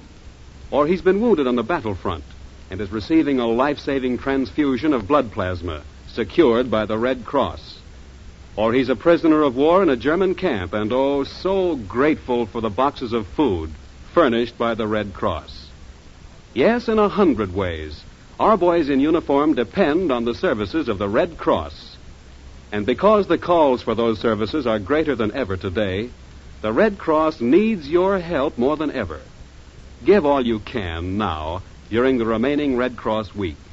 And when you do, remember, you're not giving to the Red Cross. You're giving to the most deserving guy you know, G.I. Joe. And by the way, there's another friendly way you can make life more pleasant for our G.I. Joes right here at home. When you're driving and you see a serviceman on leave waiting for a ride, pick him up. Remember, short lifts make longer leaves. And now, back to the Whistler.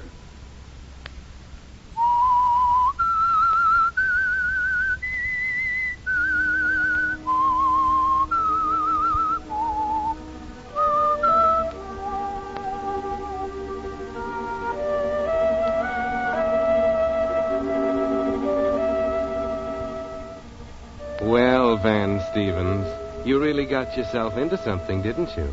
And not exactly what you expected. A strange girl picks you up on the street, takes you to her swank home, leads you to expect something romantic, and then shows you a dead man hidden under her bed. And now she's saying to you... All you have to do is help me hide him, permanently. You mean you want... The place out in the garden with some newly turned earth wouldn't be noticed.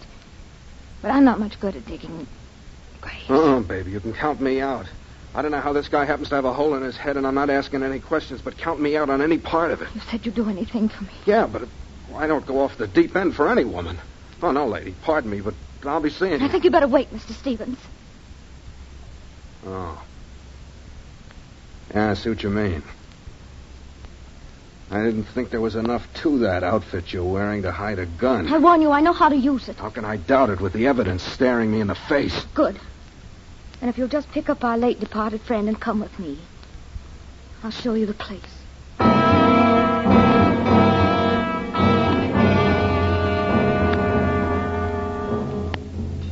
Yes, you really got yourself in for something, Van.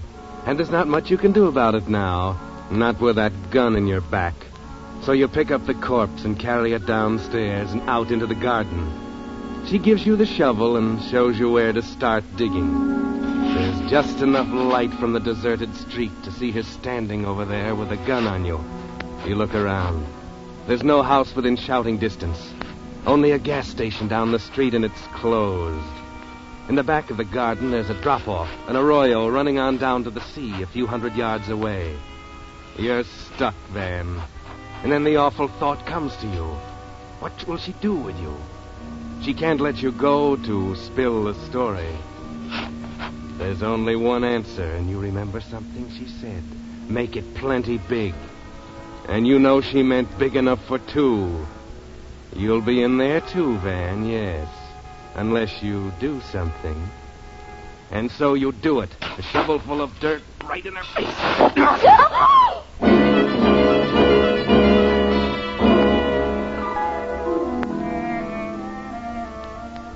Yes, a shovel full of dirt in her face knocked her off her feet, eh, Van?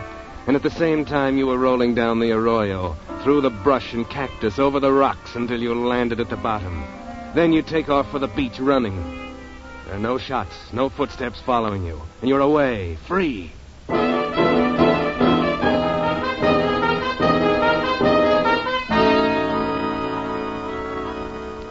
Down the beach to town, catch your bus into the hotel and fix up your scratch face and hands.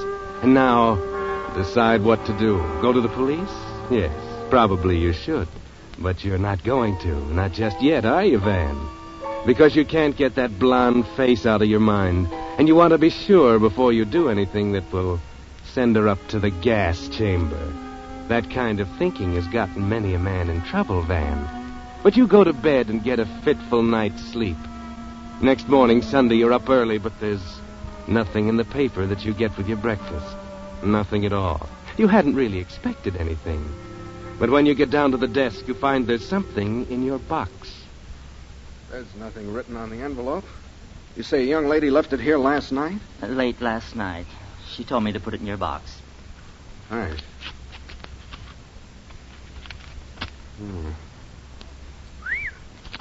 That looks awfully green. Yeah. One crisp $100 bill. And no note? No nothing? No. I wish I knew your secret, Mr. Stevens.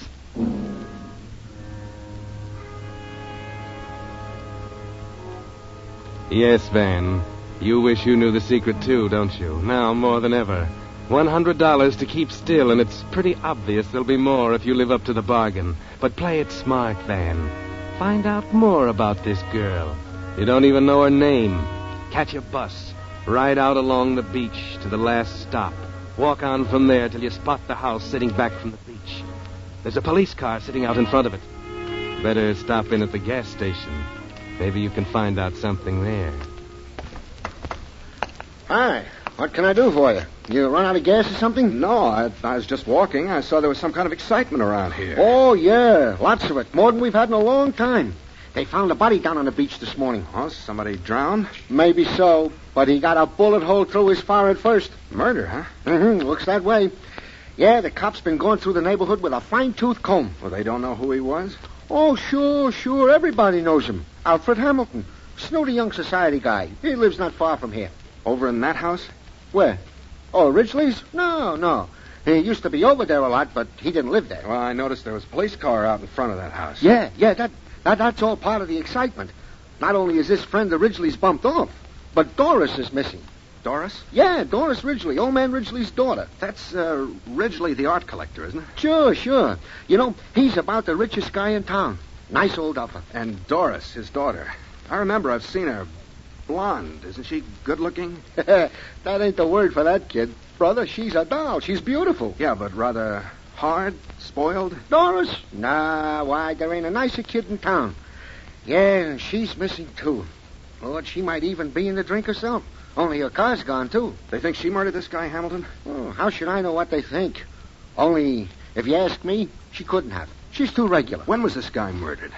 Oh, last night. And I can tell you exactly when. 10 minutes to 8 on the nose.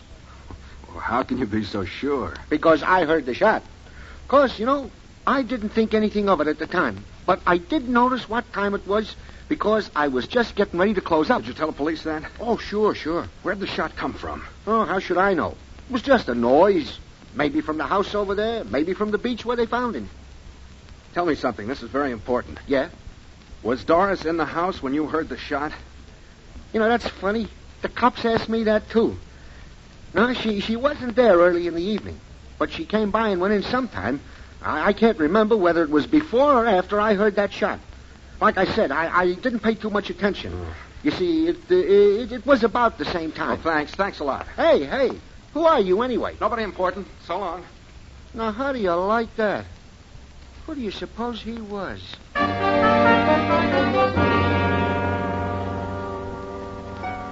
Now you're onto something, Van. You think you've got something figured, don't you? Doris didn't murder Hamilton at all, did she? She was covering for somebody else. And you've got to find her and bring her back. Why you, Van? Why should you get mixed up? Love, maybe? But anyway, where could she be? The police don't know. How should you... But wait. What was it she said about a cabin in the mountains? Yes, at Anderson Lake. Okay, Van. The bus station can probably tell you how to get to Anderson Lake.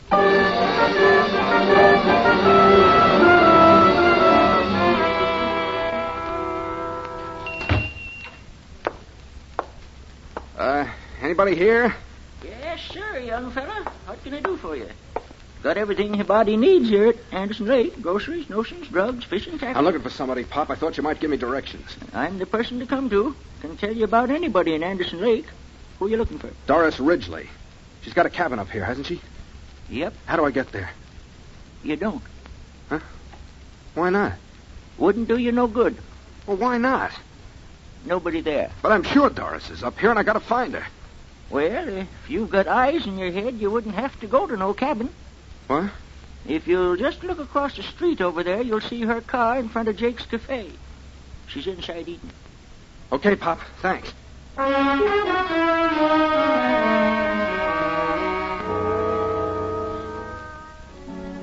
Yes, she's in Jake's Cafe, all right.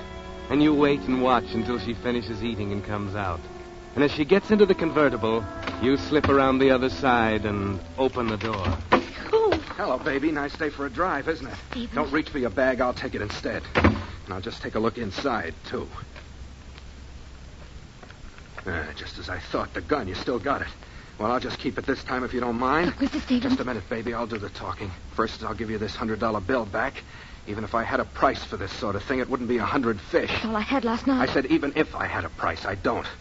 I'll keep my mouth shut until I'm ready to talk, or you are. Makes you think I have anything to talk about. Look, baby, I don't know much about this, but I know a lot more than I did last night, and mostly I know a good kid when I see one. If you're really in trouble, I'm sorry, but I don't think you are. I don't think you killed this heel Hamilton. I think you're covering up for somebody who did. No. I'm not. I killed him. He was threatening me. He was threatening to tell something about me, and I killed him. That's all there is to it. I don't believe you. All you did was try to get me to help you cover up somebody else's work. No, my own. Okay. So you're not ready to talk yet, so let's go for a drive, like last night. I notice you got a bandage on the chin. I'm sorry I had to clip you. I didn't like the prospect of sharing that hole in the ground with that stiff. Oh, you mean you thought I... Oh, no, I never intended to shoot you, no. Well, how'd you think you'd get away with it then? Just let me walk away to tell the cops? I don't know. I don't know. Okay, keep your chin up. Of course you didn't know. You were mixed up in something you knew nothing about. You couldn't have killed this guy Hamilton any more than you could have killed me. So, come on, come clean. I can't. Look, whoever this is you're covering up for, they'll be found out eventually anyway. And probably they had good reason for what they did, from what I hear about Hamilton. And the jury will take that into consideration. But now you got to get yourself off the spot. And me, too. We're accessories to the murder now. I know. Why are you doing this? Why did you come here? Come here. Does that answer your question? No talking now. Come on, start driving. We'll be back in town in 2 hours, and we'll settle it all with the police.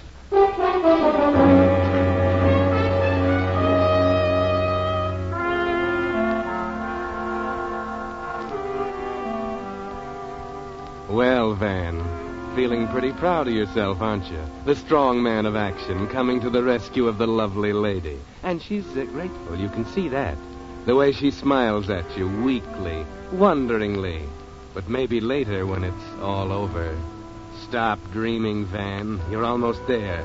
You're back in town and driving down one of the main streets toward the police station when suddenly Doris puts on the brakes and you wheel up beside a squad car. Hey, what's wrong, baby? Not a squad car. We want to go to the police station. What are you doing? Officers! Officers! Yes, ma'am? Arrest this man. He's wanted for murder. Be careful. He's got a gun.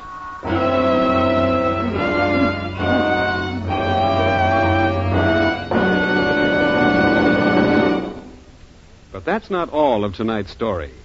The Whistler will return in just a moment with a strange ending of tonight's tale. Meantime, let me ask you a question that's mighty important to drivers today. How many miles per gallon of gas are you getting these days? If you're among the great majority of drivers who don't know the answer to that question, then here's a point well worth remembering. For years, more and more Western drivers who keep close track of their gasoline mileage have been switching to Signal, the famous Go Farther gasoline. And what's more important, the switch to Signal has actually increased since gas rationing. And here's why. Although certain gasoline ingredients have gone to war, Signal's standard of quality still guarantees you the very finest gasoline that can be made today. And Signal still places the emphasis on mileage. Naturally, no company can promise you all the flashing performance you found in pre-war gasoline. And we can only hint at the brilliantly improved Signal gasoline you'll be able to buy after victory is won. But what you're interested in today is getting the most possible miles from every ration coupon. And for that job, you'll find Signal Go Farther gasoline your best buy today. And now, back to the Whistler.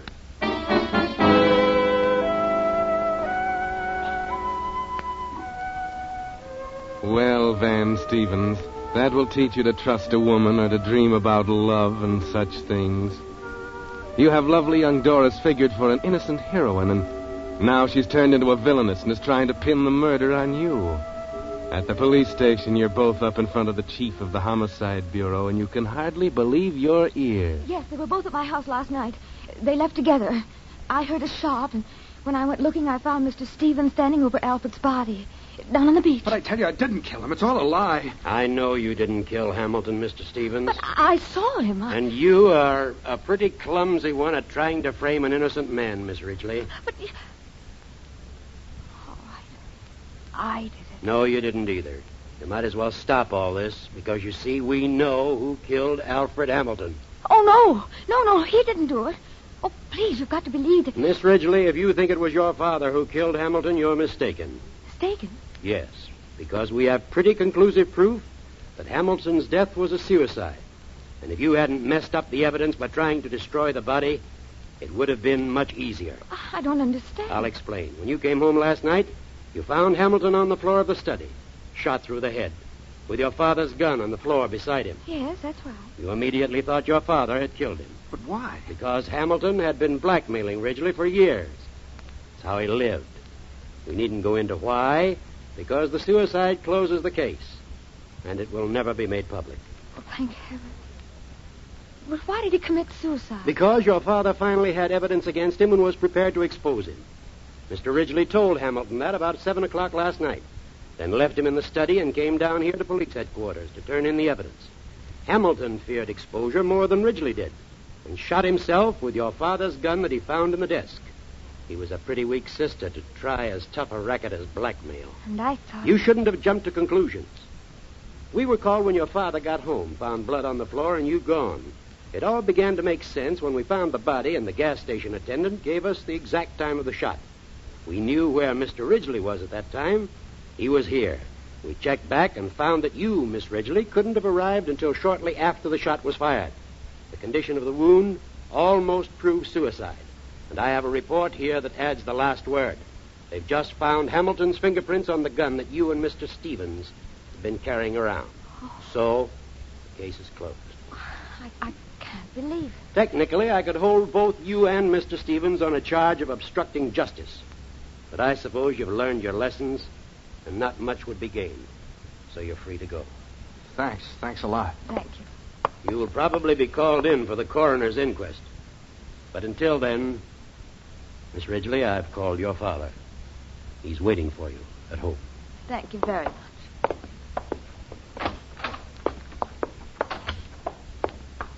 Well, baby, it was nice. So, Mr. Stevens, I owe you an apology. Maybe now we could have that drink together. Look, baby, you're a nice kid.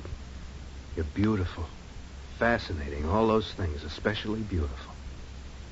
But, baby, if you ever see me walking down the street, just go on by, please.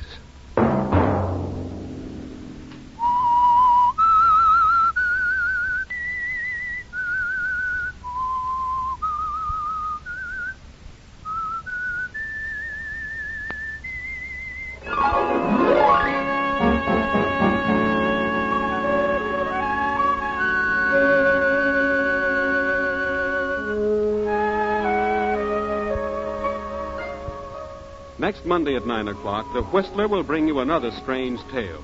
The curious story of Death Marks the Double Cross. The Whistler is broadcast for your entertainment by the marketers of Signal gasoline and motor oil and fine quality automotive accessories.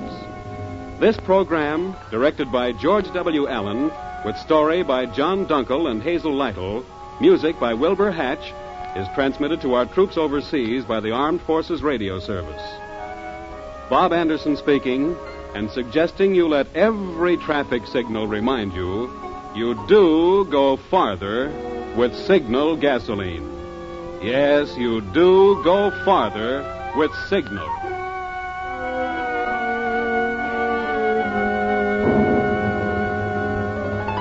This is CBS, the Columbia Broadcasting System.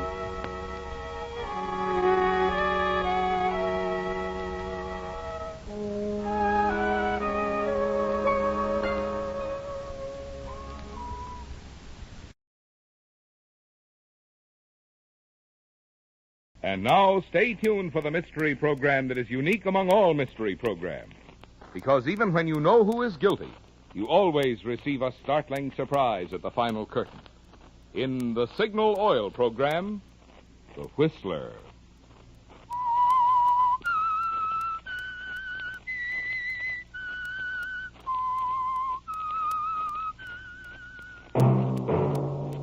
Signal, the famous Go Farther gasoline, invites you to sit back and enjoy another strange story by The Whistler.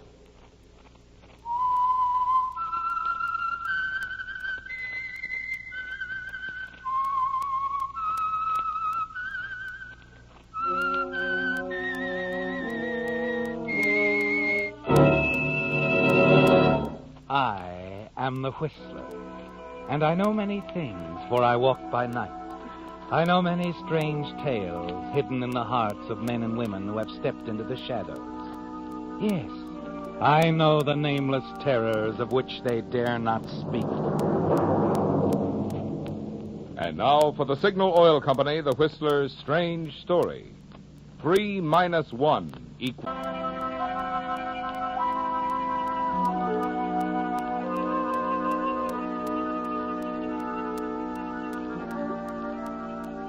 It was on the outskirts of Los Angeles.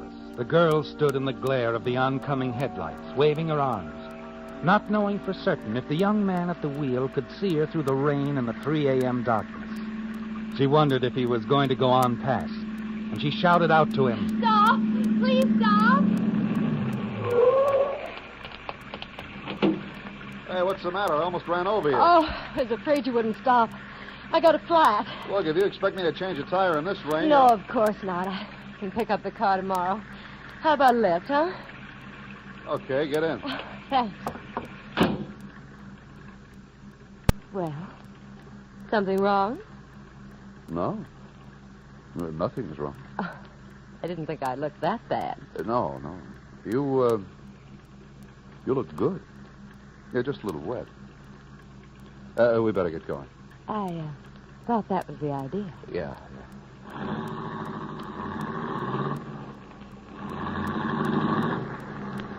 Well, where to? It's not far. Turn left down here and then take the road up to the hills. What's so funny? Well, it sounds like you're taking me to Lover's Lane. I see you've been there before. Only to look at the view. And did you like it? The view? Mm-hmm. Left me breathless. Oh, here, take my handkerchief. Oh, thanks. Oh, you're wonderful. Sure glad you came along. You been to a party? No, I was just coming home from work. Work? In those clothes? I'm a singer, Sylvia Starr. My real name's Sylvia Sanford. Oh, where? Mario's. Oh, it's quite a spot. Now my interview. Name? Yeah, Matt Blake. Matt Blake. Nice. Profession? Airplane mechanic at Glenview Airport. Sounds very exciting. As a matter of fact, it's pretty dull, especially the late shift. Just came off duty. Lucky for me. Hey, if we don't hurry and get you home, you won't be able to sing. Oh, just around a couple of more curves. Who was it that said, let's get out of these wet clothes into a dry martini? Oh, Robert Benchley. Oh, he knew what he was talking about. Say, wouldn't you like to come in for a drink? Maybe by that time the rain will stop. Well, that's the best idea I've heard all evening. Here, turn in this driveway. Watch it, it's pretty sharp. You mean you live here? Mm-hmm. Big, isn't it? Singers must be doing all right these days. Oh, I'm not that good. I married money. Oh, you're married. Well, look, I'd better be getting out. Don't be silly. He's out of town. Oh. Well, after all, you've driven me clear up here. The least you deserve is a drink. Okay. You've twisted my arm. Oh, here's a light. Oh, it's good to be inside. Give me a coat. Make yourself at home. Home? I feel more like I was in a hotel. The den straight down the hall here. Wow. This is very cozy. Very cozy. I'm having brandy and soda. What would you like? Well, that's good. Hold the soda on the side. You're sure your husband isn't here? Positive. He won't be home for 2 days. Well, good for him. Here you are. Home, sweet home. I'll open the curtain so we can look at the light. You know, when I'm alone, I like to sit here at night and look at the world down there. Are you, alone often? Yes. Dutch, my husband's gone quite a lot. With him, business comes first. Yeah, well, somehow I find that hard to believe. Oh, he's not at all like me. We live in 2 different worlds. What does he do in his world? Rob banks for a living? No, he's got timberlands. He owns half the trees in Oregon. Lady, you are in clover. Am I? What does that mean? Lots of girls think diamonds are a girl's best friend till they have 'em. Then they find out they want something more. Yeah, you women are all alike. You've got to complicate your lives. You got something against romance? I'm beginning to think more of it every minute. But with me, it might get in the way. You see, I'm a firm believer in the old school of marrying rich widows. They can't afford to be sentimental. It's either money or love, not both. No. By the way, how's your husband's health? Better than mine. Lucky fellow. Perfect health, imported brandy, and a beautiful wife. In that order? Not if you were mine. I'd put you right at the top of the list. You and your blonde hair. Here, give me a glass. I wish I could say, let me take you away from all this, but somehow it doesn't fit. No, it doesn't, does it? You'd better just finish your drink before we change our minds.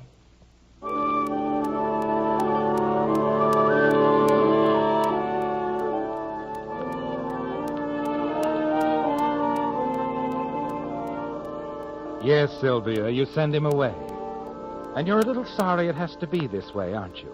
Matt is handsome, with the charm of frankness you like so much. But you know what you're doing. And you wait just long enough before managing a second meeting out at the airport. Hey, Matt. Yeah, Joe? Somebody here to see you. See me? Who is it? Standing over there. Tell me how you do it sometime. Sylvia. Hello, Matt. I just wanted to thank you for the lift the other night. Oh, any time, baby. I didn't expect to see you here at the airport. See that civilian plane that just took off? Dutch is in it. Another trip. How long's he gone this time? Oh, a couple of days. Look, if I'm interrupting Hey, your work... hold it, sweetheart. You can't come and go this easy. How's the brandy holding on? Oh, there's plenty left. Oh, that's more like it. How about tonight? After I'm through here. All right, why not? Tonight, Matt.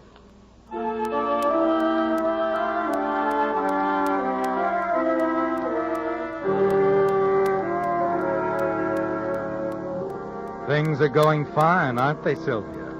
And after that, you see Matt again and again. And finally, on one of your husband's many trips out of town, you and Matt are together in your cozy den. And you're sure now is the time to get on with your plan.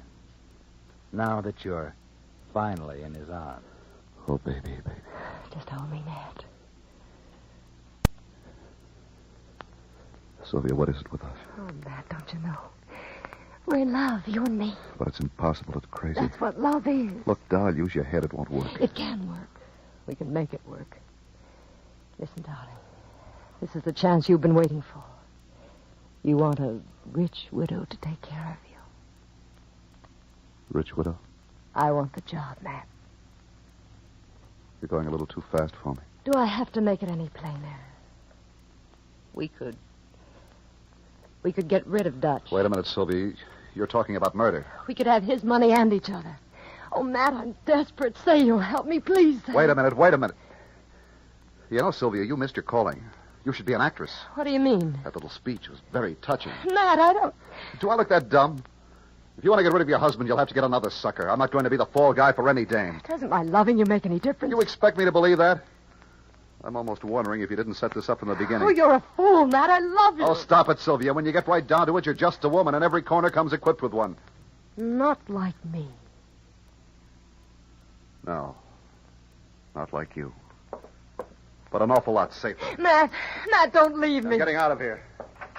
So long, Sylvia. All right, go on. But somehow, I think you'll be back.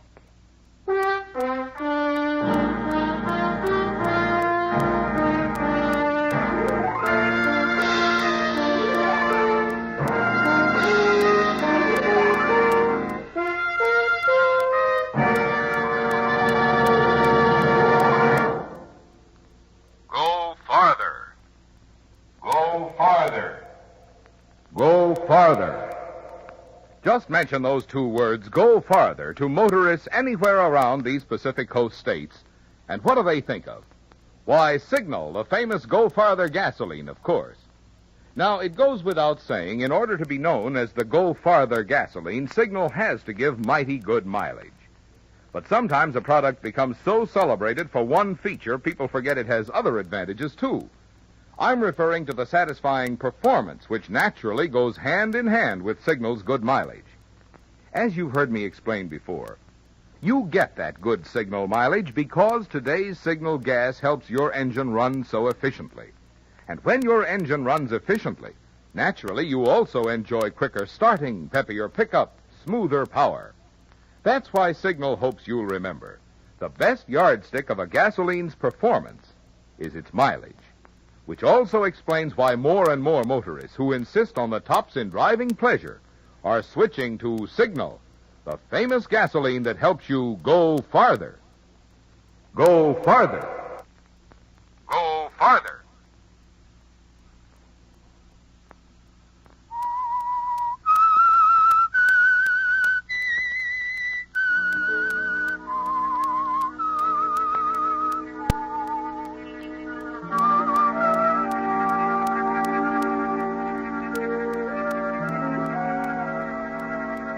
Well, Sylvia, you finally told Matt what's been on your mind so long. the murder of your husband. And you don't give up when Matt storms angrily out, refusing to have any part of it, do you? No, because you're certain that here in this house is the answer to all of Matt's dreams. You, Sylvia, and the easy money he'll share with you once Dutch is dead. Matt stays away from you for a whole week. And then... Matt. Oh, I knew it was you. I knew it. Why did I come back? Don't you know? I want you to tell me. Because you love me. And I love you. Say it again. And mean it, Sylvia. Close the door.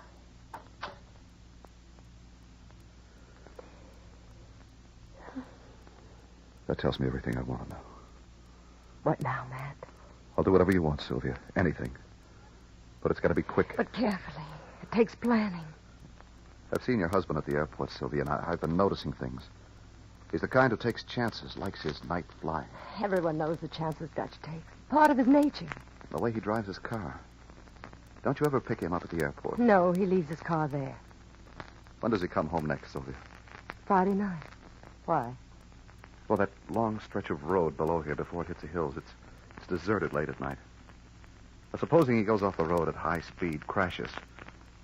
People would say he took one chance too many. Matt, it's awful risky.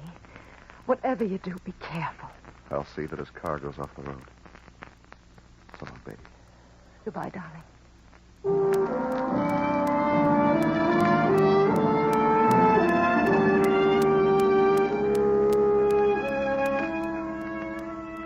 Well, Sylvia, it's going to happen even sooner than you had dared hope, isn't it? The days ahead seem like years, but you check your impatience, knowing that it's all up to Matt. And whatever happens is on his shoulders. Friday night, you stay within the safety of your house in the hills. But it's not hard to imagine the scene on that lonely stretch of road when the hour comes. Your husband, driving at his usual breakneck speed. Now another car coming up behind, then alongside, crowding Dutch over relentlessly. Dutch's angry shout till his tires hit the shoulder, and then the wild crash as his car careens down the embankment.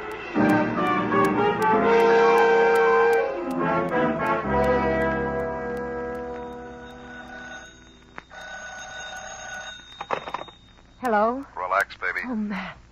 Matt, are you all right? I couldn't be better, but I can't say as much for your late husband. Then it worked.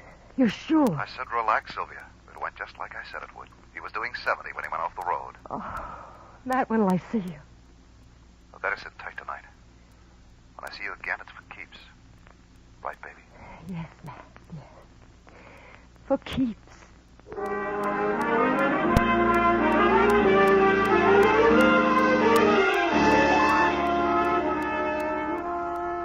It looks like the house and everything Dutch has is yours now, Sylvia. And when the doorbell rings an hour later, you're sure it's the police, coming to tell you of your husband's untimely death. Dutch. So surprised to see your husband, Sylvia? Why, no. It's almost as though you didn't expect me. Or did you? Well, of course I did. It's just that you look so strange. What happened, Dutch? I'm not quite sure. Then something did happen. A car deliberately ran me off the road. I'm wondering why. Oh, darling, how awful. The driver must have been drunk. Maybe. Only he drove away safely enough. I'm not a bad driver myself, Sylvia, or I'd have turned over for sure. Oh, thank heavens you're all right, honey. Look, why don't I get you a drink and then you can get some rest? Not now. Come into the den, Sylvia. I want to talk with you. Tonight? Why? I've been thinking about you these last few weeks, Sylvia. And what happened in the past hour. Surely you're not accusing me of... Is there any reason why I should? No, of course not. Oh, Dutch. Dutch, you're not yourself. Sit down, Sylvia. Now listen to me. Very well. I'm giving you the benefit of the doubt. You're still my wife. I've made up my mind about a lot of things. To begin with, you're giving up your crazy idea of being a singer again. I see. In spite of what you think, other people like my voice. They pay to hear me. They pay money to see you wiggle in those dresses you wear. You haven't changed, Sylvia. You're still the same girl I took out of the carnival 5 years ago, the snake dancer, Come one, come all, only a dime. Can't you ever forget you found me in a carnival? I can't forget, Sylvia, because you won't let me. Oh, why did you marry me? I don't think you ever loved me. You're wrong, Sylvia. I did love you. And besides, you're beautiful. And I like beautiful things. You know that. Yes, I still take pride in having you here, Sylvia. It soothes a man's ego to have a beautiful young wife. But you never let me do anything I like. You're always criticizing, always complaining. Perhaps it's because I see something in you that should be developed, some innate sense of refinement. Oh, really? You're supposed to marry people for love, not to develop them. I'm touched deeply, my dear. This is the first time I knew you ever married me for love. Oh, what makes you this way? Don't you have any feelings? Stop it, Sylvia. No, I'm going to say this once more, and this time I want it to sink in. I'm not a man who can live alone with disappointment, nor uncertainty about my wife. If you want to go on accepting the comforts I give you, enjoy my money, inherit it if anything happens to me, you're going to have to live the way I want you to. It's that or else. Is that what you mean, Dutch? As of this moment, everything is changing. I intend for us to go abroad this winter, and I expect you to conduct yourself like a lady. Is that clear? Is it? Yes. It's perfectly clear. Good. And in the meantime, Sylvia, just to remind you, a lady always remains loyal to her husband.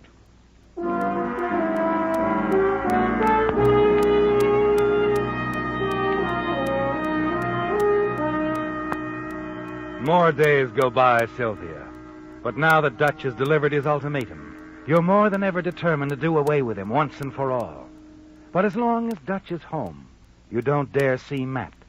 Because you're not quite sure how much Dutch might know, are you? But at last you call Matt from the beach house, and he rushes to meet you. Matt, he's been watching me like a hawk. Baby, is it safe here? Yes, he went to Bakersfield, but just for today. Besides, he hardly ever comes to the beach house. Oh, darling, I can't live with him any longer. I know, baby. It's got to be us, straight down the line. Soon. It's got to be soon. Every day I'm away from you, But you were right. It's got to be planned. The next time we've got to be sure. It shouldn't be so difficult, should it, Matt? No, it's still the getting away with it. We could still make it look like an accident. He could fall in the pool, or his gun could go off while he was cleaning it. No, that's no good. At least no better than the last try. Oh. Baby, tell me some more about Dutch. Well, what? What do you want to know? Everything. Anything you know. Just talk. Well, I guess Dutch is what you'd call a proud man. He's always telling how he started with nothing and worked his way up. How he'd had to fight for everything.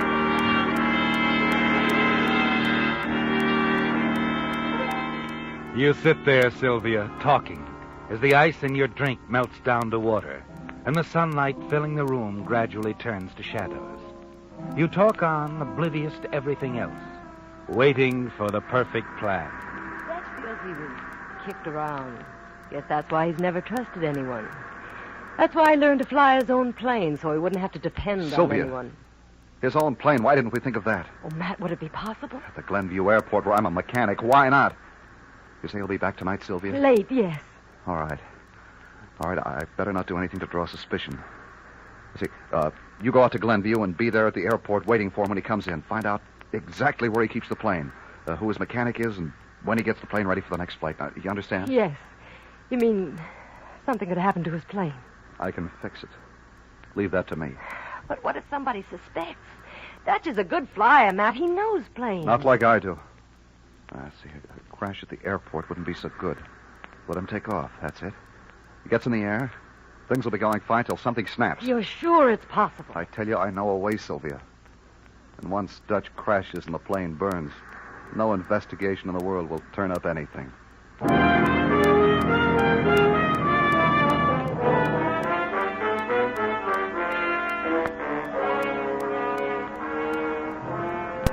At 11 o'clock that night, Sylvia, you're standing inside the terminal gate waiting for Dutch. You watch the planes land and take off, almost forgetting to breathe. They're the symbol of your freedom now, and then suddenly... Sylvia! Oh, Dutch. I thought I saw you standing at the gate, but I couldn't believe my eyes. Why, I thought you weren't interested in planes. Well, you're looking at a new woman, honey. I decided that since you spend so much time in the air, I want to know everything about it. Well, come on over with me and I'll show you the plane then. Oh, I'm glad you came on, dear. Now, before long, you'll be as crazy about flying as I am. You're probably right, Dutch. When are you taking your next flight? Huh? Oh, next Wednesday. Oh. Do I detect a note of sadness? Well, I was just thinking how long away that was. I mean, how long you'll be away. Sylvia, I've been thinking ever since I got back from my last trip and we quarreled. I've been thinking... Oh, please, don't start in again, Dutch. No, let me finish. I've been blaming you for all our difficulties, and I've been very harsh, but it's been my fault, too. Maybe more than yours. After all, you're young, full of life, and it's not much fun being tied to a man who's away so much. Dutch, you don't hear me complaining? No, wait, Sylvia. I've tried to change you and mold you to my pattern of thinking. That was stupid. You were right. You can't marry people in hopes of changing them. You marry them because you love them. Well, what I'm trying to say, and I'm afraid I'm saying it very badly, is I do love you, Sylvia. Can't we make a new start? A new start? I'm going to give up all the business trips unless we can go together like the trip abroad I've planned. I'm going to stay home with you and spend all of my time making you happy. That would make you happy, wouldn't it? Why, yes. And on this next trip, I'm going to get everything in order, wind up the loose ends, and then I promise you, dear, it'll be the last trip I'll take. Your last trip? Yes, Sylvia. And we'll make it an occasion you'll never forget.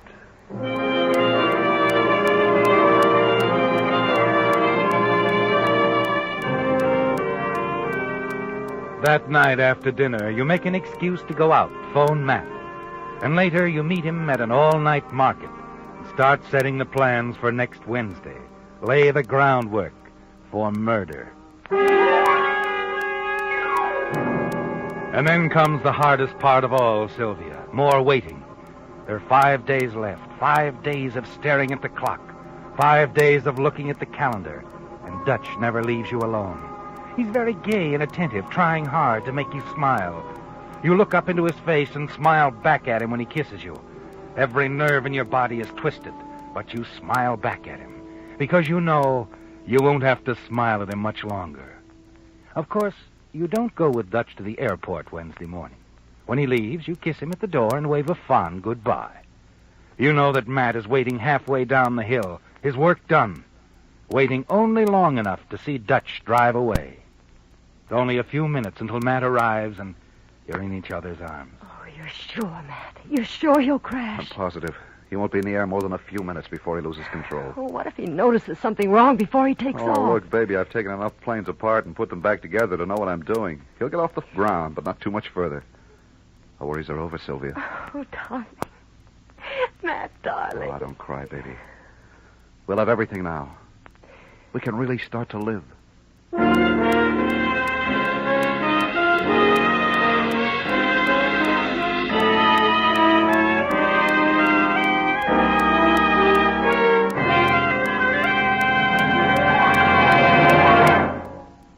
You hear people say, you don't get anything for nothing these days.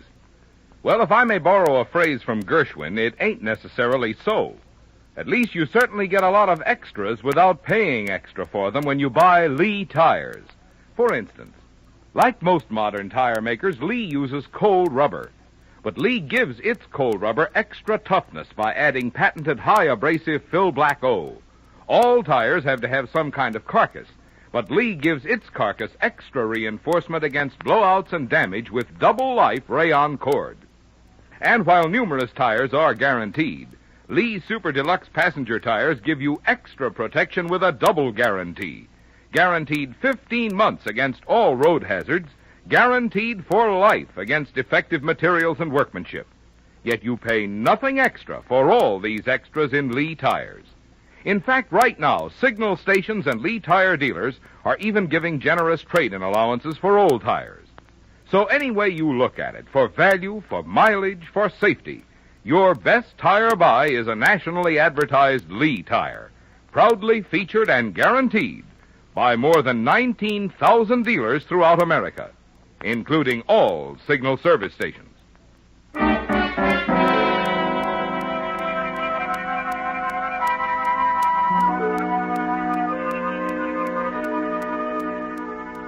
blast of the crashing plane was heard all over the valley, sending residents rushing from their homes to see the flames and smoke of the wreckage.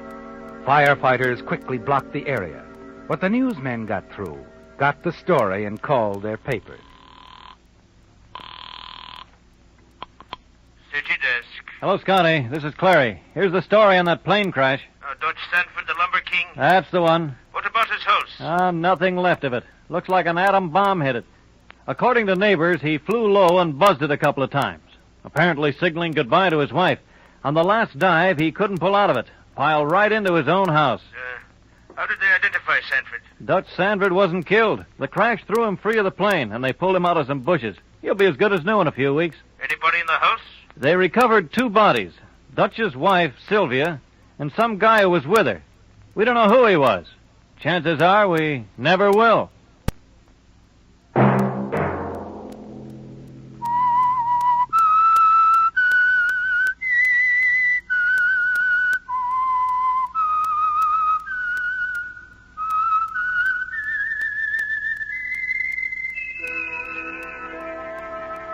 Let that whistle be your signal for the Signal Oil program, The Whistler, each Sunday night at the same time.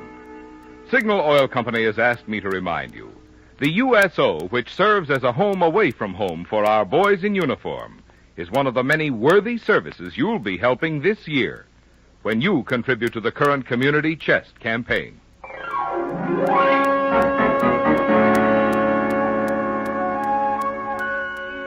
Featured in tonight's story were Bill Foreman as the Whistler, Doris Singleton, Hy Averback, Bill Conrad, and Bob Bruce. The Whistler was produced and directed by George W. Allen, with story by Jolene Hinman, music by Wilbur Hatch, and was transmitted overseas by the Armed Forces Radio Service. The Whistler is entirely fictional, and all characters portrayed on The Whistler are also fictional. Any similarity of names or resemblance to persons living or dead is purely coincidental. Remember to tune in at the same time next Sunday when the Signal Oil Company will bring you another strange story by The Whistler, entitled Love Match, in which a terrible mistrust between a pair of conspirators leads to grimly exciting mystery and murder. Marvin Miller speaking for the Signal Oil Company. Stay tuned now for our Miss Brooks, starring Eve Arden, which follows immediately over most of these stations. This is the CBS Radio Network.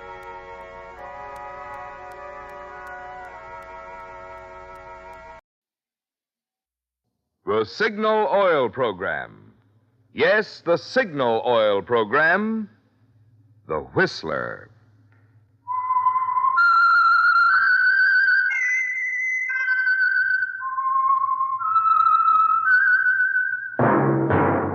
That whistle is your signal for the Signal Oil Program, The Whistler.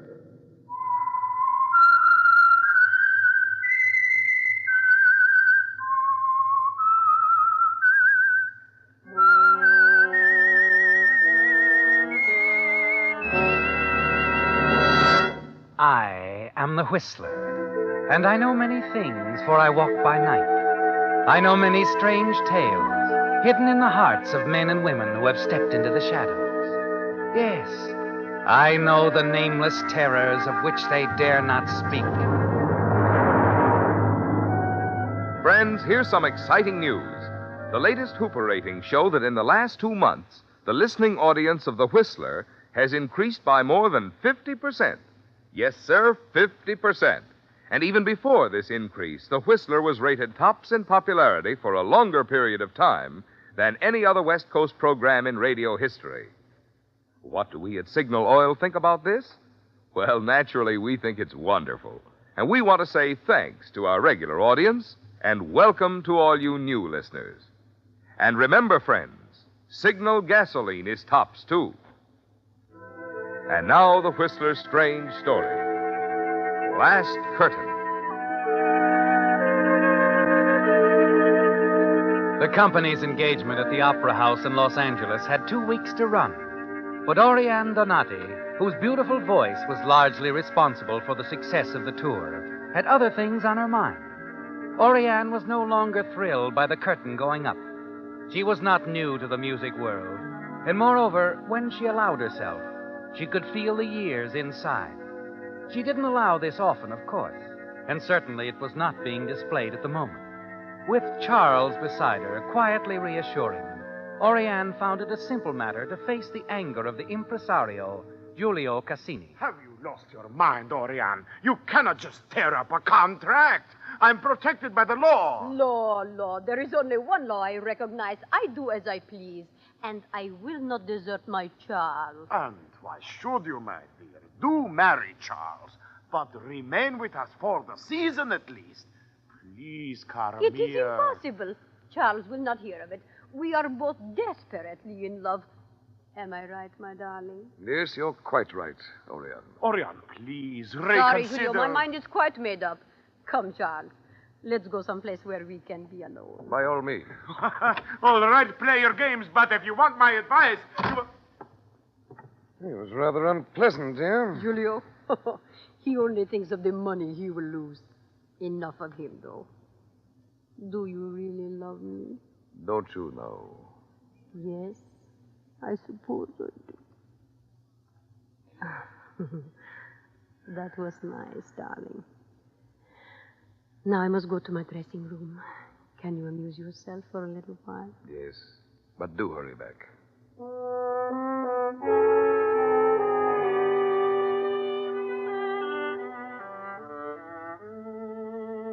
Yes, Oriane. At this point in your career, in your life, the most important thing is Charles and your love for him. You're thinking about this, aren't you, as you sit down before the mirror in your dressing room? Mama. What? Mama? Oh, Felice. How often have I told you not to call me Mama? Oh, Mama. What am I going to do with you? Oh, tell me. How are you coming along with your voice? Very well. Professor Gresby is pleased with my progress. What are you up to now? I've just finished Faust. I'm to take up Martha next. Oh, Martha, lovely. You know Mr. Cassini has a great hope for your future. Do you enjoy your work in the chorus, darling? Very much. But, Mama, how long must this pretense go on? Now, Felice, my baby, it will be over sooner than you think. I am going to be married. Married? Yes, cara mia, to a very fine, handsome, rich man. We shall all three of us be very happy. Oh, Mama, when? Soon, Felice, very soon. Now, child. Yes? 8,000 pardons, my lady, but if you have the time, I should like a word with you. I am very busy, Peppo. But, well, young lady, you run along now. I hope the advice I have given you will help you to amount to something. Oh, it will, Madame Donati. And thank you. Well, what is it, Peppo? Please, Madonna, is it true what they are all saying, that you are leaving us, being married? Yes, it's true. Oh, no, my lady, no. You must remain. The opera needs you. The opera? Go away, old man. Go to your world of props where you belong. You fatigue me. Oh, you grieve me, Madonna. True, I am without physical grace and beauty, but, oh, please, in my heart there is love. Love? Love, indeed. Go away, buffo. Go down to your room where you belong and stay out of my life. Stay out of what does not concern you.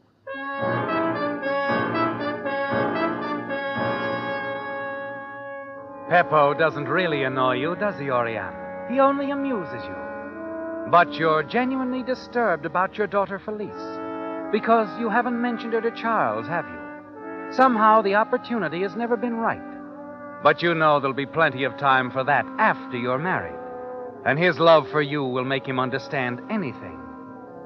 The following morning, Giulio sends for you, and he seems in a strangely happy mood when you enter his office. Oriane, come in, come in. Where are the papers? Canceling my contract? On the desk, my dear. There's 6 copies. The sooner you sign them, the sooner you can start preparing for the great day. You do not want me to perform tomorrow night? Oh, not necessary at all, cara mia. Now, if you just sign the papers... Julio. Yes? Tell me, how is it that this morning you seem so agreeable? Only yesterday you were tearing out your hair, shouting you were ruined. I have had a change of heart. I know about love. I know it cannot wait. I thought it over. After all, who am I to oppose Cupid, huh? Julio, you are lying. What has happened? All right, you ask. This morning, Madame Brock signed with us. Kitty Brock? You sign her before you cancel my contract? Yes, now here the paper, 6 copies signed at the bottom. I sign nothing. Good day, Julio. Wait, Orion, we must discuss this, please. There is nothing to discuss.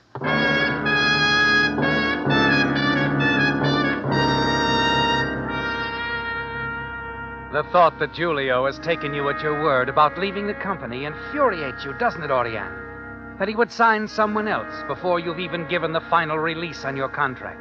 And of all people for him to choose, Kitty Brock, a woman you've never liked.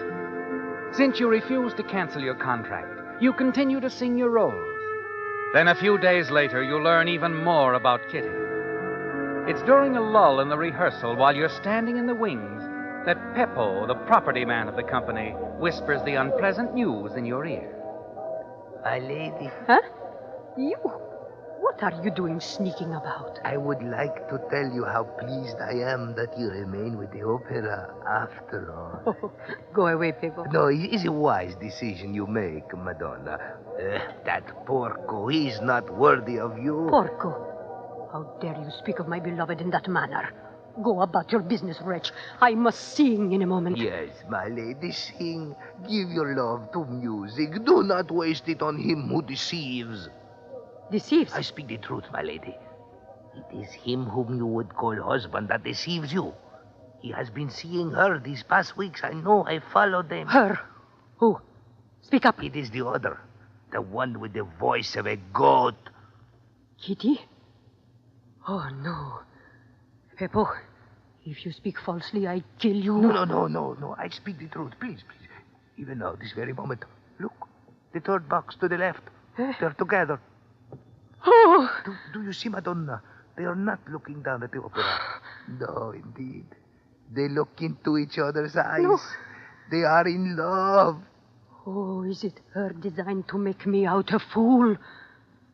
To take all that is mine? No.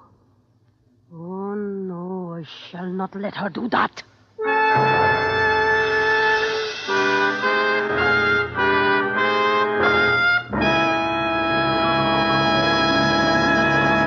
With the prologue of Last Curtain, the Signal Oil Company brings you another strange story by The Whistler. But just for a moment, let's suppose this were a quiz show, and you were asked, what gasoline is known as the Go Farther gasoline? What would your answer be? Well, if you've lived out west any length of time, you know that from Canada to Mexico, Signal is famous as the Go Farther gasoline. Now, naturally, we're mighty proud of Signal's good mileage, but even more so, we're proud of what makes such mileage possible. The extra efficiency today's Signal gasoline coaxes from your motor. Because when your motor runs more efficiently, you also enjoy quicker starting, faster pickup, and smoother power, the things that make driving more fun. That's why folks who want superior performance, as well as those who insist on mileage, are both switching to Signal. They've discovered that to get the tops in gasoline quality, there are just two things to remember. One, in gasoline, it takes extra quality to go farther. And two, Signal is the famous Go Farther gasoline. And now, back to the Whistler.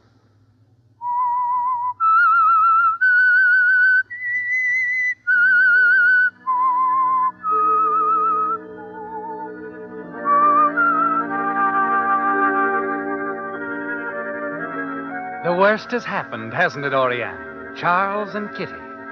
The shock of it keeps you confined to your hotel rooms all the next day. And the evening's performance goes badly. And the day after that brings angry words between you and Julio when he tells you that Kitty Brock is going to sing your role tonight, regardless of your contract. Later, the odd, strangely devoted little Peppo comes to your dressing room. My lady. Peppo, please, let me be. Madonna, I beg of you, listen to what I have to say. Oh. Look, after tonight, Madame Brock will bother you no longer. What are you saying, Peppo? In the room where I keep my props, there is a mirror. A mirror especially created for the use of Madame Cazzana. A mirror? Yes, but such a mirror. And so practical. You see, it was purchased for Madame Gazzana nearly 20 years ago by a man who was madly in love with her and very jealous. Oh, come now. You're speaking in riddles, old man. Explain yourself. Well, the mirror, the glass, was treated in such a way that a high-pitched trill or vibrato would instantly explode it in one's face. A just reward for vanity, Madonna, would you not agree? Eh? Especially if one is accustomed to singing into one's mirror, like the good Faust Margherita. How is that you have come to possess this mirror? Madame Gazzana was in love with another, so she gave the mirror to me. Ah, you're dreaming, old man. If you were telling me the truth, you could not know of the mirror's treatment. Gazzana herself did not know. But I do know. The jealous lover told me. When Gazzana sang Margherita and the mirror did not explode, the man came to see why. When I told him I had the mirror, he begged me to give it back for fear some innocent one would be hurt. But you kept the mirror? Yes. I was certain that someday it would serve its purpose. Oh, get out of here, Pippo. So, this, then, is my reward for offering you happiness. I told you to leave, Pippo. Very well, my fine lady. But the next time, you will come to me. Really? You think no, Madonna? I shall be waiting for you downstairs in my room with my props where I belong, where all the ugly things are kept.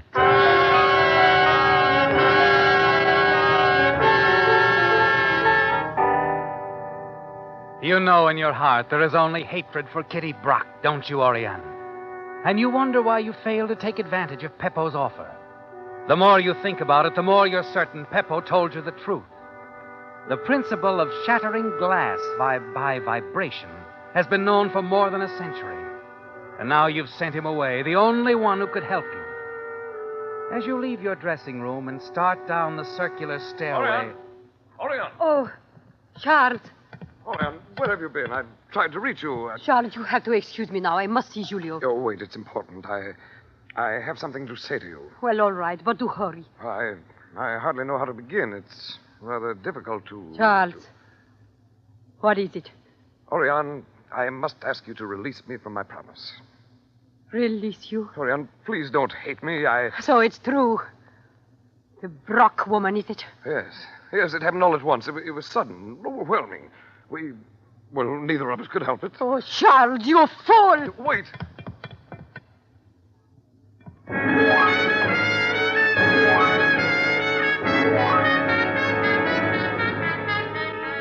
It's finally happened, hasn't it, Oriane? You've lost everything.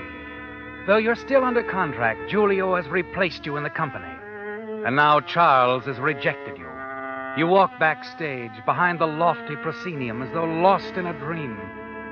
As the hours pass, you can concentrate on only one thing, one person, Kitty Brock. She's the cause of it all, isn't she? Then in the distance, you hear the chorus rehearsing for tonight's performance of Faust. Concealed behind a flat, you watch your daughter Felice as she sings, so young, so alive. Then another voice becomes audible. Kitty Brock rehearsing your role, the role of Margherita. Her voice taunts you, doesn't it, Oriane? You begin to tremble with rage, and then a thought flickers through your mind. Jewel song. Margherita gazes into a mirror. A mirror.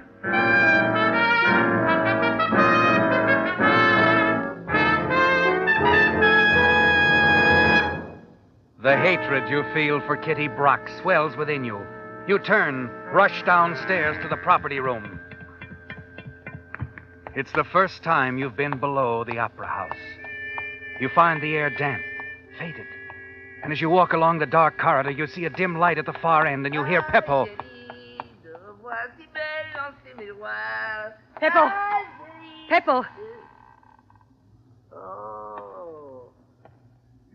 It is the fine lady come to visit Peppo, huh? What an honor you accord me. Peppo, I am in need of your help.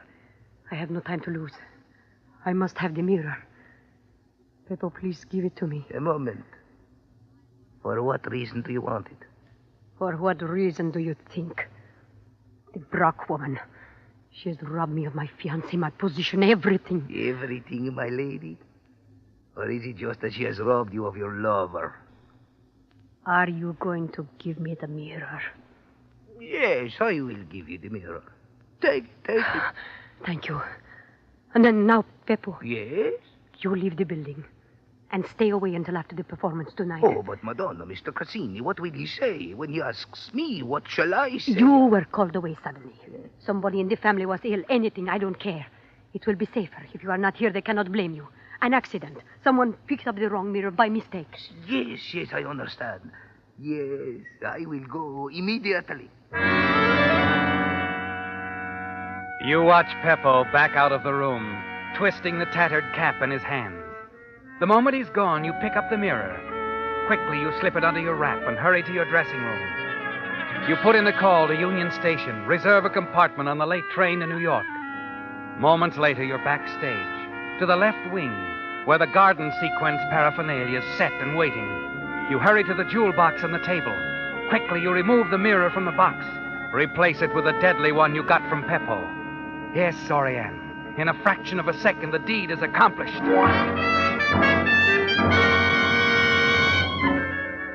Back at your apartment, you spend the rest of the afternoon packing for your trip to New York. Then shortly before 6 that evening, you hurry from the building. Your train doesn't leave till 9:40, and you decide to have dinner at a quaint little Italian restaurant not far from Union Station. As you approach the waiting cab, the driver opens the door for you. Oriane, wait! Wait! You turn, see Giulio Cassini hurrying down the street toward you. Hurry, driver. The Fior d'Italia restaurant, Commercial Street. Oriane, wait! Wait, Oriane! Oriane, listen to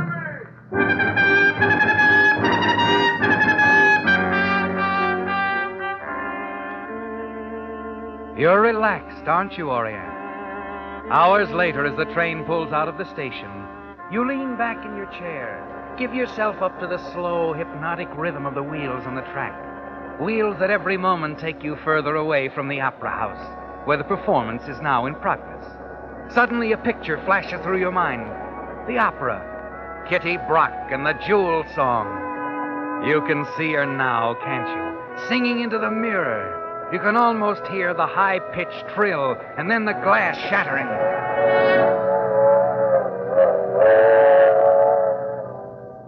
It is too bad, Madame Brock, that your first performance with this company shall be your last.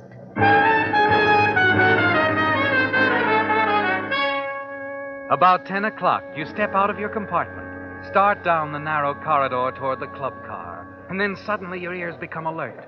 Your brain starts spinning wildly as two voices emerge from a compartment up ahead. Oh, come along, darling. That's Kitty Brock's voice. What is she doing on this train? A moment later, you see her step into the corridor, followed by Charles. You stand there dumbfounded, unable to move, unable to think. Kitty, don't you think we ought to wire Giulio? When we arrive in New York, we'll be soon enough. Do you think he'll be mad because we eloped?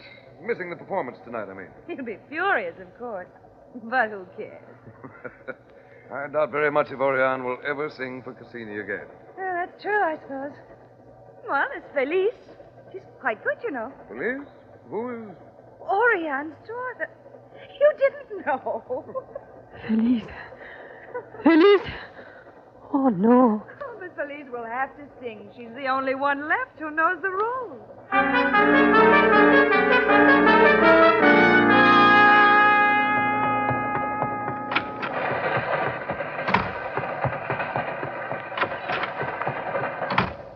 Conductor! Yes, ma'am? I must get off the train immediately. You must stop. Oh, I'm sorry, ma'am. I've got to get back to Los Angeles. Well, we'll be in Pasadena in a few minutes. You can get off there, take a cab. What time is it now?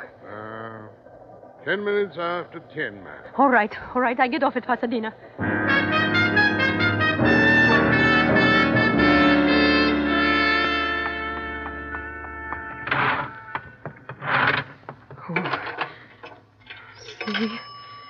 CR 179 4.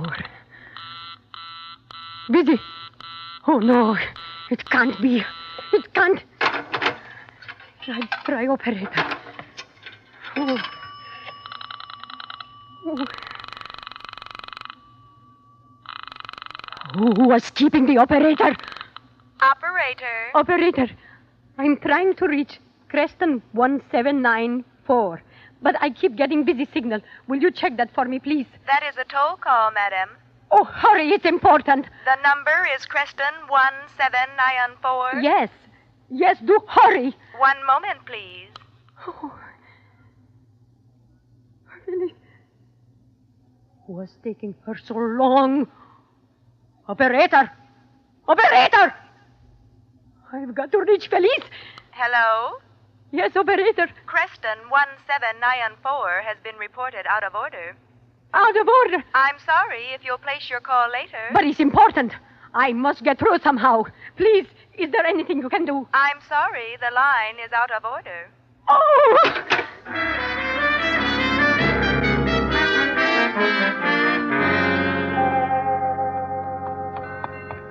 Taxi! Yes, ma'am. The Opera House in Los Angeles. Can you make it in 20 minutes? I've got to be backstage before 10:40. 20 minutes? Well, that's pretty quick, Lenny. Make it quicker if you can. Don't worry about traffic fines. I pay for everything. Please hurry. It's a matter of life and death.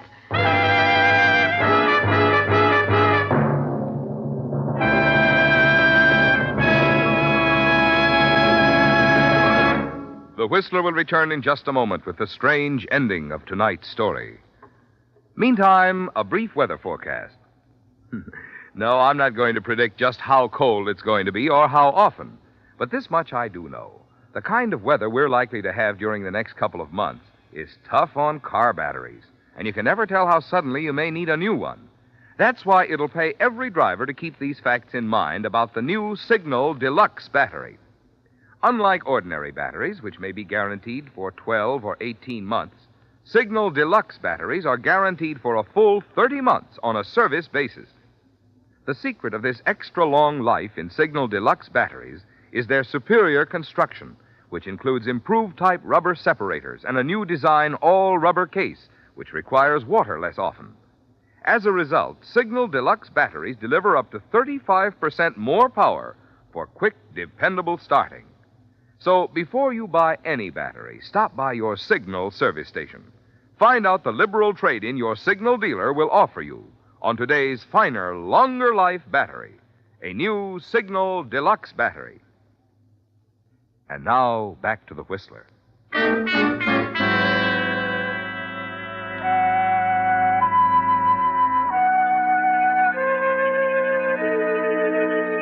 It's a race against time, isn't it, Oriane? The minutes tick away, precious minutes. And finally, your cab roars into downtown Los Angeles. You must reach the opera before the jewel song begins, before your daughter Felice, as Margarita, sings into the deadly mirror you would hope would shatter in Kitty Brock's face.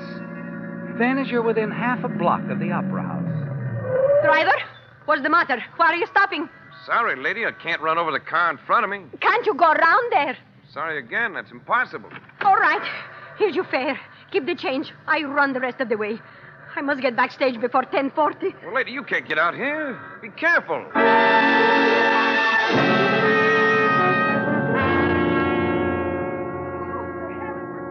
A small crowd had gathered near the opera house, stunned by the news of the tragedy. They saw Giulio Cassini slip out the side entrance with Felice Donati. They watched the sobbing girl, a handkerchief covering her face, being assisted toward the waiting ambulance. Now, my dear, everything will be all right. Please, let us through. Here, let me help you, please. Please. Julia. Now, take it easy, Felice. Now, we're all right. Please.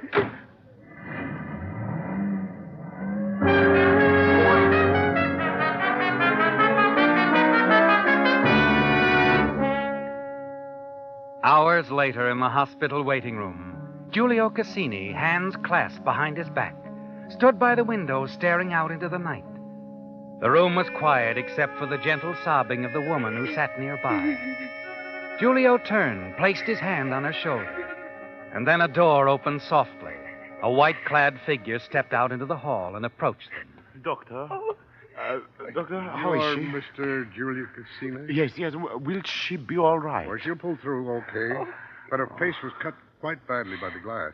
Oh, may we see her now, Doctor? This is Felice, Doctor, the injured lady's daughter. May we go in?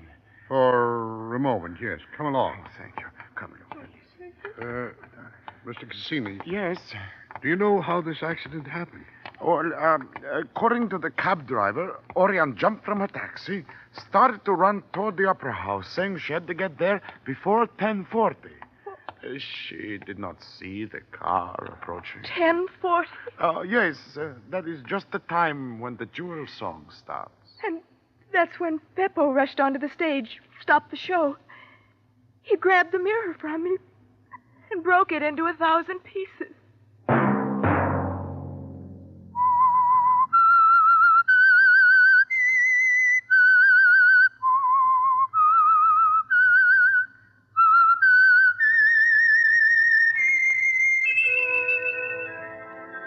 Let that whistle be your signal for the Signal Oil program, The Whistler, each Sunday night at this same time. Brought to you by the Signal Oil Company, marketers of Signal gasoline and motor oil and fine quality automotive accessories. Signal has asked me to remind you, to get the most driving pleasure, drive at sensible speeds, be courteous, and obey traffic regulations. It may save a life, possibly your own.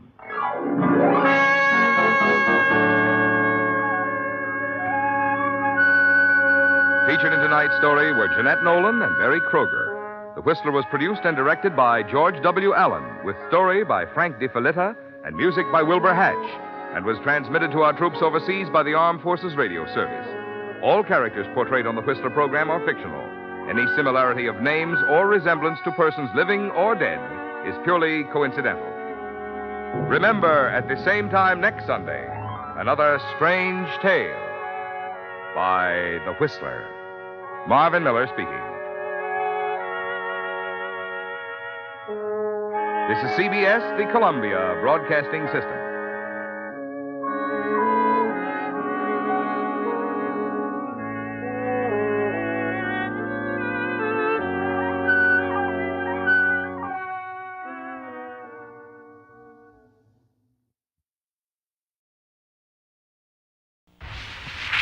And now, stay tuned for the mystery program that is unique among all mystery programs. Because even when you know who is guilty, you always receive a startling surprise at the final curtain. In the Signal Oil program, The Whistler.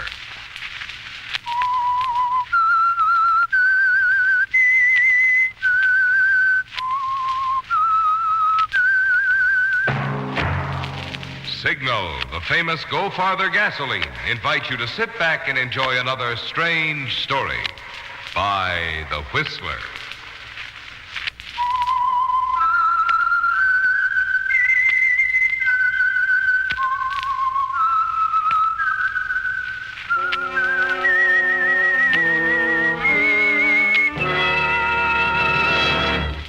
I am the Whistler, and I know many things, for I walk by night. I know many strange tales hidden in the hearts of men and women who have stepped into the shadows. Yes, I know the nameless terrors of which they dare not speak. And now for the Signal Oil Company, The Whistler's strange story. Murder over Burma.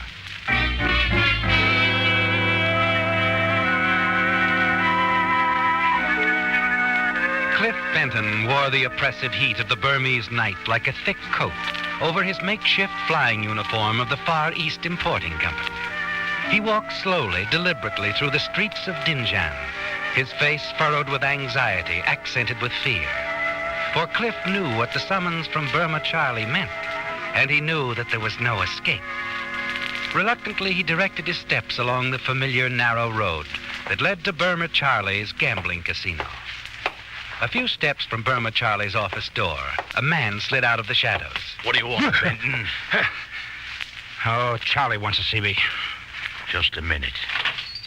Oh. Hey, boss, that guy Benton's out here. Wants to see you. Send him in. The boss. I heard him.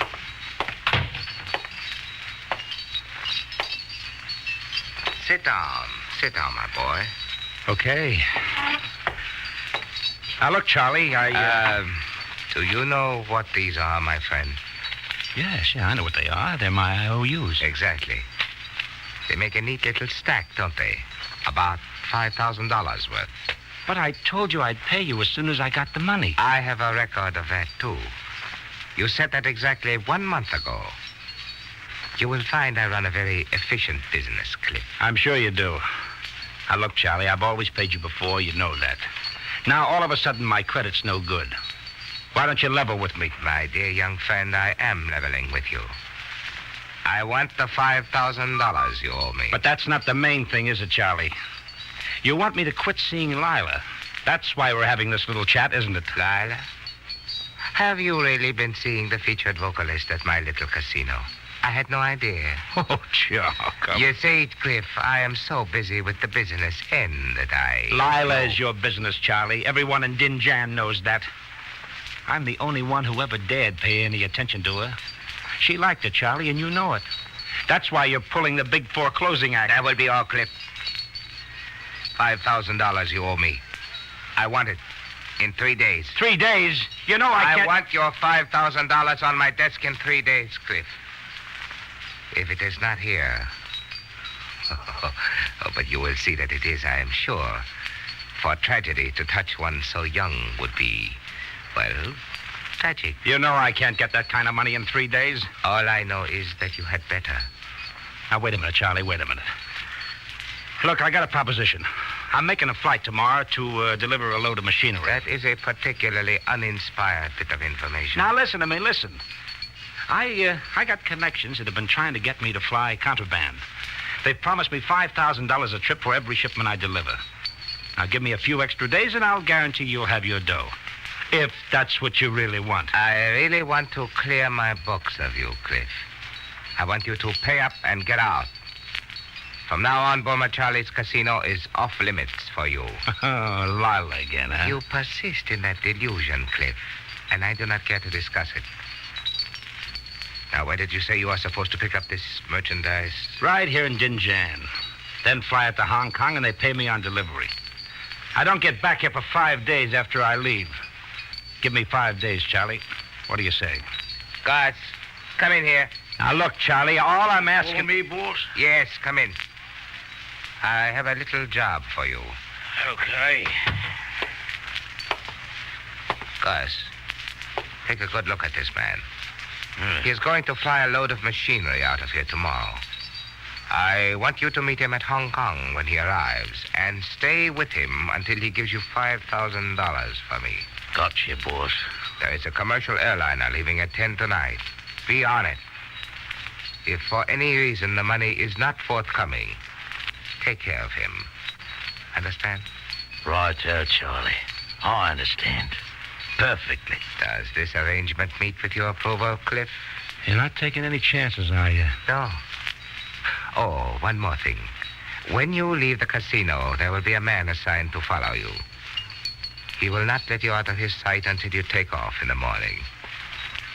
Good night. One small request, Charlie? Yes?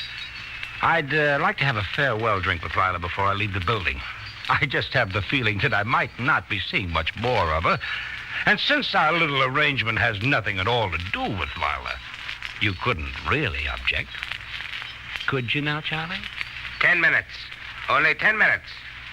Gus will be there to remind you when your time is up.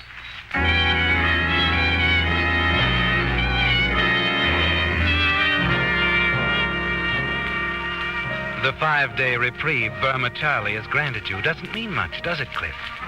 Because there is no connection in Dinjan, is there? No $5,000 for flying contraband. And now, with 2 of Burma Charlie's men assigned to watch you, there's no chance of sneaking out of Burma without paying your debts. Lila has just finished her song as you walk into the dining room. You catch her eye, and she joins you in the bar. When you finish telling her about your meeting with Burma Charlie, her lovely face is drawn and scored with fear. I've been afraid all along that something like this would happen. Well, I guess Charlie figures he owns you, or at least has controlling interest. And maybe he does. I think you know better than that, Cliff. Maybe. But does Charlie know better?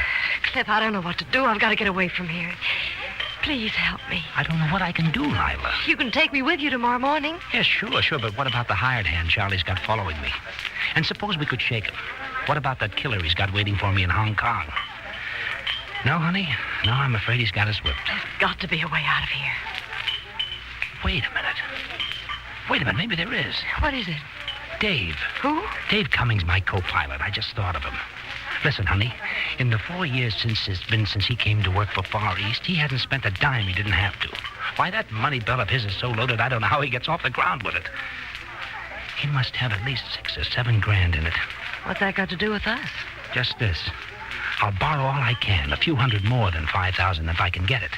We'll pay Charlie off, and before Gus takes off for Hong Kong, that'll get the two thugs off my trail. Oh, Cliff. Then tomorrow morning you take off with Dave and me, and when we get to Hong Kong, we just leave the plane, Dave, and Burma, and head for the States. What about Dave? When do we pay him back? We don't, honey. Maybe that'll teach him to trust banks. Now, look, don't forget, we take off at 7 in the morning. All and right. then... Time's up, Benton. Do you go, or do I have to help you? Well, Pilot, it's been fun. Take care of yourself, honey. And who knows, maybe I'll be seeing you again one of these nice mornings.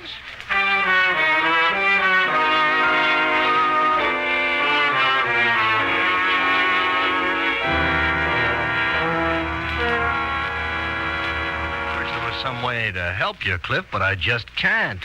Like I say, this is my last trip, and I'm not going to take a chance on losing all my dough. But, Dave, I told you I'll mail it to you within a week. Honest, Cliff, I'm sorry, but watching this little bundle grow is what's kept me from getting the Burma Jollies. I just can't loan it out, especially since tomorrow's my last trip. Now, look, be a good guy, Cliff, and hit the road, will you? I got a lot of packing to do. Look, Cliff, really, I'm sorry, but that's the way it is. Okay. No hard feelings. No, of course not. Well, oh, look, Dave, look, you know I'm good for it. Are you sure you won't change your mind? I know I won't, Cliff. I'm hanging on to this dough.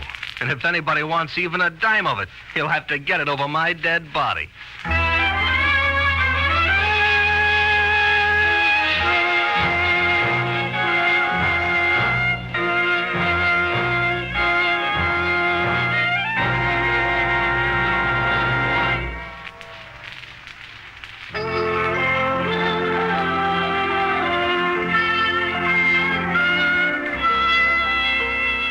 Signal's new baby that was announced only last Sunday has already been adopted by thousands of motorists throughout Signal's 7 western states, from Canada to Mexico.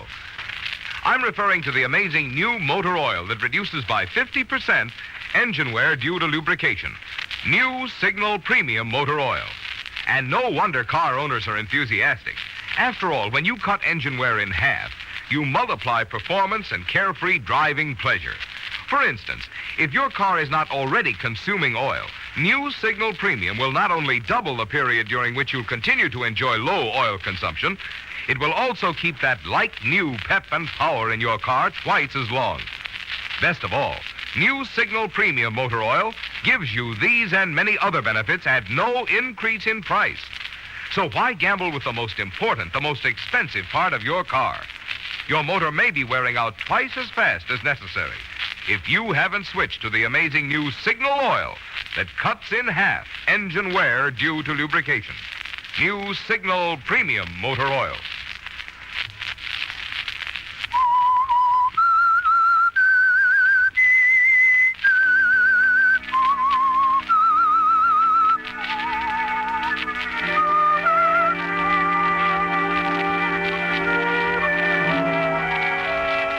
It's not going well, is it, Cliff? You still owe Burma Charlie $5,000. And Dave Cummings, your co-pilot, has refused to lend you the money. You know that Burma Charlie means business. If you don't deliver the $5,000, he'll kill you. Then you recall Dave's last words, that whoever wanted his money had to get it over his dead body. That gives you the idea, a plan to pay off Burma Charlie and perhaps have a little money left for yourself. You hurry to your car and drive out to the airfield. Go straight to your plane, climb aboard, and then go forward. You take a pair of pliers out of the toolkit, reach down behind the bulkhead, and put a crimp in the line to Dave's oxygen supply. You know that your plan would never work if it weren't for the fact that the two oxygen systems operate independently of each other. You know, too, that men have been known to do strange things when they couldn't get enough oxygen at high altitude. The job completed, you replace the pliers. Take a final look at Dave's oxygen line. You're sure no one would notice anything was wrong. You smile in satisfaction, then leave the plane. As you start for your car, a figure steps out of the shadows. You go somewhere? Who are you? I am a friend of Burma Charlie. He informed you tonight that there was man assigned to follow you until tomorrow morning. This man are myself. Oh? Well, you can go home now. I'm not going anywhere. And you can tell Charlie that he'll get his dough. Forgive me for not delivering message, but I am forced to accompany you to ensure you against become lonesome and possible seeking company of midnight train. Where we go now? Home? Yeah. We go home, Mr. Moto.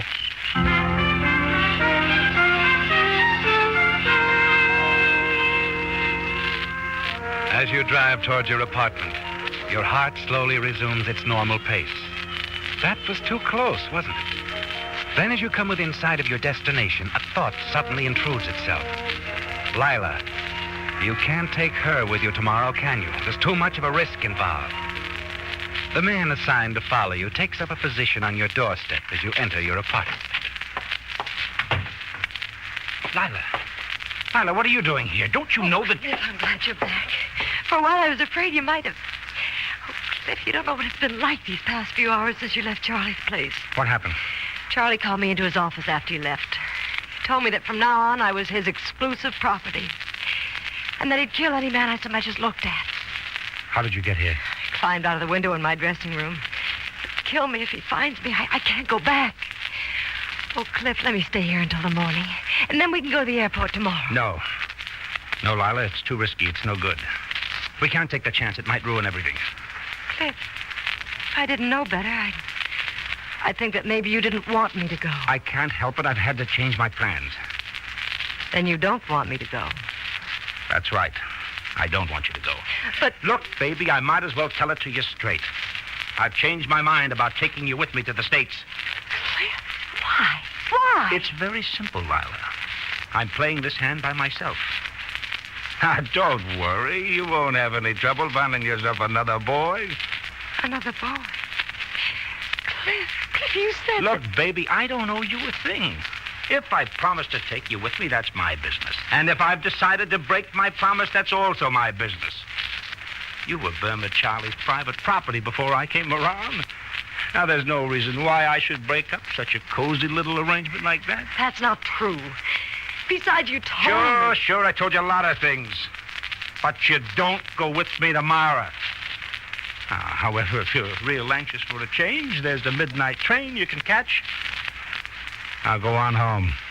I've met some pretty low people in my life, Cliff. But I don't think I ever have or ever will meet anyone quite as low as you. This is the way out, honey. I'm sorry you have to leave so soon. Give Burma Charlie my love. Did you say that train leaves at midnight? Yeah. Oh, if you need a couple of Never dollars... mind, I always pay my own way. And I always pay my debts. Here's the first installment. You're getting off easy.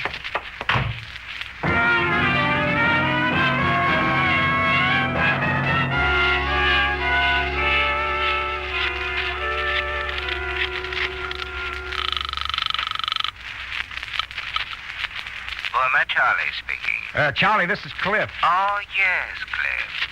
Did you suddenly find $5,000? No. I just wanted to tell you that Lila left my apartment not more than 5 minutes ago. Oh, but I know that, Cliff. Huh? Ling telephoned the information to me as soon as she left. Oh. Now tell me something I don't know. Why are you telling me this? Well, I just wanted to make sure that you knew this meeting with Lila wasn't my idea. And that I'm sticking to the terms of our bargain. I believe you, Cliff. I know you're that smart, at least.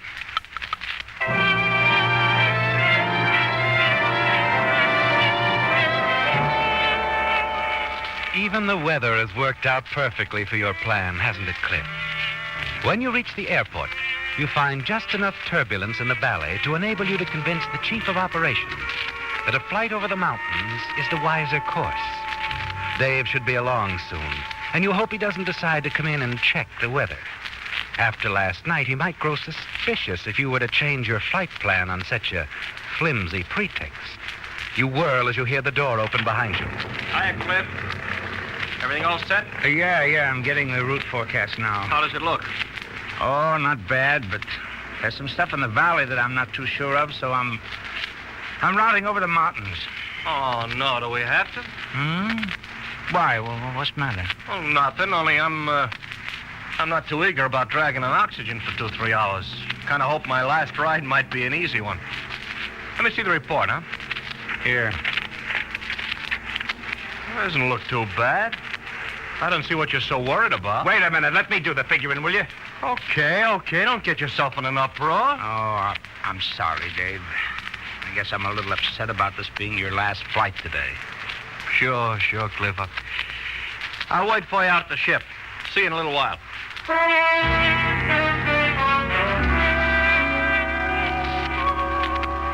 You watch Dave as he leaves the operations office and goes out to the ship. You light a cigarette, drag deeply, and turn back to your paperwork. You wonder if he suspects anything. But then you're sure he can't, aren't you? When you've completed the paperwork, you relax a while to calm your nerves. Then go out to the flight line. Dave is in the cockpit, looking over an old Los Angeles newspaper. For a moment, you're tempted to ask him once more for the loan.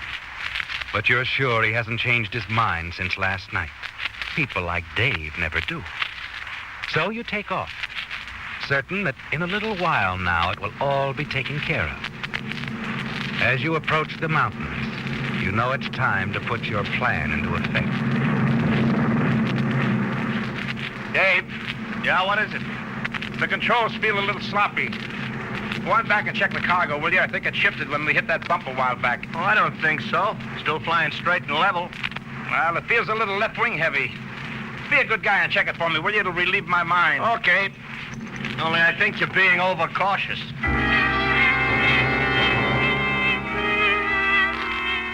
No, Cliff, you're not being overcautious, are you? You've got to check that oxygen line again. As Dave closes the bulkhead door, you get out of your seat and check the crimp you made in his oxygen line last night. You make certain that it's not cut off entirely, because then Dave might notice that there wasn't any oxygen coming through the gauge on the instrument panel. It had to be crimped just so, just enough so that Dave wouldn't notice anything was wrong, until it was too late. You're sure this method is foolproof, that no one will ever be able to prove you had anything to do with Dave's death. You get back in your seat as Dave returns. Told you it was okay back there. You couldn't shift that cargo if you did a barrel roll. Well, I just wanted to make sure, that's all. You know how it is. Yeah, I guess so. Well, let's start climbing, huh? The mountains are only about 50 miles away. Right. Check oxygen. Oxygen check. Increase the revolutions to 2,300. Manifold pressure to 39. Set turbos. Roger.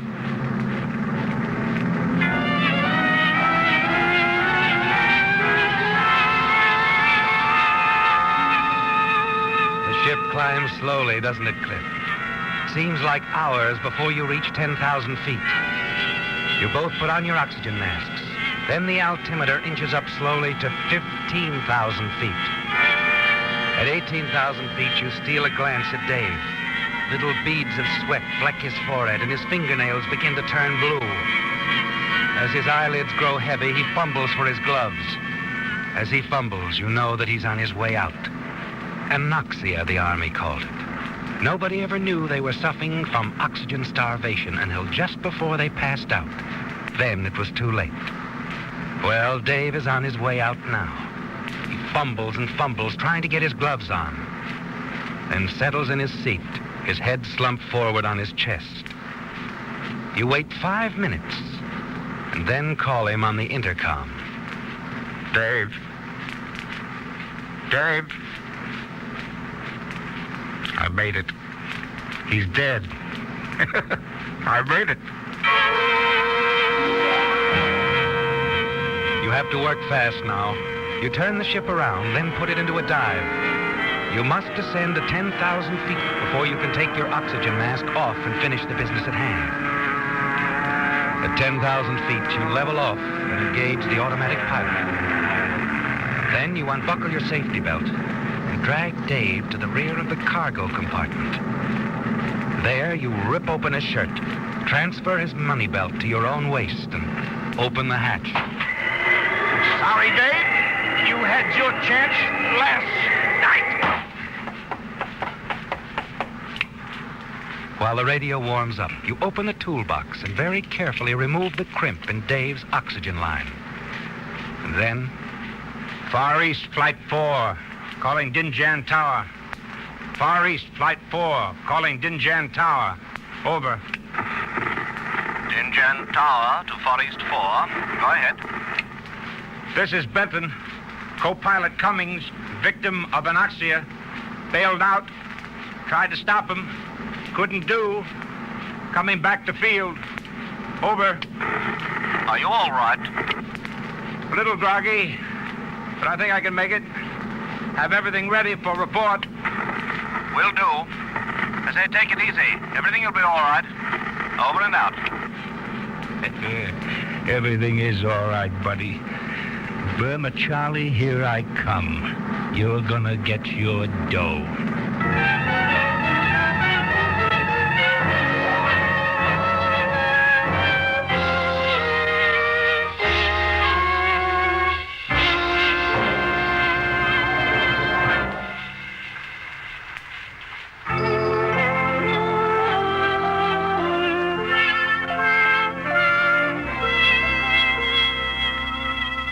If you really want to baby your car, then the motor oil for you is Signal's amazing new motor oil that reduces by 50% engine wear due to lubrication. Consider just 4 of the important extra ways new Signal Premium Motor Oil helps to keep your car young for additional tens of thousands of happy miles. 1, keeps oil rings clean and free. 2, controls and reduces such harmful engine deposits as carbon, gum, and varnish. 3, prevents sticking of hydraulic valve lifters. And 4, stops acid corrosion and rust. Result, maintenance costs are kept down, down, down. The average car should actually drive twice as far before needing an overhaul due to engine wear. So save money while you save your car. If you're still using lazy old-fashioned oil, ask your nearest Signal dealer to drain it out now and refill with the new hard-working Signal oil that reduces by 50% engine wear due to lubrication.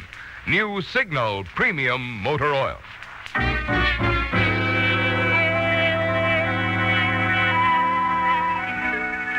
Well, Cliff, it's all over, isn't it? Your co-pilot, Dave Cummings, is dead. And you're sure that the treacherous heights of mountain range will be a safe guardian of your secret. You smile as you point the ship back in the direction of Dinjan. Dave's money belt, now strapped securely around your waist, contains enough money to pay off your IOUs to Burma Charlie, and you'll have some left over to enjoy. In the office of the chief of police, you have no trouble convincing them that Dave, apparently a victim of anoxia because of defective oxygen apparatus, had gone berserk, and despite your heroic efforts to control him, had broken away and leaked to his death. I kept my eyes on him as long as I could, sir. I never did see his chute open.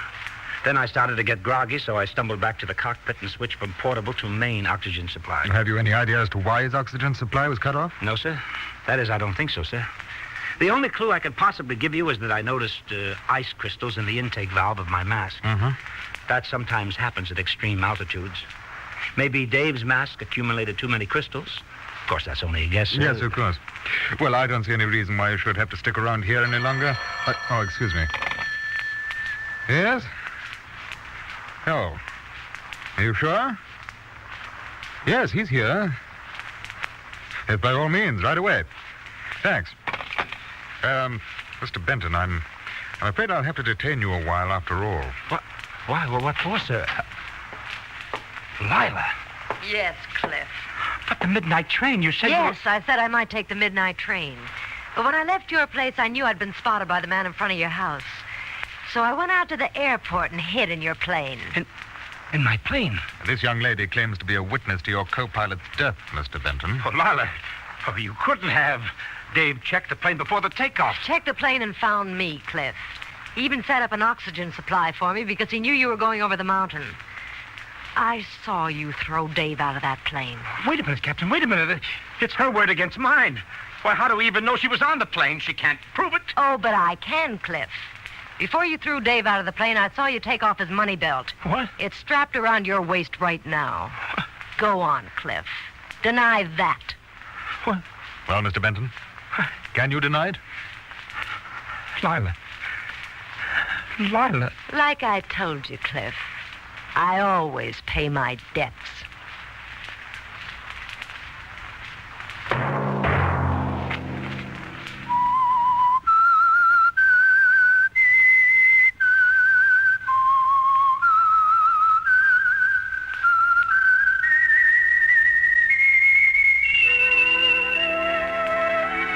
Let that whistle be your signal for the Signal Oil program, The Whistler, each Sunday night at this same time. Signal Oil Company has asked me to remind you this about the amazing new Signal Premium Motor Oil, which reduces by 50% engine wear due to lubrication. It's available only at independent Signal service stations from the same friendly dealers who help you go farther with Signal gasoline. Featured in tonight's story were Bill Foreman, Wally Mayer, Doris Singleton, Larry Dobkin, Marvin Miller, Ben Wright, and Jack Moyles. The Whistler was produced and directed by George W. Allen with story by Ross Murray, music by Wilbur Hatch, and was transmitted to our troops overseas by the Armed Forces Radio Service. The Whistler is entirely fictional, and all characters portrayed on The Whistler are also fictional. Any similarity of names or resemblance to persons living or dead is purely coincidental. Remember at the same time next Sunday, another strange tale by The Whistler. Marvin Miller speaking for the Signal Oil Company. This is CBS, the Columbia Broadcasting System.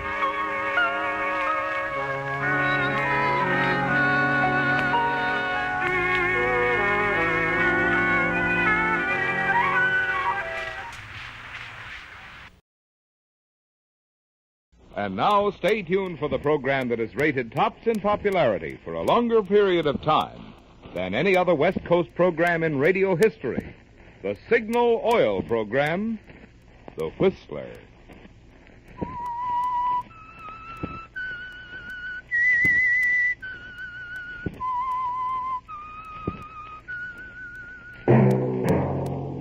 Signal, the famous Go Farther gasoline, invites you to sit back and enjoy another strange story by The Whistler.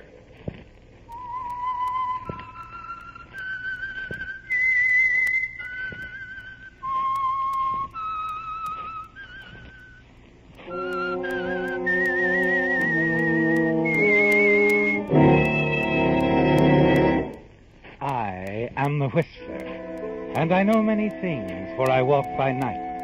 I know many strange tales hidden in the hearts of men and women who have stepped into the shadows. Yes, I know the nameless terrors of which they dare not speak. And now for the Signal Oil Company, The Whistler's strange story. End of the road.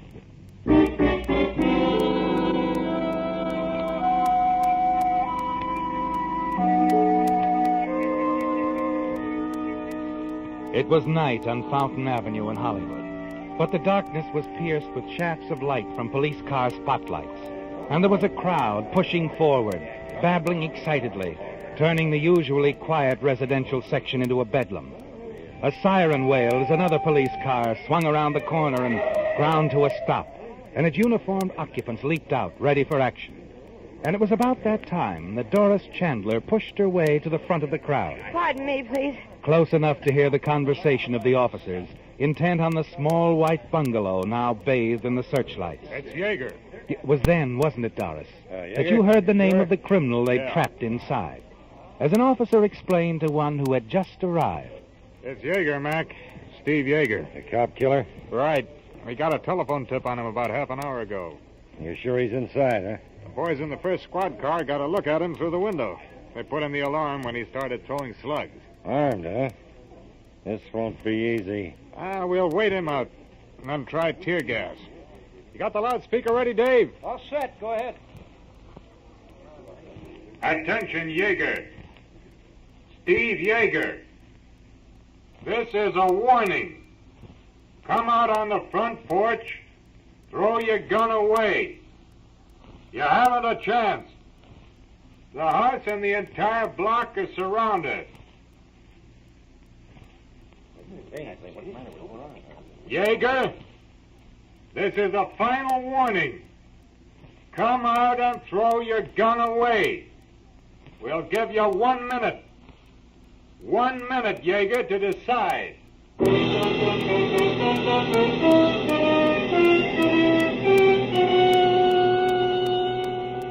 It's all you need to hear, isn't it, Doris? And you ease back through the crowd, hurry from the scene to your own apartment only a few blocks away. It's all over for Steve Yeager, you're certain. And the money, Steve's money, hidden in your apartment, will belong to you now.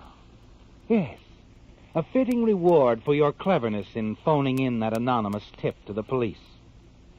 Safely inside your apartment, you lower the shades and smile to yourself as you think of what's happening to Steve just a few short blocks away. And then...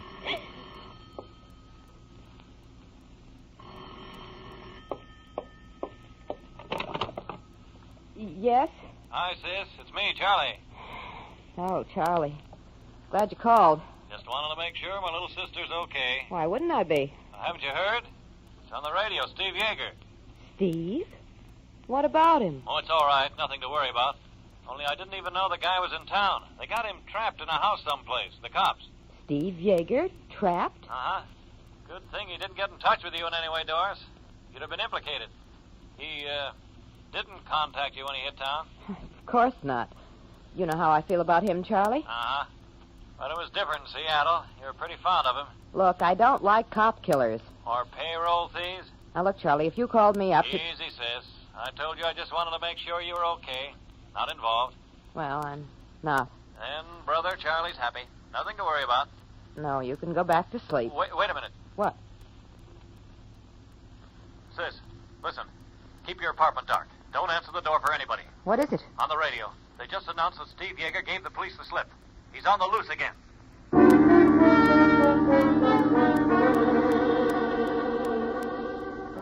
Your hand trembles as you hang up the phone, Doris.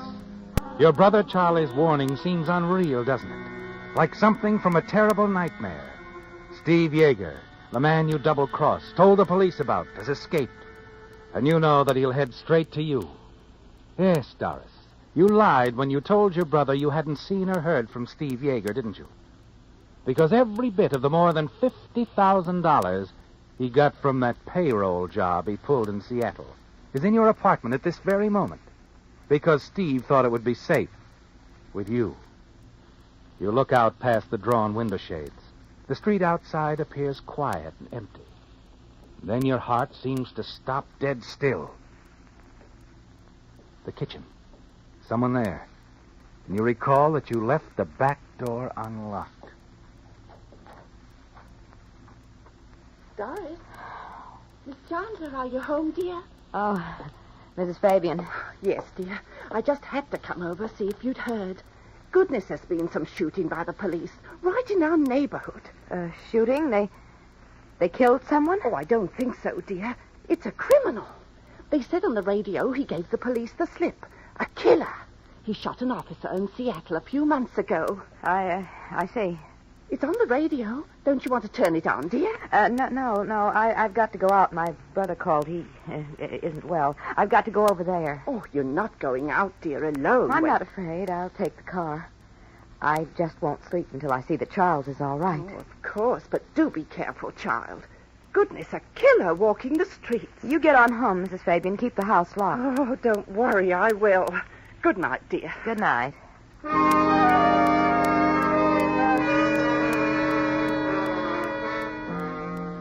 You see your neighbor out the back door.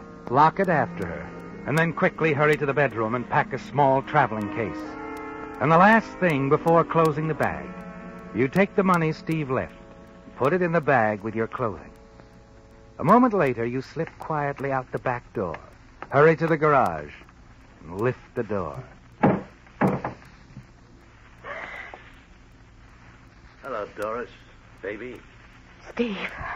I've been waiting for you. Didn't think you'd want to go anyplace without me.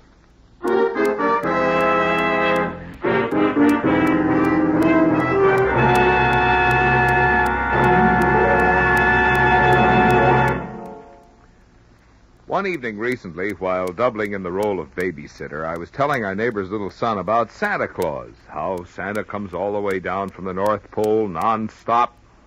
Gosh, Marvin, the little fella exclaimed, Santa Claus must use that famous Go Farther gasoline like Daddy does. Well, reluctantly, I had to admit that Santa uses a sleigh powered by reindeer. But if Santa did use an automobile, you can bet he'd be interested in Signal's good mileage. And since Santa knows quality, he'd certainly appreciate Signal's quick cold weather starting, Signal's lively pickup, Signal's smooth as skating power. That's why you can put Marvin Miller on record as saying if Santa ever trades Prancer and Dancer and Under and Blitzen for a car, I predict Mr. Claus will power it with Signal, the famous Go Farther gasoline.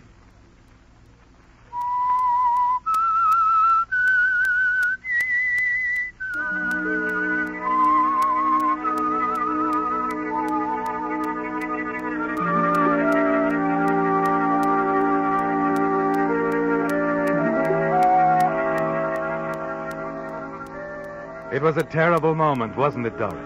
When you opened the garage door and saw Steve Yeager, the killer who'd stolen $50,000 in Seattle, the criminal who turned the money he took over to you for safekeeping, the man you double-crossed by tipping the police off to his presence in the area. And now he stands there smiling coldly. And you're certain that it's all over, that he's going to kill you. And you're certain, too, that he's guessed it was you who called the police. Your mind struggles for an excuse, doesn't it, Doris? Something to say to Steve by way of explanation. But nothing comes from your lips. And then you realize that he's speaking and nodding toward the car. Come on, I said, in the car. We're getting out of here. Steve, you don't think that Save it. Get in the car.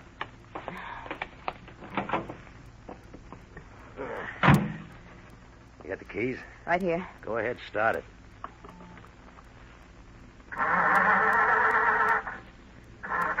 Hey, the dame next door, she came over. What'd you tell her? I said I was going to visit my brother.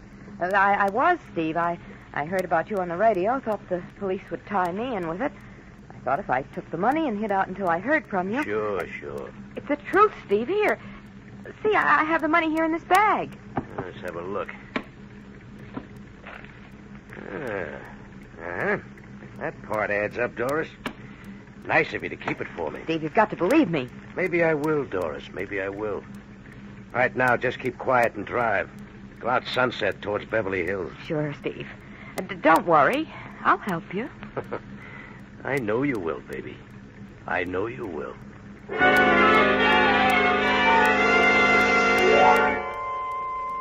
His manner terrifies you, doesn't it, Doris?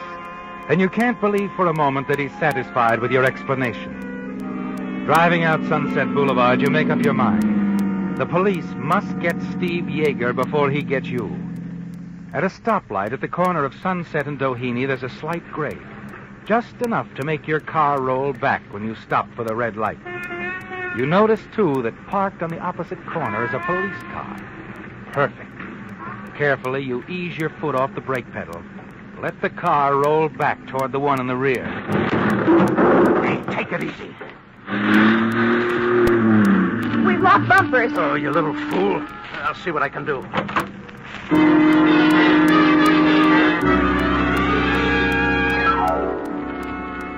It's a tense few moments, isn't it, Doris? Steve back trying to free the two cars.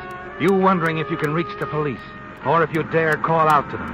And then you notice that one of them has started across the street to see what's wrong. Hey there! He calls out suddenly as Steve gets back in your car. Hastily, Steve shoves you aside, slips behind the steering wheel himself.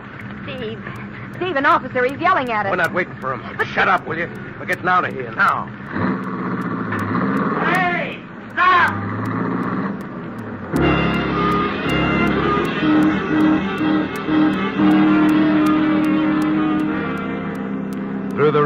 mirror, you can see the police officer running for his car across the street. He's going to make a chase out of it. And a glance at Steve Yeager tells you that he isn't going to quit easily, doesn't it, Doris? The cars race along Sunset at terrifying speeds, their tires screeching. You beg Steve to stop, to give up. Steve, he's gaining. Stop it. We'll both be killed. Hang on. We're not beat yet. Let him try that. Steve, he didn't make it. He went on past. Hey, he'll be back. But it gives us time, baby. Time to swing in. Here. You sit beside Steve Yeager in frightened silence. You're parked in the dark, winding driveway of a huge mansion, aren't you, Doris? With Steve taking a chance that the police car will miss you and race on past. And then, a moment later... Yeah, there he goes. I told you, baby. We're not through.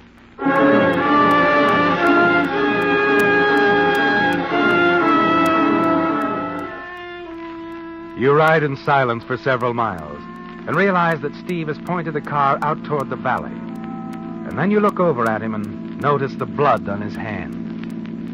Steve, your hand. Huh? Oh, it's from my shoulder. Those cops nicked me as I was going over a fence. It ought to be attended to, Steve. A bullet wound. Okay, so we have it taken care of. Lonely enough section out here. Yeah, a little ranch house looks deserted enough. Now we'll see if there's anybody inside.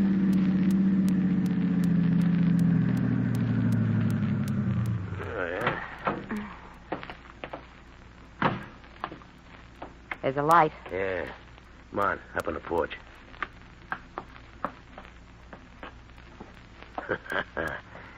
Somebody home, all right. And quite alone.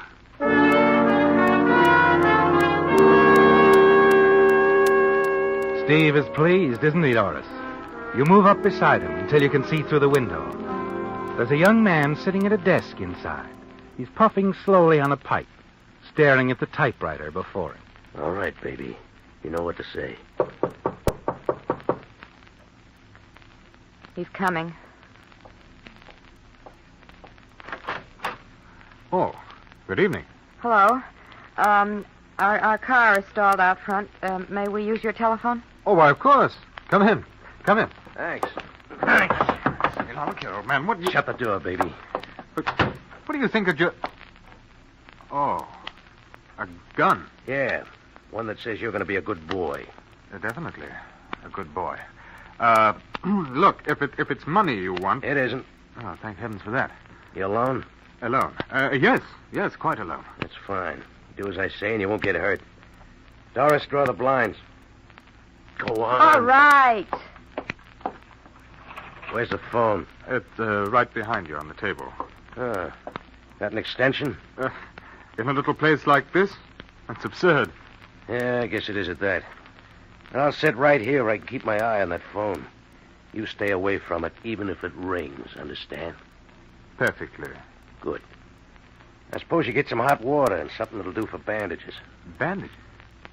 Oh, a third member of the party, Perhaps lying mortally wounded in the car outside. Yes, I see.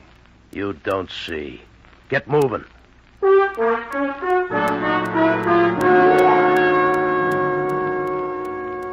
Later, Doris, as you dress the wound in Steve's shoulder, you glance from time to time at the tall young man standing by quietly, watching you. There's the faint trace of a smile on his lips. He seems calm, unafraid. And you're certain that if he were given the opportunity, he could overpower Steve. He's your one hope, Doris. What do you do, Junior? Do? Oh, I write. What do you write? The crime doesn't pay sort of thing. Any good? Not very. What's your name? Maybe I read some of your stuff. Oh, I don't think you have, but my name is Anton Gray. Sounds like something off a color chart. It isn't phony, if that's what you mean. Anton Gray, huh? Hey, you ever hear of him, baby? No, I never have. I guess we... Hey, take it easy. Sorry? You about through with that? Yep, just about. Hey, you got any beer, Anton? No, but there's some sherry in the decanter there. Get it. Yes, of course. You might see about getting something to eat. Cold corned beef's all I have. That'll do. All right, Steve, how does that feel? Oh, fine. Just fine, baby. A glass of sherry, dear lady? No, thank you. Oh, here you are, old man. Thanks. Now, the grub, huh? Yes, right. Won't be a moment. I'd better help him, Steve. Yeah, sure, baby. You do that. But leave the kitchen door open, huh? Steve, you don't think that Just leave the door open. Can I, help? No, I can manage. It's a rather interesting chap, your friend, My friend? isn't he? I never saw him before in my life. Oh, I'm sorry. I just naturally assumed... He jumped into my car, forced me to drive away. I see. Bread's in the box there. Do you mind? Anton, Yeah? he's badly wounded. Weak. So? We could overpower him. It'd be easy if you... Forget it. What? Don't let this cool, calm exterior fool you. I'm not a very brave man, really. You're afraid of him. Hey, we haven't got all night, baby. Hurry it up.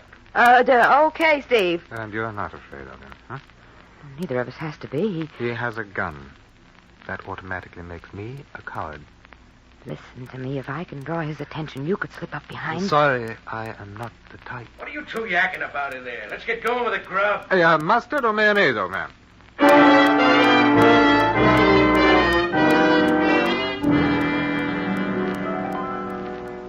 Anton's not going to help you, is he, Doris? And your one last chance of getting away from Steve has vanished. But later in the living room, a surprising thing happens. Anton casually wanders over to a table near the front window, picks up a cigarette, and then slowly starts to edge toward the fireplace. And suddenly you realize what he's going for, the poker lying on the hearth. Quickly, you dig into your purse for a pack of cigarettes and offer one to Steve. Thanks, baby. As you extend your cigarette lighter, you see Anton pick up the poker, start to raise it over his head. In 3 short steps, he can reach Steve, can't he, Doris? You hold your breath, but Anton doesn't move. And then Steve leans back in his chair, blows a cloud of smoke toward the ceiling. Anton. Yes? Got any coffee? Coffee? Yes. Hop to it. Yes, of course.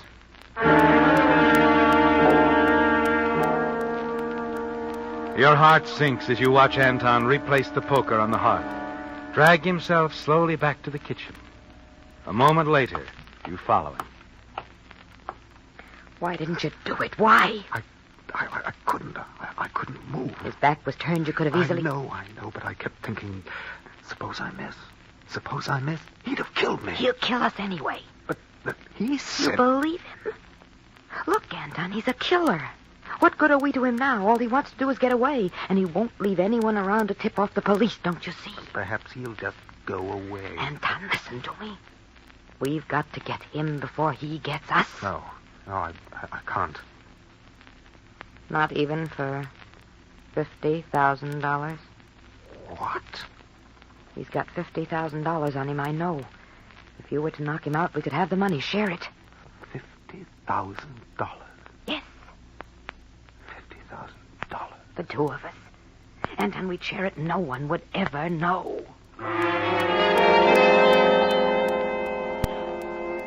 He stares at you for a moment, then throws a quick glance towards Steve sitting in the living room. And you're almost certain he'll do as you say now. Yes, that he'll be willing to take a chance for a share of the $50,000. Back in the other room with Steve, you watch Anton closely. Know he's struggling to make up his mind. Finally, you see him edge toward the fireplace again. You know you've won. To draw Steve's attention away from Anton, you reach over and accidentally upset the sugar bowl. Oh, Anton leaps across the room and brings the poker down hard.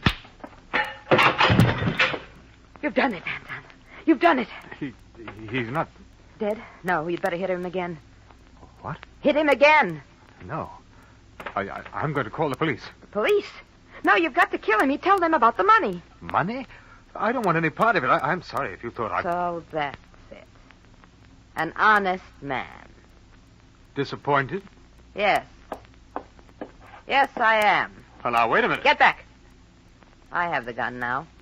You'll do as I say. Yes. Yes, of course. Tie him up, hands behind his back. Use his belt. Whatever you say. First, reach into his inside coat pocket. The money's there. Oh, yes, so it is. Give it to me. $50,000. That's a lot of money, isn't it? Give it to me, I said. Here you are. Now tie him up. His feet, too. That lamp cord will do fine. Yes, of course. And then I'll trouble you for your car keys. I'm afraid you'll have to trouble the finance company. What? Well, you see, my financial status being what it is. You're lying. Look, the carport's right alongside the house. Look out of the window. You can see for yourself. Quite empty. All right. You drove up here in a car, though, didn't you? So we did. But unfortunately, we had an accident, and the police have a description of my car. However, now that I think of it, I don't imagine it'll make much difference. It's night, foggy. And if I do get stopped, I can always tell them that Steve kidnapped me, forced me to help him make his getaway. Well, they're sure to believe it. I did. At first. Hurry up with that, will you? Well, his hands are tied securely. How his feet? Oh, never mind. Where does that door lead to? Closet. Good. Drag him in there. Hurry up! All right. Now inside, both of you. Yes, as you say, dear lady. Oh, there we are. I hope you'll be quite comfortable. It'll be the first time I've ever spent an evening in a dark closet, but I imagine I'll manage. You see. Yes, I have enough cigarettes. Good. I should kill you both, but this way I won't face a murder rap. Besides, all I need is a half-hour start. Nobody'll ever think of looking for me where I'm going. Yes, I'm sure you're very clever. By the way, is there a reward for this chap? There is. You might claim it. I shall. Is there a reward for you, too? No, not me. So long, sucker. Have fun with the reward they give you for the capture of Jaeger.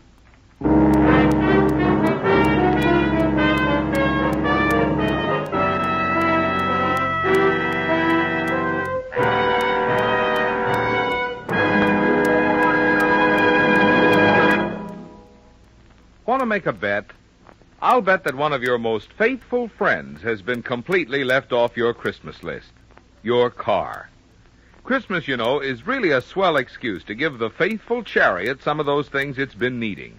Things that'll pay you back later in extra driving pleasure. What's more, your signal dealer has just what Santa ordered. For instance, rugged new tires by Lee of Conshohocken to replace your smooth, dangerous old tires. Powerful new Signal Deluxe batteries, guaranteed a full 30 months on a service basis. Or how about a set of new Champion or AC spark plugs for quicker cold weather starting and more pep? These are just a few accessories from your signal dealer's complete line, which includes windshield wipers, fan belts, radiator hose, light bulbs, polishes, and many other items. You see, signal service stations are much more than just headquarters for the famous Go Farther gasoline. In addition, each signal dealer carries a complete line of fine quality automotive accessories to help your car run better, look better, and last longer.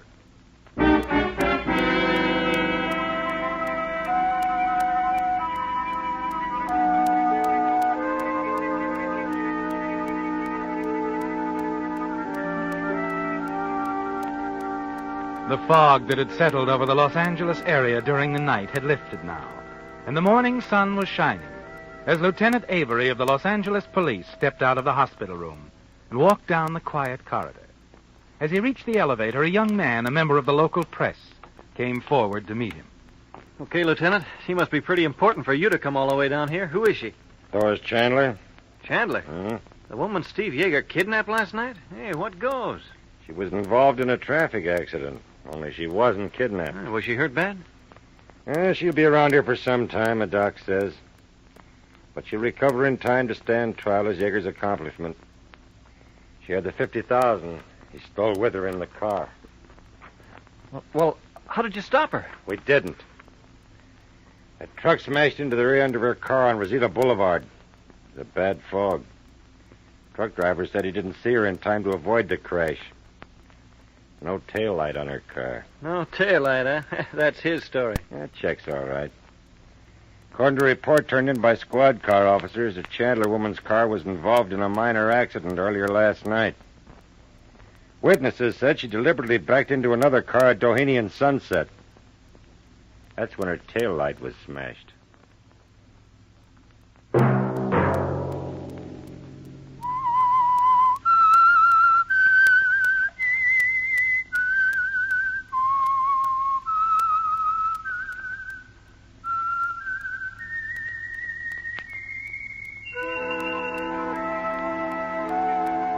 Let that whistle be your signal for the Signal Oil program, The Whistler, each Sunday night at this same time. Signal Oil Company has asked me to remind you, during this busy pre-holiday season, it's especially important to drive at sensible speeds, be courteous, and obey traffic regulations, so that some avoidable accident doesn't mar your Merry Christmas.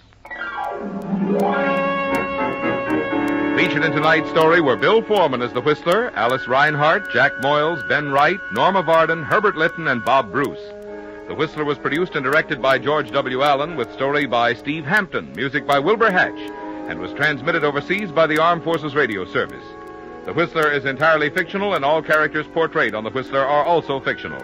Any similarity of names or resemblance to persons living or dead is purely coincidental. Remember to tune in at this same time next Sunday when the Signal Oil Company will bring you another strange story by The Whistler. Marvin Miller speaking for the Signal Oil Company. Stay tuned now for our Miss Brooks starring Eve Arden, which follows immediately over most of these stations. This is the CBS Radio Network.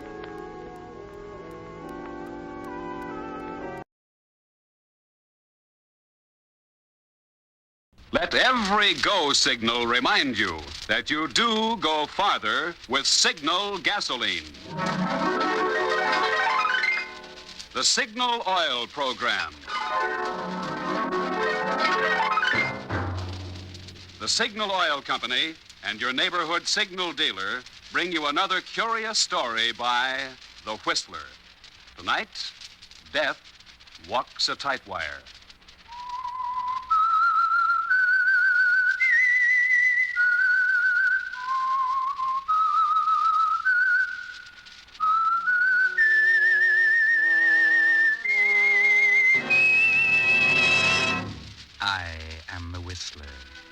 And I know many things, for I walk by night. I know many strange tales, many secrets hidden in the hearts of men and women who have stepped into the shadows. Presently I'll tell you of the nameless terrors of which they dare not speak.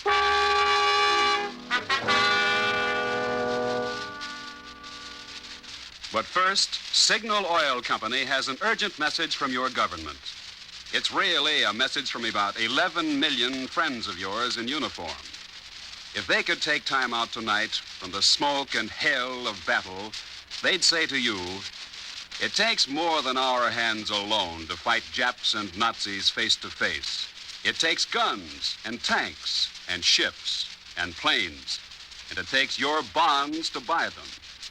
Yes, we know how expensive war is. A lot of us in uniform are giving what we'll never get back. An arm, a leg, a life. But you'll get back the money you put into bonds with good interest. So back us up.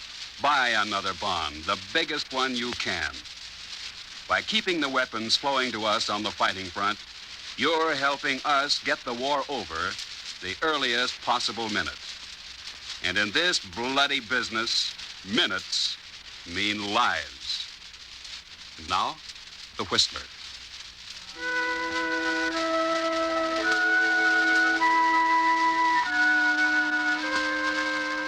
The corrosive emotion of hatred seeks its effect in strange places.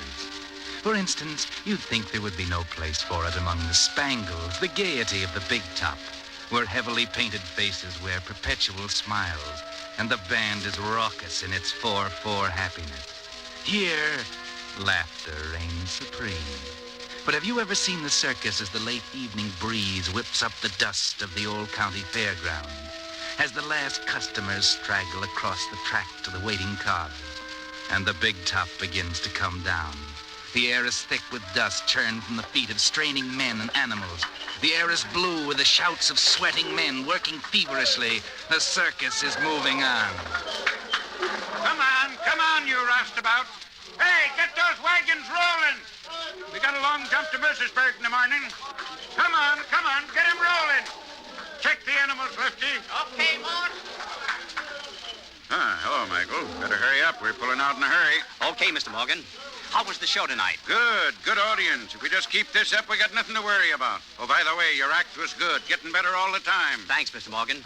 Well, wait till you see our new routine. Marie's going to be sensational. Good. Will you have it ready for Dalton? Gee, I don't know. Well, that's only 3 days away. Yeah, I know, but that's our most important show. We always try to do our best there. Okay, we'll try it. I'll get her up on the wire first thing in the morning. Good. Hey, look at that sky. I hope this weather holds out for another 3 days. Well, hurry up, Michael. Get ready to roll. Right, Mr. Morgan. Good night. See you later.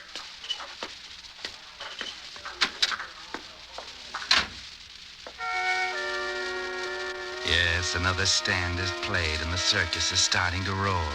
Everything's going fine. There's a smile of satisfaction on the face of Mr. Morgan as he glances over the night's box office report in his little private wagon. Everything's going well. Maybe too well, Morgan.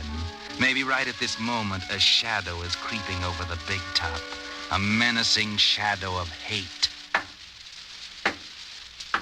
Who's there? Well, who is it?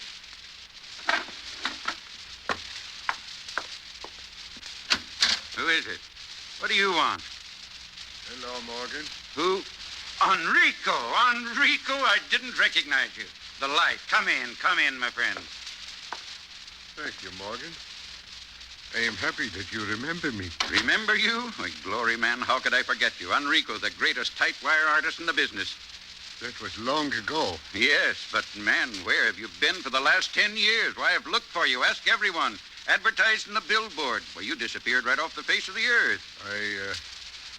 Yes, I have been away. I have worked at many things, my friend, with my hands. Worked at any job I could find where I could grip hard with my hands. Grip? Hard? A complex, no doubt. A desire to hang on to something. Perhaps to steady myself in a world that has turned upside down for me. Yeah, you've had a bad time. Why did you disappear so none of us could find you? We wanted you to I know, Morgan, I know. But perhaps you do not remember what happened 10 years ago. You mean... Oh, yes. Tony, your son. Yes. Tony, my only son. Tony was killed just 10 years ago last month. Yes, of course. I remember now. He was working on the high trapeze with Savini. Yes, with Savini. The great Savini. An unfortunate accident. All at one time, the greatest trapeze artist of them all and the most promising youngster. It was a blow to the circus, and of course to you. Yes. But then, those things happen in our business, Enrico. You can't let them get you down. The show must go on, in spite of accidents. Accidents. Everybody always says accident. But that was no accident. Enrico, what do you mean? My son's death was no accident. It was murder. How can you say that, Enrico? I saw it myself. So did you. They were trying a very difficult trick. It missed. They both fell. How could it have been murder? Because it was Savini's fault. His egotism. Always trying those impossible tricks. Tony worshipped Savini. Would do anything he asked. If Savini wanted to kill himself, that was all right. But he killed my only son, too. But, Enrico... If he hadn't died himself, I would have killed him with my bare hands. That's why I've been gripping these last few years, working with my hands, gripping Savini's throat. Enrico, get hold of yourself. You can't let such thoughts get you. It was unfortunate, but Tony's dead, and so is Savini. The whole thing is over, done with, closed. You've got to forget and go on. Yes. I suppose you are right. And if I can help, you know all you have to do is ask me. Thank you, Morgan. And perhaps I will. Just name it. I want a job with the circus. With the circus? Oh, no. Not on the high wire, of course. I've lost that long ago. But any job. Just a helper, a roustabout, just to feel the circus in my blood again. Well, of course, Enrico, if you really want it. You can sleep here in my wagon tonight, and tomorrow morning I'll introduce you to the foreman. Thank you, Morgan. Thank you. Oh, you do not know what you have done for me.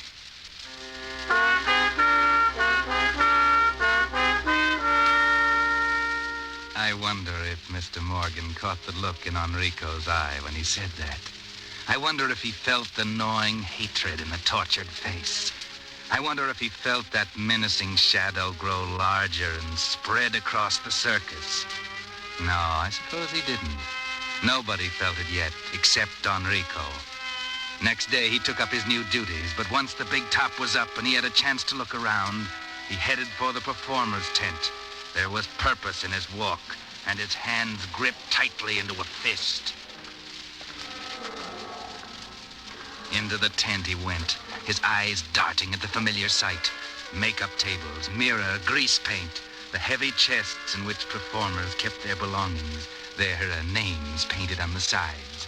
He scanned each one anxiously, intently. There was a frown on his face until, suddenly, off in a corner, he saw it.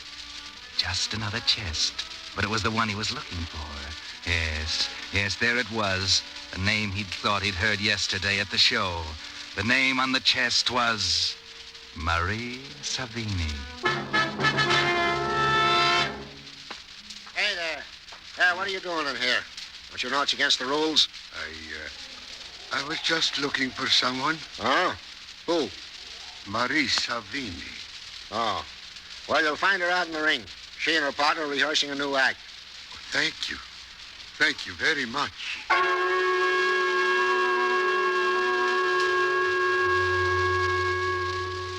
Marie Savini, the child of the great Savini. That's what brought you back to the circus, isn't it, Enrico? The child of the man who killed your son. And now you're standing in the shadow and watching her. A beautiful young girl, graceful and agile, just like her father.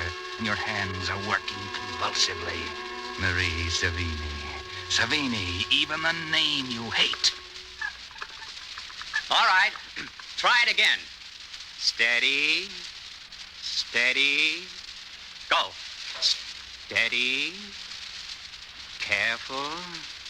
Oh, darn. I don't know what's the matter with me, Michael. If you just relax. I can't. I don't know what it is, Michael, but I feel so funny. As if someone was staring at me. It's making me uncomfortable. Nonsense. There's no one in the tent. That's funny. What?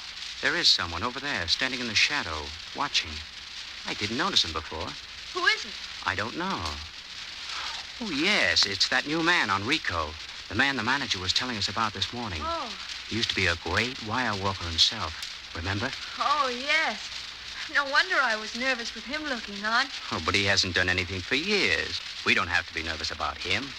Come on. Oh, but Michael, the way he was staring, Let's go for a walk and then come back. Perhaps he'll be gone. Now, Marie, what's the matter? We have to keep practicing, especially if you expect to get this backward somersault perfected in time to do it in Dalton.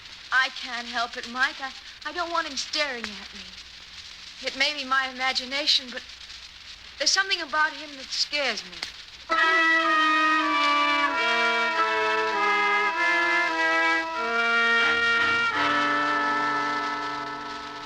Yes, Marie, now you feel it, too. The hatred reaching out like a shadow to engulf you. But it's only a shadow, and you can shake it off. You've almost forgotten the incident by that night. And now you're sitting in your compartment on the circus train, getting sleep when... Who's there? Michael? Oh. I hope I have not frightened you, Miss Savini. I knew you were busy all day, and I thought it would be better to visit you here tonight. What do you want? I just want to talk to you. You must not be frightened of me. My name is Enrico. I was a tight wire walker once. And I was very impressed with your ability today. Oh, thank you. The backward somersault on the high wire was my specialty. Oh? And I was surprised to see such a young girl performing it, and so well. Oh, thank you, sir. We're practicing so hard because we want to try it in Dalton. In only 2 more days. I see. That is time enough, I'm sure. Do you really think so? Oh, I do. With the proper help. Oh, tell me, you have no people with you who could help you? No, I'm alone. Oh. Except for my partner, of course. I have no family. I've had to learn for myself. I see. Well, would you allow me to help you? It would give me great pleasure to see you perform such a difficult trick on the high wire. It would be a little like doing it myself once again. Oh, it'd be wonderful to have your help. Oh, good. Then we will begin tomorrow morning. Yes, thank you. It's so funny. What? Well, I had the strangest feeling about you, but... Oh, it was nothing. And now you're very nice. Oh, thank you, my dear. I hope that I shall be a good pupil. Oh, I am sure you will, Marie. I'm sure that I will accomplish what I wish. Good night.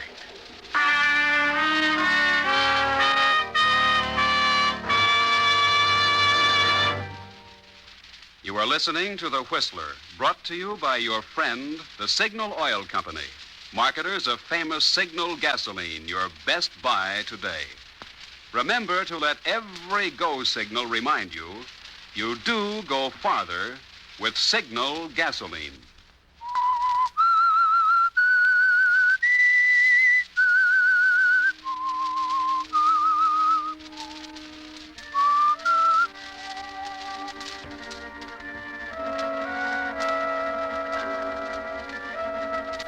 Well, it would seem that Marie Savini should choose her teachers more carefully, especially since the trick she's trying to learn is one of the most difficult of all on the high wire.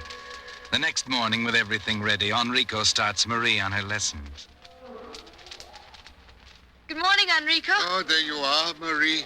I was afraid this would prove too early for you. Oh, no. I had the men rig up the high wire. I was hoping we could get started before anybody else was around. But the high wire... Do you really think I'm ready for it, Enrico? Don't you think I should practice on the low one for a while You have yet? only 2 days to perfect it. I'm sure you can do it now. You are not afraid, are you, Marie? Oh, of course not, Enrico. If you think I'm ready, I'll try it.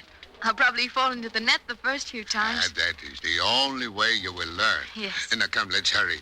I will give you a boost to the ladder. But I feel nervous, Enrico. Perhaps I shouldn't go up right now. Nonsense. By the time you reach the wire, you will be over it, Marie. I will watch you from down here. Oh, all right. There she goes, Enrico. Up to that dizzy height from which your son fell. Marie Savini. As you watch her, the tent spins in your eyes. She's there now, limbering up, walking out on the wire, unsteadily, nervously. You had better walk the wire a few times just to limber up. Hold yourself steady. That is fine. Now, come back once more, and we will try the somersault. Good, good. Are you ready now? I guess so. All right. Go to the middle of the wire. Relax yourself. All right? Now. I can't, Enrico. I can't do it. I never realized how it'd be to do it from up here. Go ahead, Marie. You cannot stop now. You want to be a great star, do you not? You must try it now. Jump. Enrico, Hello there. What are you doing, Marie? Oh, hello, Michael. I'm sorry, Enrico. I'll try it again. That is quite all right. What's the matter, Marie? Enrico's helping me with my backward somersault, but I'm afraid I'm not such a good pupil. Marie, you've got to come down now. What? The manager wants to talk to you right away. He's at the ticket wagon. All right. Come on down. I will hold the rope. Thank you. Here I come. I've heard a lot about you, Enrico. Marie is fortunate to have you to help her. Thank you. Yes, thanks, Enrico. I'll be right back. I promise not to fail again. Do not worry about it. I will wait for you here. Will you wait too, Michael? Sure, Marie. Hurry. Marie is going to be a great star someday, son. I hope so, Enrico. You are very fond of her, are you not, Michael? Yes, I am. She and I grew up together in the circus. One of these days, we're going to be married. Oh, I did not know that. Congratulations. I'm... Enrico! Look. What is it? The net. Look at it. Every rope on that end is untied and hanging loosely. Good heavens! If Marie had fallen, she would have been killed instantly. Oh, I should have checked it. Those stupid riggers. Oh, Michael, do not tell Marie about this. She might lose her nerve and never want to go up again. Yes, you're right, Enrico. Hurry, we've got to fix it before she comes back. Oh, thank heaven she didn't try the somersault. Yes. It is fortunate, is it not?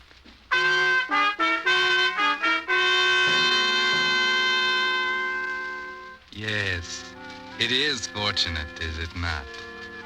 There might have been a very regrettable accident, mightn't there, Enrico? Did I say accident? Well, who knows? Those things do happen in a circus, but it was avoided, thank goodness. And the next morning, Michael is there to see that it doesn't happen again. And so now Marie is ready for her debut as a star. Enrico, I want to apologize for the way I almost failed you yesterday. I hope you'll forgive me. Oh, of course I do, Marie. I understand just how you felt up there. The important thing is the fact that you came back again and did it perfectly. Oh. And this morning, you performed like a veteran. I admire your courage. It was all because of you, Enrico. This means so much to me. I've always looked forward to the day when I'd be a featured star in the circus. Oh, you will be the star of the show tomorrow, Marie. I can just see you on the high wire. The ringmaster will introduce you, and then you will climb to the platform, confidently knowing that you will be doing one of the greatest tricks on the high wire. I remember saying all this to my son. Your son, Enrico? Yes, my son, Tony. He was killed while working on the trapeze 10 years ago. Oh, I'm sorry.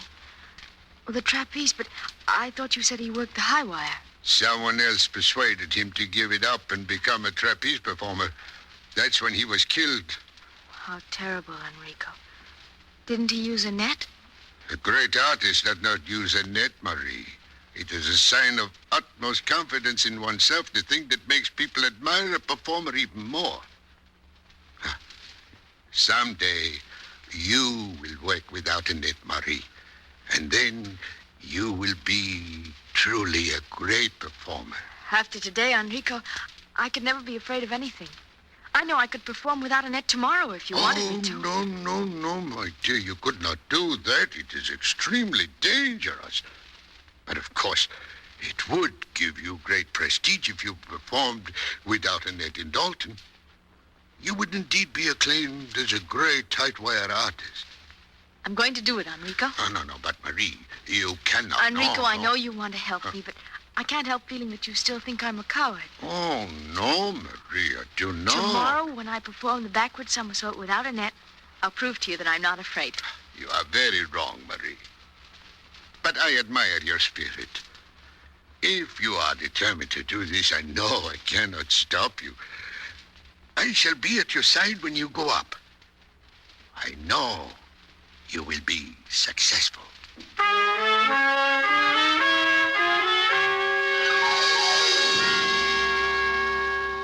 And now the shadow of hatred engulfs the circus. The day has come, and if you'd watched closely, you'd see Enrico's hands working convulsively, gripping hard on a dead throat. Marie Savini is going onto the high wire today to do a backward somersault without a net.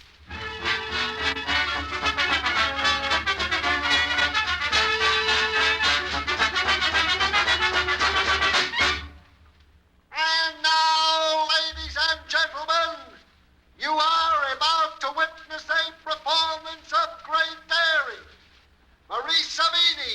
is going to attempt a backward somersault down the high wire above. This will be the first time that this feat has ever been attempted by a woman. To add to the already present danger, Miss Savini is going to perform right before your eyes without the aid of a life-saving net. Presenting Marie Savini.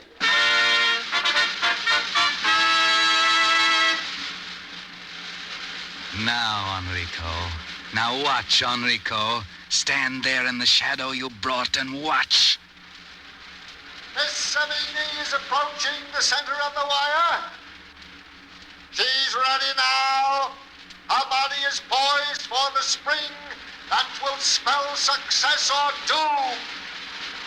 She's about to jump. She does.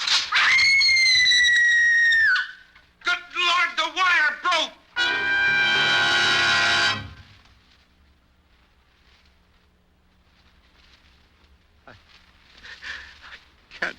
Believe it, I can't.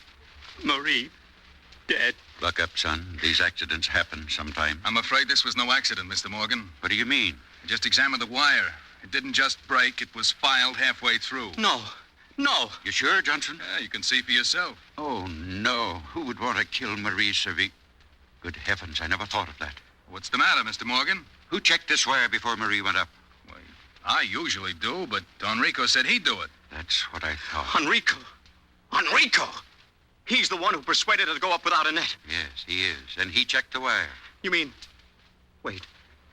Yes. Something else happened, too. The other day, I discovered the net was untied while Marie was practicing. Enrico blamed it on the hands who put it up. That's not true. I supervised that myself. It was all tied perfectly. But Enrico ordered us out. He said he'd check everything himself. And then he untied the net. Mr. Morgan! Come on. Let's find Enrico.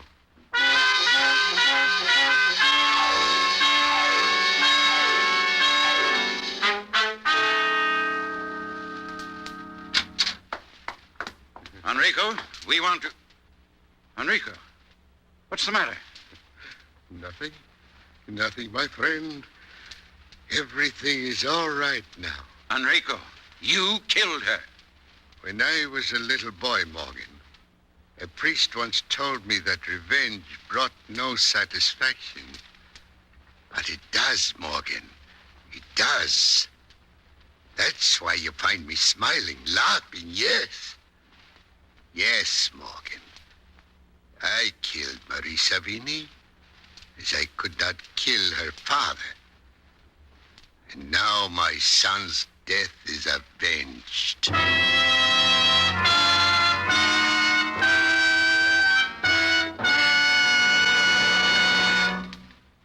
The Whistler will be back with a strange ending of tonight's tale in just a moment. Meantime, here's a timely reminder about two important parts on your car, your transmission and differential. Because these gears need their lubricant changed only once every 5,000 miles, they're often forgotten. And then here's what happens. Tiny bits of metal are pulverized by the tremendous pressure of the gears, and the lubricant gradually becomes a gritty, grinding abrasive that can cause costly damage. That's why now, when you take your car to your Signal gasoline dealer to have him lubricated for winter protection, it's a good time to also have him change the transmission and differential lubricant.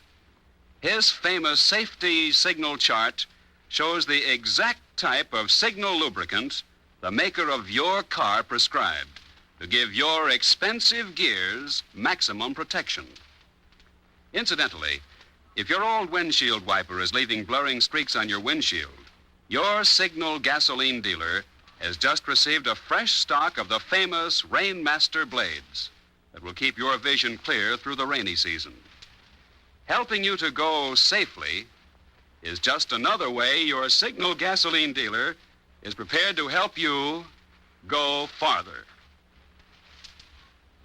And now, back to the Whistler.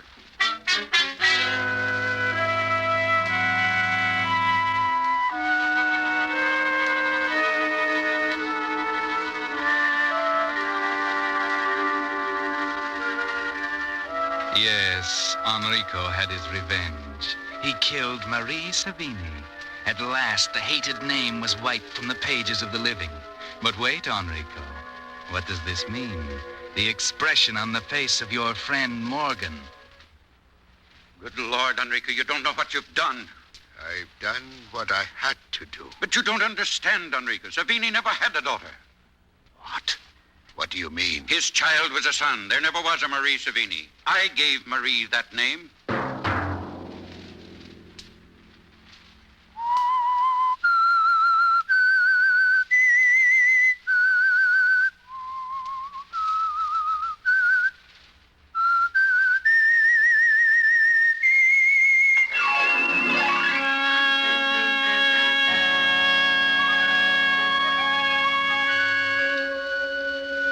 Next Monday at 9 o'clock, the Signal Oil program will bring you another strange tale by the Whistler. The Signal Oil program is broadcast for your entertainment by the Signal Oil Company, marketers of Signal's famous Go Farther gasoline and motor oil, and by your neighborhood Signal Oil dealer, who is at your service daily to keep your car running for the duration. The Signal Oil program, produced and directed by George W. Allen, with story by Hal Wexler and music by Wilbur Hatch, is transmitted to our troops overseas by the Armed Forces Radio Service. Bob Anderson speaking for your friend, the Signal Oil Company, and suggesting once again that you let every go signal remind you that you do go farther with Signal gasoline. This is CBS, the Columbia Broadcasting System.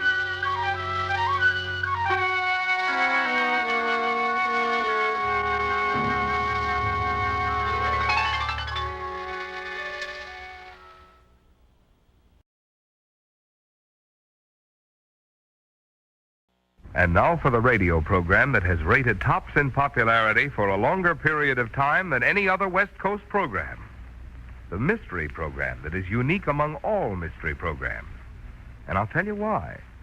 It's because you know who's guilty. You see his every move. You know his complete plans, even his innermost thoughts.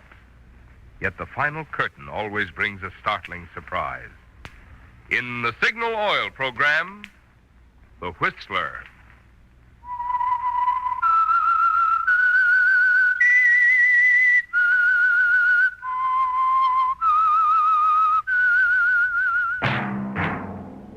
Whistle is your signal for the Signal Oil program, The Whistler.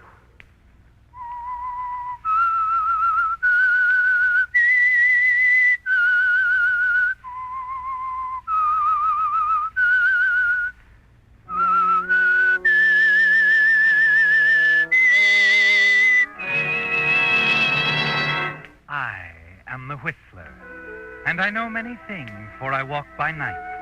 I know many strange tales hidden in the hearts of men and women who have stepped into the shadows. Yes, I know the nameless terrors of which they dare not speak. Yes, friends, it's the Whistler for the tops in entertainment. And for the tops in gasoline quality, it's Signal. It takes extra quality, you know, to give you extra mileage. And Signal is the famous Go Farther gasoline. So look for the Signal circle sign in yellow and black that identifies friendly independent signal stations from Canada to Mexico. And now the Whistler's strange story.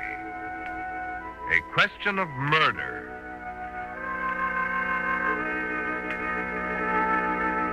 The terrible truth underlying it all didn't come to Carol Randolph as a bolt out of the blue. Rather, it came slowly, like the gathering of a summer storm. In the beginning, there was only a gentle rustling, like the movement of the leaves before a wind, more to be sensed than actually seen. Later, there were other signs more threatening, more violent, and at last the storm broke in all its fury. But that was later. It began that first day after the honeymoon when they came back to the old house that held so many memories for Ted. Carol paused, smiling at the threshold, wondering if he would observe the sentimental custom of carrying her across. And he did. Oh, darling. But when he'd set her down again, somehow she realized that it had been a mistake. Ted, I'm sorry. I didn't mean to bring up memories. No. Forget it, Carol. Well, we can't entirely, Ted. But she'll never stand in our way, darling. I promise. I said forget it. I mean, she's dead and gone.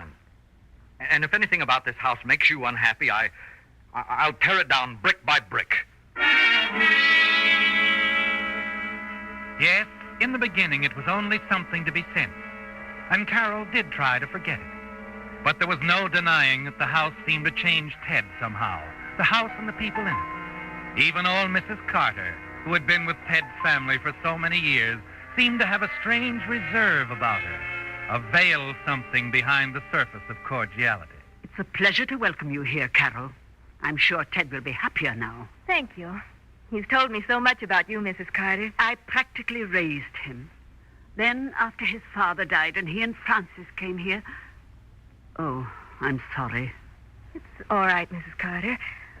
I don't mind talking about Francis, if you want to. Oh, but I don't. It would be best if... Mrs. Carter. Oh, hello, Ted. We were just getting acquainted. Hello, darling. I thought maybe you might want to look around the grounds, Carol. I'd love to. You'll excuse us, Mrs. Carter? Of course. I've got my work to do. Oh, did Gillis unpack your things? Gillis? But I told Oh, I meant to talk to you about that, Ted. Later? Yes, of course, Carol. Come along, please, Carol.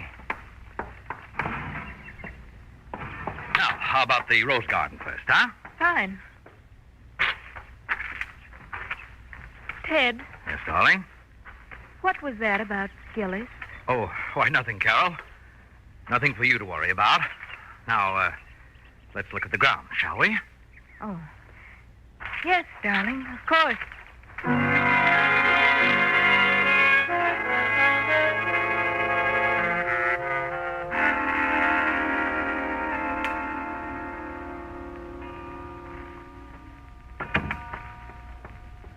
Good evening, madame. Oh, hello. You must be Gillis. Yes. I didn't get a chance to thank you for putting everything away for me. I appreciate it, Gillis. It's what I'm supposed to do, madame. Do you want both windows open, madame? Just that one is fine. Gillis. That's an unusual name. My name is really Marie, madame. She always called me Gillis. Said it sounded more continental-like. The first Mrs. Randolph? That's right. Oh, I'm sorry, madame. I didn't Gillis, mean... let's understand each other. I'm not sensitive about Ted's having been married before. You don't have to feel strange around me. I'm sure we're going to get along just fine. Oh, then you've spoken to Mr. Randolph about me? Spoken to him? Yes. You see, he said that I should be let go. Oh? Mrs. Carter says it's because I talk too much. I don't mean to. Words don't come too easy for me, madame. The right ones, I mean. And when they asked me all those questions at the inquest, Mr. Randolph didn't like... Inquest? Gillis, you don't mean inquest. They only hold an inquest when there's something strange about a death. I know, madame. And there certainly was something strange about... Gillis. Yes, madame? You may go now. I won't need anything further. Yes, madame.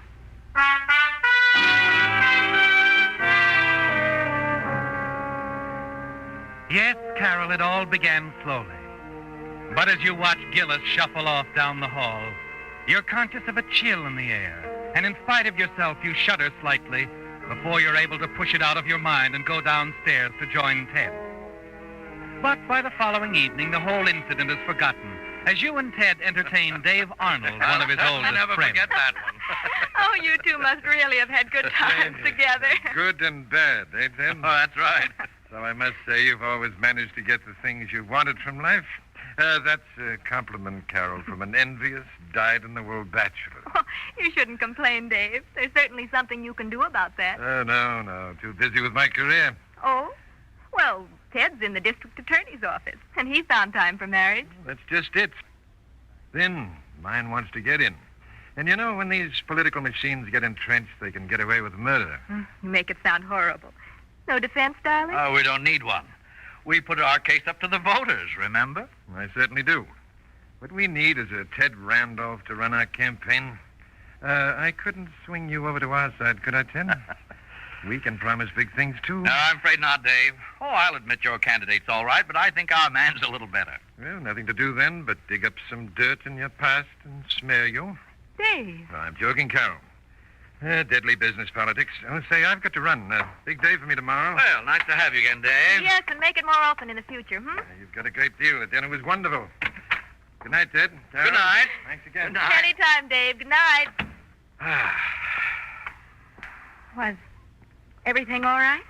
Oh, yes, sure. It's perfect. You know, I like him. Dave? Oh, he's all right. All right. I think he's charming.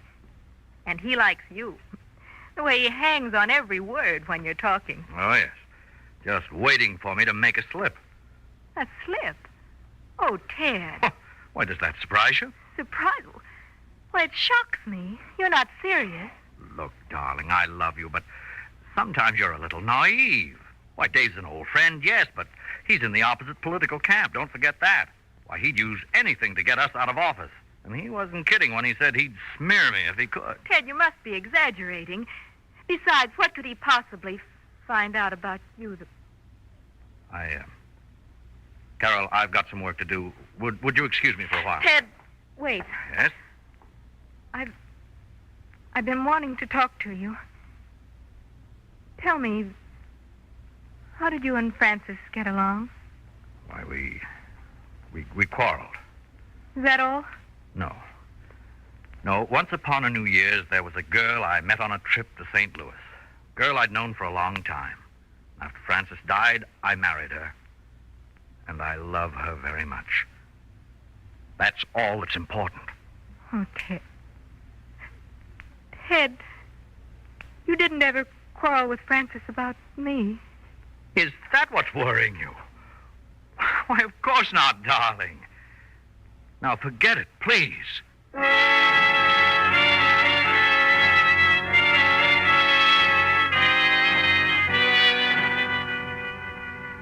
After that, you do try to forget, don't you, Carol? But it isn't that easy. When you go upstairs to your room, Gillis is there. You discover that she's not only talkative, but inquisitive, too. Worst of all, she asks a question that you can't answer. A startling question. Excuse me, madame. Will Mr. Ben ever come back? Who's Mr. Ben? Why, Mr. Randolph's brother. Madame, you've never met him? Oh, yes, Ted's brother. I wondered if they had ever patched things up. It was a terrible argument they had, you know, the day Mrs. Randolph died. I'll never forget that shocking way to start a new year. New Year? Yeah, it was just a few days after. I remember Mr. Randolph had just come back from a trip from St. Louis. Oh, it was terrible, madame. They had a regular knockdown and drag-out. She came screaming for a divorce. Divorce? That's what they quarreled about. Mrs. Randolph said she should rather be dead than go on things being like they were. Poor woman. Little did she know that in less than 12 hours from then, she would be dead. What did you say, Gillis? When did she die? The very next morning. Early. Didn't you know, madame? It was an accident. She started to fix her bath and slipped somehow. Tried to grab something to keep from falling and caught a loose wire from the electric heater. Oh, no. Yes. And I never have been able to understand how a bare wire could have come loose that way. Oh, it was terrible, madame. She was electrocuted on the spot.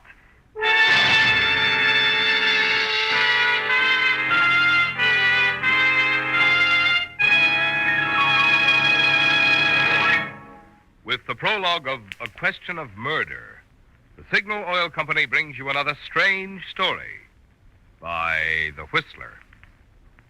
Did you know that contract bridge has become such a popular game it's now played by almost half of the adults in America?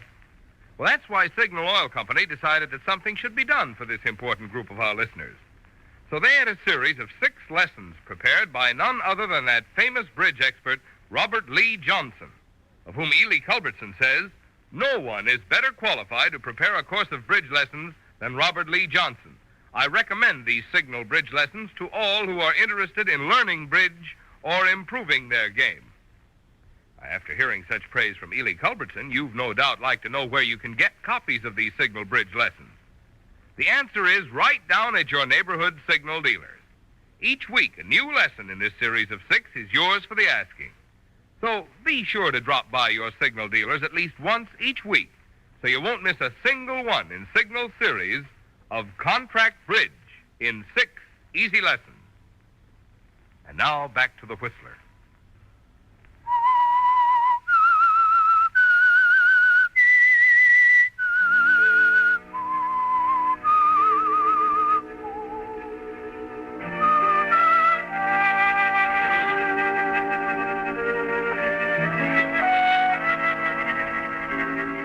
The gathering storm is closing in, isn't it, Carol?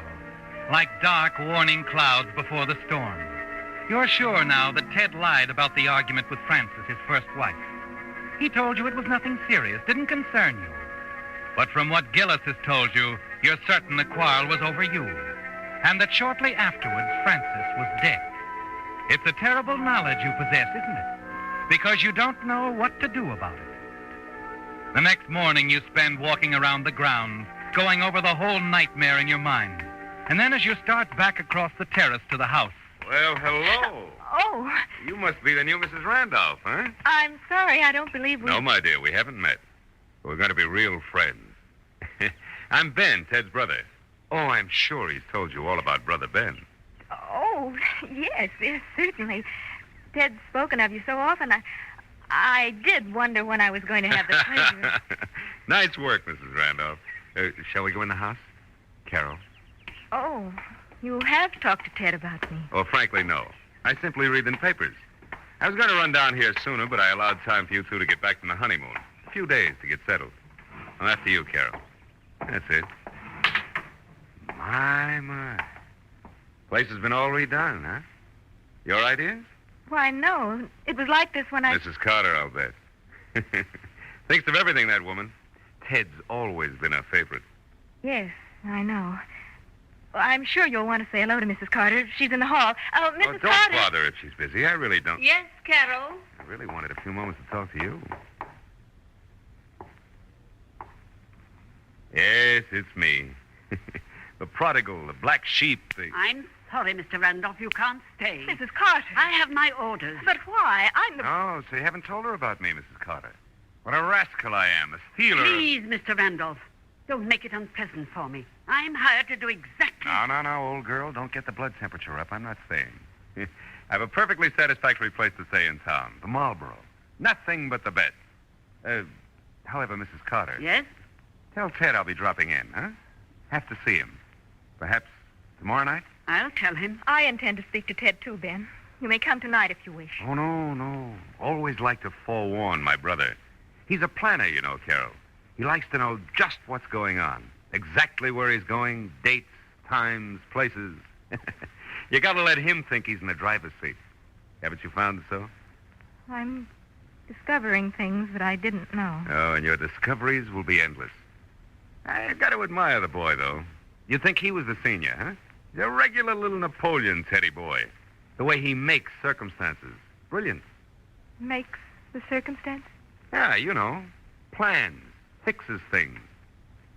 Even covers things up. Eh, Mrs. Carter? I'll show you out. No, wait. Just a minute, Ben. Did Ted cover something up? Oh. He hasn't told you about the unusual circumstances of Frances's accident, huh? I guess he wouldn't. Well, tomorrow night. Get me in his date book, Mrs. Carter. I'll show you to the door. Don't bother. Good afternoon, all. Oh, the nerve. Just a minute, Mrs. Carter. Yes, Carol? Mrs. Carter, I found you very kind, very considerate since I came here. But I think I have a right to... I'm sorry, Carol. Really. What about Ben? Well, Ben isn't a nice person. He upsets Ted, all of us. Please, why not forget what happened? Enjoy your husband, Carol, your beautiful home.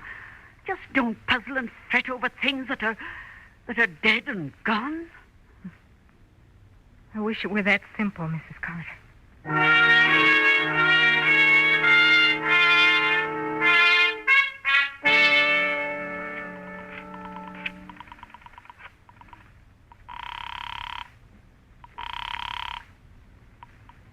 Marlborough Hotel. Mr. Ben Randolph, please. Thank you. Yes? Ben, this is Carol. Oh, yes. How sweet of you, Carol, to call me. Ben, I can't talk very long. I want to see you. Right away. Oh, I'm sorry, Carol. I have an appointment. But it's important, Ben. It's terribly important. There's something I have to know about Francis' accident. Oh, so that's it, huh? All right, Carol. I have a delightful cocktail bar here. I'll meet you in, say, half an hour. That is, if you're sure you want to come. I am sure, Ben. Thank you.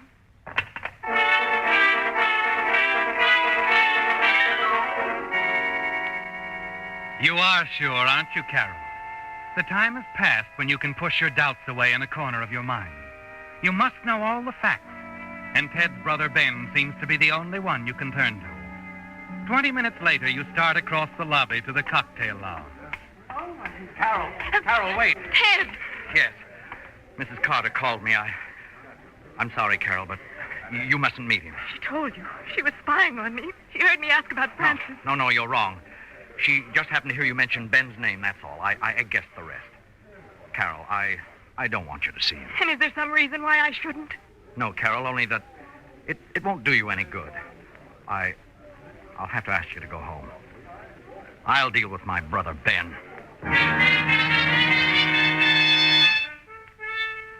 You turn and hurry away from Ted. Driving home, your hands tremble holding the wheel. By the time you reach the house and start inside, a terrible sick feeling sweeps over you. Your brain seems to pound miserably. And as you start up the stairs, your legs grow weaker and weaker until they give way beneath you.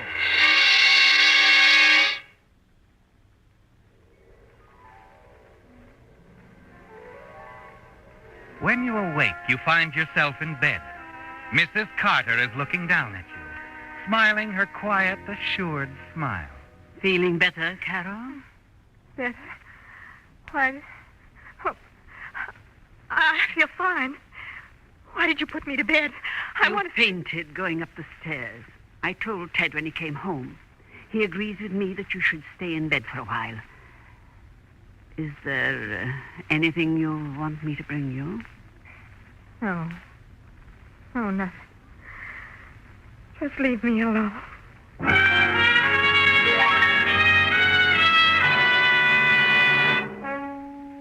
It's a breathless moment now, isn't it, Carol? The quiet before the storm. You fight against the feeling that perhaps you're to be held prisoner. But as you hear Mrs. Carter's footsteps going down the stairs, you know you have to find out. You cross to the door, find it unlocked, and then tiptoe to the head of the stairs. And then you stop, frozen in your tracks, as Ted's voice drifts up from the study. Dave Arnold, huh? Well, we expected him to do some snooping. Yeah, that's right. He was here to dinner, but I know I didn't let anything slip. Well, Chief, if anything I've done should prevent you from being reelected... Carol? No. All she knows is that Francis's death was an accident. I'm sure of it. I haven't told her anything else, and I don't intend to. And besides, Chief, she won't be leaving the house for some time. She isn't feeling very well.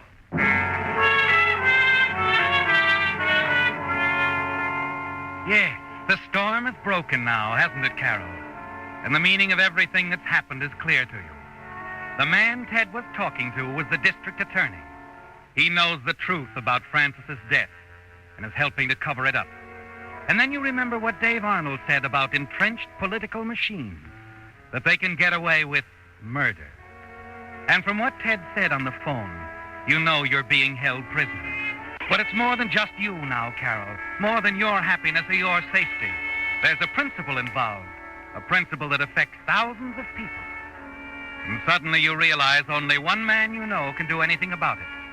Your husband's political enemy, Dave Arnold. You go back to your room, take a piece of paper from the desk and scrawl a hurried note. Then a few minutes later...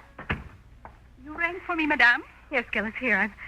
I've written a letter. I want you to take it and mail it. A letter? Yes, madame. And, Gillis, it must be done right away. Don't let anything stop you. I won't, madame. Hide it, Gillis. Hide the letter. Oh, Gillis, I didn't know you were in here. She was just leaving, Mrs. Carter. Thanks for looking in, Gillis, but I don't need anything. You may go. Yes, madame. Is there anything I can do for you, Carol? No, Mrs. Carter. There's nothing anyone can do for me. Right now.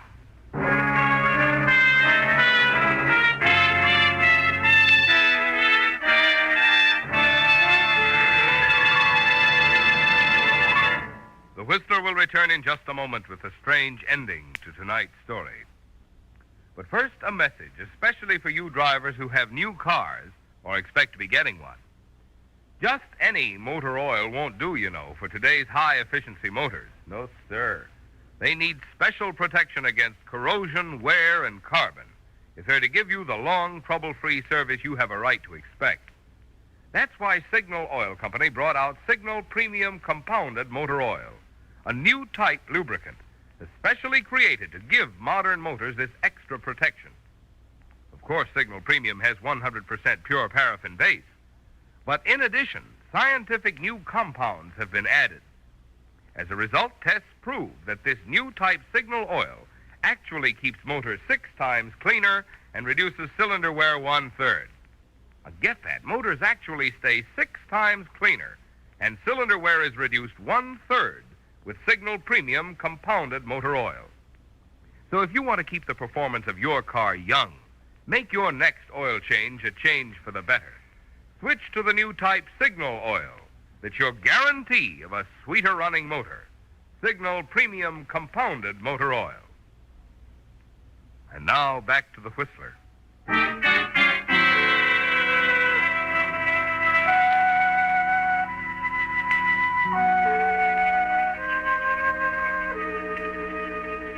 You can't fight the storm anymore, Carol. You're weary of it, of thinking about Ted and the way Frances, his first wife, died. It was shortly after he saw you in St. Louis that she refused him a divorce. And it's all too clear to you what happened to her. It's an hour now since you gave Gillis the note for Dave, explaining everything. Suddenly you realize that you can't face Ted when it's over. You want to get away, take a train for another city, and try somehow to forget. Put this terrible nightmare behind you. You dress quickly, slip out into the hall, and tiptoe down the stairs. You wait until you can hear Mrs. Carter in another part of the house, and then run for the door. You're hurrying down the drive to the garage where your car is parked when... Well, we meet again, Carol. And just where I ran into you before. Ben. Oh, don't let me alarm you. Ted's furious enough with me as it is. I came to apologize. Talk to you about me? Oh, he certainly did. Poor old Ted. His women give him a lot of trouble. Frances certainly led him a merry chase, in another direction, of course. Frances? Yeah. First she tried spending his money, and when that got boring, she started spending some of it on me. Well, that was pleasant for a while. You mean Frances was interested in you? Interested? Well, that's one way of putting it, yes. Tell me about her, Ben. All right. Well, she wanted to marry me. It scared me silly when I found out. Oh, we had our laughs together, sure, but marriage? Well, that's a little bit more than stealing your brother's slingshot, huh? You and Frances. That's why Ted asked her for a divorce. It wasn't me at all. What? Oh, he didn't ask her for a divorce, Carol. She asked him. Oh, they had a terrible row about it. But you know, Ted, he clings to that for better or worse idea. And then, too, there's his position, the election and all. They decided it wasn't the sort of thing to let that Dave Arnold crowd find out about and twist all out of shape. Her accident, then. What did happen? Well, don't say you got this from me now. But it's simple enough. Frances tried to kill Ted, Carol.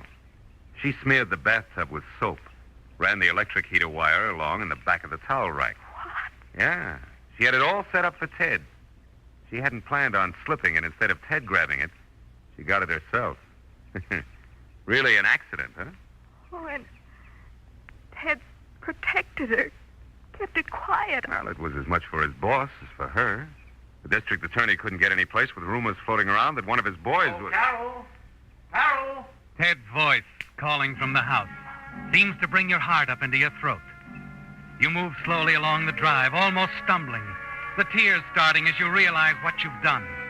That note you sent to Dave. It will ruin Ted, the district attorney, everything. You reach the terrace, stop, unable to go any farther. Carol? Mrs. Carter. You're feeling better, aren't you, dear? Mrs. Carter, I can't see Ted now. Yes, you can. Here. Please forgive a meddling old lady, Carol, but I took this letter from Gillis. You didn't really want it mailed, did you? The letter. Oh, Mrs. Carter. Carol! Where are you, Carol? Your husband is calling, Mrs. Randolph. I think you should go to him. I have my work to do.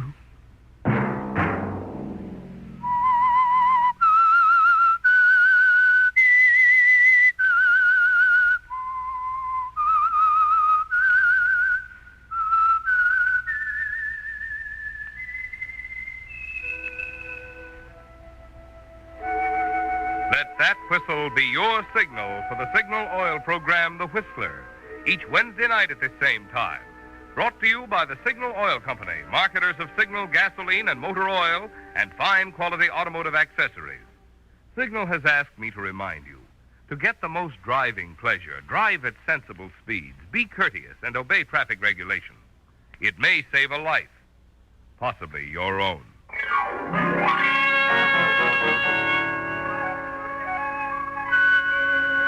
Featured in tonight's story were Lorette Philbrandt, Joseph Kearns, and Gerald Moore.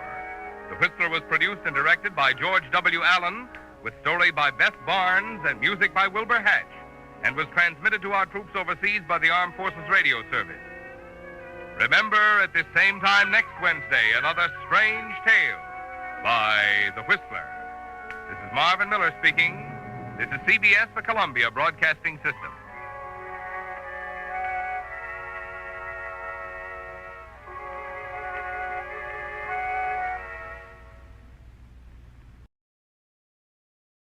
The Signal Oil program, The Whistler.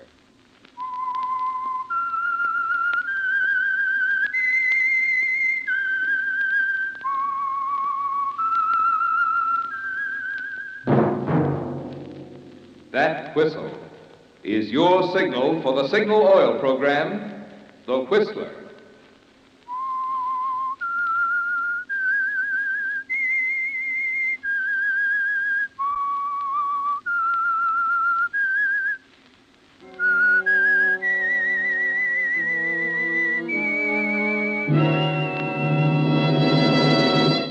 I am the Whistler, and I know many things, for I walk by night.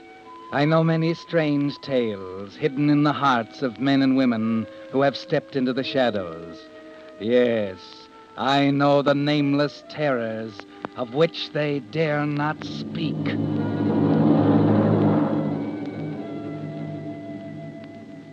Yes, friends, it's time for The Whistler, rated by independent research, the most popular West Coast program. And remember, let every traffic signal remind you, with new Signal gasoline, you do go farther than ever. Look for the familiar big yellow and black circle sign that identifies those popular Signal service stations in 7 western states from Canada to Mexico. And now, The Whistler's strange story, Murder in Haste.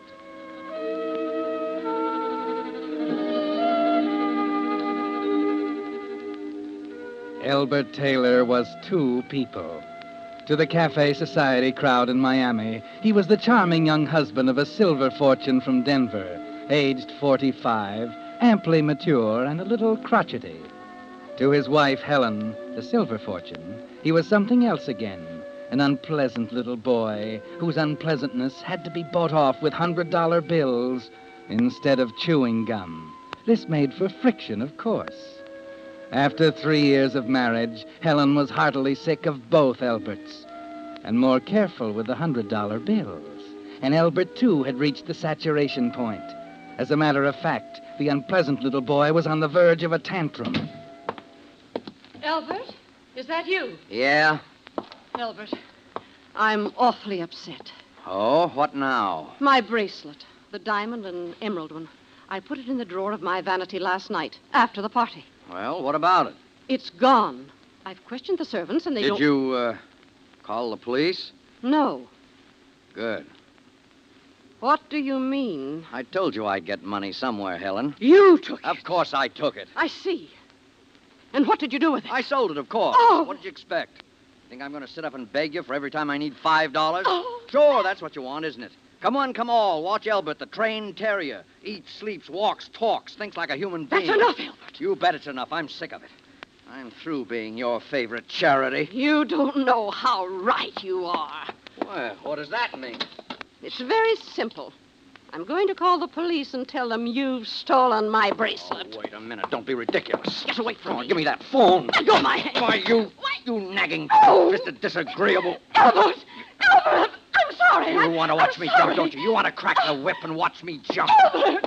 You're hurting me. Yes. Let go, please. I'll hurt you all right. Oh, Albert! I'd like to shake you until... I'd like to shake you until your teeth fall out. You... There!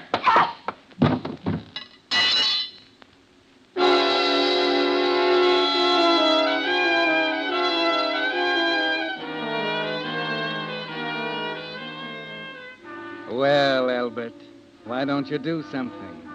Why don't you go over there to the hearth and help her up? Or perhaps you're not as dazed as you look standing there in the middle of the room. Maybe even now you realize Helen isn't going to get up because she struck her temple on the andiron when you hurled her across the room. Yes, Albert, she's lying there so very still because she's dead.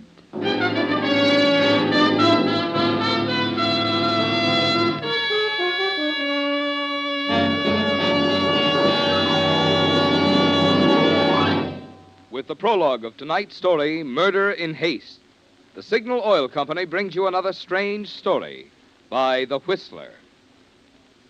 When you see those big new signal billboards that say, "Go farther than ever with new Signal gasoline," remember, it's power that puts more mileage into new Signal gasoline. Amazingly increased power that chemists created by actually rearranging the atoms in gasoline molecules. You'll notice Signal's power first in the way your motor springs to life the instant you touch the starter. You'll notice Signal's power again in the way your car steps ahead in traffic with pickup that makes you proud. And you'll notice it in the knock-free purr of your motor on hills, steep ones that you'll breeze up in high. Yes, new Signal gasoline is packed with the kind of performance that makes even old cars feel young again. But while you're enjoying this performance, don't forget the amazing power in new Signal gasoline that makes this performance possible also makes new Signal, more than ever, the Go Farther gasoline. And now, back to every lubrication point on your car and specifies which of Signal's The Whistler. 9 specialized oils and greases each part should have for long, trouble-free service. But they don't even stop there, no sir. Just to make doubly sure, they check each point again, which is why it's called Signal Double-Check Lubrication. That's the kind of service you want these days, when your car has to last until who knows when. And that's the kind of service you'll get from your friendly neighborhood Signal gasoline dealer. And now, back to The Whistler.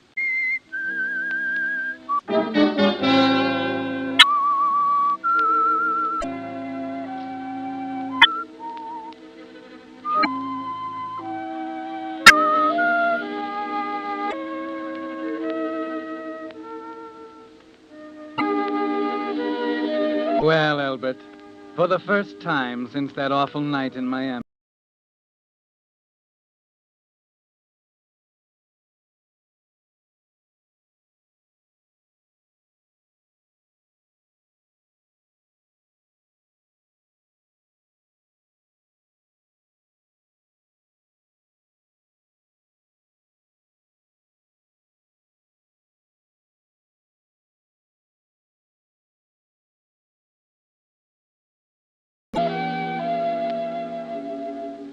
Yes, you feel relaxed. It's over now, isn't it? The hound, Albert.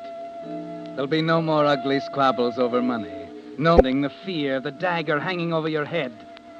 They're gone. No more jumping through hoops for Helen. Because the last argument was now. You said final, wasn't it? So final that Helen lies dead in front of the hearth. A minute later, down in a chair by the sergeant's desk, later, you've decided on the only course of action and start to tell him the whole impossible. You leave her in her thing. And then I wandered bedroom and locked the door. The servants in their separate quarters are used to around the streets all night. Arguments and probably have paid no I thought about running away again. attention. And then it all seemed so useless. 2 hours and 20 minutes later, you're standing on the observation platform. So you came into the station and spilled it, huh? Of the limited express bound for Jackson. Aren't you going over there? We've been there. Found her an hour after. And points north. You did it. I see. You made... Nice night. Oh, as well know that she's not my wife. Yeah, we know that, Mr. I didn't hear you come up. Sorry. I said it was a nice night. Yeah. I saw you running for the train when we... Jameson. She was your assistant in Buenos Aires. What? You were pulling out. Just made it, didn't you? Yeah, it's kind of close, all right. You say she was shaking you down, huh? You been in Miami long? No. What'd she have on you? My assistant.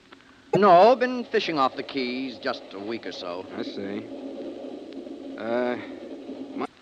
Oh, that's right, your assistant. Have you, My name's Ricketts. Glad to know you. I'm, Brown, Richard... had a lapse of memory or something, Jameson? The assistant? Brown. Uh-huh. You going up to New York, Brown? Yes, I Now, tell me, Jameson, what was she threatening to take to the police? That's right. Well, Police. Okay. I guess I'll be getting in... Hey, but a 3-year-old would have known it was a bluff. Side, Ricketts. Good idea. I'll go with you. That's the last thing in the world she would have done. No, you don't know her. She would have done anything. Not if it mattered. Neck, pal. Huh? You knew it the minute he opened his mouth. You have got a bum memory, Jameson. It was all over Buenos Aires 6 months ago. She's wanted down there. For murder. Didn't you, Albert? Ricketts is a plainclothes cop. And there can be only one reason why he's so interested in you. He's right behind you as you walk back through the train to your seat. And you're wondering if he'll sit beside you when you stop there. Then when you're 10 feet from it, it hits you. You realize why he's following you. Your luggage with your initials.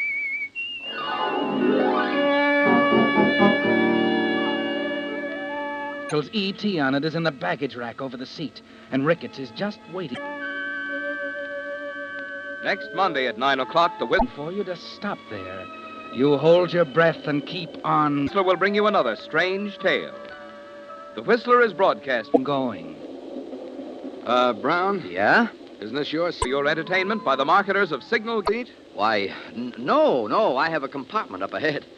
gasoline and motor oil, and fine quality automotive accessories.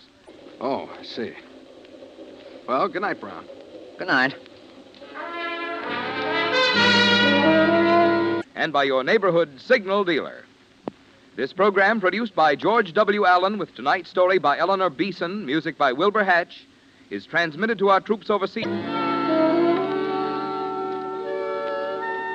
by the Armed Forces Radio Service. There's only one place to go, the club car and the bar, where you can sit for a minute and think.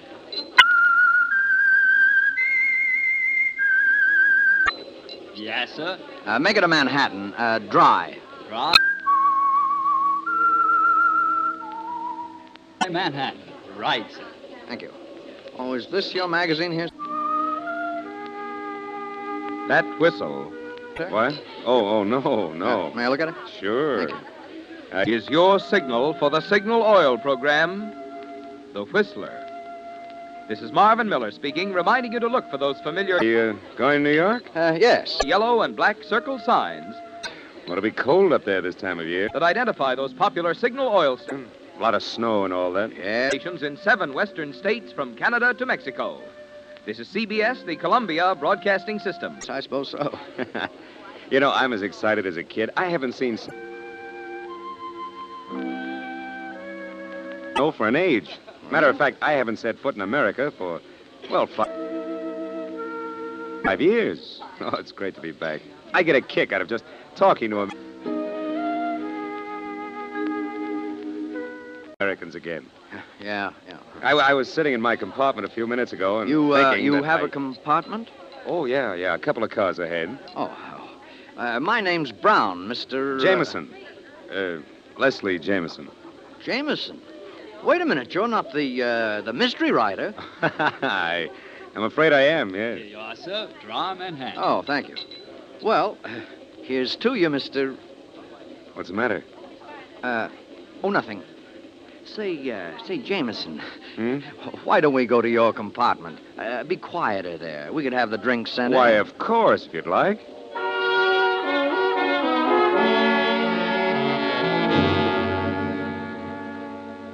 Yes, Albert, the compartment would be quieter. And you'd feel a little more comfortable, particularly since you noticed your friend Mr. Ricketts stroll into the bar and sit down, still hunting for the occupant of your seat, no doubt. Mr. Jameson finds the compartment pleasanter, too. Well, a man can't stay forever in Buenos Aires and continue to write for the American public. Has to keep in touch, you know. Don't you think so? Oh, yes. Yes, of course.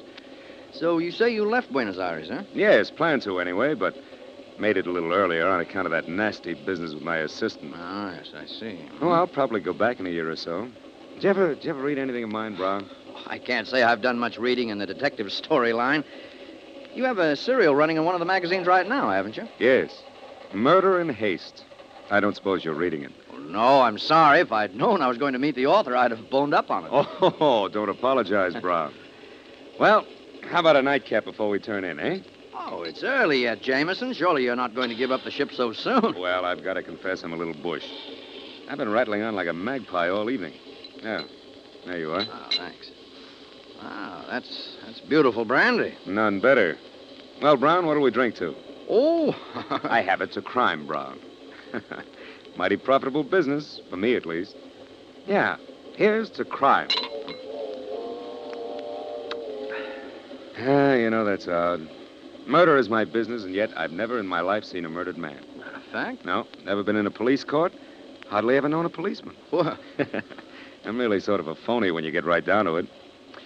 Well, Brown, it's been great talking to you, but tell me more about your agent. You were saying you've never met him personally? Oh, Farrell. Well, he's a great agent. I've often wondered what he looks like. Sometimes I think he must be a magician with a long beard, the way he pulls royalties out of a hat. Sold my leading character to a radio series. Well, you've never even been to New York? Never. Probably the only man in the business who can say that. Well, Brown, it's close to midnight, look, Jameson, what about this serial you're running? Maybe you could bring me up to date on it. And I'll tell you about it tomorrow, Brown. Right now, I'm awfully tired. Oh, it's early yet. Now, see here, I don't want to be rude, but I'll have to ask you to... Good Lord, what's that? They're trying to stop it. Stop the train! Back up!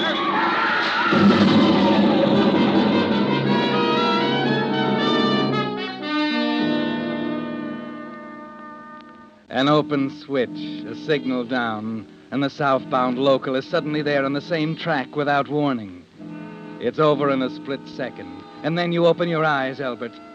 You're all right, miraculously safe, in the tangled network of steel and splintered wood that used to be a Pullman car. And there's Leslie Jameson. He wasn't so lucky, Albert. There's nothing you can do for him now.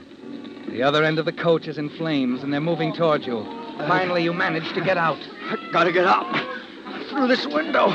What's this glass? Here, let me help you. Oh. Give me a hand. That's it. Oh, thanks. You all right? I think so. I'm a little dizzy. Oh, sure. Oh, it's you, Mr. Brown. Oh, Ricketts. Yeah, you're lucky. This coach got it worst of all. Look at that fire. Yeah, got out just in time. Hey, that fellow you were drinking with at the bar went to your compartment with you. He's still in there? My compartment? Pretty sure he's Albert E. Taylor, murdered his wife in Miami. Is he still there?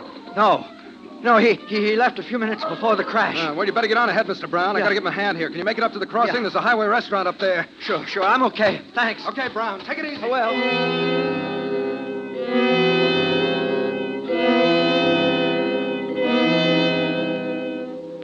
Well, Albert, you stand there dazed for a minute, watching the fire move closer. Then you decide to take a chance. Crawl back to Leslie Jameson's body, take his wallet, his ring and watch, exchange them for your ring and watch, engraved, "To Elbert with all my love, Helen." Then as the flames move close, you find his briefcase and bag and crawl out with him. 10 minutes later, you stagger into the highway restaurant at the grade crossing. Say, wonder if you fellas can help me. Hurt, mister? We got the doc in the back room. Come on. No, I'm all right. I just want to get out of here. I thought I could hire a car or get a bus to New York. You were in the wreck? Yeah. Say, I'm the AP correspondent here. Could you give me your name? I'm Leslie Jameson. Leslie Jameson? Say, aren't you the fellow who writes those murder mysteries? Yeah, that's right. Well, if that ain't a coincidence, Frank. Only last night you and me made that bet. Yeah, now we can settle it once and for all. Yeah, we was betting which one would turn out to be the murder in that serial you're running in the Post. Oh, well, that's very flattering. Now, I wonder if you could help me about the bus, Say, Mr. Jameson, could you give us an advance tip on the murderer? Yeah, then we won't have to wait for the magazine to come out tomorrow. Who was it, Mr. Jameson? Who? Well, I don't think that would Fast cup of coffee, will you? Yeah, sure. Oh, Ricketts. Oh, pretty rough out there. 3 cars gone. What are you guys standing around here for? You been out there and looked at it? Well, I gotta stand by the I'm counter. a reporter, pal, and I'm getting a story. Or I was until Skip you... it. How do you feel, Brown? Brown? That's Leslie Jameson, the writer. Huh? I thought your name was Brown. Well, of course Well, you know how it is. Here's your coffee. Thanks. No, Mr. Brown, I don't know how it is. How is it? Leslie Jameson, famous mystery story writer. Well? Traveling incognito, Well, narrowly escaped death. You see, Ricketts, I didn't want to... Oh, I get it. We've been reading Mr. Jameson's serial in the Post, Murder in Haste. Had a little bet with Frank here on who the murderer was. Oh, I can tell you that. I read the last installment last night. Hey, yeah? Sure. Got it at a newsstand in Miami. Oh, we ain't got it here yet. Well, Mr. Jameson, who done it? Well, I don't want to spoil the story for you. You ought to finish. Afraid we won't buy another copy of the magazine? Yeah, come on, Jameson. Well, it's a matter of ethics. A writer What do you can- mean, ethics? I know how it ends. Sure, Jameson. I can tell the boys I got it straight from the author's mouth. Come on, now, what goes? Well, I don't want... I got your car, Lieutenant. Oh, good. I'll be right with you. Hey, you guys know anyone who wants to go to New York? I got a car and I want someone to share the driving. Well, Jameson here Sure, wants you to said go. you were going to New York, didn't you, Jameson? Well, as a matter of fact... Oh, you can come with me, huh? Give me a hand with the driving. Come on. All right. Oh, but first, give him a break. Tell him who the murderer was. Oh, no, I'm sorry. It's against my principles. Well, it's your business. Come on. Hey, it was the old lady did it.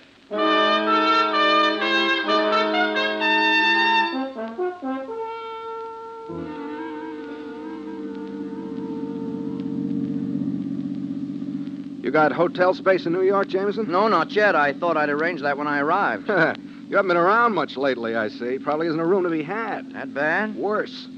Well, I think I might be able to fix you up at the Midtown. I know the manager there. No, I couldn't possibly. Oh, forget it, Jameson. Glad to help you out.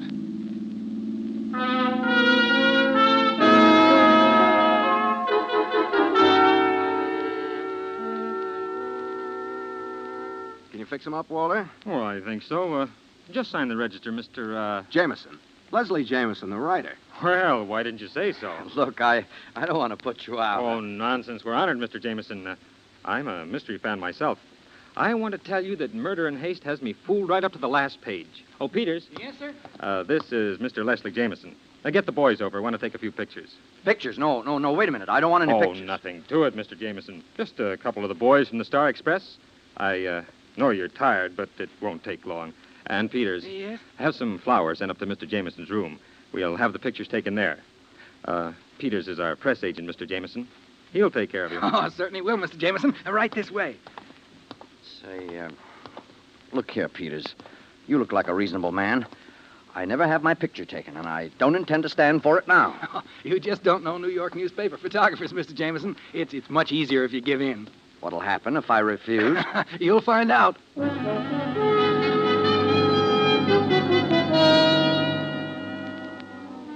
And you did find out, didn't you, Elbert?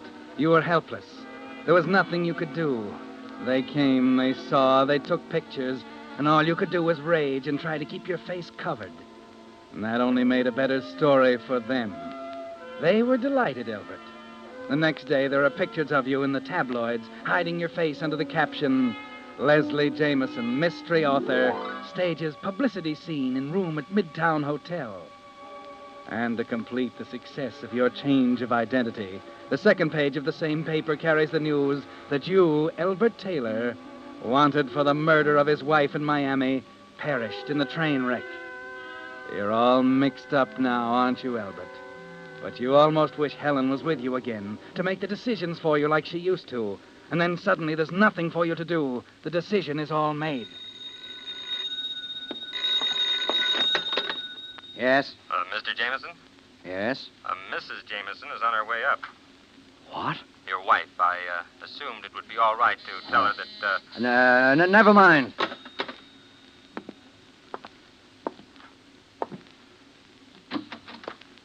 Hello, Leslie.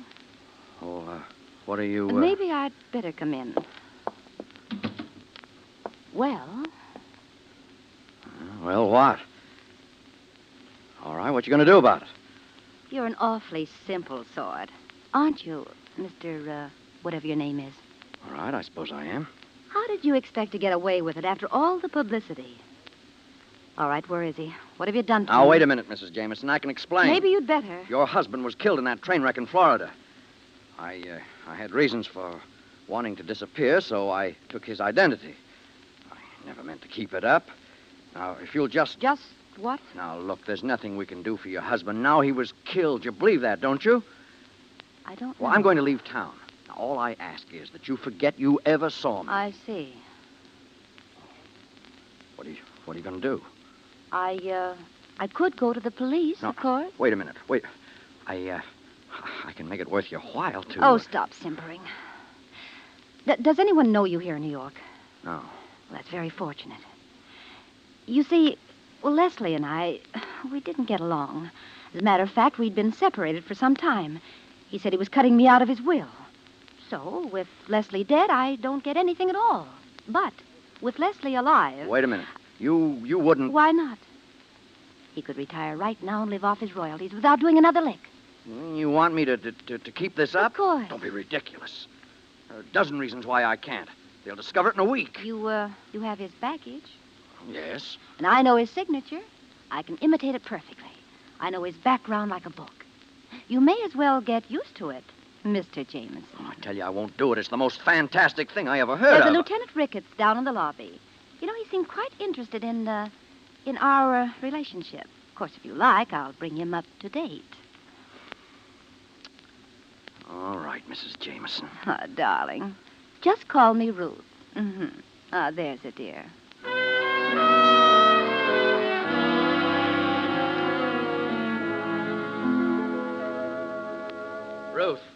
Ruth. Yes, what is it? I tell you, this can't go on. You're spending money like a child. $28,000 in 3 months besides the deposits I made to your account.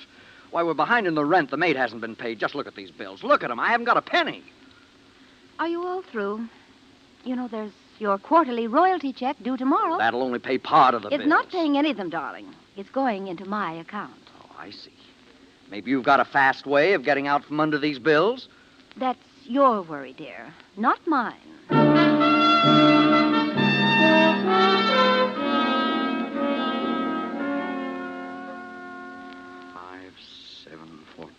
32. Having trouble. Oh, nothing at all, sweetheart. It's just that my account's overdrawn by $500. Of course, you could finish your book, dear. Sure. Finish the book. Write a Leslie Jameson mystery novel. Well, then I suppose you'll just have to think of something else. Ruth, be honest with me. Actually, how long do you intend to carry on with this? Indefinitely, dear. You know, I know when I have a good thing. You mean then there's no end? Oh, there is if you want one. There are always the police, of course. Will you quit throwing that up to me? You could be decent about it, you know. There could have been plenty without you bleeding me to death. I think I've been pretty fair 6 with months you. now. No sleep. Hounded day and night. I can't eat. This isn't getting us anywhere. Trying to dodge my shadow. I'm getting nowhere. Afraid all the time. This dagger hanging over my head. Albert, what's happened to you?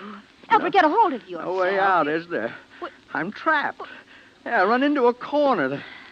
Nowhere to turn. Albert, stay Nowhere away to from turn, me. is there? What are you doing? Nowhere to turn.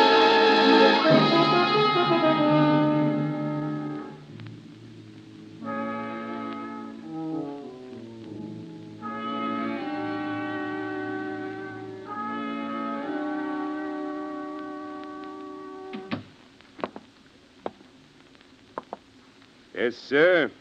You're the desk sergeant? That's right. What can I do for you? Well, you can take this down. What's the matter, pal? I've just killed my wife.